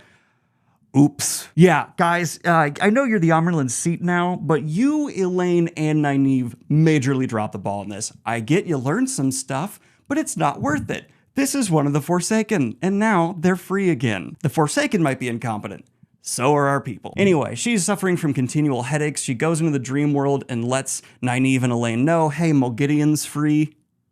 Sorry about that. And of course, Nynaeve is super freaked because Nynaeve really pissed off one of the Forsaken. Egwene has a bunch more visions in the dream world. They're all Robert Jordan doing foreshadowing stuff. We spend so much time with Rebel Aes Sedai scheming and people swearing to Egwene saying, hey, I know the Hall's treating you like a figurehead, but I trust you, I swear to you. And Egwene actually even has Gareth Bryn, the greatest general of this time, who was here because he was chasing down Swan Sanche when she was stilled, but she ain't stilled no more. Even he comes up to her and goes, yo, I respect you.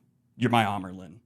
Let's go fight this Elida. Some accepted, try to blackmail her. It's just so much time spent in this, and I'm not a big fan of it. We also see she goes and finds Lan, who had his bond passed by Moraine to another Aes Sedai named Muriel. Apparently, he's been sleeping with her, so Egwene, after finding Lan, who was, by the way, even better with a sword now, took all that depression, channeled it into hitting stuff with a stick, and so now he is like a super duper swordsman. She commands him, go to Ebudar, go find Nynaeve. And then we see that Halima, the Forsaken, hiding as a woman who can't channel among the Rebel Aes Sedai because no one can detect it because Halima can channel Sayadine, is acting as Egwene's like maid assistant and treating her headaches. So Egwene, yeah, Elida, this is bad. Also bad. No one's perfectly competent here.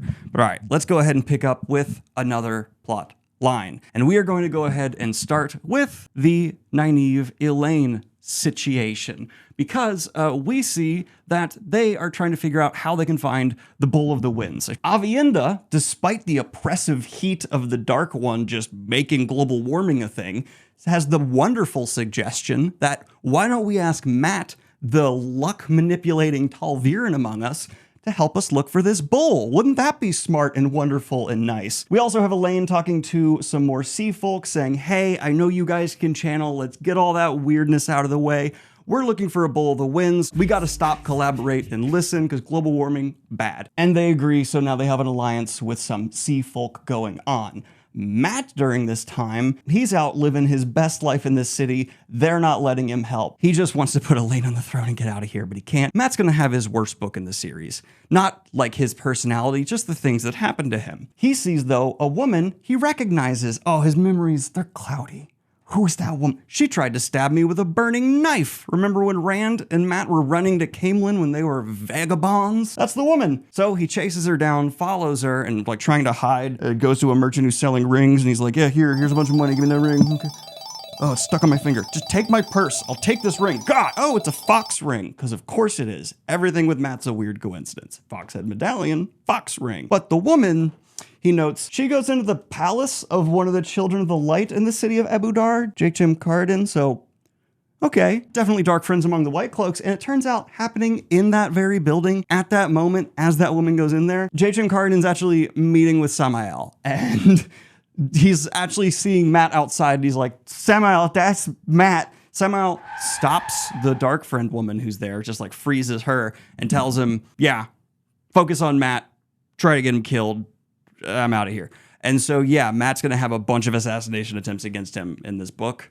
Fun. He then goes to the palace to try and warn Nynaeve and Elaine that, hey, there is a dark friend White Cloak of high power here, but he runs into some Aes Sedai, some Tower Aes Sedai, and some Rebel Aes Sedai. And they have a bit of a pissing contest over who has the authority to like manipulate and use him. Matt, not about that, ends up getting pulled away by the leader of Ebudar, Teelin. She is the worst woman in the series, and we're all going to agree on that, and you'll see why. Because Matt meets her, and Teelin introduces him to her psychopathic son, who shows up after killing a man in a duel because of Ebudar culture. It's just, these people are insane, and Matt would never kill people. So Matt later that day kills 2 people that are waiting to kill him in an inn, and just know that he has someone in his party named Noel. Noel will be important later and is helping Matt during all of this. But then Matt later on is just hanging out in the inn that he's living in because he's not going to be in the palace where Elaine and Nynaeve are. But going into his room, he runs into Brigitte Silverbow. And because of not actually the memories from other ages, they help, but the memory of him blowing the horn, he suddenly goes, "You are Brigitte Silverbow for true." And I say that oddly because he says it in the old tongue, to which Brigitte responds, "I didn't want you to know that."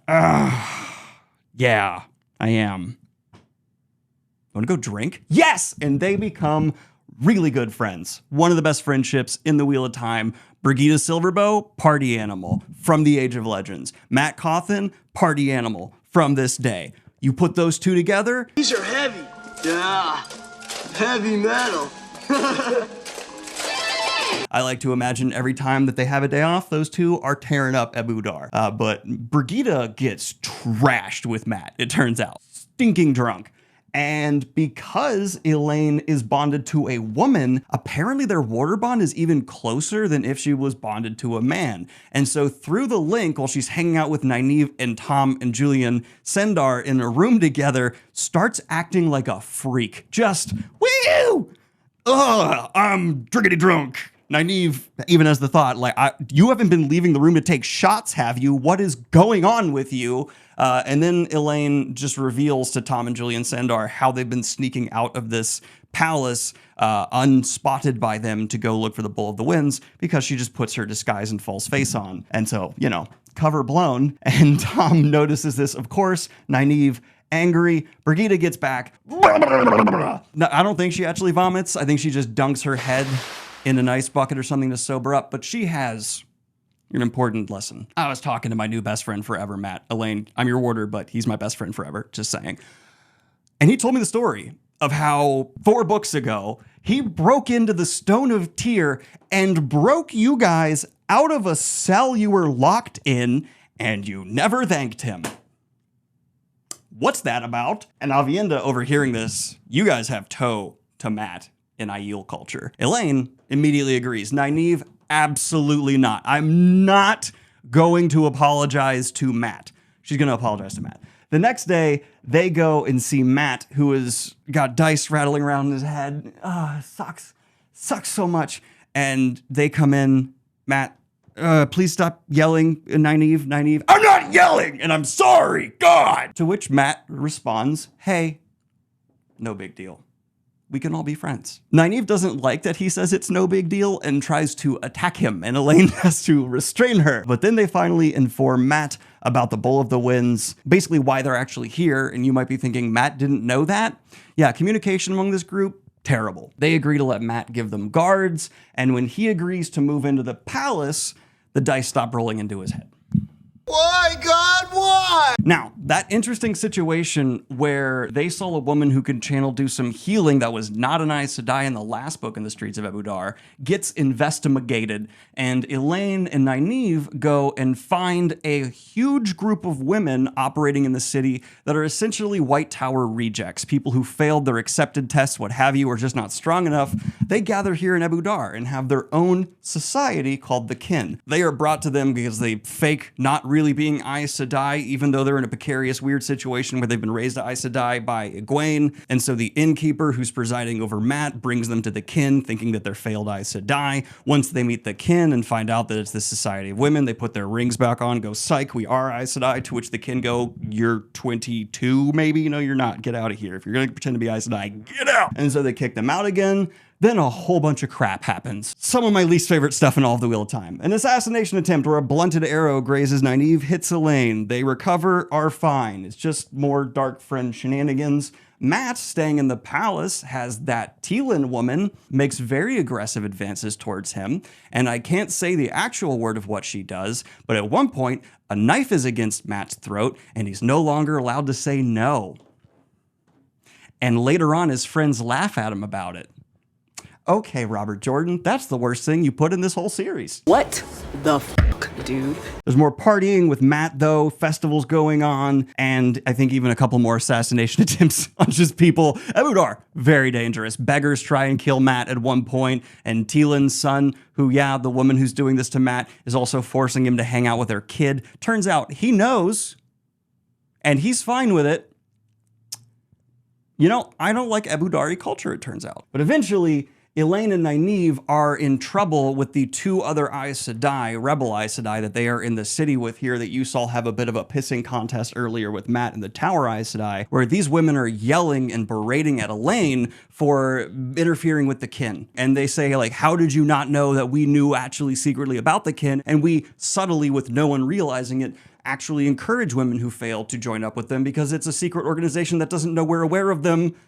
That's safe for us to monitor. How did you not know that? That's your fault. Elaine, during this time, gets a letter from the White Cloak, Pedro Nile, who's holding her mother hostage, saying she's alive. Doesn't believe it and gets mad. And finally gives, I'm going to paraphrase all of this, a wonderful monologue in response. Elaine turns around to these two traditionally raised Aes Sedai and makes the wonderful point that, hey, the Amerlin seat you fake-ass served by questioning me being an Aes Sedai raised me to be an Aes Sedai. Also, by the tradition of power ranking people amongst us, I am far more powerful than both of you. So, if you're going to continue to deny me being Aes Sedai, then I'm going to let Egwene know that you are not actually loyal, and guess what? She's my best friend. Doesn't actually say that, but it's definitely subtextual, at least for us, the reader. And at this point, the Aes Sedai admit it's a rather good point. And both Elaine and Nynaeve are considered legit Aes Sedai amongst them, because Elaine had a great Mike Flanagan-esque monologue. We actually cut to Nynaeve, who wasn't present at that scene, but is meeting up with the Windfinders they had made a deal with at the docks. While she is there, we see from Mulgideon's POV that she is dropped off by this new person she's serving to assassinate Nynaeve, and super afraid, not acting like a Forsaken at all, just skittling like a spider left out in a hot pavement street. That's not a saying. Just unleashes balefire on Nynaeve while she's getting on a boat. Doesn't do a great job, though, and just slices the boat in half, assumes she does her job. Nynaeve wasn't hit by the balefire, but because of balefire's weirdness, the boat was like half glitched backward in time, but okay, then that means the boat back there didn't have this part that was just, so she sinks almost instantaneously to the bottom of the river in part of the boat and is stuck in a pocket of air. Who is this fella, though? Who that be? It's Lan. Yes, Lan leaps into the water. We're not aware of this, though. All we know is that Nynaeve is trapped so deep underwater and she can't channel. She's not mad. And there's a boat wall between her and the outside. Lan can't break through that. No one knows Lan's even there. So she tries desperately, frantically, anything to be able to get out of this. She tries so hard to channel, but it's her own stubbornness, her own fear that's not letting her channel. And so she's gonna die. Nynaeve, for the first time in her life, gives up. And I want that to really land home because that specific detail is such an important part of Nynaeve's character. She in her life has never actually fully surrendered before. Nynaeve is the strongest person of the entire Mansfield 5, in my opinion. Aside from Rand. Yeah, Rand is the chosen one, weight of the world on his shoulders, whatever. On a personality individual basis, Nynaeve is a badass. But when she surrenders fully for the first time ever, and accepts that there's some things she can't just control, Saidar floods her. And if you remember, Nynaeve is the strongest female channeler of this age. She is on a scale the White Tower has not seen in centuries. So she erupts this boat from around her and is swimming to the surface, nearly blacking out. Someone just grabs her and pulls her up. It's Lan. Ah! Nynaeve, away from him for books, suddenly has ordered to arrive from Egwene as a surprise, the man she loves, drag her from the water onto one of the sea folk ships, and she just loses it. Oh my God, Lan's here. I love you so much. I'm channeling, and I'm not angry. Do you feel it? I'm channeling. And she starts showing him. It's this amazing, beautiful, happy, pure moment for Nynaeve, despite one of the Forsaken having just tried to kill her, which they do talk about as well. But obviously they're gone. They're not doing anything now. So after a while, they calm down. And at this point, Lan's telling Nynaeve how horrible his mental state has been, just wretched stuff. Nynaeve furious that she can't bond him as her warder right away, yet does get Lan in one way here. She demands to marry him instantly, and they get married on the Wave Mistress Sea Folk ship, and they obey those people's customs, so let's just say they get some, it's implied, public igloo time. That's going to be our phrase for that going forward to avoid demonetization. Robert Jordan did kind of put in some kinky stuff in his books, but yeah, so Nynaeve and Lan are married. That's fantastic. Yay! It's actually like one of the true, really fun good times. I forgot in the last book to let you know when Elaine and Nynaeve were raised, what Ajas they chose, which is hugely important. Elaine chose the green Aja, the battle Aja, which fits with her having like an alternative female warder. And of course, Nynaeve chose the yellow Aja because she is a healer and she just figured out how to heal stilling and gentling. She is the greatest healer of this age. At this point though, Nynaeve meets up with Elaine and they go and confront the kin with the Aes Sedai, now acting subservient to these two. Hi kin, do you like Aes Sedai? Do you want to see two who are gonna vouch for me? And then the two Aes Sedai who are now acknowledging Elaine and Nynaeve as full Aes Sedai enter the room and go, yeah, they are real Aes Sedai, which makes the kin lose their goddamn minds. And it turns out the kin, a couple interesting facts. One, they live way longer than Aes Sedai. One of them confirms their age to be over 400 years. What? From just a history perspective. What? You have so much knowledge. What? Oh my God. What we learn here is something is shortening the Aes Sedai lifespan versus non-Aes Sedai lifespan. What is the one difference between Aes Sedai and the kin? The oath rods. Something about those 3 oaths shorten an Aes Sedai's life. That needs to be addressed in a later book. But how many of the kin are there? Oh, you want to know? 1,783.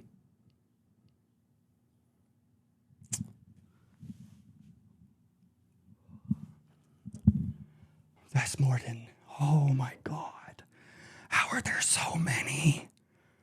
Don't freak out. Don't let them know that that's a game changer. Yeah, you guys can come back and join the Rebel Aes Sedai, and we'll even give you another shot at being an Aes Sedai again. We're going to outnumber Elida, like, by so much. Wait, all of you are pretty weak and you did fail your tests?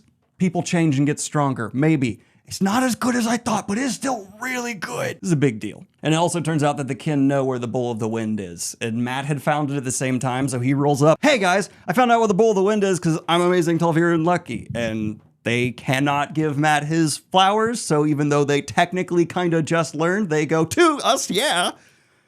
Nynaeve and Elaine, we also figured it out, so. Nice. Just to add insult to injury during this time, we also see Elida learn about Dumai's Wells, and her black Aja, she's not aware of that Keeper of the Chronicles, starts being able to manipulate Elida to do whatever she wants her to do. Yet, Elida, to her credit, then goes to a sister she trusts and asks her to start hunting the Black Aja in a dumber version of what Swan Sanche did. Elida, you are 0.01% competent. I'm proud of you. But it's time to group up, gather everybody, and go get the Bowl of the Winds. The party assembles. Matt sees Lan's here. Sure. Oh, you're married to Nynaeve?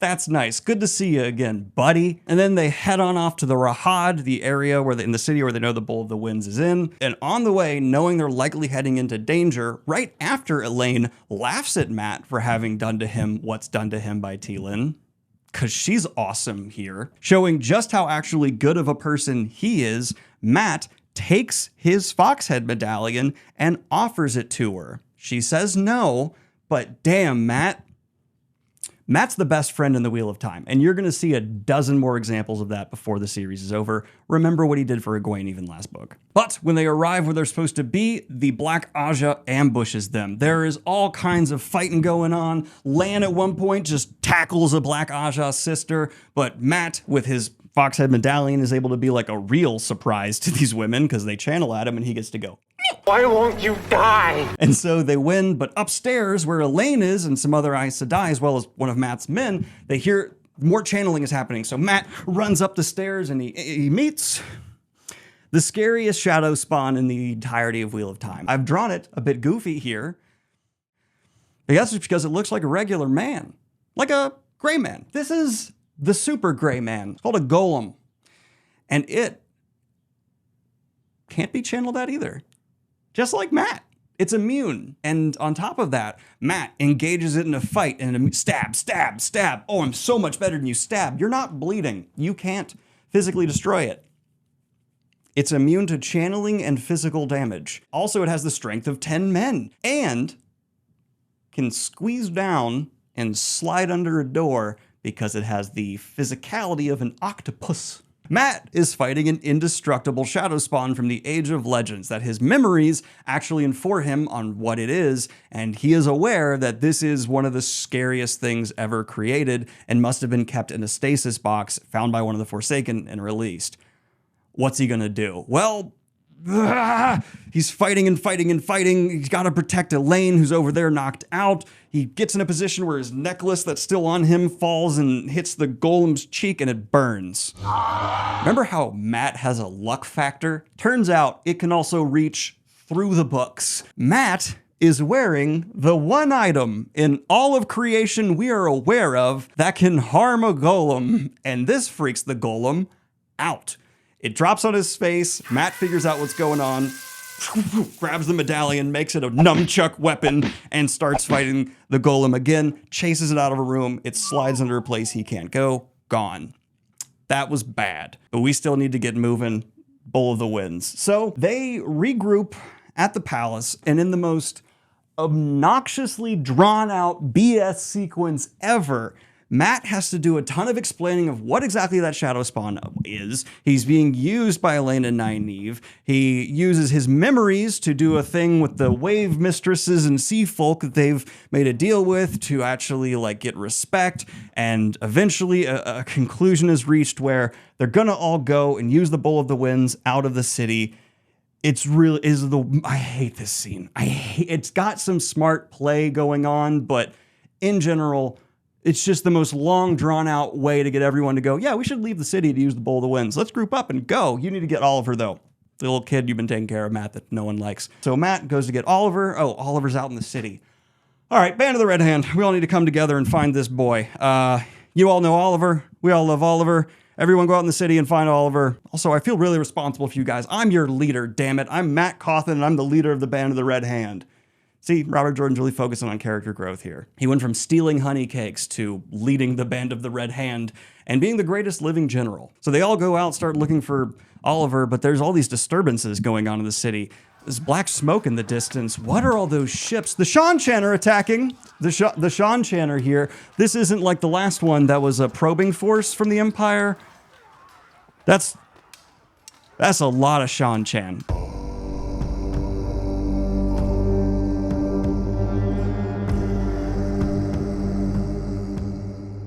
And Ebudar, not a very militaristic city, falls right away. and there's channeling happening all around Matt. He's running. Oh my God, there's just an explosion of earth, and he's got to get out of here. Another explosion. A wall is falling on him. Oh my God, where's my luck? Cut. End of Matt in this book. Actually, end of like this whole plot line going on. And it's time for us to pick up with Randall Thor, all the way back in Dumai's Wells. So we're back in Dumai's Wells, right after the battle occurred. In fact, Rand is still going around and looking at all of the dead women on the battlefield and memorizing their faces because mental anguish is his kink? Not really. He's got that sexism thing and he's got to know all the women that die for him. He is making some very important decisions this time. First, the Aes Sedai they've captured and are taking prisoner are put in the Wise Ones of the Aiel's care. And there is a very big shift in the dynamic there because if you remember, the Aiel used to just feel shame when it came to Aes Sedai all the time. Now, not so much. There's still like a lot of history and weirdness. Yet with what these Aes Sedai just did, and with these Wise Ones now knowing the truth of their history,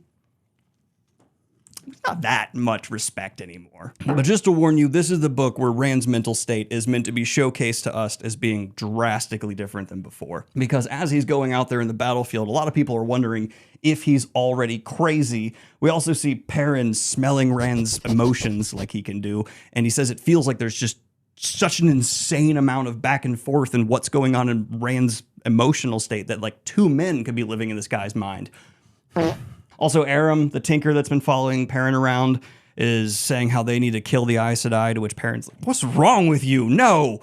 We need to take care of these Aes Sedai. It's wrong for them to be hurt. This is going to become a big conflict. And the Ashaman are calling Taim Mahale, which is his Amerlin seat title, the leader of the Black Tower. And remember, hot global warming, because this is back in time and the Bowl of the Winds, even at the end of this book, has not been used. But Rand, through many more chapters than it should have taken, ends up going back to Carrion, and the noblewoman that the Aes Sedai have set up to take his place after he was kidnapped and taken out, of course, is wearing the throne and acting as the ruler of Carrion. Rand rolls on in with his new, very shiny, powerful Ashaman bodyguard and Perrin and walks right into the throne room.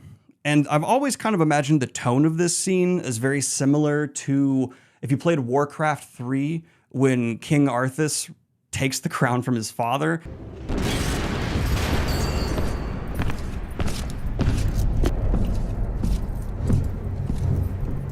Except not as murdery, because Rand comes into this room after having gone through all of that and sees this woman who was a part of the plot to just do this to him. So he comes and, using Sayadar, breaks the crown from around her head, pulls it away, and reseals it. Because it's all tied in her hair, so he can't pull it out, so he's got to do like this bloop, bloop thing. And she gets accused of orchestrating other nobles that were loyal to Rand's murder. And Fail adds on to the accusations, having had to have acted as close to this woman because the woman had like a weird power dynamic where she liked that Perrin, who was close to the Dragon Reborn's wife, now has to be subservient to her. Fail gonna turn that around. Don't mess with Fael unless you're Barrelane. Barrelane messes with Fael a lot. But we see the guards that were there that should be protecting this tyrant are being held with air, flows of air. And at one point, when the Aes Sedai who is advising this fake queen comes forward, Rand points out that he's not the one channeling holding up those guards, which shifts the tone in the room. Oh, these are men who can channel. They're not the Dragon Reborn. Rand, despite everything, cannot sentence this woman to death. So he does something in her eyes that's worse. He strips her of all of her titles, all of her lands, confiscates them, and sends her to live her life on a farm that she will have to work with her two hands under guard for the rest of her life. He takes away her nobility. Honestly, when I first read this, I was like, Rand's not going to kill this woman. He did something that I actually feel is a very appropriate punishment. And it's kind of interesting that he's also sentencing her to his life, largely when the series started. And it would be good for her character. She doesn't live to see it, though, for reasons I can't talk about. She chooses not to go to the farm. That's where I'll leave it at. But Rand continues being, let's call it, more aggressive, leaving the Aes Sedai in the care of the Wise Ones who are putting those motherfuckers to work. Perrin, during all of this, though, has just been obsessively worried about Fael, his wife. So once all of this is resolved, he goes to her, takes her back to their chambers, and they start getting all husbandy and wifey, if you know what I'm saying.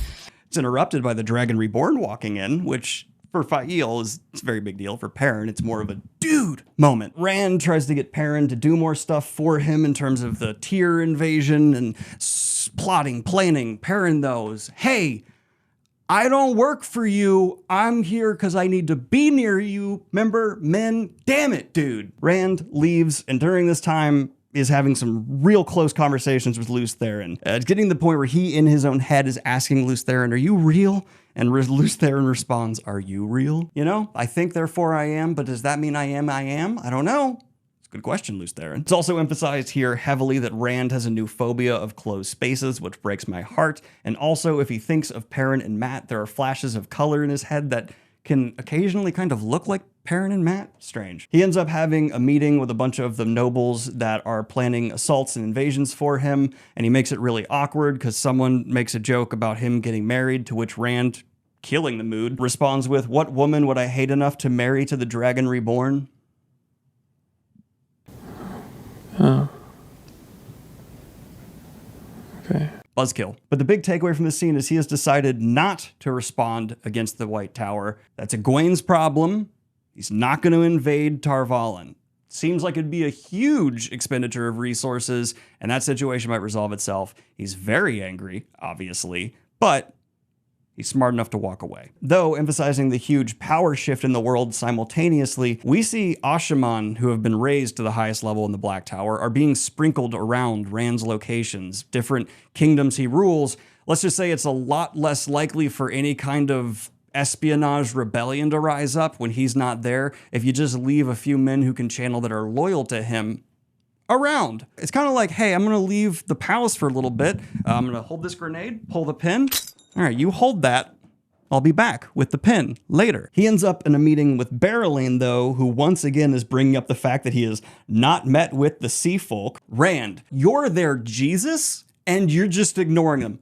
Really rude. An Aes Sedai walks into this meeting with Barrelane, though, and the Aes Sedai that are present there with Rand and his Ashaman guard, there's just always a posse of people around Rand now. I'm not going to draw them because they'd clutter the board, but just if Rand's there and he's not alone specifically with a love interest, add 5 characters. She is the oldest living Aes Sedai and considered the most powerful green ever. Demonstrated by Cadsuane's very muscular, vascular arms. That's how I'm going to draw Cadsuane from now on. Cadsuane walks in and she starts sunning Rand right and left. He's getting upset, angry. She's prodding him very deliberately. And if you want to maintain control of a situation, make someone start yelling, you keep it calm. And it's exactly what she does. And she also lets Rand know, yeah, I'm a green, but I've, in my 200 plus years of life, definitely dealt with men who can channel. And the voices they hear in their head, Rand, not a fan. Very much so gets in his head, and the other Ashman that are in the room start going, oh. So Rand starts thinking he might be a little bit more crazy. We see then soon after this, Cadsuane leaves, and a woman comes in to deliver Rand some bad news. This happened actually at the end of the last book. Remember Fel? In the epilogue of the last book, we see a fog rolled in, and some creature came up to him and tore him to pieces. He's dead. Rand's told of this, and it breaks his heart. He loved Fel. He really liked Fel. This is this sweet, innocent old philosopher guy, and now he's dead.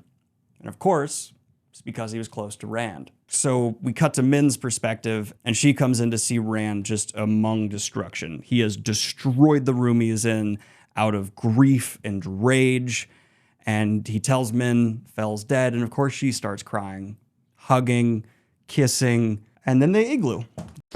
Grieving iglooing. We actually spend a good portion of the book away from Rand at this point, but we see from Perrin's perspective, he is now leaving Cairhien and grouping up with an army that includes Barrelane's people and his people to go to Ghealdan to deal with the prophet Masema, who, yeah, things have only gotten worse there with him starting riots in Ghealdan. So Perrin is going to Ghealdan to take care of that. But why does he feel so morose in these chapters? It turns out the last conversation he had with Rand involved their friendship ending, largely. This hurts. Perrin keeps standing up to Rand and telling him, you can't keep abusing Aes Sedai. This is wrong. And Rand, after having gone through this horrifically traumatizing incident, has no patience for this. And it escalates to the point where he says this. He pushed himself up, holding his shoulder. sliding his back up the square column that had stopped his flight. He thought a few ribs might have cracked. Around the grand hall of the sun, a scattering of nobles who had come to appeal one thing or another to Rand tried to look anywhere else, tried to pretend they were anywhere else. Only Dobrain watched, shaking his gray head as Rand stalked across the throne room. "I will deal with the Aes Sedai as I choose," Rand shouted. "Do you hear me, Perrin? As I choose." "You just handed them over to the wise ones," he growled back, shoving away from the column. "You don't know whether they're sleeping on silk or had their throats cut. You are not the creator." With a snarl of rage, Rand threw his head back. "I am the Dragon Reborn," he cried. "I don't care how they're treated. They deserve a dungeon." Perrin's hackles stirred as Rand's eyes lowered from the vaulted ceiling. Blue ice would have been warmer and soft beside them, the more so because they stared from a face twisted with pain. "Get out of my sight, Perrin. Do you hear me? Get out of Carian, today, now. I never want to see you again." Pivoting on his heel, he strode away with nobles, all but throwing themselves to the floor as he passed. Perrin thumbed a trickle of blood from the corner of his mouth. For one moment there, he had been sure Rand was going to kill him. In 2 different summaries now, I have talked about this scene, and both times I presented it kind of inaccurately if you're going to get into the minutia. And so I will clarify that this fight between Rand and Perrin started as a planned show so that Perrin can go off and lead an army, but all the nobles around Rand will just think that he's been banished. Except it escalates into a real fight. And if you do not point out that it starts as a fake fight, every single comment you get will let you know. Yeah, so I can't get into detailed moments too often in this book, but Rand, a different man. And it's very important to remember, if you are in this book reading from Rand's perspective, watch how people are reacting to him. Robert Jordan does not have Rand aware as he comes across a lot of the time. And so people will have this feeling and vibe, and it's for a reason. There's a weird thing, though, where Rand's been avoiding Min ever since Igloo time. She finally barges in on him in a bath, and Rand starts apologizing, saying that he obviously forced what happened, to which Min says, "No, I asked you to kiss me, and I'm old. I would have stabbed you. I had knives on me. What? And so they end up having a very happy, consensual relationship. She warns him that he has to stay near Cadsuane, and despite this very odd start to them officially being a couple, Min and Rand are the best coupling that Rand gets, in my opinion, because they actually spend a lot of time together and have genuine chemistry. Look at them blushing, holding hands as they go to see the sea folk later. One more vision that Min has, though, is you see this drawing of Marge Simpson that's obviously Marge Simpson, you got that. She sees that there is 2 men inside Rand, and they must merge into one. Merge, Marge. I'm clever. "Rand, how long have you been ducking the sea folk?" He gets reminded one more time, and finally, "Oh, yeah, let's go see the sea folk." So he takes Min, and they walk across a bridge of air over water to get on a sea folk vessel. And because Rand is Talviran, he's able to just win the negotiations right away. And yes, there are negotiations. He meets with the sea folk, says, "I know I'm your Coromor.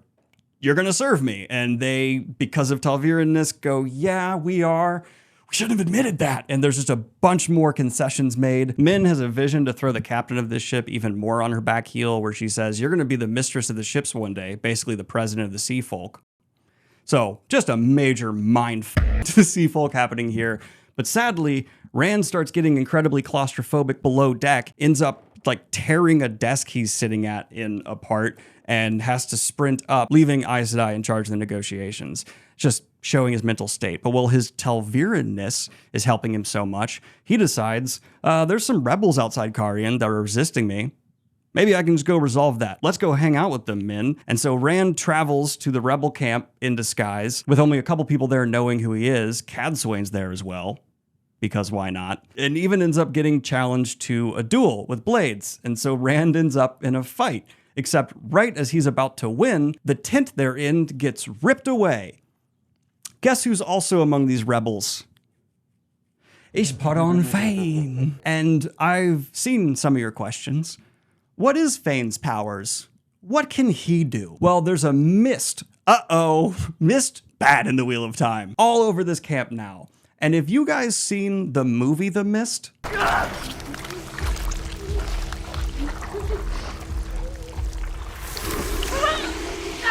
similar. People just get yoinked into the mist and die. Rand and Ashaman and Cadsuane and other people make a circle to fight back, except from the mist comes Padan Fain with the ruby-hilted dagger. You thought it was gone.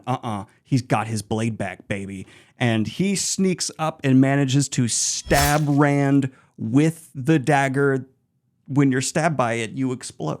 Except Padan Fain managed to stab him exactly where Balsamon in their fight the sky hit him, leaving the burning mark of like manifested darkness that would never heal on Rand's stomach. And so the evil of mankind is shoved into the evil of the Dark One manifesting on Rand's stomach. And so Rand's in really, really bad shape. Passes out, and it's up to everyone else in this party working together, get him out of there. They actually managed to do it as Padan Fain runs off in the mist going, and we see one of the Ashaman actually begins to heal Rand. Important points. Again, reflecting Rand's psychology, Min really pressures them to not have Rand in a closed space when he wakes up and not surrounded by strange Aes Sedai he does not recognize. He needs to wake up in a place where he recognizes faces and there are no women who can channel around him he does not like. Min understands what Rand has been through. She was there for a lot of it. We see an Ashaman heal Rand though, and he does it in a way that of healing that Aes Sedai are totally not familiar with. We know these people channel very differently, but one of the Aes Sedai like freaks out with how he's doing it. But Rand is stabilized, and it seems the two evils manifested on him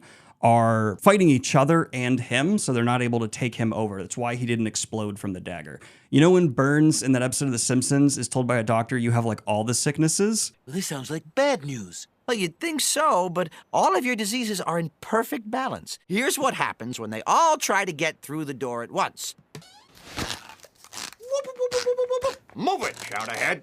We call it Three Stooges syndrome. And Burns is like, that means I'm strong. The doctor says, no, like at any moment they could burst through the doorway and you die. So what you're saying is, I'm indestructible. Oh, no. In fact, even a slight breeze. Rand's condition. So he decides it's a great time to start fighting Samael.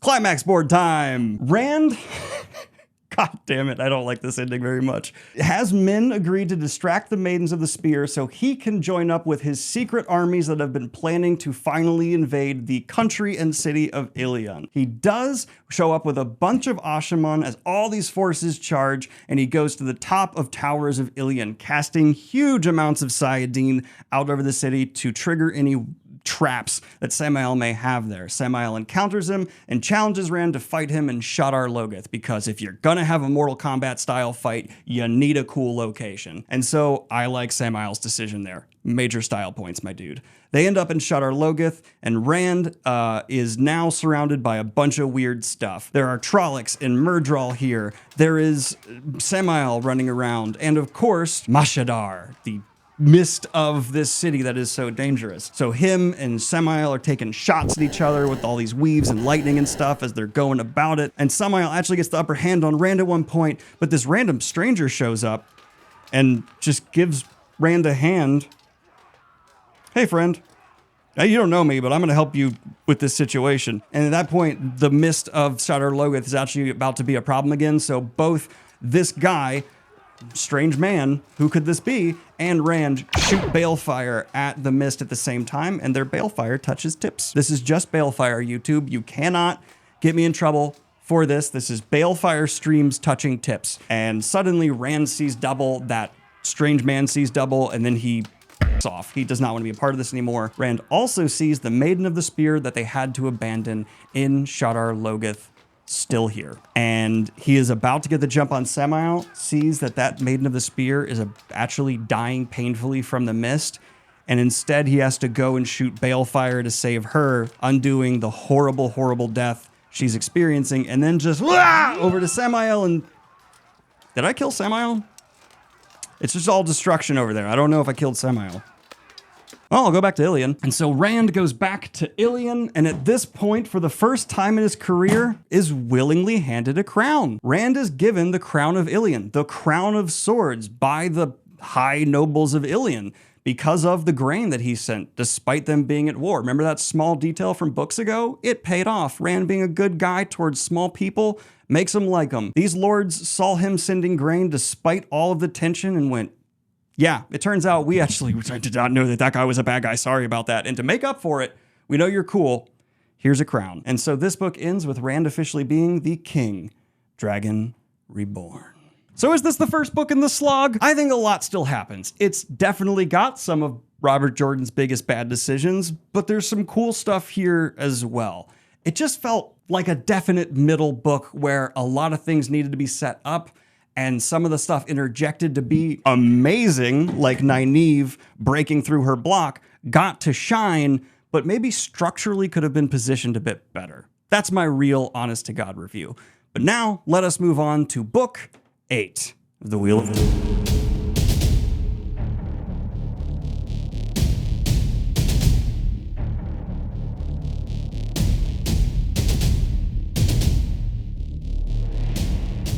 And Book 8 of The Wheel of Time is called The Path of Daggers, coming right for you. Judging by the board, yeah, we're covering a lot more substantial things actually happening in this book, but there are still really cool moments sprinkled in with sequences that take 5 chapters that should take 2, debatably 1. That's kind of the frustration of the slog. You kind of get these tantalizing oohs mixed in with so much.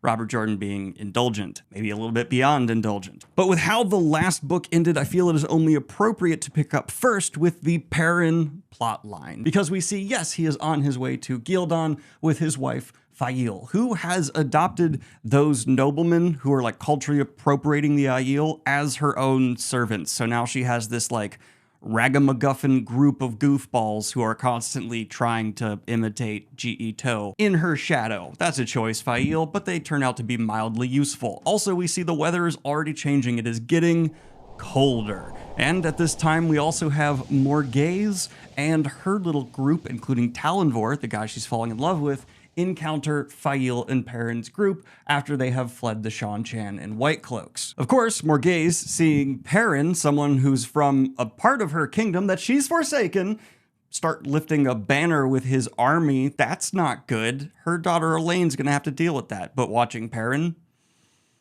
she knows he's a good leader, like, good guy, but hey, you have no political right to be doing what you're doing, to which Two Rivers folk would say, we haven't seen your taxmen in like a decade. What are you talking about? We're barely a part of Andor.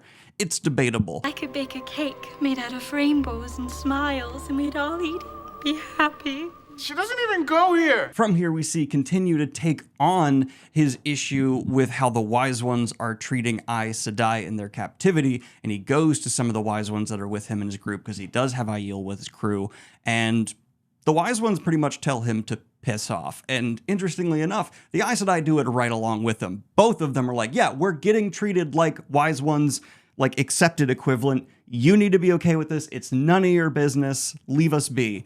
And quite frankly, Perrin, I agree with you. I'm against physical abuse in general, but up until that point, yeah, I'd go, all right, fine. If this is y'all's thing, I'll let you be. Except, you know how Masema, the prophet for the dragon, hasn't exactly been a cool guy. The Wise Ones have a solution for that problem that I quite agree with, which is, Perrin, why don't you just kill him? We've had some dreamers look at some ramifications for this guy existing, and we all agree that, yeah, he's the prophet of the dragon, but he makes Rand al'Thor look like how Jim Jones makes Christianity look. Not your ally. Perrin says that's not our mission, blah, blah, blah, but also someone arrives in camp and it's his furry buddy, Elias. And Elias is just around because there's a lot of new characters being introduced during the slog that, quite frankly, Robert Jordan does not make us care about enough, and having some familiar faces mixed in eases that effect. And also he's here to tell Perrin to yell at his wife, because that's her culture. And I, as a kid, remember reading this and thinking that was awful, but now that I'm an adult, I know couples like this that, as Fail does, believe you should yell at the person you're in love with, you're most passionate about, and it's a sign of love. Well, I personally would not like to be in that kind of relationship. People are welcome to do what they want to do, I guess, if that's what you both consensually enjoy. Not long after this, though, the Queen of Gildan shows up and meets Perrin, looks around. Okay, this is a Dragon Reborn party. You guys are with the Rand al'Thor people? Okay, that's nice. You're Perrin. You want me to serve and swear to Rand al'Thor. no, here's my crown, you take it. This is implied to be Perrin's Tal'Viren at work, making the Queen of Gildan give her crown to him, but to me it always reads more like this woman has been dealing with Masema and White Cloaks and all this stuff in her land, and she's realizing it'll take a few days to meet up with Rand, so instead she's just, you take it, I'm done, out. And I don't blame her. I would hate to be a king or queen. We see Perrin even runs into some of Masema's men though, and guess what? These boys have been up to no good. Shocking. In fact, they burned a farm with a bunch of people trapped inside.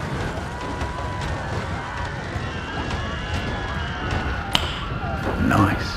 So Perrin orders them all to be killed, and I agree with him. Moving on through Gildan though, he finally has a meeting with Masema, so he leaves his party behind, going with just the Ashaman and more relevant folk who need to be at this meeting, and he quickly starts smelling Masema, as Perrin does, and realizing he's insane. Perrin can smell insanity, and definitely does not trust Masema, but he's got to bring him to Rand for Rand to deal with. So, okay, crazy guy, let's get your massive army of followers that are just the dregs of society and get moving. Oh, you don't want to use a gateway because you think only the Dragon Reborn should be able to use the one power. That's so weird. That means we're going to have to march. Oh, you suck. All right, we'll march. It's the gist of the conversation. Unfortunately, though, Fail is not at this event. Instead, she's with Bane, Chiad, and Morghese, now in hiding. No one knows who she truly is, as Fail's maid, because that's how she's infiltrating Perrin's group. And a Shido group attacks them and takes all of them as Guy Shine, which you're not supposed to do as an Aiel. But the Shido take the rules, crumple them up, throw them on the ground. They're rebels. Kind of literally at this point. They don't even have a clan chief anymore. It's just that crazy woman Savannah refusing to let a clan chief go be chosen. Funnily enough though, the reason Shido start just showing up at random times and take these people prisoner, as well as the former Queen of Gildan who just gave up her crown to Perrin, is because we see those traveling boxes that Samael gave them actually just split up their army and put them in random directions, which was, again, kind of his way of making fun of these dumb people that he did not care about. So the Shido are in worse shape than ever, all split up, though we do see they are in the possession of oath rods, and they make some of the Aes Sedai that they've captured swear on oath rods to obey them, so now they're almost having like Shan Chan Aes Sedai who have to serve them, but without the leash and the herding, and instead the oath rod that makes it so that Aes Sedai can't lie, now with a new oath to serve Savannah and her wise ones. But the last bit of relevant information we see from this kidnapping, because it's kind of what it is that Berlin is the one person who escapes, and now has got to bring some rather bad news to Perrin. And you'll be surprised how long this takes to get resolved. But that is the end of Perrin's plotline, and is going to take us right on over to Egwene, who we see is having a whole lot of visions foreshadowing stuff in future books. The dream world is so relevant. I'm giving her the Amerlin eye, and also she is still being worked over by the now female reincarnated Bethalmal, posing as one of her maids, and also definitely killing other people. Halima's hiding bodies in the snow, killing people close to Egwene, trying to be like the one who can manipulate her. Is bad. But we see that we've also had some political realizations happen under Egwene's watch. One, she wants to get rid of the 3 oaths. She's learned about how they're shortening lives, all this stuff, and she's meeting immediately some resistance. The Aes Sedai are not a huge supporter of this that are close to her, but this ties into her general struggle with power going on right now. She also realizes that Swan Sanche is in love with Garth Bryn, the great general who showed up to help lead their armies, and Swan does not want her to tell Garth Bryn that, but Egwene, are you in love? And then she is a big believer that her army needs to rest for a while because this is the slog and non-exciting things need to keep happening. They are traveling to try and get to Tar Valon, and in this time we see that, yes, the power struggle is going on, and also to make things worse, Egwene's second, her Keeper of the Chronicles, Shiriam, is compromised. We see someone begin beating her for information, and Shiriam has been trying to appease whoever this mysterious figure is for a while. But Egwene manages to overcome all of this power struggling with a rather simplistic political maneuver, if I'm being honest. Robert Jordan did not shine here necessarily. And that's because Egwene, as the serving Amerlin seed, who's constantly being called a figurehead, calls a meeting of the Hall of the Tower. And they're actually about to punish her for taking the lead on meeting with some Andorran nobles that happen as they travel near that country. But before she can even begin to be reprimanded, Egwene asks a question. And in the meetings of the Hall of the Tower, questions must go first. And she asks, are we or are we not declaring war on Elaida? Right? And she gets the hall to agree, and she goes, great, that is an official declaration of war, and during war times in Tarvalin, the Amerlin seat has full command of the army and cannot be questioned. Oops, you just gave me full control. And so she displays here some actually good, at least in the eyes of these Aes Sedai, political maneuvering and secures power, and we know that she's been told by several Aes Sedai that they actually are loyal to her, and by Gareth Bryn, the leader of said army. And so with that, they have learned just slowly throughout these books, the knowledge of gateways is being disseminated among everybody.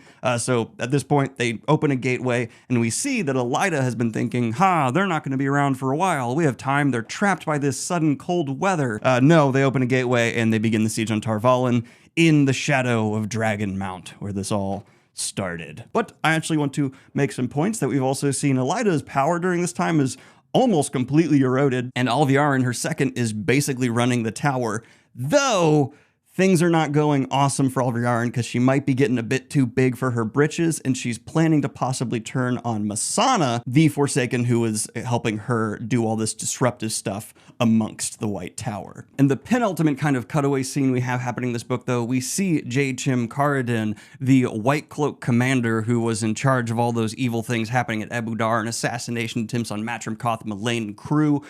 He is killed for doing a poor job in a very disturbing way that upset me a lot as a child, where a wooden block with a hole in it is forced in his mouth and down his throat, and then they empty a cask of whiskey until he drowns.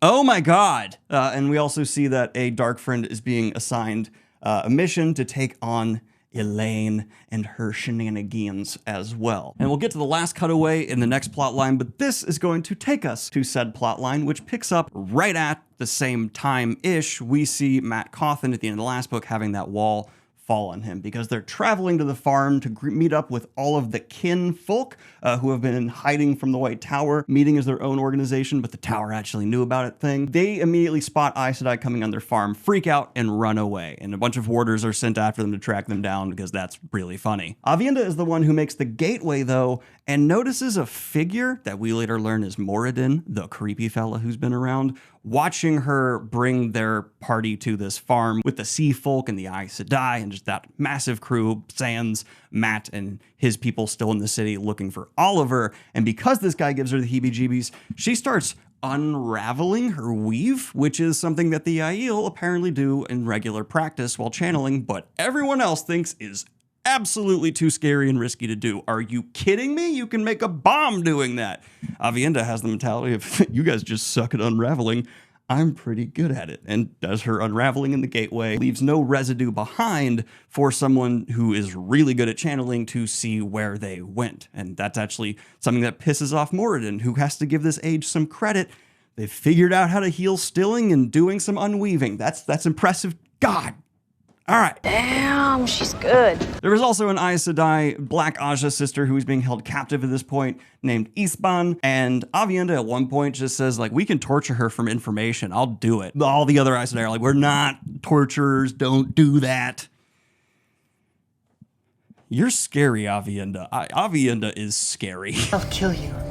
But she's also really sad during this time, but we have no time to address that, Aviendha. It's time to activate the Bowl of the Winds. And on the farm, they go up to the highest hill, and all of these channelers they've amassed link 13 total, because that's the maximum amount they can have, and channel into the Bowl of the Winds, which just rockets a beam into the sky and begins fixing the weather for all, hence weather being fixed in these other plot lines. Haha, I'm showing you, we're telling this out of order. But Elaine has an interesting realization while they're doing this. It's using Sayadine on its own. The women are activating it, but the bowl is somehow also using Sayadine to affect the environment. We know the greatest feats of channeling of all time have happened when men and women can work together, so it's artificially happening here on a scale with just 13 Aes Sedai to change the climate back to what it should be. But 13 women together linking to do a channeling that basically shoots a giant beacon into the sky of we're over here. The farm's pretty close to Abu Dar where the Shan-Chan are attacking.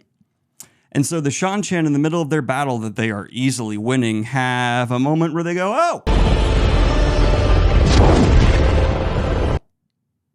let's send a bunch of channelers over there to deal with whatever that is. So Shan-Chan soon after arrive at the farm, and they need to open a gateway to Andor so that everyone can escape. Why Andor? Because after dealing with the Bull of the Winds, Elaine decides, hey, it's time for me to take the crown of Andor. My mom's dead, she thinks wrongly. But as they're fleeing through this gateway, the Shan-Chan are unleashing their Rockin' and Toe-Rockin' and Suldam and Damani, and everyone's able to get through, but only because Brigitte and Avienda are shooting all this stuff back through the gateway as Elaine does her attempt at unweaving the gateway because they don't want to leave a gateway behind for the Shan-Chan to discover how to travel through gateways. That would be devastating, but she's losing control. She's not very practiced at this, so they get on a horse, and while she's just barely holding onto the weaves, are riding over a hill, and detonation. She loses control. The gateway blows up, and this is, oh my God, level of destruction. It is no joke, to the point where we see like some of the flying creatures that are not dragons that the Shan-Chan have over Abu Dars they're conquering are knocked out of the sky from the shockwave and have to like desperately recover, and the farm is just gone. I repeat, we have a confirmed new... Everyone hang on! So all of the Shan-Chan sent to that farm to try and arrest these people, big murdered, big dead. And on the other side though, Elaine, Avienda, Brigitte, everyone, they're cool. They've actually landed about a 2 weeks ride from Camelin because Elaine pretty intelligently wants to gather intel around the city before she goes in to make her official claim on the throne. But also during this time, knowing that Avienda's not in the best place, but they're actually opening up to each other about not being the happiest, Elaine just turns to Avienda and goes, let's be first sisters, which is the Aiel like adopting someone as family because you love them that much practice. It does not mean you both have the same husband and or wife if you're first brothers and are sharing them together, but it does not exclude that either. It's just two mutually things that can happen within Aiel culture. Basically, it's just saying, hey, you're my BFFFFFFFFFFFF. Do you want to be BFFFFFFFFs officially? And yeah. But on their way to Camelin, they hear all kinds of rumors about Rand killing more gays and, you know, just the general Robert Jordan theme of no one actually knows what's going on unless you're one of the people making history, apparently. Bad news, though, they find the Black Aja sister they've had as prisoner is killed with a cup of tea one day. No, it wasn't me. Which means there's another dark friend amongst their crew. Crap! That's bad. She goes ahead, arrives at Camelin, is able to, with her retinue, because, oh my God, they're very powerful with a ton of channelers, just walk on up to the throne that belonged to her mother and lay her claim. But to officially achieve it, she needs to get a bunch of other the noble houses in line. So House Trakand is once again going to go to war to claim the throne of Andor, to which Rand, who's been holding this throne for her for a book or two now, goes, what? Just take it. But Elaine... They don't have this conversation in person, by the way. This is just two different things and desires happening. Elaine wants to get it by rights, by officially getting the throne not off her mother's name, because there's not a lot of people happy with her mom with how she was behaving under Ravien's compulsion. And so it's like a way to more securely get the throne. Smart play, Elaine. That way you're not worrying about anyone stabbing you in the back while getting ready for the last battle. During this, though, another very high noble who immediately pledges support for Elaine, Dylan, asks Elaine, kind of emphasizing this whole point, what do you plan to do with Rand al'Thor the Dragon Reborn? What is he to you? Because with Rand so publicly saying the throne is held for Elaine, some people are of course worried that Elaine's just going to be a puppet for the Dragon Reborn. No, because her response to this question, what are you going to do about Rand al'Thor? Elaine says, I'm going to make him my warder.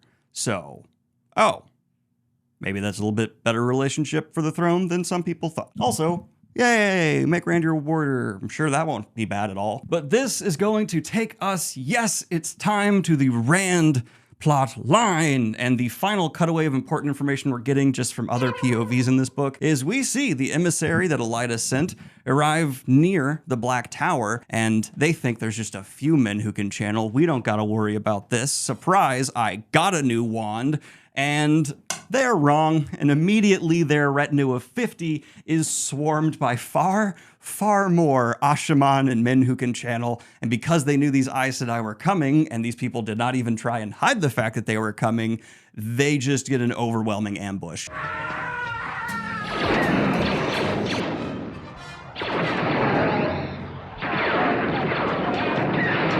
A very important note I forgot to note here is we also see these Aes Sedai are bonded as warders by these Ashaman, which is an insane turn of events when you take the full context into account of what is currently happening in the books and the entire history of the male-female dynamic. But this isn't set up to be some complete reversal, and instead it's foreshadowing for the future of how these two entities, the Black and White Tower, are going to be interacting.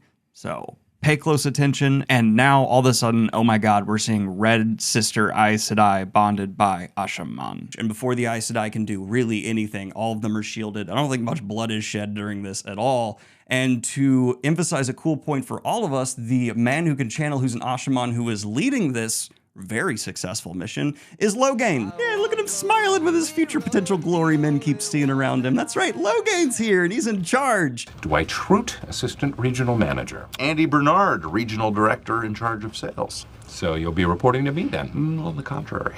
My title has manager in it. And I'm a director. He showed up, our happy guy left Egwene and managed to get all the way over here where he's now one of the leaders of the Black Tower. I don't know why, but that always makes me really happy. Mazrim Taim, controversial dude, let's say. I'm not a huge fan of him. Logain, baller. Love me some Logain. Mahale, more like Mabutt. I am a Logain man. But okay, what is Rand up to during this time? Well, he's now King of Ilion, and he is having new side effects when he touches Sayadine. He's starting to see double. Also, Luce Theron's been quiet for a while. That's bugging him. And he's got some plans right now. Yeah, we have over 400 plus Ashaman. We're scattering throughout all the places that he holds, pretty much sealing his power in every nation that's already aligned to him. Only 10 of them have gone mad from the Black Tower, it turns out.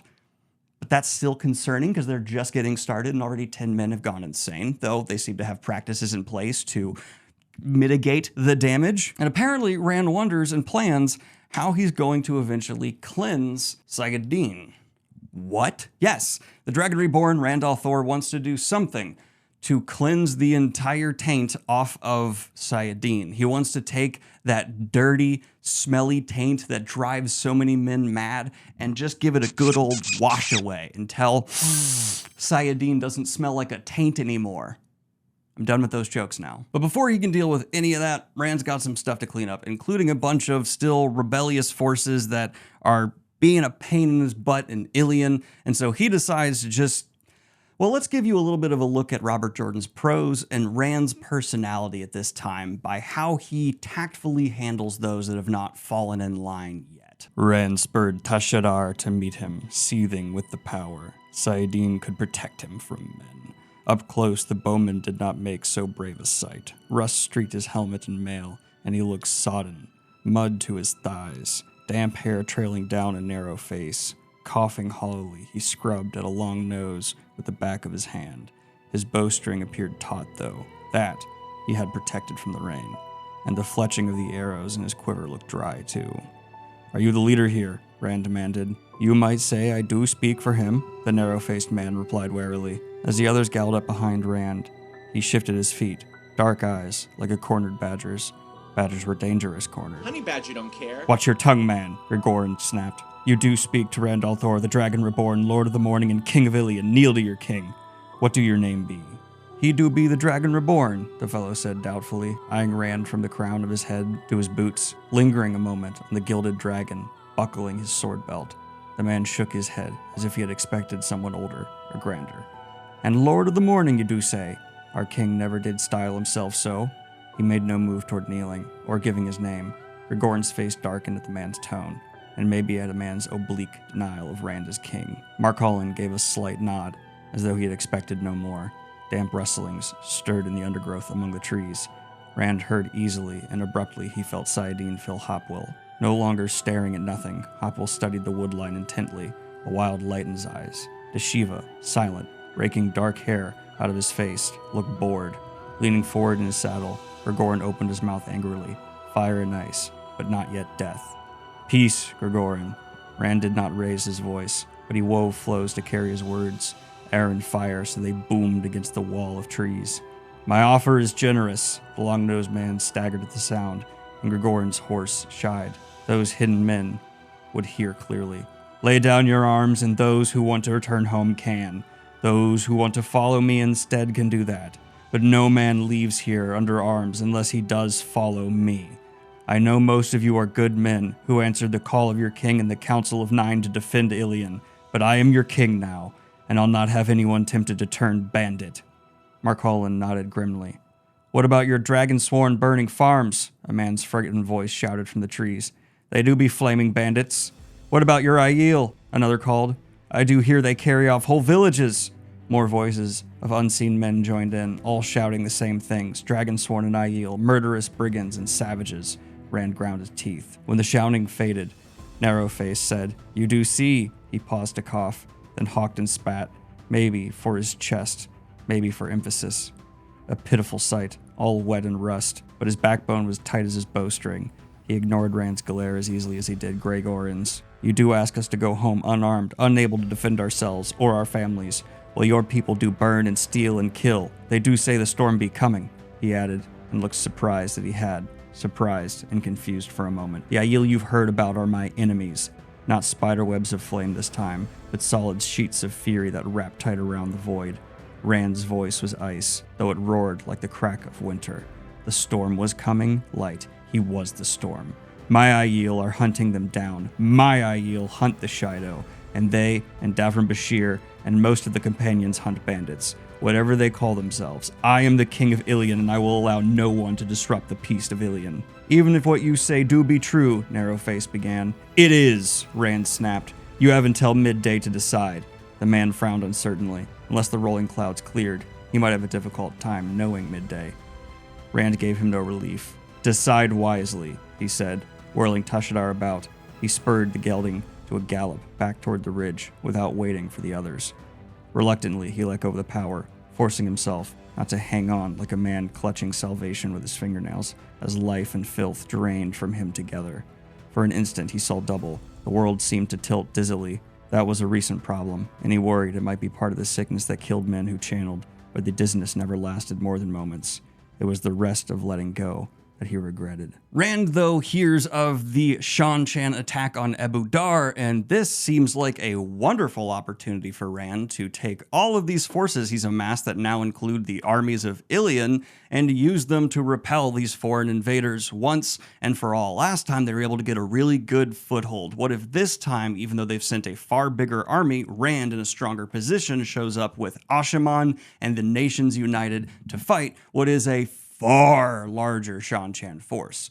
Let's let the showdown begin. Because Rand decides to take a massive force, roughly 10 times that of the forward advancing Shan-Chan armies through gateways, and the One Power is acting a bit strange during this time. It's not awesome, and Rand is seen to be reckless on the battlefield, straight up dizzy and confused, sometimes full-on borderline hallucinating or sick whenever he lets go of Sayadin. And the Ashaman that are with him are having similar effects in this area. Rand's even hit with an arrow at one point, but he's just healed by an Ashaman, and it kind of emphasizes how powerful Rand really has become at this point. Not only does he have multiple nations of armies whose numbers are in the high six figures when all counted together, but he can mobilize them and essentially drop them right in front of his enemies at any given minute, which he does do to these Shan-Chan. Hence why, even though they have Suldam and Damani and the Frog Bears and these flying Rockin' and Torok and dragon-ish type things, they're not dragons. He obliterates their forward advancing forces, and they need to retreat with the bulk of the army that's still in Abu Dar to come together and even somewhat matches Rand's force.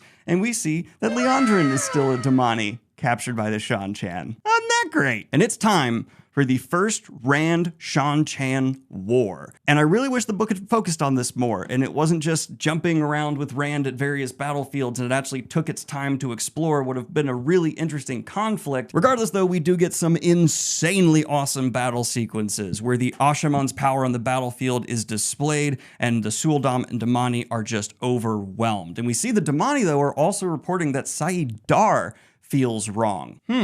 I wonder what that could be. But after a whole bunch of skirmishes and back and forth and clashes through the mountains, getting closer and closer to Abu Dar, Finally, Rand meets on the battlefield a well-stationed, well-set-up majority of the Shan-Chan army. They are no longer letting themselves be caught by surprise by his strike tactics, and instead they have really fortified themselves into a position. And Rand has a blue sword.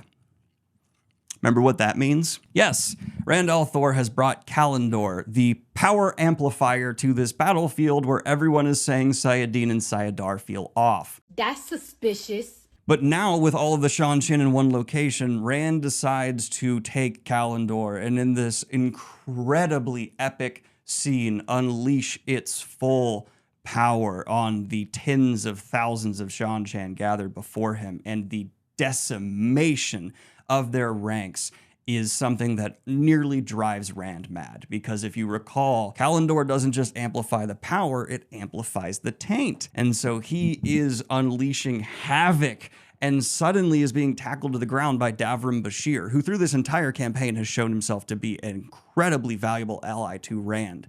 And Rand is wondering, what the hell? Why is Davram Bashir tackling him? Well, let's read, shall we? Cradling the translucent blade in the crook of his elbow, Rand rode Tashadar forward a few steps. There was no reason. He had no clearer view from there, except something spidered across the outer surface of the void, the wriggling black web.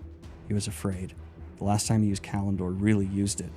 He tried to bring the dead back to life. He'd been sure he could do anything, then anything at all, like a madman thinking he could fly. He was the Dragon Reborn. He could do anything. Had he not proved it time and again? He reached for the source, through the sword that is not a sword. Sayadin seemed to leap into Kalendor before he touched the source through it. From pommel to point, the crystal sword shone with white light.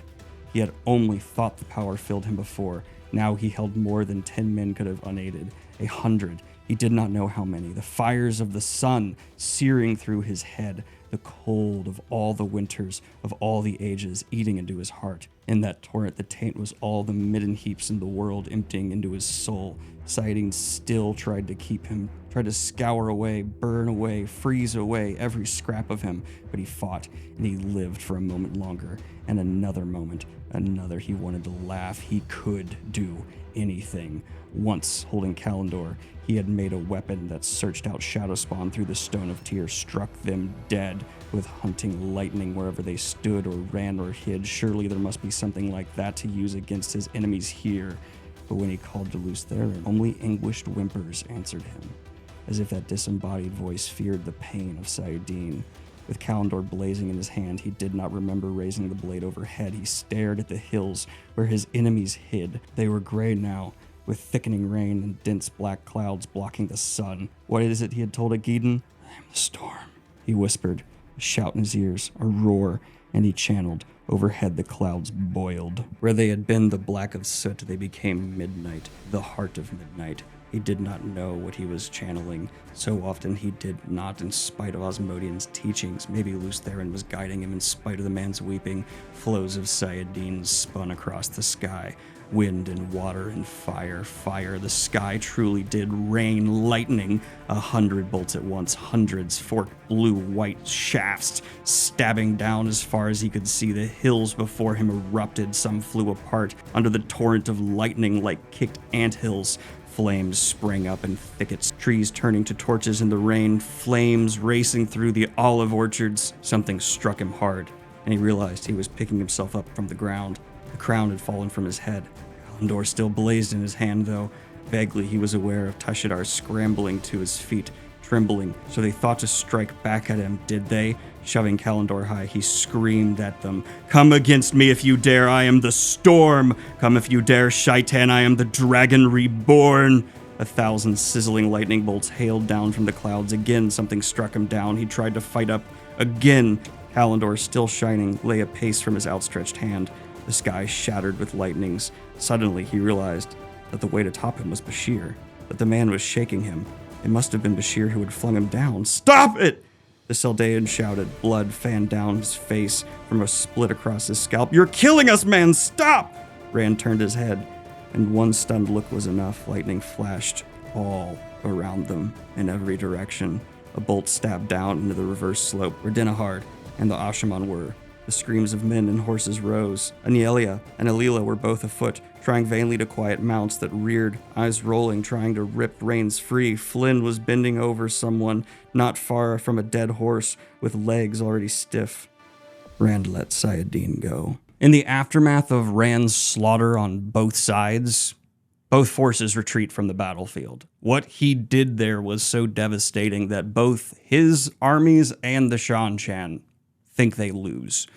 And they're both right. If you lose a certain number of men, your forces are crippled, and the Shan-Chan retreat back into the walls of Ebu Dar, and the dragon forces retreat back into Ilion. That is what madness in Sayadine looks like. As I said, it ebbs and flows with Rand. This isn't the end of his suffering, though. Rand from here returns to Carrion and finally gets the final deal with the sea folk that the Aes Sedai he left behind have made, and it's mostly favorable to him, despite a few clauses he's a bit upset about. If you remember, though, in the last book, he had men lie to the Maidens of the Spear so that Rand could leave to lead this battle in Ilion and not have any maidens die for him. And guess what? They're not happy about that. So just when he gets back and starts talking to men about how he absolutely must be close with Cadsuane, the maidens come into his room. A few who won a competition to earn the right to teach Rand a lesson. And as he's getting intimate with men, they tie him up with his own clothes and beat the piss out of him,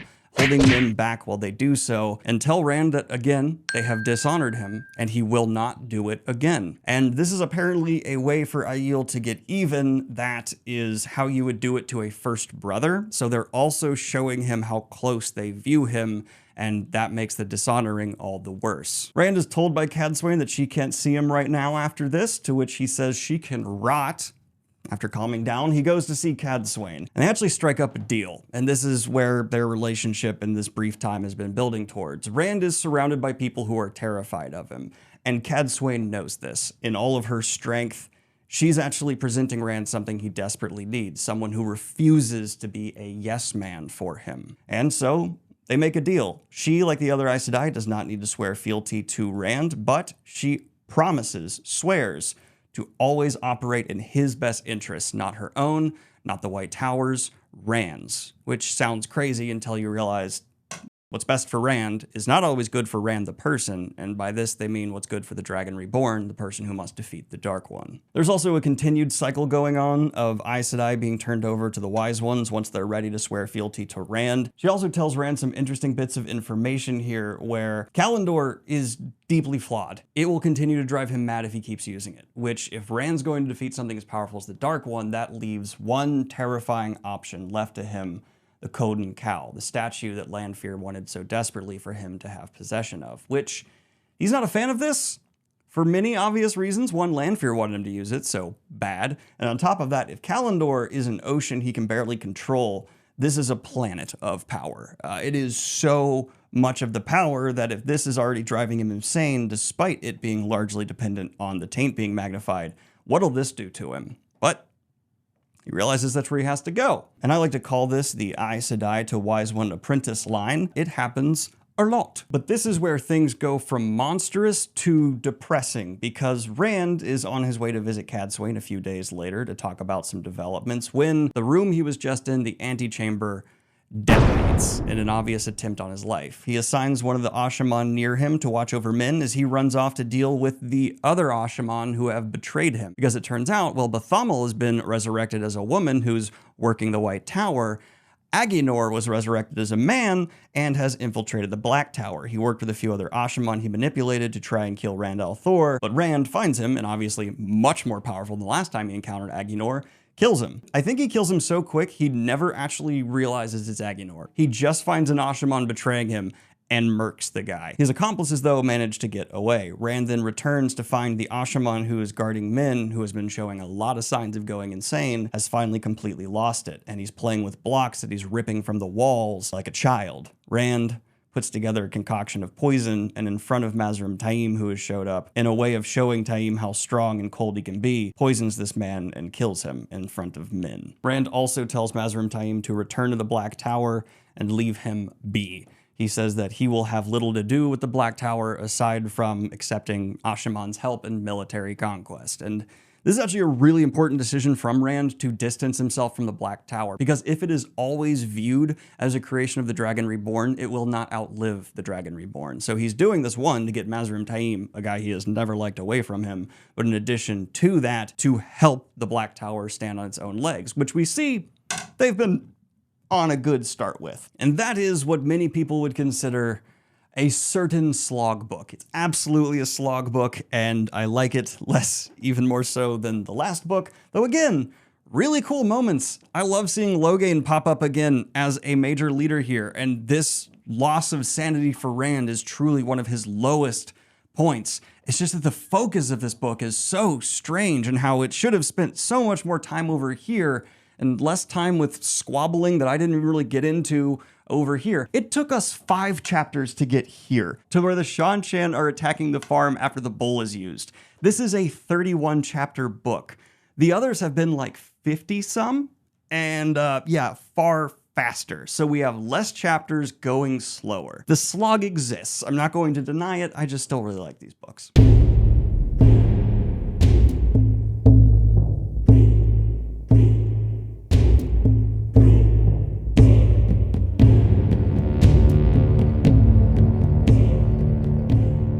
We're gonna go ahead and kick off Winter's Heart by checking on in with the Black Aja hunt in the White Tower. And it turns out they're actually doing a pretty okay job. They're finding a bunch of Aes Sedai they suspect of possibly being Black Aja, making them re-swear the O's in the Oath Rod and going, hey, are you Black Aja? And it's effective. Turns out making it so people can't lie makes it pretty hard for them to be evil. They're actually catching up to the rebel Aes Sedai, who have been trying to purge Black Aja from their ranks as well. But those slippery sisters are quite hard to pin down when they're able to have silver tongues. From there, we're actually going to quickly check on in with Perrin Ibarra, because we just saw that Fail has been taken by the Shido, and thus begins the actual worst part of Perrin's entire character arc, because he's going to spend the next couple of books just going, Fail, I want you back! And Morghese also has, of course, Talonvor, the guy she's been in love with, also upset and kind of being meh about it with Perrin. At the same time, Berylane sees this and just starts rumors, because she has Perrin sleep in her tent at one point. Just, Berylane, could you not? They decide to go after the Shido, of course, and Masema, the guy who's leading the Dragonsworn army of crazy people who are taking it a bit too far, which, like, I know Rand is technically going to be the savior of the world, just don't be weird about it. This is the army of people who are weird about it. Turns out they're communicating with the Shan-Chan, and thus begins a very long plot line of Perrin knowing Masema is not to be trusted, but keeping him around because he's got thousands of guys who might help them be able to fight the Shido, even though they're untrained soldiers and basically just strong arms. But everyone needs cannon fodder in war. But the Sha'ail who serve Fail are also going. It's nuts. And I've always wondered, like, when Sha'ail are taking Guy Shine, did they really dig it? Because Shido aren't even supposed to be taking Wetlanders Guy Shine, but they are breaking custom. But the Sha'ail like to pretend they're Aiel, so getting taken Guy Shine, are they like, thick, yeah, I'm real. It's strange. I don't like this whole subgroup of nobles. They are going after Fail, and she sees that there's so much nudity among the Shidos, because Robert Jordan, and also Savannah, the wise one who can't channel that's leading them, because you can be a wise one even if you can't channel,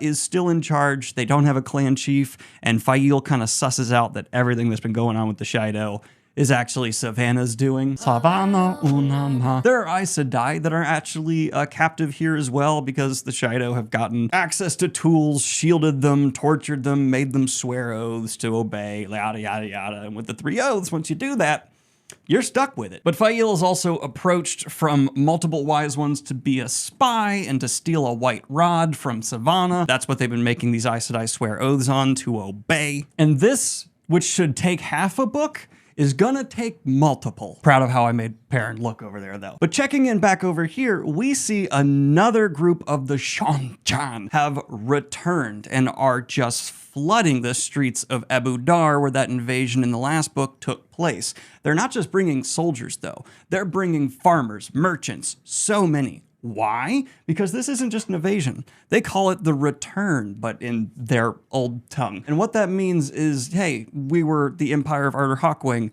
This is ours. We're not just coming here to kick in the door, we're also bringing furniture and setting it up. You belong to us, which, speaking of, they're pro-slavery. And we meet two high-ranking people amongst them, one named Tuan, and the... That was very loud and scared me. And the other named Seleucia, spelled this way. Now, Tuan is, we learn this very quickly, the daughter of the Nine Moons. And if you remember, Matt Cawthon is destined to marry the daughter of the Nine Moons. You know it's true because Snake and Fox people told him that.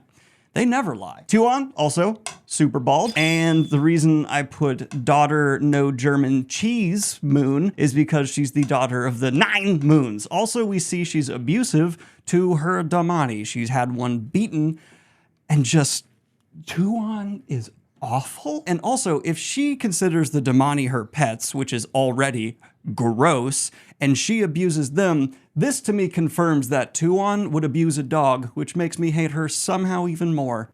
Don't hurt dogs. And in this time, we also learn that Rand al'Thor in the Shan-Chan prophecy of the dragon is destined to bow down to the crystal throne, the Shan-Chan throne, in order for the last battle to win. Apparently the last battle has to be led by the crystal throne to be won. And in the Wheel of Time, prophecy's usually right. That's bad. Roughly around the same time, though, in Abu Dar, we see Matt is hanging out with Eludra. I ship them. I ship them so much. And if you're wondering, hey, the last time we saw Matt, wasn't he having a wall fall on him while the Shan-Chan were invading? Well, he's a little bit banged up now, and he's actually visiting Eludra in the menagerie. That's right, it's Vale and Luca's circus back, and I hate this setting. I hate Vale and Luca so much. Like, he's not even that bad of a guy. Compared to the Forsaken, he basically is a little kitten. Yet I would rather him meet a horrific death than any of the Forsaken, and I cannot justify it aside from how much he annoys me in the text. And he's trying to get all of her secrets, but Eludra's being like, no. Though, if you find out why I need a bell founder, I'll tell you all my secrets, including the ones that'll make you blush. Damn, Eludra! So Matt spends some time trying to find out why Illuminator would need a bell founder. He doesn't, though every time he thinks of Rand or Perrin, colors flash in his head. This is something that happens to all three of the Tal'Viren boys. Unfortunately, though, on his way back to just being awesome and Matt, he runs into the Golem, which attacks him in an alley. Matt whips out his medallion and starts circling it, like, remember how I hurt you with this? I'm still wearing it. I'm very consistent with my accessories. But as this fight is going on, Noel, the guy I told you who's around Matt in the last book, turns out I was preemptive there. He meets Matt here because he sees Matt being assaulted in the alley and goes, yo! Stop mugging people! Kind of misreading the situation, but actually not. And Matt brings him back to join what members of the Band of the Red Hand are left with him here in Abu Dar because, hey, you just kind of saved my life. Now, I know what you're thinking. There's no way Matt is going to meet the Daughter of the Nine Moons already. This guy has some single energy to him.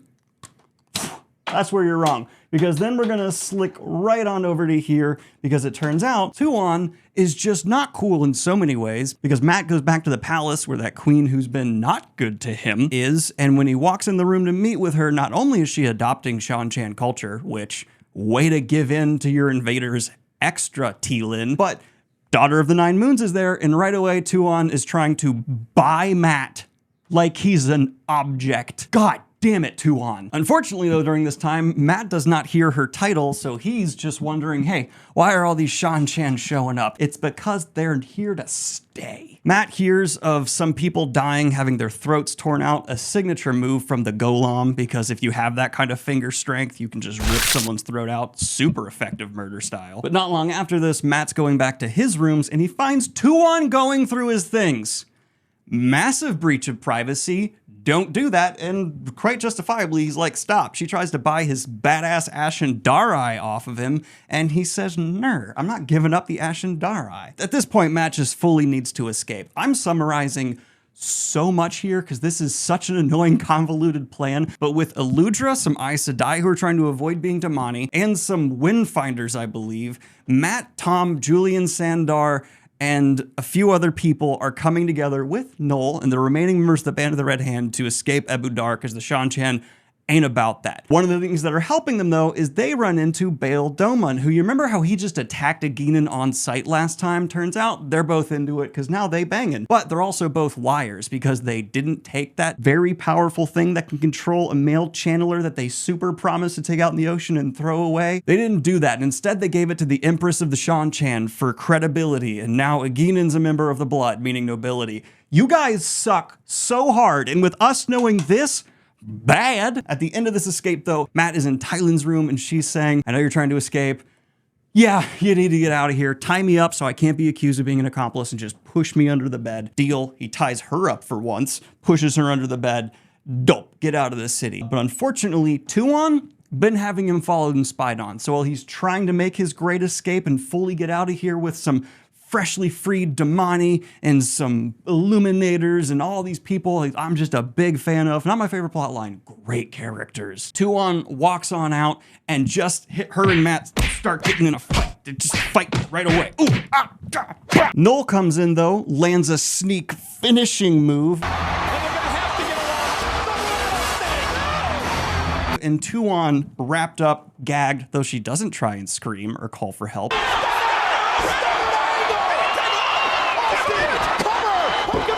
Suspicious. Her bodyguard mate arrives and is like, don't hurt her. Don't you hurt the daughter of the Nine Moons, which makes all the escaped Damani and a bunch of the Shan-Chan, including Aguinan, just bow and be like, oh my God, this is the daughter of the Nine Moons. And Matt goes, fuck.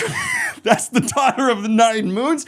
That's my wife. That's gonna be my wife. I'm gonna marry the daughter of the Nine Moons. To which the whole room, why would you say that? Because if you don't have the context, he was told that by Snake and Fox people, it's weird. It's weird the other way as well, but it's even weirder. Imagine just going up to a stranger who's a super important person in politics and going, that's my wife. I'm gonna marry them. I'm gonna marry the daughter of the Nine Moons. It's awkward. I think Noel, maybe Julian Sendar or Tom, one of the three asks, hey, should we just tie up these two women and leave them in the hayloft? Matt decides, no, let's make this even more insane. I'm taking them as hostages. Let's get out of the city. That way, if they try to get us, you know what I'm saying? And in response to that, Tuon smiles. Creepy bald bitch. Okay.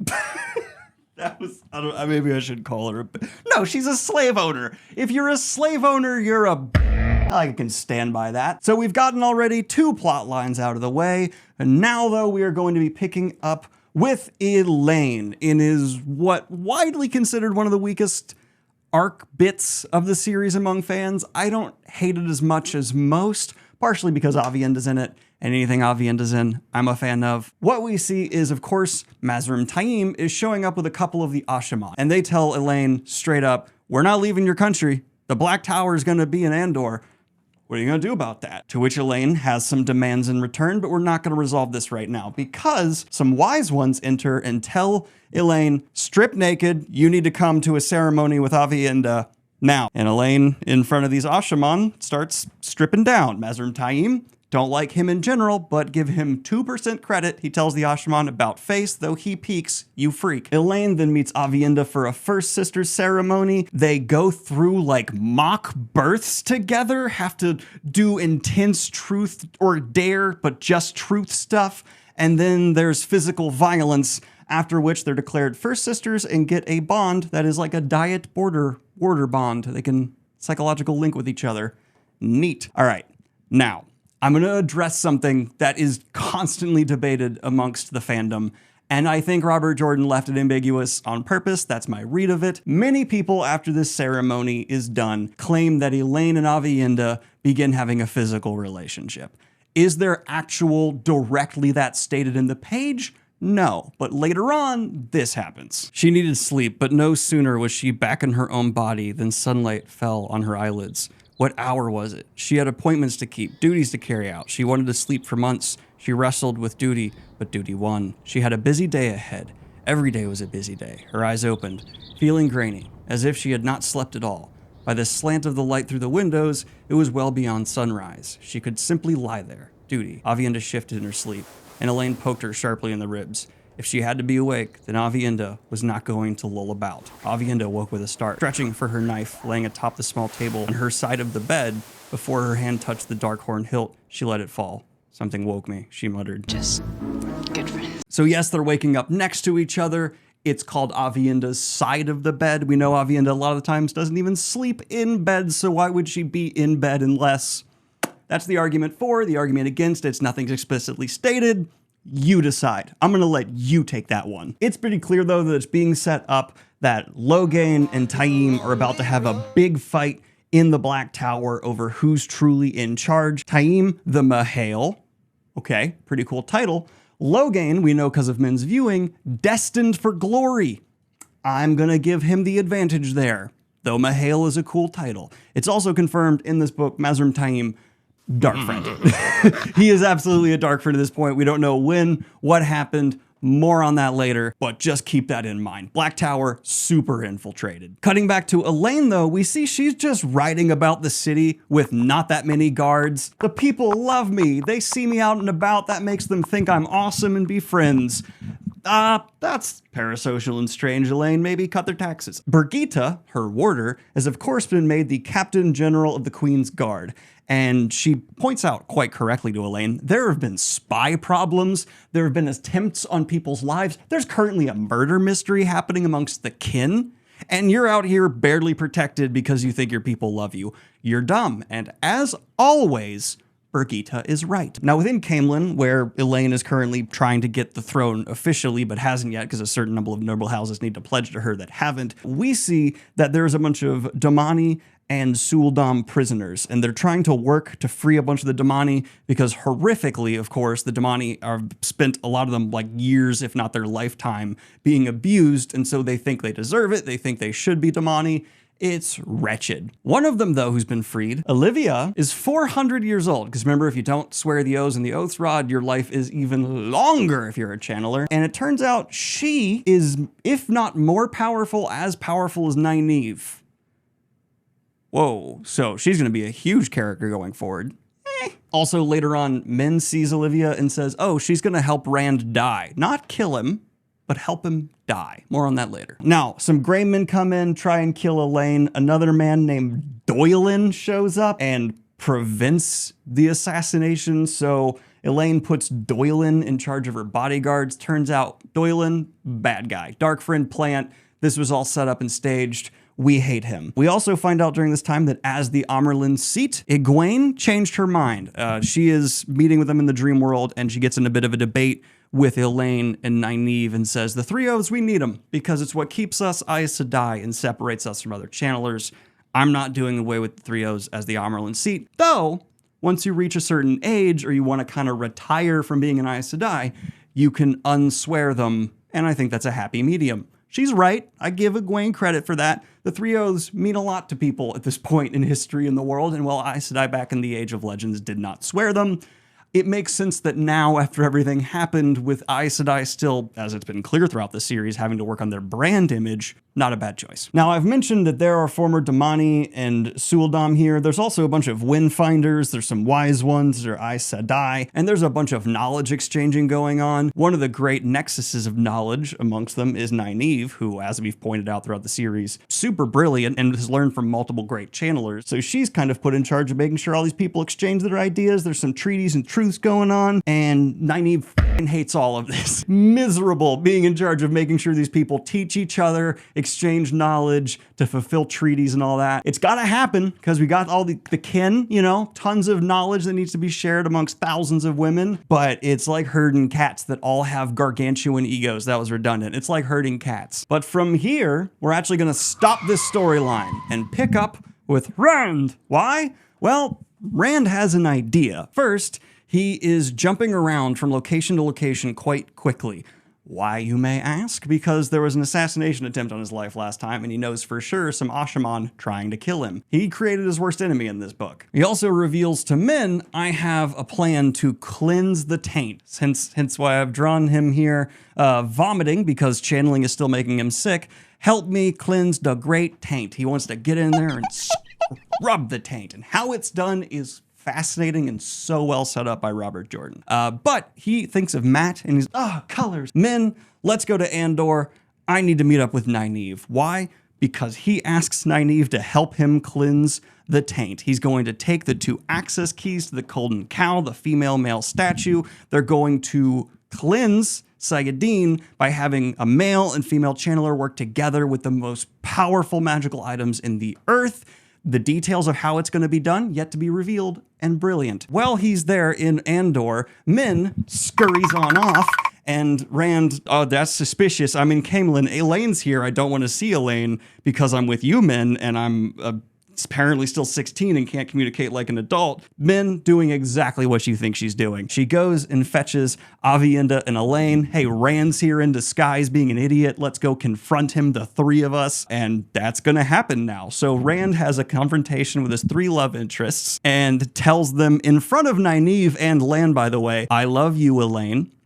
I love you, Avienda. To which Nynaeve goes, what? And then he says, and I love you too, Min. And Nynaeve, not a fan. Small town wisdom energy comes out again, and she calls Rand a slut. At that point, they realize they need some privacy. Elaine suggests it, and so they go back to Elaine's rooms, Avienda, Min, and her and Rand, and kind of hash out, we all love each other except for Min and Avienda. You never talked. That's strange, though they start getting along right away. Min makes a joke about Rand being ugly in his disguise, and Avienda's like, fuck yeah, he looks terrible. There's a technique called negging that I'm eager to try. So they're vibing, energy, good. They say, Rand, for us to all be able to share you, we all need to be on equal footing with how connected we are with you. I want to bond you as a warder. That means Avienda's going to bond you as a warder, and Min can't channel, but we can still bond her to you as a warder. We're doing that. Rand, absolutely not. I think that's a terrible idea. You're gonna feel me die when I'm destined to die. You wanna feel me die? Also, Ilana bonded me without my consent. So I already have a woman who bonded me. This is news to all 3 of them. And Elaine, I think, threatens to skin Ilana for that. And I don't blame her. What Ilana did, super wrong. He also hadn't told Min. You've been with Min for months, man. Open up! They, though, kind of override Rand and say, we're gonna do this for good reason, we love you, and it's important, etc., other stuff. And so this is how it plays out. I'm gonna read it because it's important. Everything was ready. Avienda was a rock of confidence, as strong as anything Elaine had ever felt from Brigida. Min sat gripping the edge of the table, her ankles locked together. She could not see the flows, but she gave an assured grin that was only spoiled a little when she licked her lips. Elaine breathed deeply. To her eyes, they 3 were surrounded and connected, a tracery of spirit that made the finest lace seem drab.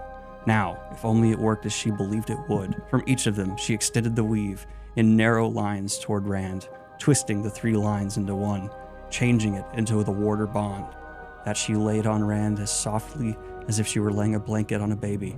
The spiderweb spirit settled around them, settled into them. She did not even blink, but it was done. She let go of Sayadar. Done.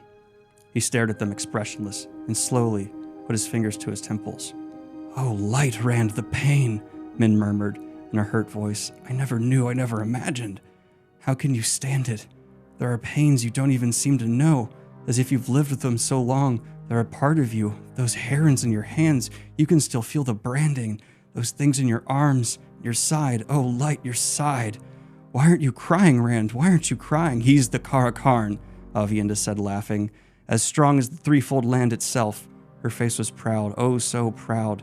But even as she laughed, tears streamed down her sunken cheeks. The veins of gold, oh, the veins of gold, you do love me, Rand. Elaine simply stared at him, felt him in her head, the pain of wounds and hurts. He really had forgotten, the tension and disbelief, the wonder.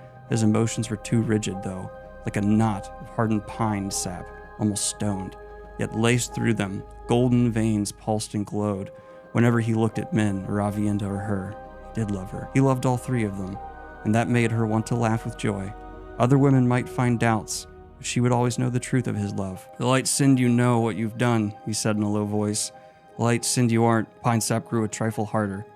He was sure they would be hurt, and he was already steeling himself. I have to go now. At least I will know you're all well now. I won't have to worry about you. Suddenly he grinned. He might have looked almost boyish if it had reached his eyes. Nynaeve will be frantic, thinking I've slipped away without seeing her. Not that she doesn't deserve a little flustering. So that's a really important beat for Rand as a character, because it lets us know as the reader that essentially his perspective has been somewhat unreliable and skewed. He is in physical pain always. I have had friends, and I have personally lived with pain for like stretches of time. I have friends who have pain their entire life every day. It changes you. It is horrid. Affects your psychology and how much you're willing to just get up and do stuff throughout the day. So the fact that Rand is bleeding from his side, has these horrid burns on his hands and arms that he still feels, it affects them, and it makes them all realize, kind of lets us, the reader, fully clearly see exactly what he is dealing with. One of the huge themes of the Wheel of Time is the burden of duty. And I think even during this weaker plot line that I don't love with Elaine, it's expressed with her as well. She is dealing with the stress of people dying for her during battles later on. It's actually something I think Robert Jordan realizes really well, which makes sense with his history in the service. We talk about that more here in the Wolf Brother video. Highly recommend you check it out. But also I would like to add the fact that Rand is now sharing his brain, because people in the Warder Bond can feel his emotions, with 5 people. So not only is he constantly having this wound in his side open and in pain and these brands, but he has a madman screaming all the time, and Aes Sedai he didn't want in there, just tracking him. But finally, something good. He has 3 beacons of love, and I personally think, my own fan theory, is this is what keeps Rand a lot more stable and allows him to reach his final form later in the series, is this constant reminder of something good and nice. So that is kind of a beautiful undercurrent to this later on. Though, it's not even between these 3, and they pointed out, Elaine, she hasn't had her igloo time. And so the other 2 women leave, and Elaine tells Rand, you better igloo the shit out of me. Not really, but it's their turn. It's that they kind of pass it. And this actually leans into the establishment of the dynamic this triumvirate of love interests have, where they get to choose who's with Rand when. Robert Jordan. We also know, because of Min's viewing during this time, Elaine is going to become pregnant with twins. Little baby dragons. And apparently so is Avienda eventually. Rand's gonna be spewing out spawn. Fun fact though, remember Elaine also wardy bonded to Birgitte, who now in her head starts feeling Elaine get iglooed. So she tries to run in and stop that. Hey, I didn't consent to be feeling this. Min and Avienda both stop Birgitte and come up with a wonderful solution as they also feel it intensely. Let's all go get drunk. Which this is not addressed in the text or the book at all. But if you remember what happened with Elaine earlier, that means in the middle of igloo timing, from multiple angles and multiple bonds, these 2 got f***ed up. These 2 got drunk while having their first time with each other. Now, we know for sure it's happening to Elaine because of her Brigitte bond being closer than the typical male-female warder bond.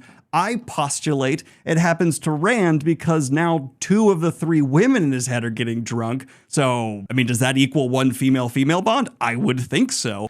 Anyway, that's a fan theory worth thinking about. I spent way too much time in my life thinking about these books. Nynaeve also goes MIA from Andor after this. Elaine, though, wakes up the next day and sees, remember how Rand very cutely tried to give her a flower before, but couldn't channel the Sayadine to make it into one from some stuffing? Elaine wakes up with him gone because he's got to go do Dragon Reborn stuff, but he's left on the pillow a yellow lily made of the power, and she keeps it forever, and that's really sweet. Rand got game. That is a veteran move.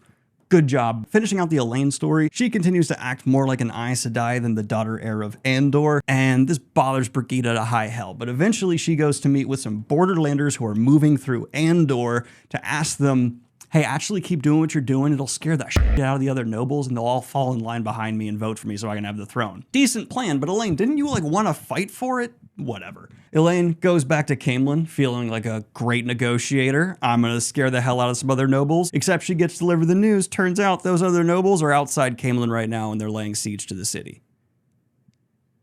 Oh, I was too late. They're not gonna break that siege, are they? All right, time for war. So Elaine begins the Civil War of Andor for the most powerful throne, arguably, in the Westlands, the throne of Andor. Rand, on the other hand, has dipped on out to a place called Farmatting here on the map. Farmatting is a really interesting city because it has a Tirangrial at the center of it that prevents any channeling from happening in the city. Why would Rand go to a city like that? He's left traps, fake trails behind him that indicate he's going to go there, so he's luring the Ashaman, who he knows are dark friends and not good, to there. He ends up finding him an alley. They get in a fight. One of them, he actually dodges a blow, and so a sword kills friend because Rand Talviren dodged it. And also he beats the hell out of the other guy. But right when shouts and yells are coming, they have to do a thing where it's like, hey, we both can't channel, and in this city, channeling is illegal, so we got to get the hell out of here. I'll fight you later. Bye. We see one of these Asha'man's pretty crazy. He's in a city where he can't channel. He's serving dark friends. Definitely Taim too. So it's all confirmed evil, bad things happening at the Black Tower, but Rand doesn't want to solve it because he wants the Black Tower to be its own thing. They got to figure it out themselves. There is such a thing as two hands off parenting, Rand. Gonna put that out there. But one of the surviving Asha'man is eventually killed by Padan Fain. Uh-oh, he's in Farmatting too. And Rand can't channel and he's got the dagger. Oops. Yet, Rand at one point is trying to draw the faces of the Asha'man he was fighting, and he does a great job. Is Rand low-key an artist? No, he's not. Lews Therin was, though. We cut away to seeing Slayer / Luke / Esam is going about their dark friend things, doing assassinations. They love murder. Essentially, this is here so you don't forget Lord Luke from the Two Rivers, who was actually Slayer in the dream world and is called Esam as well, is a factor. Also, he's related to Lan. That's a thing. He's related to Lan too. He sucks, and he's a super dark friend that the Forsaken go to for assassination things. That's why Perrin had such a hard time with him in the dream world. It was pointed out to me on Patreon, shout out Patreon homies, obviously, that I actually forgot a pretty major angle to this, and that's that Luke and Esam are actually two people merged into one. Esam was actually someone who was involved with the fall of Malkir, and they're related to Lan distantly. And then Lord Luke is actually related to Rand. He's the brother to Tigraine, which makes him uncle to Rand and Galad. They were fused into one person, one that operates in the dream world, Esam, one in the real world, Lord Luke. There's not a whole lot of explanation to this, aside from, again, Robert Jordan liked his quirky, weird stuff. There's also a cutaway in this time where we see the Forsaken have figured out what Rand is trying to do with the Coden Cal, and they, for the first time, are directly getting orders to kill Rand because he cannot cleanse Sayadin. That would be very bad. Moradin, who's in charge of the other Forsaken because he's nameless, is dictating orders. Also, that Sindane person is back, and Demon Dread's thinking, is that Lanfear? No. But also in Farmatting is Cadsuane with Alana and a few other Aes Sedai who are able to track him here because of Alana's bond to him. Alana sees Rand, not a fan of her, very reasonably, and after she tells him that the last of the Aes Sedai who had him in a box have sworn fealty to him, he orders Alana to go off and fight rebels. There's violence happening all across the Westlands. This is something Robert Jordan actually does really well. I kind of am more impressed by this than any of my previous rereads to just figure out how chaotic the Westlands feel, even though the last battle is coming. I think it's a very good reflection of how, yeah, in the real world, people aren't great at falling in line. They will grab power even in dire circumstances. Humanity! Before she leaves, though, leaving Cadsuane with Rand and Farmatting, Alana apparently was planning to maybe poison Cadsuane. She decides not to, though, after realizing that Cadsuane truly does have Rand's best interests at heart, because Cadsuane's worried Rand's becoming too hard, too icy as a person, and Alana has a moment where she's, you know what? I'm not gonna kill you. You actually seem nice to Rand. What the fuck, Alana? Rand also receives news that the Shan-Chan are once again moving on Ilion, meaning his defeating them at Abu Dar hasn't held up their return that much, which makes sense. They are super duper committing to invading the Westlands this time. Last time, it wasn't serious. You know, just little probe fleets. This time, everybody. Hence why the Daughter of the Nine Moons is now here. Things get wrapped up in Farmatting because Rand successfully tracks down where the Asha'man are staying, but when he arrives there, Padan Fain was laying a trap and there's no one power except Rand pulled out the ultimate reverse Uno card because he brought the best swordsman in the goddamn world. Nynaeve, when she left Andor, left with Rand. Lan with Rand. Lan draws sword. When Lan draws sword, people die. And so all the people who were helping Padan Fain massacred by Lan.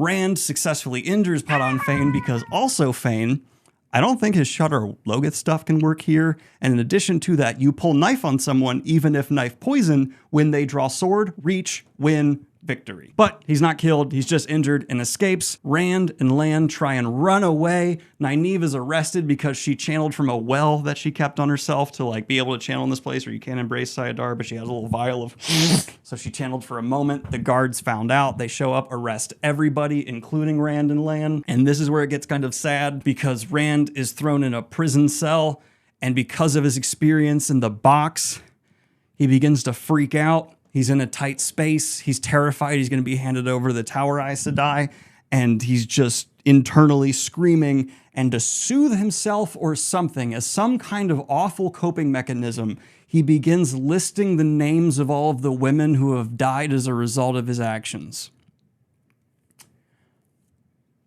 Okay, a couple things. One, that's awful. PTSD sucks. On top of that, they definitely left guards outside of his cell. Imagine being told they just arrested the Dragon Reborn. He's in this cell. He can't channel. You're standing there keeping guard, and all of a sudden you just hear him in a mad voice begin listing names of women.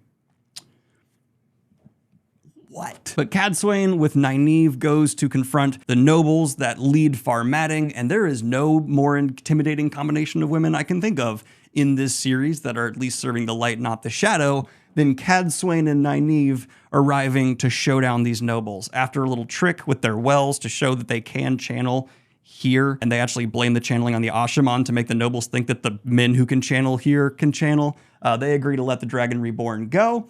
And as they leave Farmatting and Rand gets his ability to channel back, he says, "Hey everybody, now it's time to cleanse Sayadine." When did we earn that? Yeah, it was brought up earlier, but this was it feels very non sequitur-y to me. But even though some people around them are expressing doubt, Cadsuane asks veteran question. Hey, where are we gonna do it? Because Cadsuane, despite always questioning Rand, when he's on the right track, she's a down motherfucker. So Cadsuane asks the true MVP question. I really like the way she asks it in the moment. It's a bro fist between the two. And Rand says, Shadar Logoth.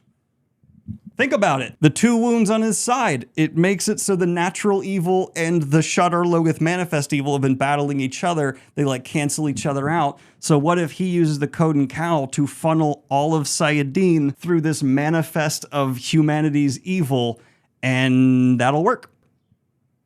It's actually pretty cool. I can't fully explain the nuances of it in a summary, but I think it's badass. And so he gives the female access key to Nynaeve because him and Nynaeve have my favorite relationship from here on out in the series because he trusts her maybe more than anyone outside of his love interests. And they link with each other and nuclear bomb. What do I mean by that? So I need to actually make you understand how powerful what these two are doing right now is, because the Code Cowl, even in the Age of Legends, was never fully tested. Luce Theron screams this at Rand when he's getting ready to do this. If all of Sayadine and Saidar are the Pacific Ocean with the Atlantic, right? They purify all of it. That is how much they are channeling. They channel so much during this that around the world, every single channeler feels them do it. Even to the point where Morgaze, all the way off Prisoner with the Shido, is a next book thing, but it's not a big deal. I just want to demonstrate power level. Even though she can only channel this much and can barely feel it when someone channels next to her, she goes, damn, what? Holy God! It's visually described like reminiscent of a nuclear bomb going off. And we see from the perspective of Forsaken that arrived to show up and try and stop this, that this black void consumes Shadar Logoth and begins one of the most chaotic, insane battles of the Wheel of Time. This is so hard to keep track of. Just scrolling through even the chapter summary on the Watt Wiki, this is how many POV changes there are, because it's not armies colliding, it's individual channelers, some of them Forsaken, some of them Ashaman, some of them good Ashaman, Aes Sedai. They're just going at each other. Sindane's there, which is actually Lanfear, and she's trying to desperately get to Rand to kill him because she's super mad at him and wants him dead, but she's stopped because there's circles of Ashaman and Aes Sedai working together, which, yes, the Forsaken are powerful, but circle men and women combining strength, we know, mega powerful, hence nuclear bomb. And so this battle goes as such. And if you haven't figured out, it's kind of represented the fact that, yes, modern channelers not as good as Age of Legends, but they've been getting better and figuring stuff out, and the Ashaman being in play is a big deal. before we start all this, Robert Jordan, in my opinion, has a phenomenal sense of humor. And so we cut to the actual statue that these access keys use. It begins glowing to the point where, you know, it's basically a sun just, oh! And there's a guy heading into town trying to sell, I think, his brandy. And he sees this thing start to glow, turns around, goes home. He's gonna drink his brandy. I love that beat. So unnecessary. So Robert Jordan. Lightning such as Cadsuane had never seen streaked down from the cloudless sky, not jagged bolts, but lances of silver blue that struck at the hilltop where she stood and struck instead the inverted shield she had woven, erupting with a defying roar 50 feet above her head. Even within the shield, the air crackled, and her hair stirred and lifted without the aid of the Angreal. That had looked a little like a shriek dangling from her bun. She would not have been able to hold the shield up. A second golden bird, a swallow, hung from her hand by its thin chain. There, she said, pointing at the direction it seemed to be flying. A pity she could not say how far away the power had been channeled, or whether by a man or by a woman, but the direction would have to do. She hoped there would be no mishaps. Her people were out there too, if the warning came with an attack. Though there could not be much doubt. As soon as the single word left her mouth, a fountain of flame erupted in the forest to the north, and then another and another, a staggering line racing northward. Kalendor shone like a flame in young Yahar's hands, surprisingly, from the intensity on Elza's face and the way she gripped her skirts and fists. She was the one directing those flows. Mirais took a fistful of the boy's black hair and gently shook his head. Steady, my pretty, she murmured. Oh, steady, my lovely, strong one. He smiled at her, a ravishing smile. Cadsuane shook her head slightly, understanding any sister's relationship with her warder was difficult, especially among Greens. But she could not begin to fathom what passed between Mirais and her boys. And in there, you see revealed one of my favorite twists in this whole thing. Rand, knowing he needs insane protection, takes one of the few Ashaman he trusts and an Aes Sedai that he's bonded to, and hands them Kalendor. Because one of the ways to overcome the flaws within Kalendor is if you have a woman actually taking control, and that prevents the madness issue that Kalendor otherwise brings to the table. And so Forsaken show up trying to sabotage this, thinking Rand's going to be incapacitated, and then there's just someone wielding the second most powerful channel amplifier just ready to go, and that turns the tide. If he could undo what Althor had done at the source, Demon Dread thought as he stepped through his gateway into Shadar Logoth, undo it sharply and suddenly, that might well kill the man, or at least sear the ability to channel out of him. He had reasoned out what Althor's plan had to be as soon as he realized where the access key was. A brilliant scheme. He did not mind admitting, however insanely dangerous. Luce Theron had always been a brilliant planner too, if not so brilliant as everyone made out, not nearly as brilliant as Demon Dread himself. One look at the rubble-strewn street changed his mind about altering anything, though. Beside him rose a half-pale dome, its shattered top 200 feet or more above the street, and above it the sky held, like the light of mid-morning, from the broken rim of the ruin down to the street, though the air was dark with shadows, as if night were already falling. The city quivered. He could feel it through his boots. Fire erupted in the forest, great explosions spun of Sayadine that hurled trees into the air on gouts of flame that spewed toward him, but he was already weaving a gateway, leaping through. So yeah, Demon Dread's even there, trying to find a way to get it all Thor, but the Ashaman and Aes Sedai are working together well enough in their little circles and rings that they're able to output at such an incredible degree that while the Forsaken may be more talented, they're also all about self-preservation, not going to take a huge risk, and, I'll just wait. Let's just wait. Let's let people tire themselves out. Turns out, that's a crucial mistake. Do you remember how Bethamel was brought back as a woman who can use Sayadine and is hiding among the rebel Aes Sedai? Well, they show up and surprise the hell out of some Ashaman. That's just gotta be a hell of a surprise. Do you remember Olivia? The super powerful, as strong as Nynaeve character? Well, that's who Lanfear brought back runs into, and it does not go well. Yeah, Rand just played all of his hidden cards during this, and it's a good time to play them. The woman struck back at her, and she suffered her second shock. She was stronger than Sindain had been before the Aelfin and the Eelfin held her. That was impossible. No woman could be stronger. She must have an Angreal too. Shock lasted only the time it took her to slice the other woman's flows. She did not know how to reverse them. Maybe that would be enough advantage. She would see Luce Theron die. The taller woman jerked as her cut flows snapped back into her. But even as she shifted her feet with the blow, she channeled again, snarling. Sindain fought back, and the earth heaved beneath her feet. She would see him die. She would.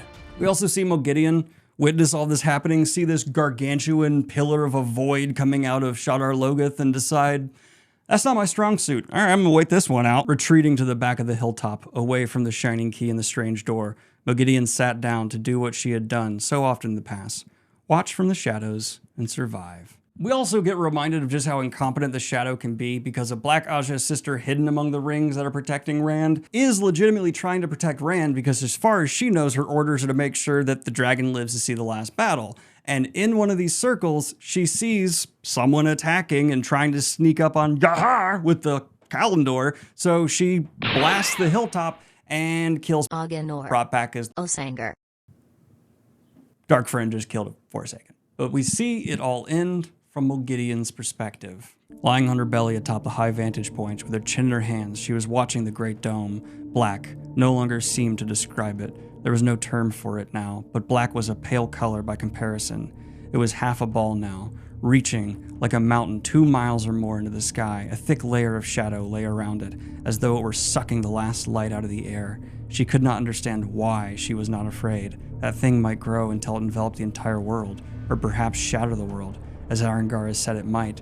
But if that happened, there was no safe place left, no shadows for the spider to hide in. Suddenly, something writhed up from that dark, smooth surface, like a flame, if flames were blacker than black.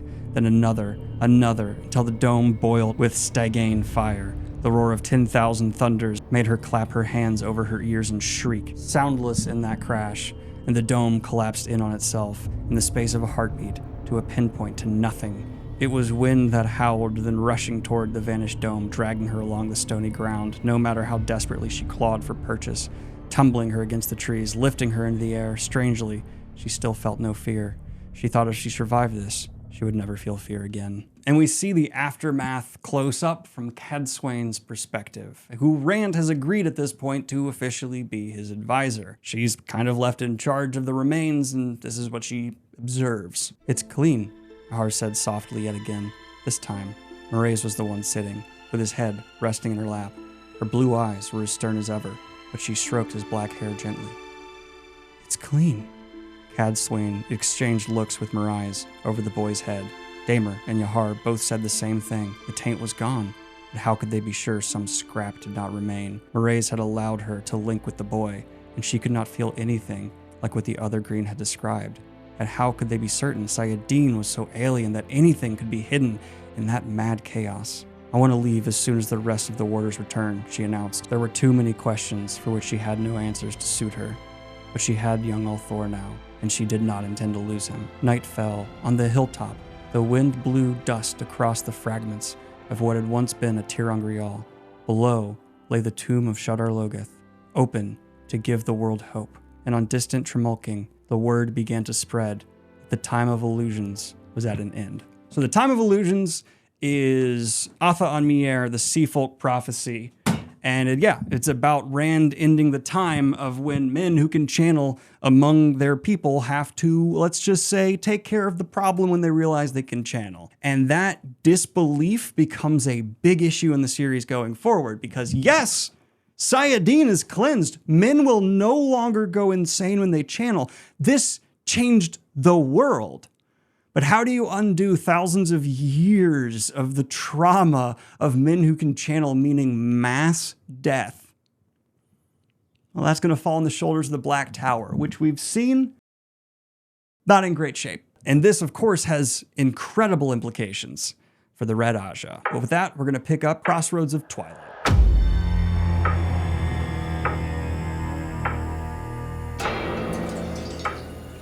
Now, welcome to the undisputed Heart of the Slog, and the only Wheel of Time book I would argue is in the not good territory. And if you thought we got through the last couple fast, buckle up. So, Crossroads of Twilight is going to start with us seeing Aemon Valda. He's with the White Cloaks, they're doing some scheming, still have some power, and definitely corrupt awful people. Just a fun reminder. From there, we see that the White Tower is becoming more and more divided between the Ajas that remain under Elida's rule, and even the schisming and plotting we usually see between those parties is just becoming straight up daggers. Not actually murdering each other, though. The tension between Taim and Logain at the Black Tower just creeps in higher and higher.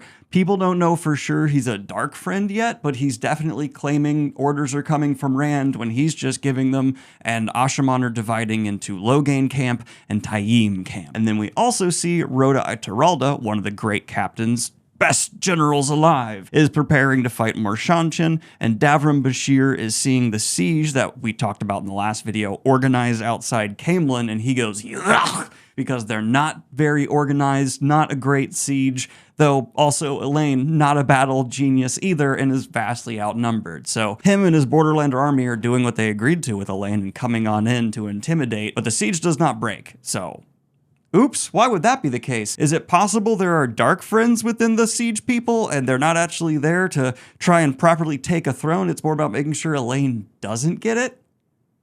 Maybe. But the first main storyline we're going to be talking about is Balin Luca's circus. That's right, we're back here because Matt Cawthon's plan to escape Ebu Dar involved leaving with a circus after starting a whole bunch of violence in the streets, and then they sneak on out. They have Tuon, the daughter of the Nine Moons, her maid, Aeginan, Davram Bashir, Tom Marilyn. It's a strange gathering, as well as that Knoll fella that Matt became friends with after he saved his life. The dice, they do be tumbling in the Matt noggin. And on top of that, Tuon, the woman he knows he's destined to marry, starts referring to him as Toy because he keeps calling her Tuon and not by her regal blood titles. But there's some flirting, definite flirting. It's just the weirdest courting, maybe in all of the Wheel of Time, which is seriously saying something because Tuon doesn't want to give up any like Sean Chan version of face, but Matt is just Matt doing his thing, and she finds him charming because, oh, reserved royal life, seeing the ragamuffin underdog general Robin Hood type, of course that's dead sexy to her. And Matt, you know, he's consistently been like, I don't like nobles, I just hang out with them all the time, go drinking with them, gamble with them, and lead them in my army. He might like nobles. Crazily enough though, Tuon, she be smart, and the baldness of her head only reflects the sharpness of her mind, because after being around Matt long enough and hearing him speak the old tongue, a few other little hints and bops and bips here and there, she just asks him to his face, do you remember Arder Hawkwing's face? Because you got memories in there. So, do you remember Arder Hawkwing? And that makes Matt very uncomfortable. But they eventually come to a deal where Tuon will not try and escape in exchange for Matt just placating some desires from the Sean Chan side. And they actually do like the Stephen King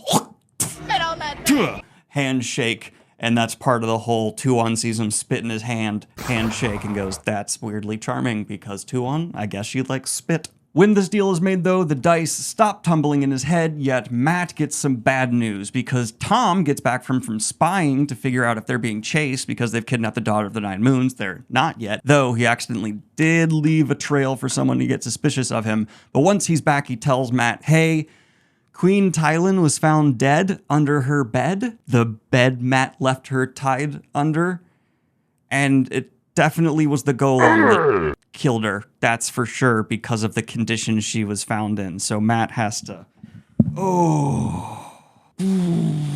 okay, I'm gonna have some feelings about this for a while. Okay, let's go on. It does not, he's sad, but it does not Debbie Downer him the rest of the book. Let's put it that way. Matt, in a continued flirtatious back and forth with Tuon, ends up playing chess, their version of chess, stones, with her maid, Seleucia, name on screen here, during which he finds out that he's already said half of the required Sean Chan wedding ritual to marry Tuon, because apparently if you call someone your wife 3 times, they just need to call you their husband 3 times, therefore married, which they justify it by saying because nobles are often kept in like different houses far away from each other, it's a way to let people get married over long distances in time because they just have to say it within an amount of time of each other. And I buy that, sure. Sean Chan are weird. Matt gives Tuon flowers, which she likes. The dice stop tumbling again another time after. It turns out one of the Suldam among them was Rena. Recognize that name? Yeah, it was the one who was abusing the shit out of Egwene when she was captured all the way back in Book Dos. Rena tries to kill Aeginan by stabbing her, then running from the camp back to a Shan-Chan stronghold of like 15,000 soldiers. And the reason she does this is Aguinan is one of the few people who knows that Suldam can channel, and Rena absolutely does not want that knowledge spreading, because then she'll end up with a collar on her neck maybe, and that's scary. So she attempted murder, runs off, Matt and his guys catch up to her, she's gonna make it, they see her riding, and Matt, you know, bow and arrow, shoot her. And she's shot dead, and he goes, oh, I'm sad. All right, then. That's kind of Matt's life. Just sad things happen. He deals with it and continues onward. Can we deal with my pain, please? That is pretty much all that happens with Matt in this book. From here, we're going to talk about Elaine, because yes, this entire book, there is a siege of Camelin going on where all these noble houses are allied behind one woman who was close with Ravine and is now vying for the throne, saying she'll get more noble houses behind her than Elaine. Elaine wants to fight this battle fairly, so despite her having tons of channelers at her disposal, she's not just unleashing them on her own people, but she does absolutely use gateways to bring in new supplies and all kinds of other loopholes that really benefit you in a siege. So is it really fair? It also turns out that the Shan-Chan successfully killed the president of the Sea Folk, straight up murked. And so a bunch of sea folk need to leave Camelin through gateways so they can go vote a new president in. Because of a viewing Min had in previous books during the negotiations, if you recall, this is on the test, we know that is going to be Hareen. Not a major character, but a cool character. And if you're thinking, what else? Next plot line. By the way, keep in mind, during all of the events of this book, each plot line has three things, consistently come up. At one point, every channeler amongst the plot line goes, what the hell is that? Because they feel Rand and Nynaeve cleansing Sayadine, kind of giving us a time location for everybody. Consistently in each one, there's a moment where all of them go, what? Holy shit. Oh, they detonated Zarbamba. So yeah, as I said, heard around the world. And also, people start having visions of ghosts. Stop it! This happens in Camelin, this happens among Matt's people. It's weird. Stop! Why are people seeing ghosts? The same reason that food is starting to rot faster than it should around the world. The Dark One, he's starting to touch the pattern, just a little. Are you evil? Once for yes, two for no.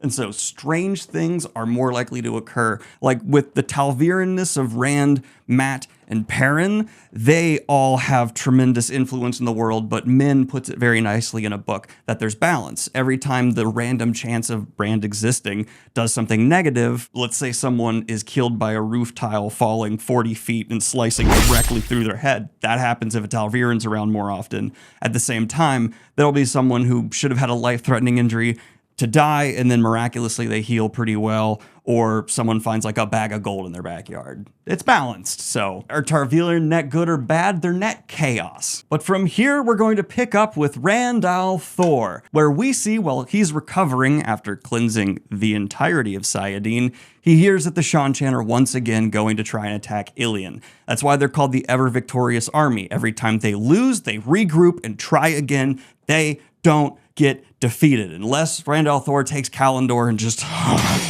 but even then they'll be back. And this, I think, is a pretty obvious influence because the Shan-Chan are supposed to be based off of ancient Rome, Greece. If you didn't know this, during the Punic Wars especially, Rome had its forces annihilated repeatedly. And the Carthaginians kept thinking like, okay, Rome's gonna surrender now. And then fast forward a month, Rome would be like, and here's 100,000 more soldiers. That's what the Shan-Chan are. It's very good tactics because eventually people will get tired from swinging their arms that much slaughtering. You know, you can only kill so many. And if you're thinking, why isn't Rand absolutely insane? I maintain that he would have gone insane from channeling that much of Sayadine, especially with Shadar Logoth and all the corruption and evil around there. Except in my headcanon, this is just me, it's never said in the books, him bonding 3 people he loves and feeling that in his head has had a very big net positive for him. And I think has made him a little bit more sane, though Lews Therin still barking. But he also gets a very big what the moment because Logain arrives with the Aes Sedai he's bonded. Now remember, there's a difference between someone bonding a person and what that person feels and they feel. It's a one-directional thing. And so with him bonding this Aes Sedai, he kind of has this controlling position with her like Moiraine would with Lan back when she was alive. Rand does not like that because, hey man, I don't know if you're aware of this, the White Tower probably gonna declare war because you've bonded a red sister. I can't interfere with Black Tower stuff though. I want y'all to handle your own shit. Just know I'm mad. We also definitely doubled down during this time that Taim sucks. We, the reader, know he's a full-on dark friend. Butthole. No one likes him, but they can't prove he's a dark friend yet. But again, Rand says, hey, that's your business. We also see in a fun, like, comedic side plot line, the same dark friend who accidentally killed Aginor resurrected in the last book, not knowing that that Ashaman was actually Aginor resurrected in disguise, has a cutaway where she goes, I know that the Dark One wants Rand al'Thor alive at the last battle, so I'm gonna assign my warder to keep an eye on him and make sure he's safe and okay. So Dark Friends are so incompetent, they're now protecting the Dragon Reborn. That's a very good observation, Robert Jordan. Yes, you need to have great communication among your ranks in warfare. Otherwise, this kind of stuff is going to happen. Finally, with the Shan-Chan being such a pain in the butt, literally in everyone's plot line, Rand says, I'm going to order you Logain, you Loyal, and you Davram Bashir to go negotiate a peace. I don't want to work with them, but I gotta, this really sucks. We can't keep fighting the Shan-Chan Empire if we're gonna fight the Dark One. We need to unite against Satan. Can you pull that off? And so they go, and eventually at the end of the book, we hear that this little Shan-Chan with glasses, that's them making an offer, says that the Daughter of the Nine Moons is willing to meet with Rand. Stop. Wait a minute. Hold my cup, pour some liquor in it, because don't we know the Daughter of the Nine Moons is with Matt? Who the f is agreeing to meet Rand? Anyway, that's the end of that plot line. And then we have Perrine. And Perrin's plot line, nothing of real import happens. I'm gonna be real with you, but I'll touch on a couple of neat instances. First, Masema, the prophet for the dragon, he be scheming with the Shan-Chan. He's a scoundrel. We don't like him. And Perrin really wants Fael back. He's fire all the time, all over the place. There's definitely a massive pack of Darkhounds around here, but the wolves have no time to deal with that because they're preparing for the last hunt, aka the last battle. Additionally, we see from Fael's perspective, she's, yes, being kept prisoner, having to do a bunch of spy espionage stuff within the Shido camp. None of it is very interesting. And there's a Shido man named Roland who is touching her naked a bunch. Right to jail, right away. But Perrin, traveling through gateways to catch up to the Shido, sees that they have about 10,000 Shido in numbers and all of their wise ones, which means 400 to 500 channelers. His forces can't really handle that. But at one point, they do get a prisoner, and Perrin finds one of Masema's men torturing a Shido. And I know what you're thinking. Yeah, Perrin's going to walk up to someone torturing somebody and have a moment where he goes, no matter what is happening, we cannot resort. That's wrong. Perrin says you're not doing it right and cuts his hand off because his logic is yes, putting coals on somebody like you are sure hurts, but pain's not going to get information out of an Aiel. And so after cutting his hand off, Perrin gets down real low and says, that means you have 3 chances left to answer my questions. And if you don't, I will leave you in a village somewhere without hands or feet, left to live a life of begging for scraps from strangers. And you're an Aiel, so there's no future more horrifying to you than that, is there? So why don't you go ahead and tell me about your camp? And the Shido does. Perrin successfully tortures an Aiel. What an achievement. Though at this point, he takes the axe he used to maim that person forever and embeds it in a tree after Elias reiterates what he said before about no longer using the axe when he likes it. I don't think Perrin liked this, but he does abandon the axe and leave it in a tree. But that conflict internally for him is not over. Also, Perrin, what? Soft, gentle, giant Perrin just whack! You got 3 more chances. And then also, big surprise, he decides to possibly make a truce with the Shan-Chan that are nearby so that they'll help him in destroying the Shido. Because guess what? The Shan-Chan, they're ops everywhere. Everyone's an enemy of the Shido and the Shan-Chan. They're opt to the most. And so if you see 2 people drowning in enemies, you can go up to one and say, Lifeline, I have advantage. So without Rand's permission, Perrin simultaneously to Rand is reaching out to make allies with the Shan-Chan. And then we have our final plot line here, which is the White Tower Rebel Aes Sedai plot line. I know you're thinking this is the one with the big bad climax, if I'm saying, nope. We see that Egwene, despite in a recent book telling everyone to march on the White Tower and he must declare war and we gotta get moving and maintain our momentum, has decided not to attack the city at all and not even stop supply ships coming in to keep the people fed. And instead, they're discussing about whether or not they should open negotiations with the White Tower, their demands involving, of course, Elaida stepping down and going into exile. So I guess Egwene changed her mind, and there is a lot happening here internally. I would say roughly 5,000 to 6,000 pages devoted to tea sipping and meetings. You know, there's 2 guards even just saying hi to the outside invaders. Just, we're not fighting yet. We're keeping it, not stopping grain from going in. We're just here. There's also murder going on within the camp, and it's definitely being done by Sayadine. We know it's Bethamel resurrected as that woman who channels Sayadine, but of course that's a hell of a mystery for them to find out, so they're not, because how would you know that? But there's also, during this time, the big question of the Ashaman happening, and this is something that is addressed both in the White Tower amongst Elaida's supporters and amongst the rebels. The rebels think they must send an emissary to the Black Tower to make an alliance because they need more allies to take down the White Tower, and the Black Tower, hell of an ally. The people within the White Tower, though, come to the conclusion that we Reds must now bond Ashaman, and that will be our duty. Because if they're not going crazy anymore, like, we gotta still at least keep an eye on them, because what if they are still go crazy? You know, it's that all the thousands of years of trauma we talked about. Little do they know, the opposite's happening right now, and the envoy they sent are all bonded to Ashaman. Elaida, also at this point,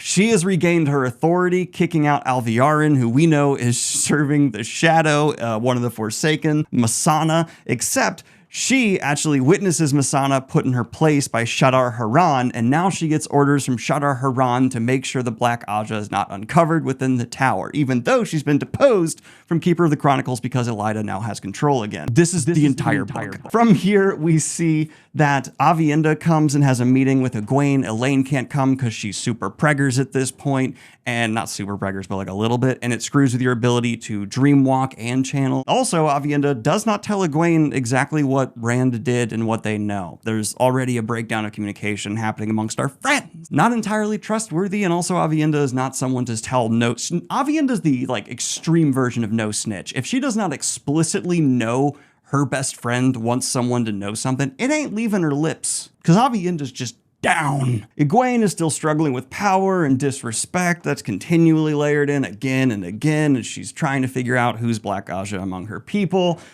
So much stuff along those lines, but eventually, at the end of the book, Egwene is planning to take the chains that they use to guard the harbors of Tarvalin and turn them solidly into Quendiar, which, if you know, is a material that cannot be broken, which is why it was used for the seals on the Dark One's prison. If they use the process of turning metal to Quendiar against the chain, Tarvalin will no longer be able to open and close its harbors, and they won't even have to keep guard on it. Except the Accepted, or Novice, who was assigned this task because they were one of the few with the talent to do it, Egwene just cuts them off and says, nah, don't worry, I got this. I'm going to do it. I wouldn't ask you to do something I wouldn't do. You are the Amerlin seat. There is a reason the President of the United States wasn't on the chopper to go take out Osama bin Laden. And this goes how you'd think. Egwene goes to the middle of the river, turns the chain to Quendiar. Turns out she was betrayed, knocked unconscious, and taken prisoner by Elaida's Aes Sedai. Egwene, what are you?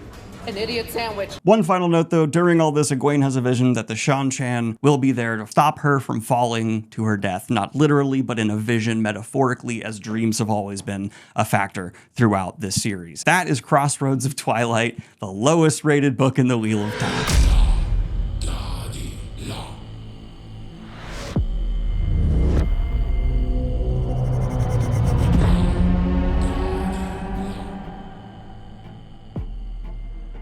And I am thrilled to say that this brings us to Book 11, Knife of Dreams, which I have said on occasion, if the correct mood strikes me, is my favorite Wheel of Time book, and that's just because of how much happens. Keep in mind, this is about the length of one of the slog books, at least in terms of number of chapters, but let's compare the sequence of events, shall we? Now, this book opens with us following Galad Damodred, Elaine's eldest brother, as he is on his way to meet with Eamon Valda, this character who you recognize for being one of the most super duper evil White Cloaks, and also the abuser of Morghese, Galad's mother. Now, Galad has a lot of friends that happen to be White Cloaks, and so when Eamon Valda did a bunch of horrible stuff to his Modair, word spread. Galad heard it and decided to just start walking. He's just heading towards Eamon Valda, just getting closer and closer,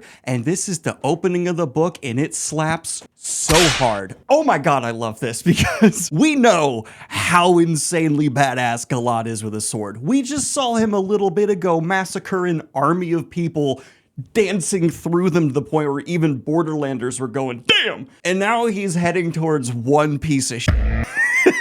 And this is drawn out in the best way possible. We spend a long time with Galad, with him just being like, I just want to talk to him. I just want to talk to him. I just want to talk. All right. And so he reaches Eamon Valda, and there is a tradition under the Children of the Light where you can have a duel in the light. And of course, if the creator's watching, only the just can win. And Eamon Valda, the current Lord Captain Commander of the Children of the Light, for some reason agrees. Well, we know actually why. He's a blade master, and despite what word of mouth says about Galad's ability with the blade, Eamon Valda is confident that he'll be able to take out this young, overly handsome, jump-dump prince. Of course, what he's been hearing about his sword capabilities are exaggerated. The guy's a noble surrounded by yes-men. What an idiot!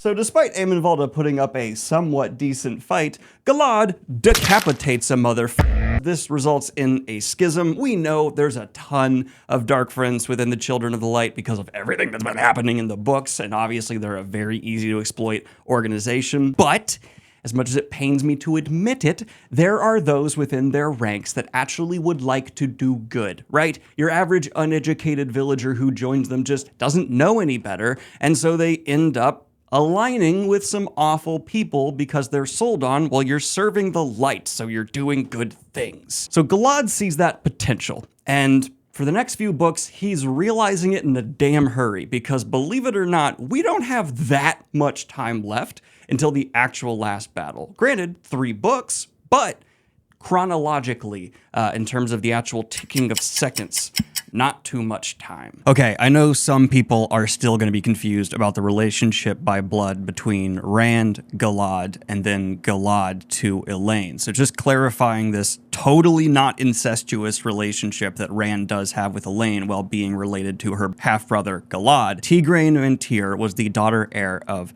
Andor. She first married Tarangel Damodred, and they had Galad, which is why Galad, yes, is Elaine's brother, but has the Domodred last name, same as Moraine, because he's from the same house, though they're very distantly related. Yes, Moraine factors into this too. She then left Andor, going to the Aiel Waste, married Janduin, an Aiel clan chief, and they had Rand. Now, that means Rand and Galad are half-brothers, same mother, different fathers. Rand has no blood relation to Elaine and Gawyd, though. They're only connected through marriage, because Elaine's mother is Morghese, who went on to marry Tarangel Domodred, but at a different time. Because Rand's mother is Tigraine, his father is Janduin, Galad's mother is Tigraine, father Tarangel, and Elaine's mother is Morghese, and father Tarangel. Now, at the same time in this prologue, we see a cut into the White Tower, and things, guess what, under Elaida, just getting more tense. More Black Aja hunting, some people straight up just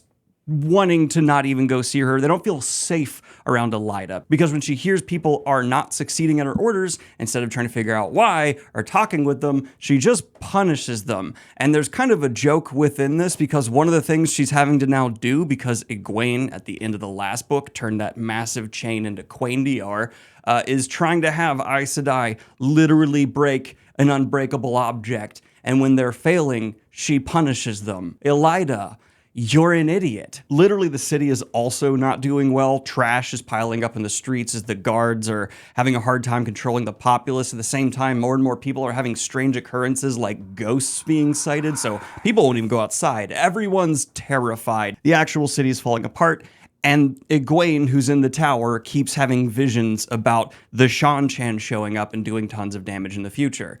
It's a spoopy time to be in the White Tower. Oh, and I didn't even mention the fact there's an army led by one of the great captains and a bunch of rebel Aes Sedai across the river, and they just stopped it so you can't have ships come into your harbor. Damn it! Anyway, let's go ahead and follow the Egwene plotline. Well, we see that Egwene, right away, strategy, the best one in this situation. Keep it cool, calm, and collected. The 3 C's of driving stupid people crazy. They can't handle that. Well, one, she's able to go into the dream world and just tell Swan right away, hey, I'm not dead.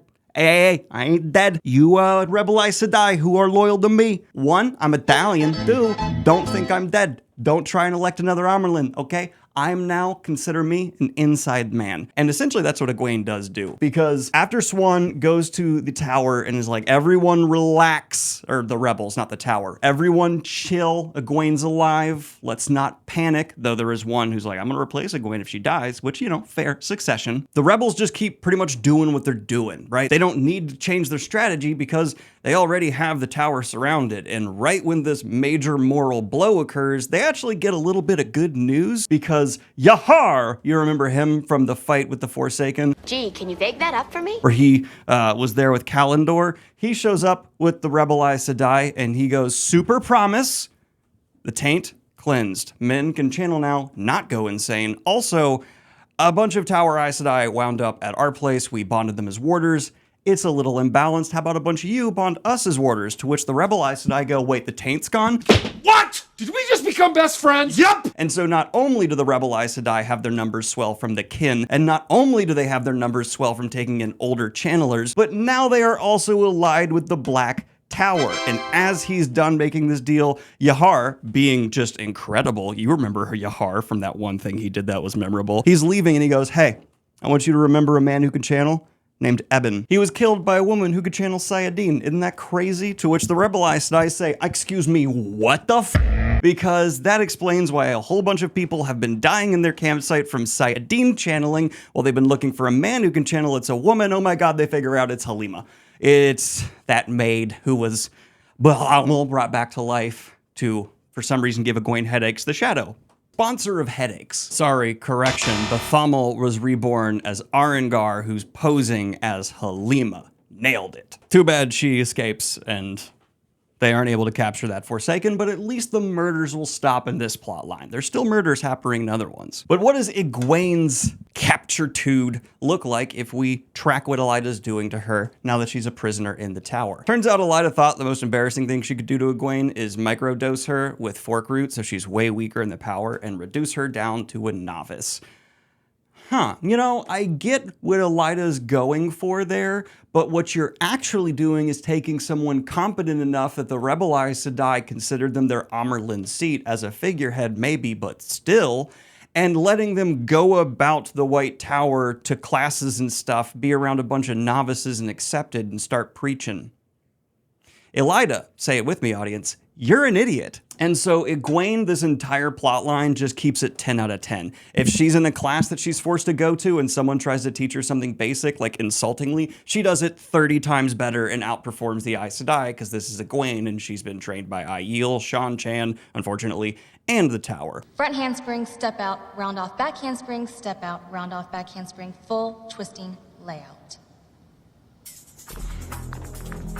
In addition to that, when Elyda's freaking out, doing all these bad commands, you check out Egwene, who's even managing to get the respect of other Aes Sedai, who at first are like punishing her, the mistress of novices, doing all these punishments, but even she at a certain point is like, damn it. Keeping it cool, calm, and collected, Egwene. There's no counter to that. Basically, boiling it all down for this entire book, Egwene understands, yes, money, power, respect. As K-Dot would say, the last one is better. And so she manages to balance that.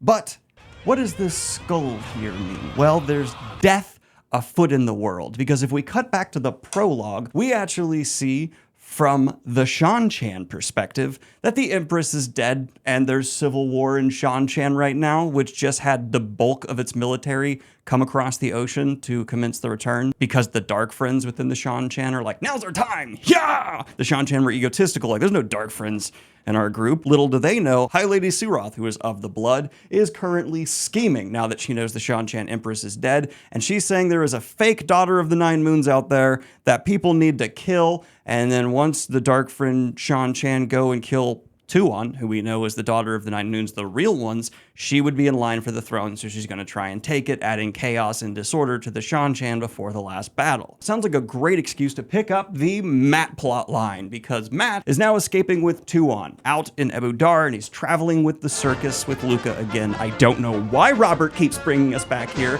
but at least Mat being in the circus has a good vibe and energy to it, and quite frankly, Mat has some of his most Matty moments in the entire series within Knife of Dreams. Let's begin with them. Well, let's start with something a little weird, because Tuon insists on calling Mat Toy, and for some reason his response to that is to call her Precious.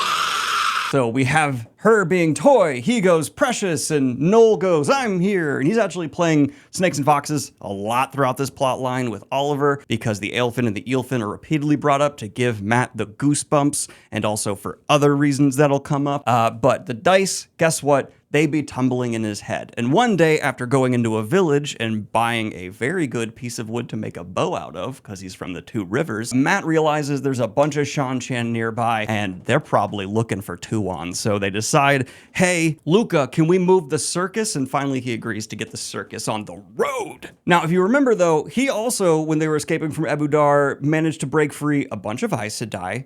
They have some Suldam and Damani with them that are prisoners, and tensions are running high, to the point where some of the Suldam are now trying to abuse Aes Sedai. Aes Sedai are not taking that well and trying to work with freed Damani, who are trying to, if they're brainwashed enough, go back to being submissive to the Suld.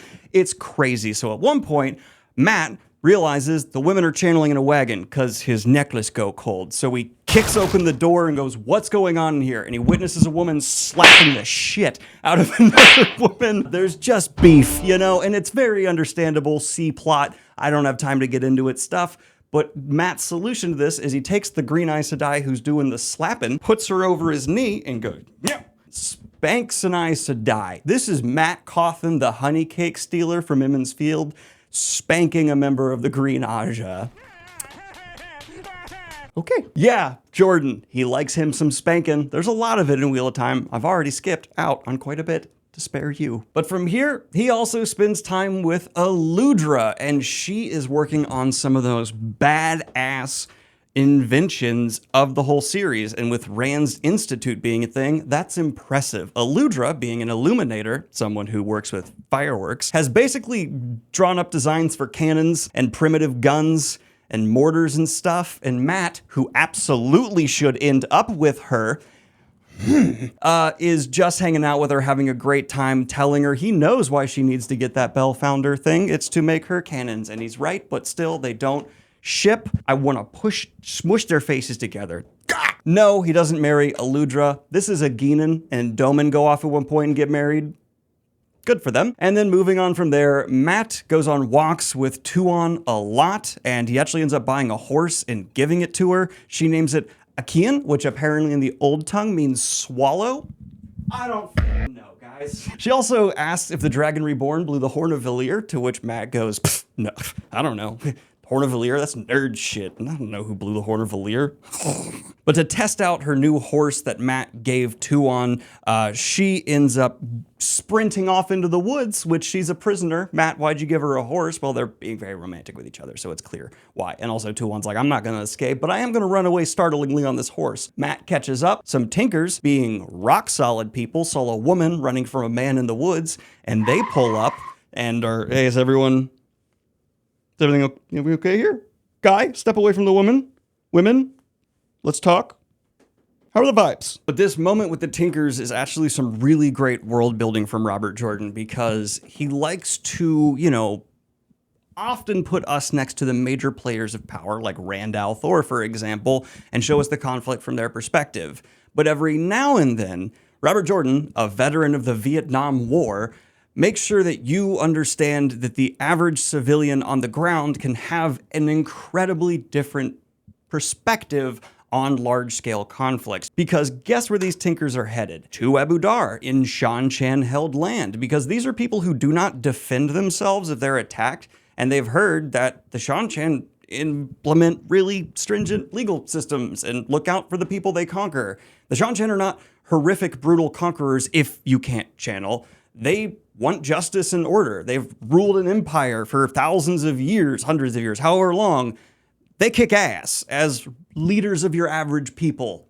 They're not good people, I want to make that clear. But for the Tinkers, that's salvation. And so, yeah, they're heading towards the Shan-Chan conquered lands, and Matt has to just accept that. And he does, and really has no problem with it, because why would he care? Also, where Tuon runs off to on the horse happens to be a place where Matt died in a previous life with the memories stuffed in his head, and he has some realizations, again, Eilfin stuff.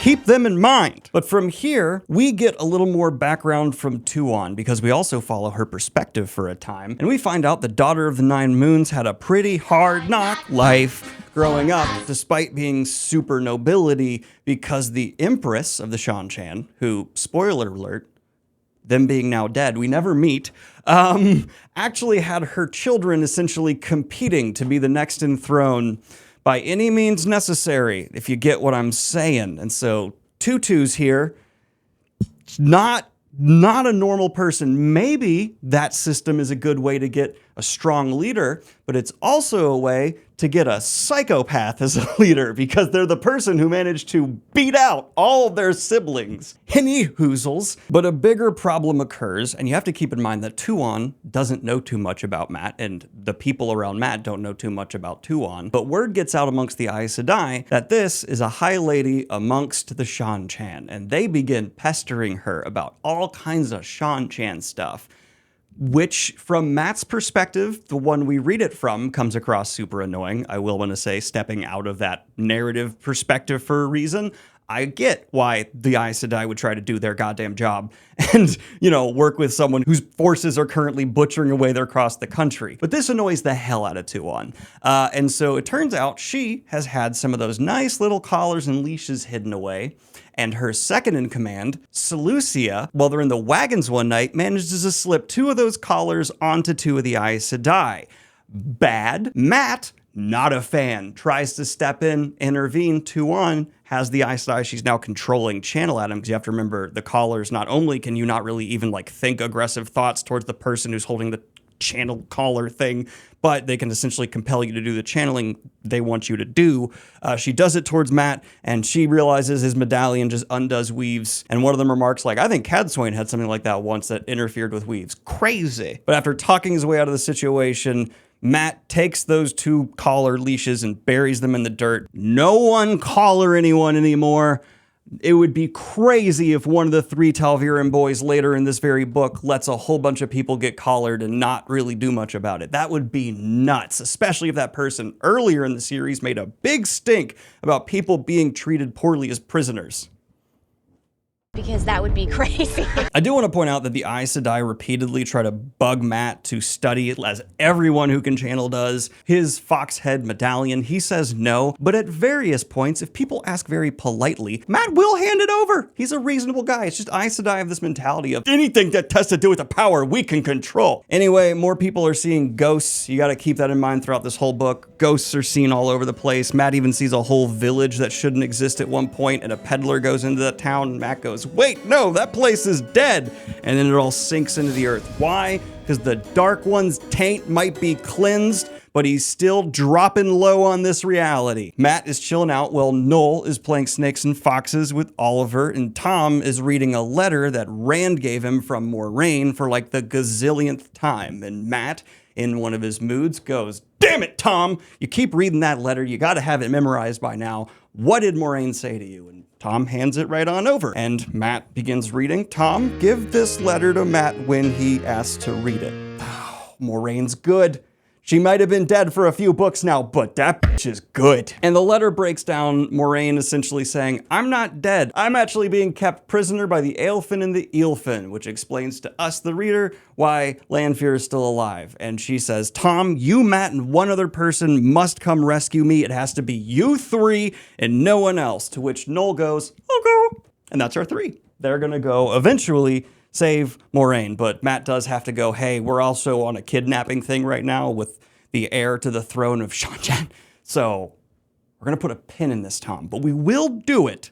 Let's finish this storyline, because from here, after the dice stop, and he has this revelation, but there's still some tumbling later. Just always, every time I say the word Matt, assume dice of some variety begin tumbling in his head or stop tumbling. But Tuon, while they're traveling, wants to go into a hell. What's a hell? It's a tavern that's not nice, a down, dirty tavern. Just like we've seen Elaine from her noble lineage want to go be amongst the people, Tuon wants to be amongst those that she's conquering. So Matt takes her to a tavern and starts gambling in front of her, to which even Tuon goes, "That's a lucky boy." And then it gets to the point where people around Matt are like, "Why are you winning so much there, bud?" And then Matt rolls the dice and he ends up losing. And Tuon makes a comment like, "I guess your luck isn't actually as good as your soldiers say," to which Matt says, "No, if I hadn't lost that hand, they would have pulled knives and stabbed us. So my luck is so good that it's sentient and knew that. I have sentient luck." But they hear of the imposter fake daughter of the Nine Moons going on, and the fact that there's a bunch of Shan-Chan hunting to possibly kill Tuon with a 100,000 gold coin bounty on her head. Oh, that explains why there's a lot of Shan-Chan looking for you. Okay, this is bad, but we know she really is the daughter of the Nine Moons. This is High Lady Surath's work, if I've ever smelled it. But as they're leaving this town, they get jumped by a bunch of dark friends. Tom sees Seleucia act as Tuon's bodyguard, doing some crazy karate. And he says to her, like, "I'm not gonna tell anyone that you're a badass, because I'm secretly a badass John Wick too, and I like being cool low-key about it. So I see you. Let's both be cool and low-key about the fact that we could beat the shit out of everybody here." Attention, requesting And then they fist bump. I guess they're friends now. Later on, though, they're chilling and everyone freaks on out because there's a venomous snake, and Matt just picks it up and goes, "Y'all need to chill. All right, I'm not gonna kill the snake. Let's just let it go." And for some reason, the combination of giving him a horse, which in Shan-Chan culture is apparently a really big deal. I would argue that in any position ever throughout all of history, giving someone a horse is a big deal. It's a fucking horse, but she sees him also spare a snake and says, "Matt, smoochy time." And Matt kisses Tuon. She says he's a bad kisser, to which Matt goes, "Okay, give me the lips again. Give me the lips again." After the second time, Tuon happier. But Matt, being the lucky fella that he is, also, while they're going through the woods, happens to run into Talmanis, his best noble friend, who is left in charge of the Band of the Red Hand. Yeah, they've been in the area and they're getting ready to fight a whole bunch of Shan-Chan, to which Matt goes, "Oh, well, man, we only had like a couple thousand guys when I left, so this is going to be hard. There's a lot of Shan-Chan here." To which Talmanis says, "You're very famous now. I don't know if you knew this, being a friend of the Dragon Reborn," to which Tuon goes, "I'm sorry, what?" Talmanis, ignoring that, says, "The guy you grew up with and are best friends with, and yeah, you Talviran strong?" Tuon, shocked. So the Band of the Red Hand has just like tripled, quadrupled in number, and they also now have these super badass crossbows with cranks that load way faster. And in addition to that, Eludra has been gathering supplies. The woman that Matt belongs with even ends up upgrading his entire army, distributing fucking mortars amongst the Band of the Red Hand, and she's not even halfway done yet being awesome. Eludra does end up deploying crazy thing. Oh, also during this time, Tom Marilyn actually tells Tuon he's Talviran. He manipulates chance. That's why he ran into his army here. It's nuts. Tuon hears that, goes, "That's really weird, dumb, superstitious stuff. Anyway, I saw a branch earlier that looked a certain way, and it told me that I should stay close to Matt." This is Robert Jordan letting us know that while the Shan-Chan might be powerful and a force to be reckoned with, they're also dumb and wrong about most things. And yeah, Tuon reading a future in the stick while doubting Tom Marilyn when he says Matt's a Talviran is an example of their ignorance. But at this point, some of the Shan-Chan that have been trying to find Tuon, the Death Watch Guard, who are the personal guards of the highest nobility within the Shan-Chan, arrive and go, "We need to get Tuon out of here because we know she's the real daughter of the Nine Moons, and I, the person leading this group, watched her grow up, and I even used to keep her little children's doll, which I lost. I'm sorry, Tuon." And Tuon, knowing this is the guy who had her child's doll, brings it up, to which he affirms, and then they agree, yes, you can take Tuon after we deal with these other Shan-Chan that are hunting and trying to kill her. And at this point, Tuon watches Mat butcher her people. There's no really other way to put it. It's just objectively what occurs for a while, because Mat, being a brilliant military tactician at this point, has his army start building a wall, which looks like a foolish mistake. The Shan-Chan are way too close. They're gonna be able to just swarm over this wall before it's officially built, and Mat's defenses will do nothing but tire out his men. It was a double fake. Behind that wall, Eludra's mortars ready to go, a bunch of longbowmen ready to go, Talmanis on his way back with the cavalry for a flanking maneuver, and Aes Sedai, once they feel threatened, are going to be able to deploy as well. With, in addition to that, the new crossbow cranked badass things. So the Shan-Chan see this pathetic wall being built and they're like, everyone, charge these idiots. At which point Mat goes, fire, and death. Oh shit.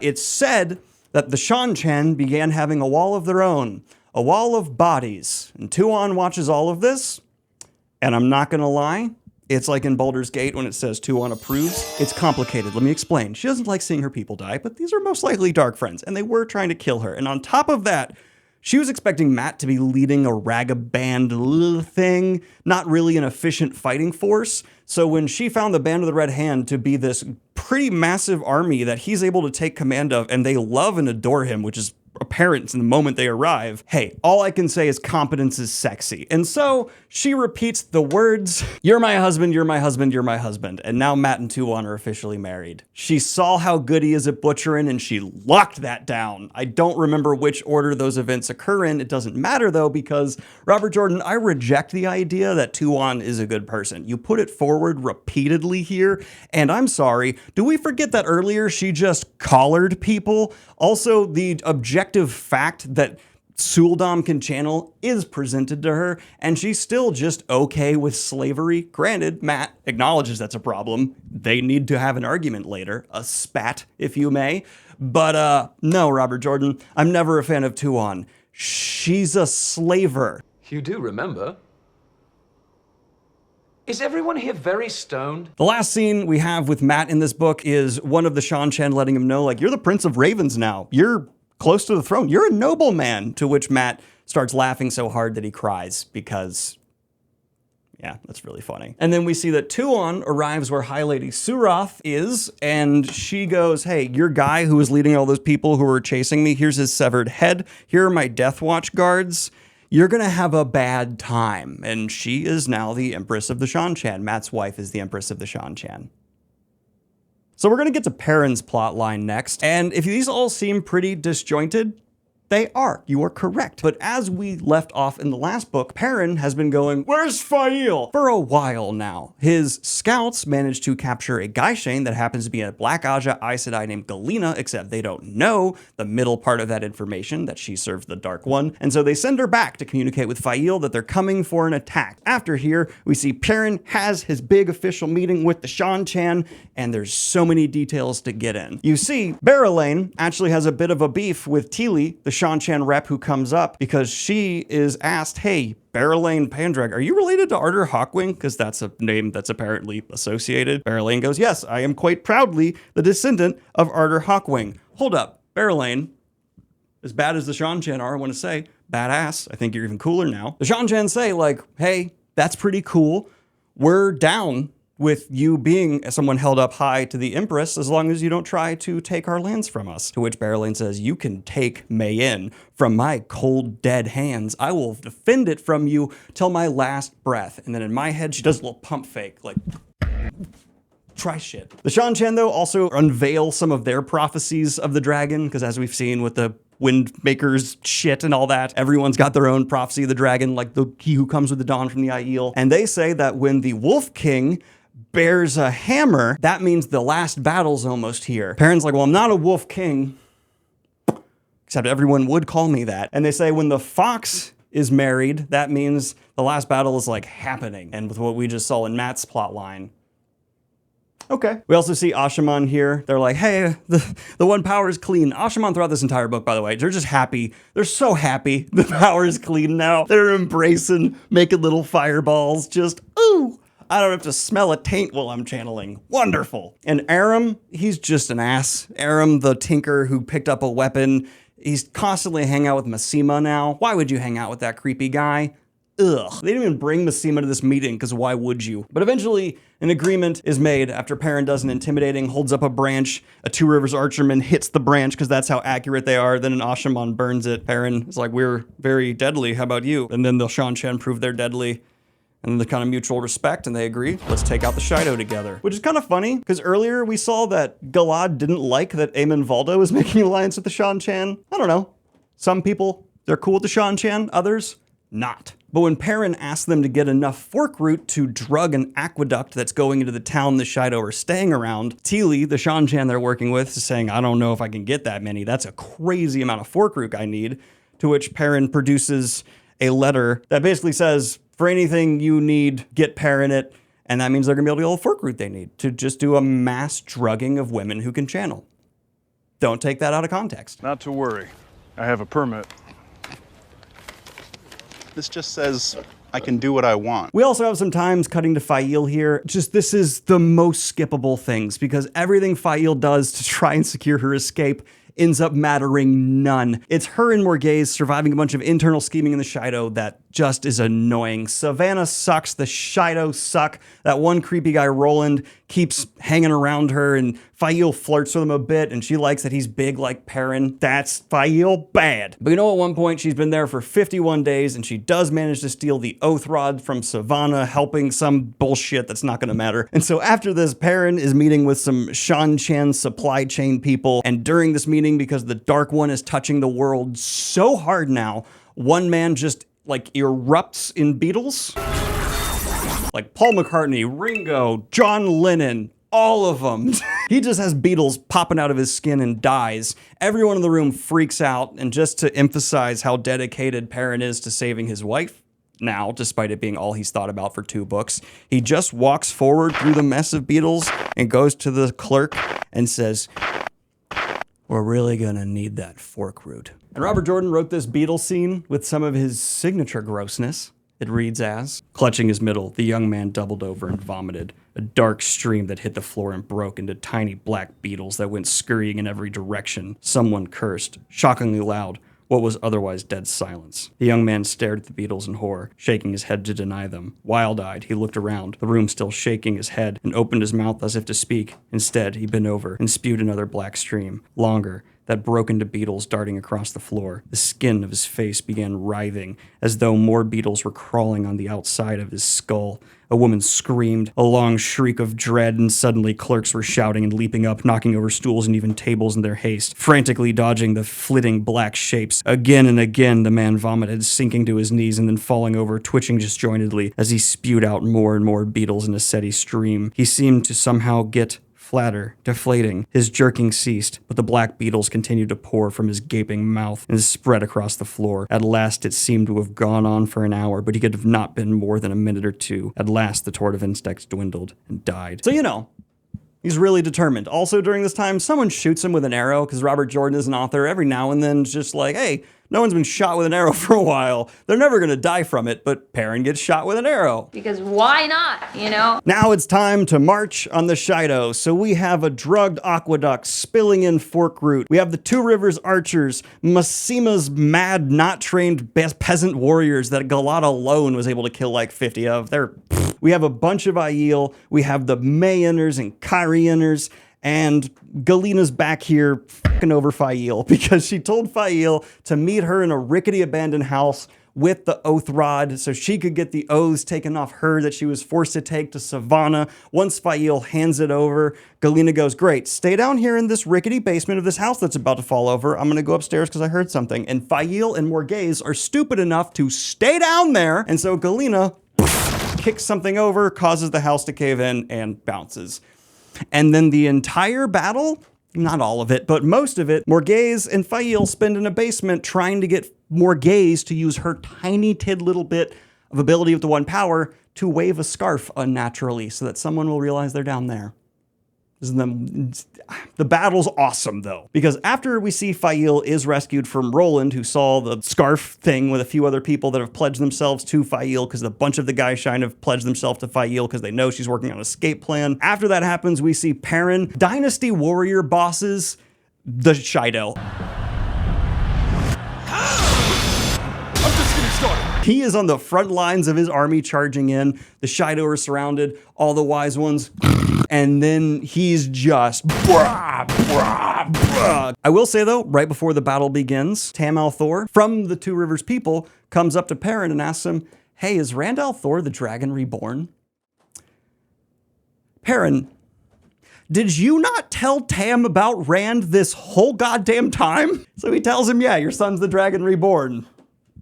All right. During the battle, we see Amaram betrays Perrin. He says, Masima told me you're secretly a dark friend, and I need to save Fail by killing you. Perrin's in a fight with Aram, and then a Shido archer kills Aram because he's not even worth being killed by Perrin. They're in the middle of a fight, literally, and then turn and Aram's shot by 2 arrows and Perrin goes, I don't have time for this, and just, I'll handle Masima later. But he finally reaches Fail, who's being escorted by Roland. I think it's not Roland. What's his fucking name? I'm calling him Roland because I'm a Dark Tower fan. I think it's Roland. It's something weird. But he's about to fight Perrin. Fail distracts the guy, which allows Perrin to land such a clean hit on the guy Fail's been flirting with behind his back that Perrin notes the Shido, even though he hits him in the head, has his feet lifted off the ground. His hammer detonates this guy's head.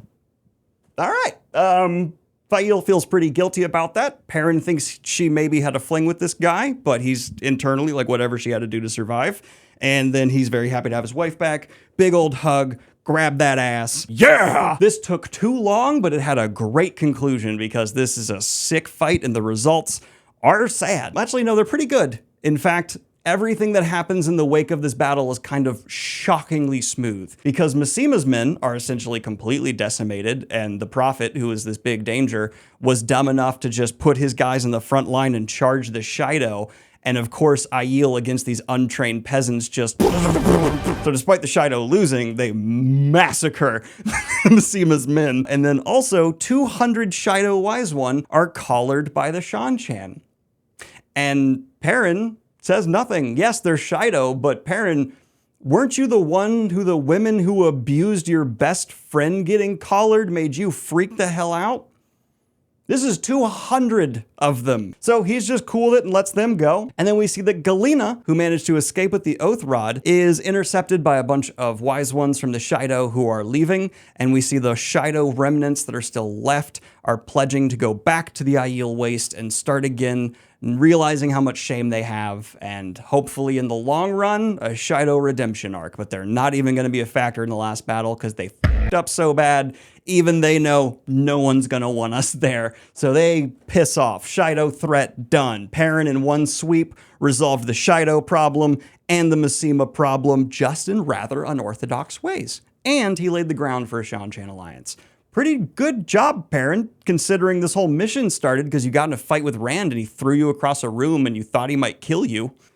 That's what caused all of this. But that is going to take us to the Elaine plotline. And you will hear among the fandom that the Elaine struggle for the throne plotline is terrible. And I agree it has its bad parts, but now that we're out of the slog, I like its ending. And I actually just enjoy Elaine's character during this whole bit because the pregnancy brain thing can be funny, and it works with a couple of things going on in the world. So we see that the gateways are making Elaine defending the city, trying to vie for her throne, way easier because more kin are coming in. She gets just 10,000 reinforcements of soldiers through gateways inside her city, and I get that she doesn't want to just blast fire at the people who are her people technically besieging the city, but you using gateways to bring in 10,000 more men to kill them is just going to result in a bunch of men who were originally loyal to you at the beginning dying.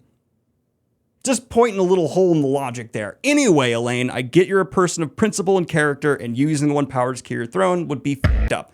Let's keep going. But this entire chapter revolves around a joke where an Aes Sedai comes up to Elaine and says, hey, the Suldam that we've been working over that are prisoner from the Shan-Chan, one of them is admitting she can see weaves of channeling now, basically saying, yeah, I can learn to channel. So that's a big breakthrough. And Elaine goes, wow, we should send them back to the Shan-Chan Empire just to rattle their cage more. And the Aes Sedai goes, your clothes are really wet. You should go change. And Elaine's like, I headed to my rooms right now. Then she stopped in the hall again by some leaders of the mercenary bands she's hiring to help defend the city, and they ask her for more money to hire replacements, and Elaine goes, no, okay, I don't have more money. The siege is going on right now. I'll do my best. Not now. And the guy, as he's leaving, goes, your clothes are really wet. You should change. And she's like, I'm aware. And then finally, one of the Atha on Mier comes up to Elaine and goes, hey, have you seen my apprentice? I can't find her, and she's been missing for a while now. To which Elaine says, I have not seen your apprentice. I'm sorry. And the Atha on Mier goes, your clothes are really wet. You should go to your room and change. And Elaine, at this point, pregnant, tired of everyone's shit, dealing with a siege and so much more, just screams at the top of her lungs as loud as she can in this woman's face. And I love that beat for her. I find it so human to get so pressed by people just being annoying that you shriek at them. I've maybe done that in my life. I'm not gonna shut up, we're moving on. There's also a growing problem though, and we see this echoed throughout every plotline where people are in palaces where hallways are rearranging. And if that sounds absolutely insane, it is. It's another effect of, say it with me, the Dark One touching that pattern through the prison. It's getting weaker, and now he is literally rearranging hallways and palaces at random. And I know you're having an immediate question, what happens if you're in a hallway that suddenly has no exits? That happens to people, and they die alone, starving to death. That's confirmed to be a fear now. We see Elaine is meeting with Avienda, and they're actually testing a bunch of Tir-Angriel, Sa-Angriel, and Angriel they've found. There's a music box from the Age of Legend that has a massive library of music in it. This is Robert Jordan telling us that Aes Sedai in the Age of Legends had MP3 players that were powered by magic, and with that being our far future, you can assume that this box likely has the capacity to hold all music in it because our devices are basically able of doing that now, and they have the advantage of magic on top of that. So I insist that means canonically, Good Kid Mad City is in this fucking box. You can't tell me otherwise. They also find a rod that causes pain, a vase that makes water summoned from the air. Oh, and the Aiel are leaving Camelin. The wise ones are heading out. They need to go prepare for last battle stuff, which means Avienda's leaving. It's actually really sad. Avienda's amazing, and her relationship with Elaine is great. They have wonderful chemistry. The high, upturned-nosed noble and the down-to-earth warrior being BFFs, and now Avienda, right after their first sisters, has to...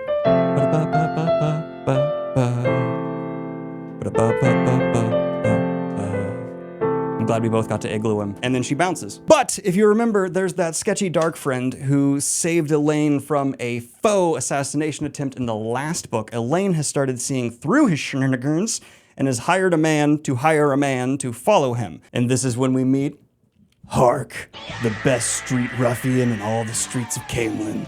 You're goddamn right. Hark has slit thousands of purses in his day. He even keeps a whole bunch of his trophies in a chest. The law finally caught him. But he has one more way to see his way out of this. And that's to follow this possible dark friend on behalf of Elaine to figure out where he's going all the time, because they've sent other people after Mueller, whatever his name is, and they all end up dying. So Hawk is hired to go not die doing this very die-y task. We hear now, though, that 60,000 additional troops from other houses are headed to Camelin. None of them are committed to either Elaine or Emilary. None of them, though, are publicly committing to Elaine or Amarilla's side, both people vying for the throne. And in addition to that, yeah, there's still 200,000 Borderlanders just sitting in Andor that has every noble very nervous. Well, because yeah, I would be too. The murders keep happening of the kin within Camelin, though, so Elaine eventually assigns the kin to have a buddy system, which when I read this as a kid, I went, that's a little silly. As an adult now, though, that's a great strategy, Cotton. Yeah, absolutely. If bad stuff's happening, buddy systems are very effective. After a good few days, though, Hark's done his job. And guess what, Mueller? He's been harked. We have a full case file of evidence now proving he's been meeting with some Aes Sedai in an inn. Put two and two together, those are Black Aja's sisters, and he's a dark friend. Go get him, Elaine. I always pictured this guy for some reason, not always, but since I saw the character, as Jake Peralta from Brooklyn Nine-Nine. He just is described as a super average dude who's happens to be a really great criminal. So you take the cop out of Jake Peralta, put criminal in, and he's this goofy, super successful serial purse slitter pickpocketer. Cool. Elaine then gathers up some of her homies and goes to confront these Black Aja sisters, thinking there's only a couple. Uh-oh, oopsie, there's some Black Aja sisters even among the party you are taking to this house.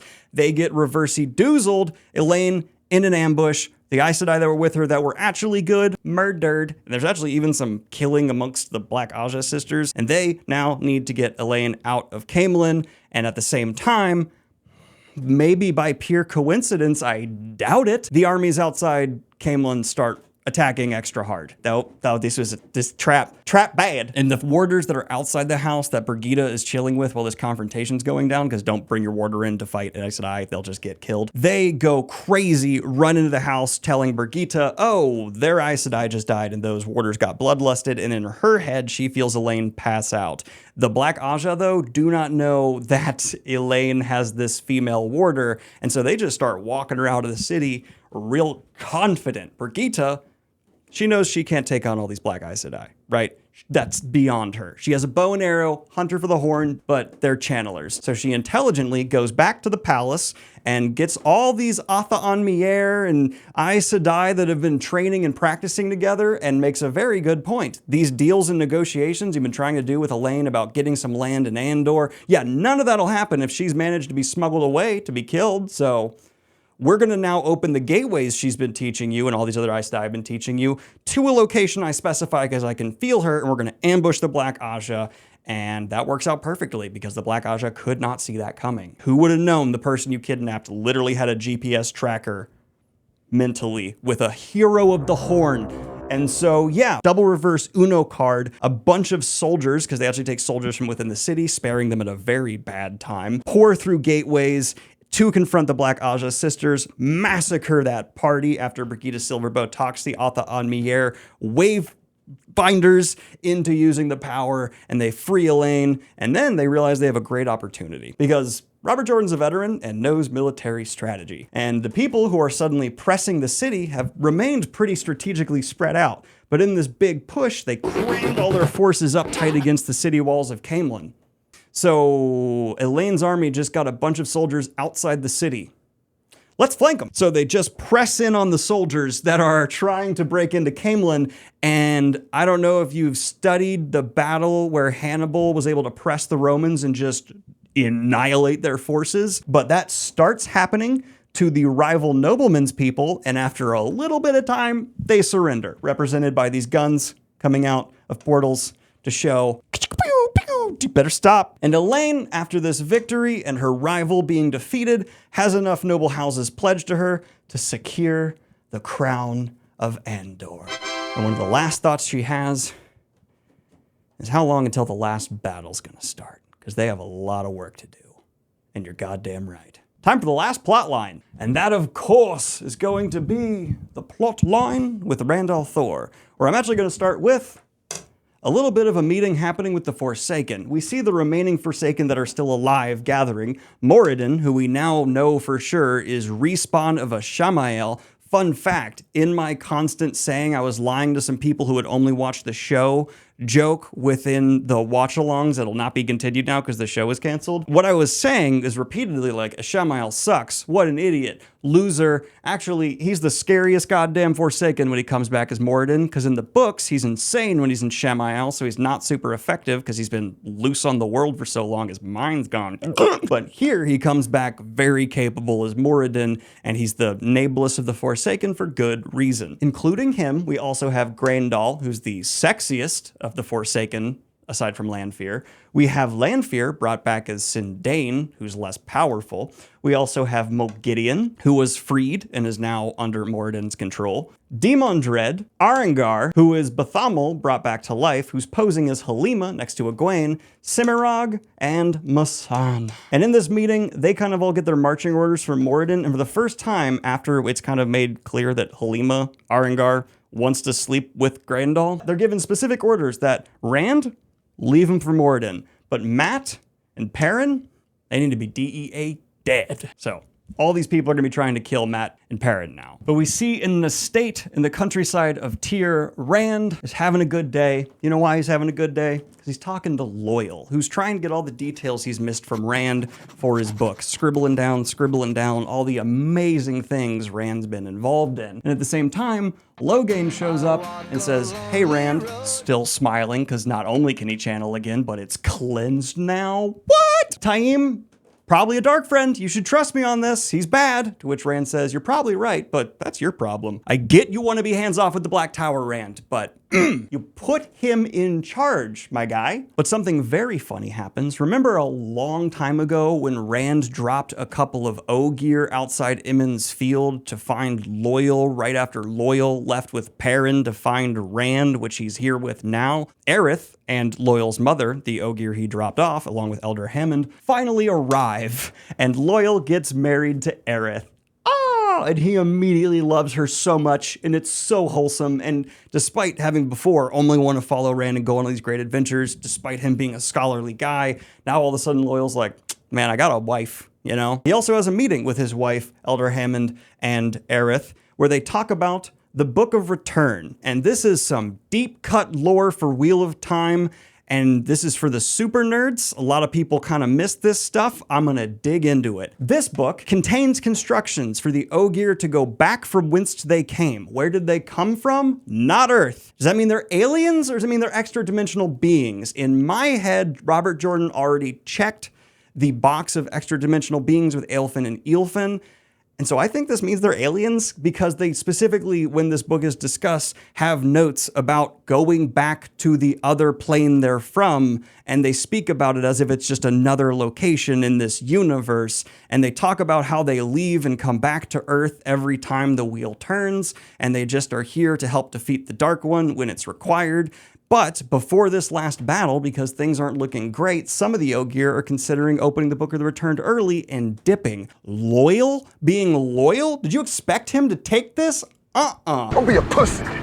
Now, he doesn't want to be hasty, which is something that Loyal says so much. It's literally his catchphrase, and I'm sorry I haven't said it till now. He starts putting some Ogier in their place, saying, Look, I've been a hero with these guys. I've been at Dumai's Wells. I helped defend the Stone of Tyr. I fought at Emond's Field. And I'll be damned if the Ogier are leaving now. He says all of this much calmer and nicer.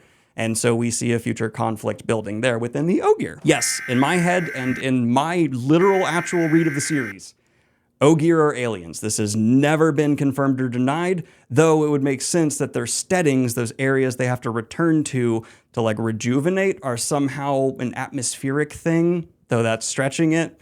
Who knows? Robert Jordan liked to leave mysteries. There's tons of them left in the Wheel of Time. Loyal then looks outside of a window at this state and sees an army of about 100,000 Trollocs. Is that out there? There's 100,000 Trollocs charging this palace right now. Rand! And so Rand, with Logain and some other Ashaman, look out some windows and start... Oh wait, no, actually Rand doesn't start, because when he tries to embrace Sayadin, Lews Therin in his head fully seizes it from him.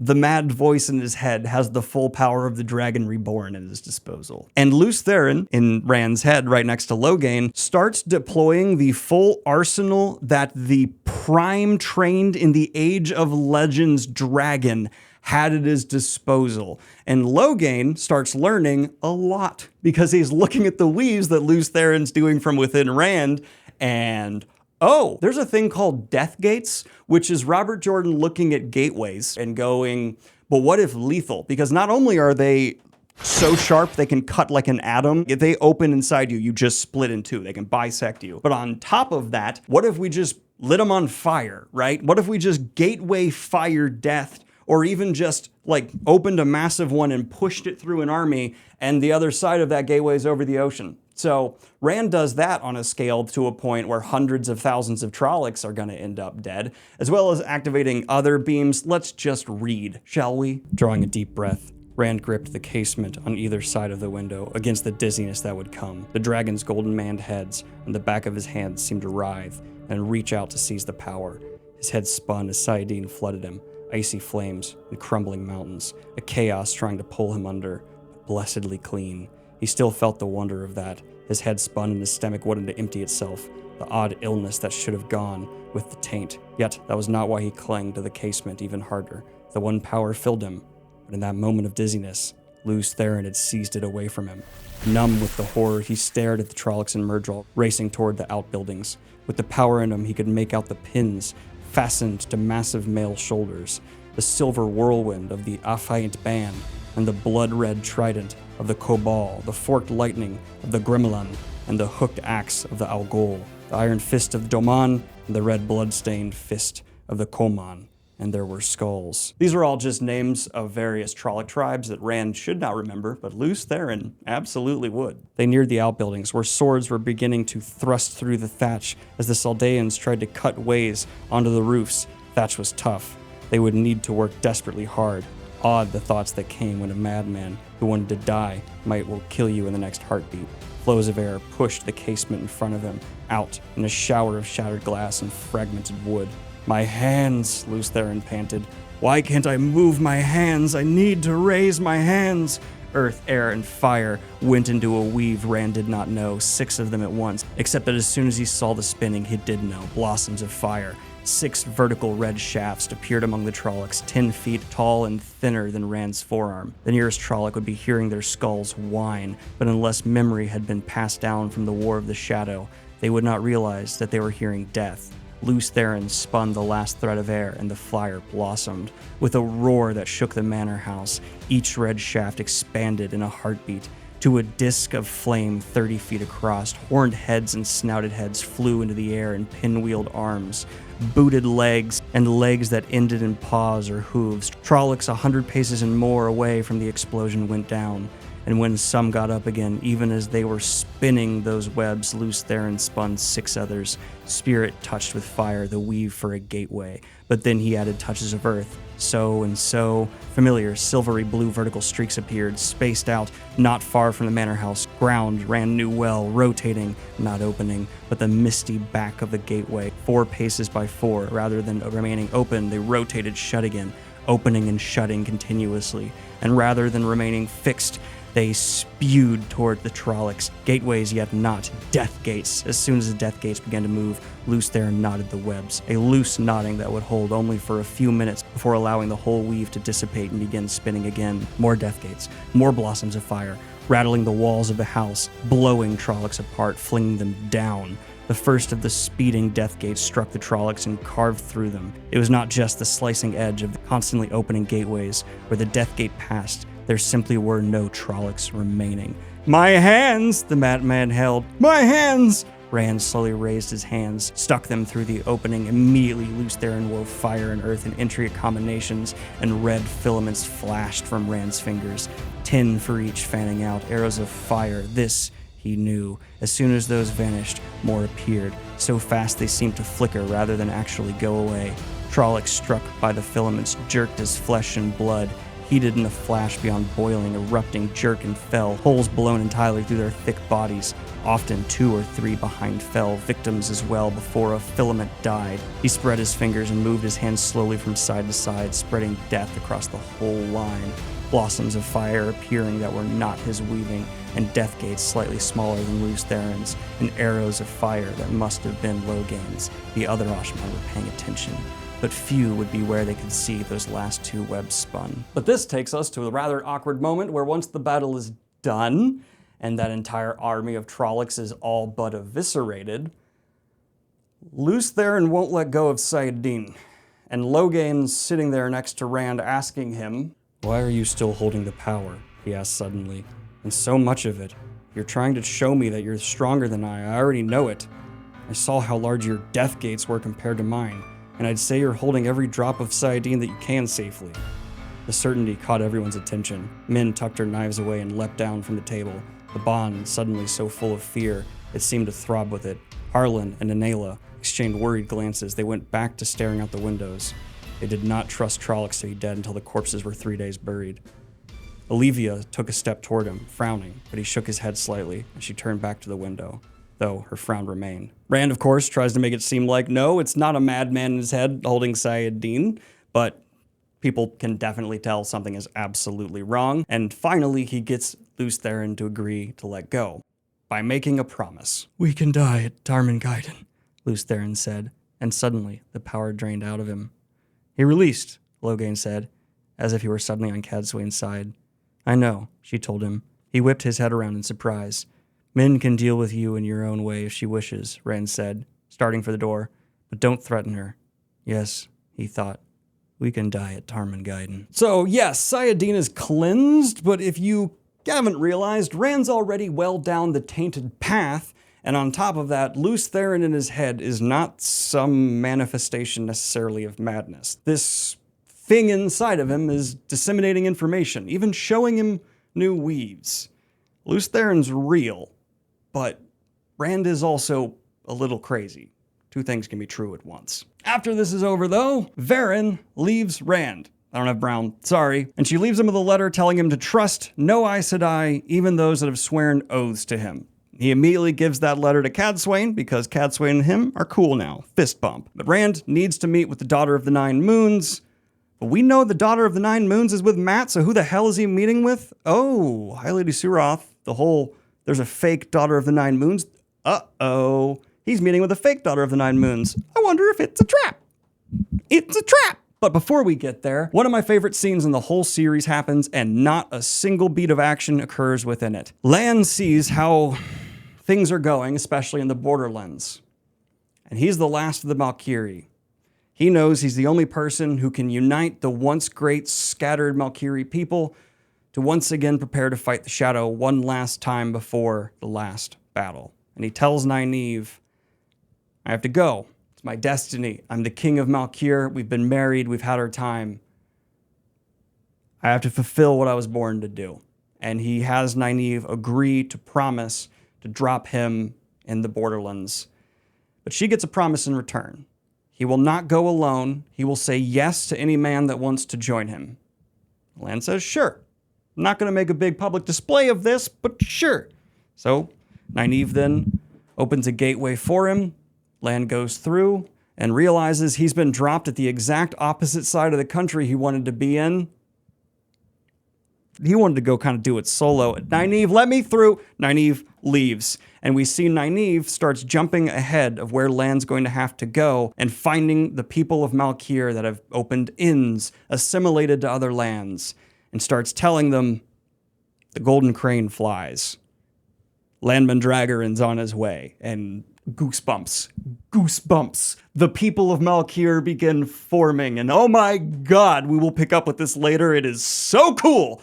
Yes, the slog was the slog, but it really did set up everything so that the last 4 books of the Wheel of Time are just go! Anyway, let's go on, because we also see that Rand heads to Tyr, meets with a former political rival of his, Darlin, and Darlin has successfully crushed the rebellion we previously talked about. They find peace, but he's made the first official king of Tyr, and Rand's fine with that. We also learn, amongst the sea folk, distantly in their islands, there are people called the Amayar. This is a very small lore thing, but I find it interesting. The Amayar are very strange religion in this world. They believe life is an illusion, and eventually everyone will wake from it. And it's time for them to awake from it when the Golden Cowl, that giant statue, is destroyed, seen here on the map. Guess what? It's destroyed now. And so there is a Jim Jones event. And that's all I have to say about that. They just, honestly, I think they saw the last battle was coming and went, nope, let's Heaven's Gate it. From here, though, Rand goes to his meeting with the Daughter of the Nine Moons. He arrives, starts walking towards where the person is. He was only allowed to bring a few channelers, so he brought just a couple. And Cadsuane's thing that interferes with weaves, her little Tirangriel, it messes with the weaves on this Daughter of the Nine Moons. The face flashes. It's not a real face. Rand goes, that's Cimarog. Oops. He tries to embrace the source. Sayadin, as a Forsaken, is before him, and he can't. Nausea, Lews Therin. It's a struggle. Cimarog throws a fireball at Rand. It's a quick draw moment.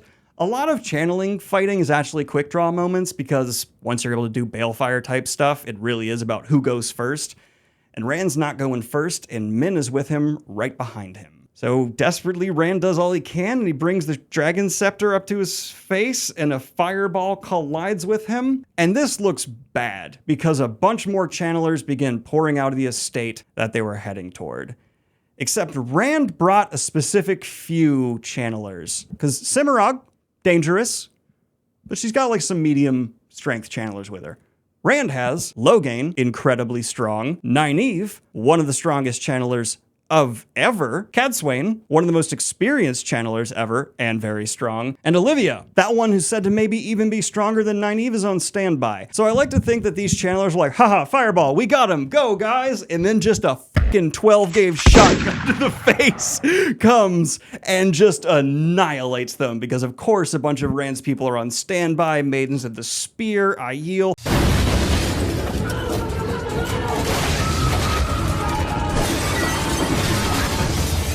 And so Cimarog is taken prisoner, and Rand, his hand's blown off. If you thought Rand wasn't going to get more physically crippled before this story ends, it's not just his hand, by the way. On top of that, he's partially blinded, and now there's flecks in his eyes all the time. Okay, and the Dragon Scepter is completely destroyed. They go into the house to see what Cimarog was planning, and in a plain, simple box, there is enough Idom, those collars that can control channelers, to take in everyone in Rand's party if Cimarog had succeeded and the ambush had went as it was planned to. But that is not the end of Knife of Dreams, because Robert Jordan understood bad stuff happened, good stuff happened, but the light's looking in a good situation. I need to remind everyone that the shadow is not to be f***ed with. And so we cut to seeing Mazarim Taim at the Black Tower, where more Aes Sedai have arrived, and they're asking to bond and be bonded and create this alliance that's been made. And Taim, in a very Mr. Smith moment from The Matrix, looks around at all of his Ashaman that are loyal to him, and he says, Taim's eyes seemed to bore into her head. He spread his hands. It was a mocking gesture. What would you have me say? Fair is fair, equal shares, accept very well, and ask who will let you bond them. Besides, you just remember the old saying, let the Lord of Chaos rule. Who are the one people we have heard repeatedly say, let the Lord of Chaos rule? The Forsaken. That's the end of the Knife of Dreams. I wonder who's in charge of the Black Tower. Hello, everybody. How are you doing? Have you been enjoying the video so far? I hope so, but I'm sad to say that we have reached a point where YouTube is kind of tapping. We have to cut it here because if I added in the next book, this video would be over 12 hours, and that's the official video limit length here on YouTube. I'm aware there have been some people commenting there are ways to get around that, but I'd either have to degrade the video, and I don't want to do that. We're zooming in on a whiteboard. It needs to be as clear as possible. Or I'd have to live stream it, like premiere it that way. And if something went wrong during that 12+ hour period, and I had to restart, I would scream for 6 days. So we're just gonna play it safe and separate it into the Robert Jordan books, which is this video here. And then we're going to transition into releasing the Brandon Sanderson books with the next video. And I think that's kind of a nice way to split this, actually, because you are changing authorial voices.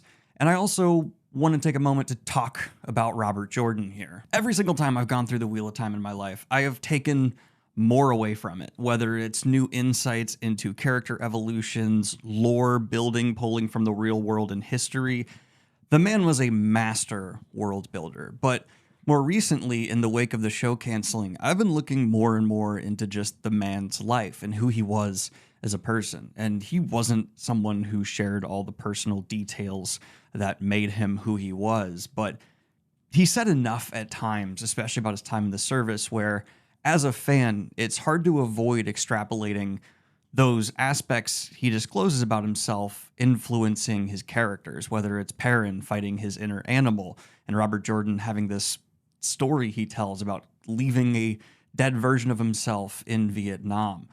There's also the anger Rand feels, the responsibility thrust on him coming from such a small place in the world and having to go take on something so immeasurably massive, like someone being shipped overseas to fight for a government that they seem to be rather angry towards in the aftermath of. And then finally, there is the clinging to some part of your younger self, some innocence you refuse to lose that exists in Matt Cawthon that aligns with so many stories about how Robert Jordan loved to just hang out and have a good time with fans. There's a lot of this man, it feels like, in these books, which plays into the wider conversation that has become the Wheel of Time's legacy of it being maybe the biggest transitional epic fantasy series released in the time it was, where we did see a changing in how writing of fantasy has taken from the classic era into the modern. There's definitely elements, especially in these earlier books, of classic fantasy playing in more heavily to the Wheel of Time. And in the later books, especially the ones we're going to get into with Sanderson, someone who's become a staple of modern fantasy, really feeling like they could be released just still to this year and fit right in with the crowd. There are definitely countless other epic fantasy authors, or just fantasy authors in general, who contributed to this big change as well. Tad Williams, I would even say you could trace the roots all the way back to the likes of Ursula K. Le Guin.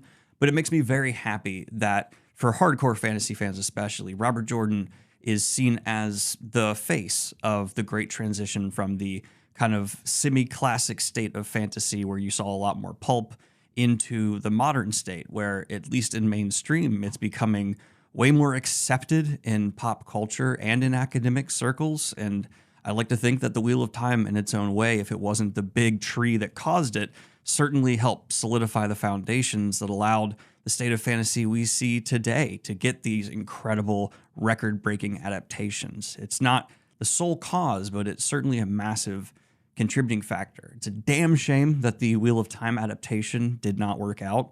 It's why I'm actually kind of making this video. I want as many people as possible who even were interested in only seeing a show be able to see just how the Wheel of Time unfolds, because to me, it is just a masterpiece. And in finishing off these final books, Brandon Sanderson catapulted his career into being what it is today, one of the heaviest forces existing in the fantasy genre. And if you've read Robert Jordan's writing and Sanderson's, you can see how influenced Sanderson was so overtly. And I would like to think a large part of that is also because he directly studied how to create Robert Jordan's style when he was trying to write the last 3 books. And it transformed into, still to this day, all these decades later, maybe the most intense Sanderlanche of all time. Because while The Gathering Storm is not necessarily one giant Sanderlanche, it puts the final positions in place for Towers of Midnight and Memory of Light to just be an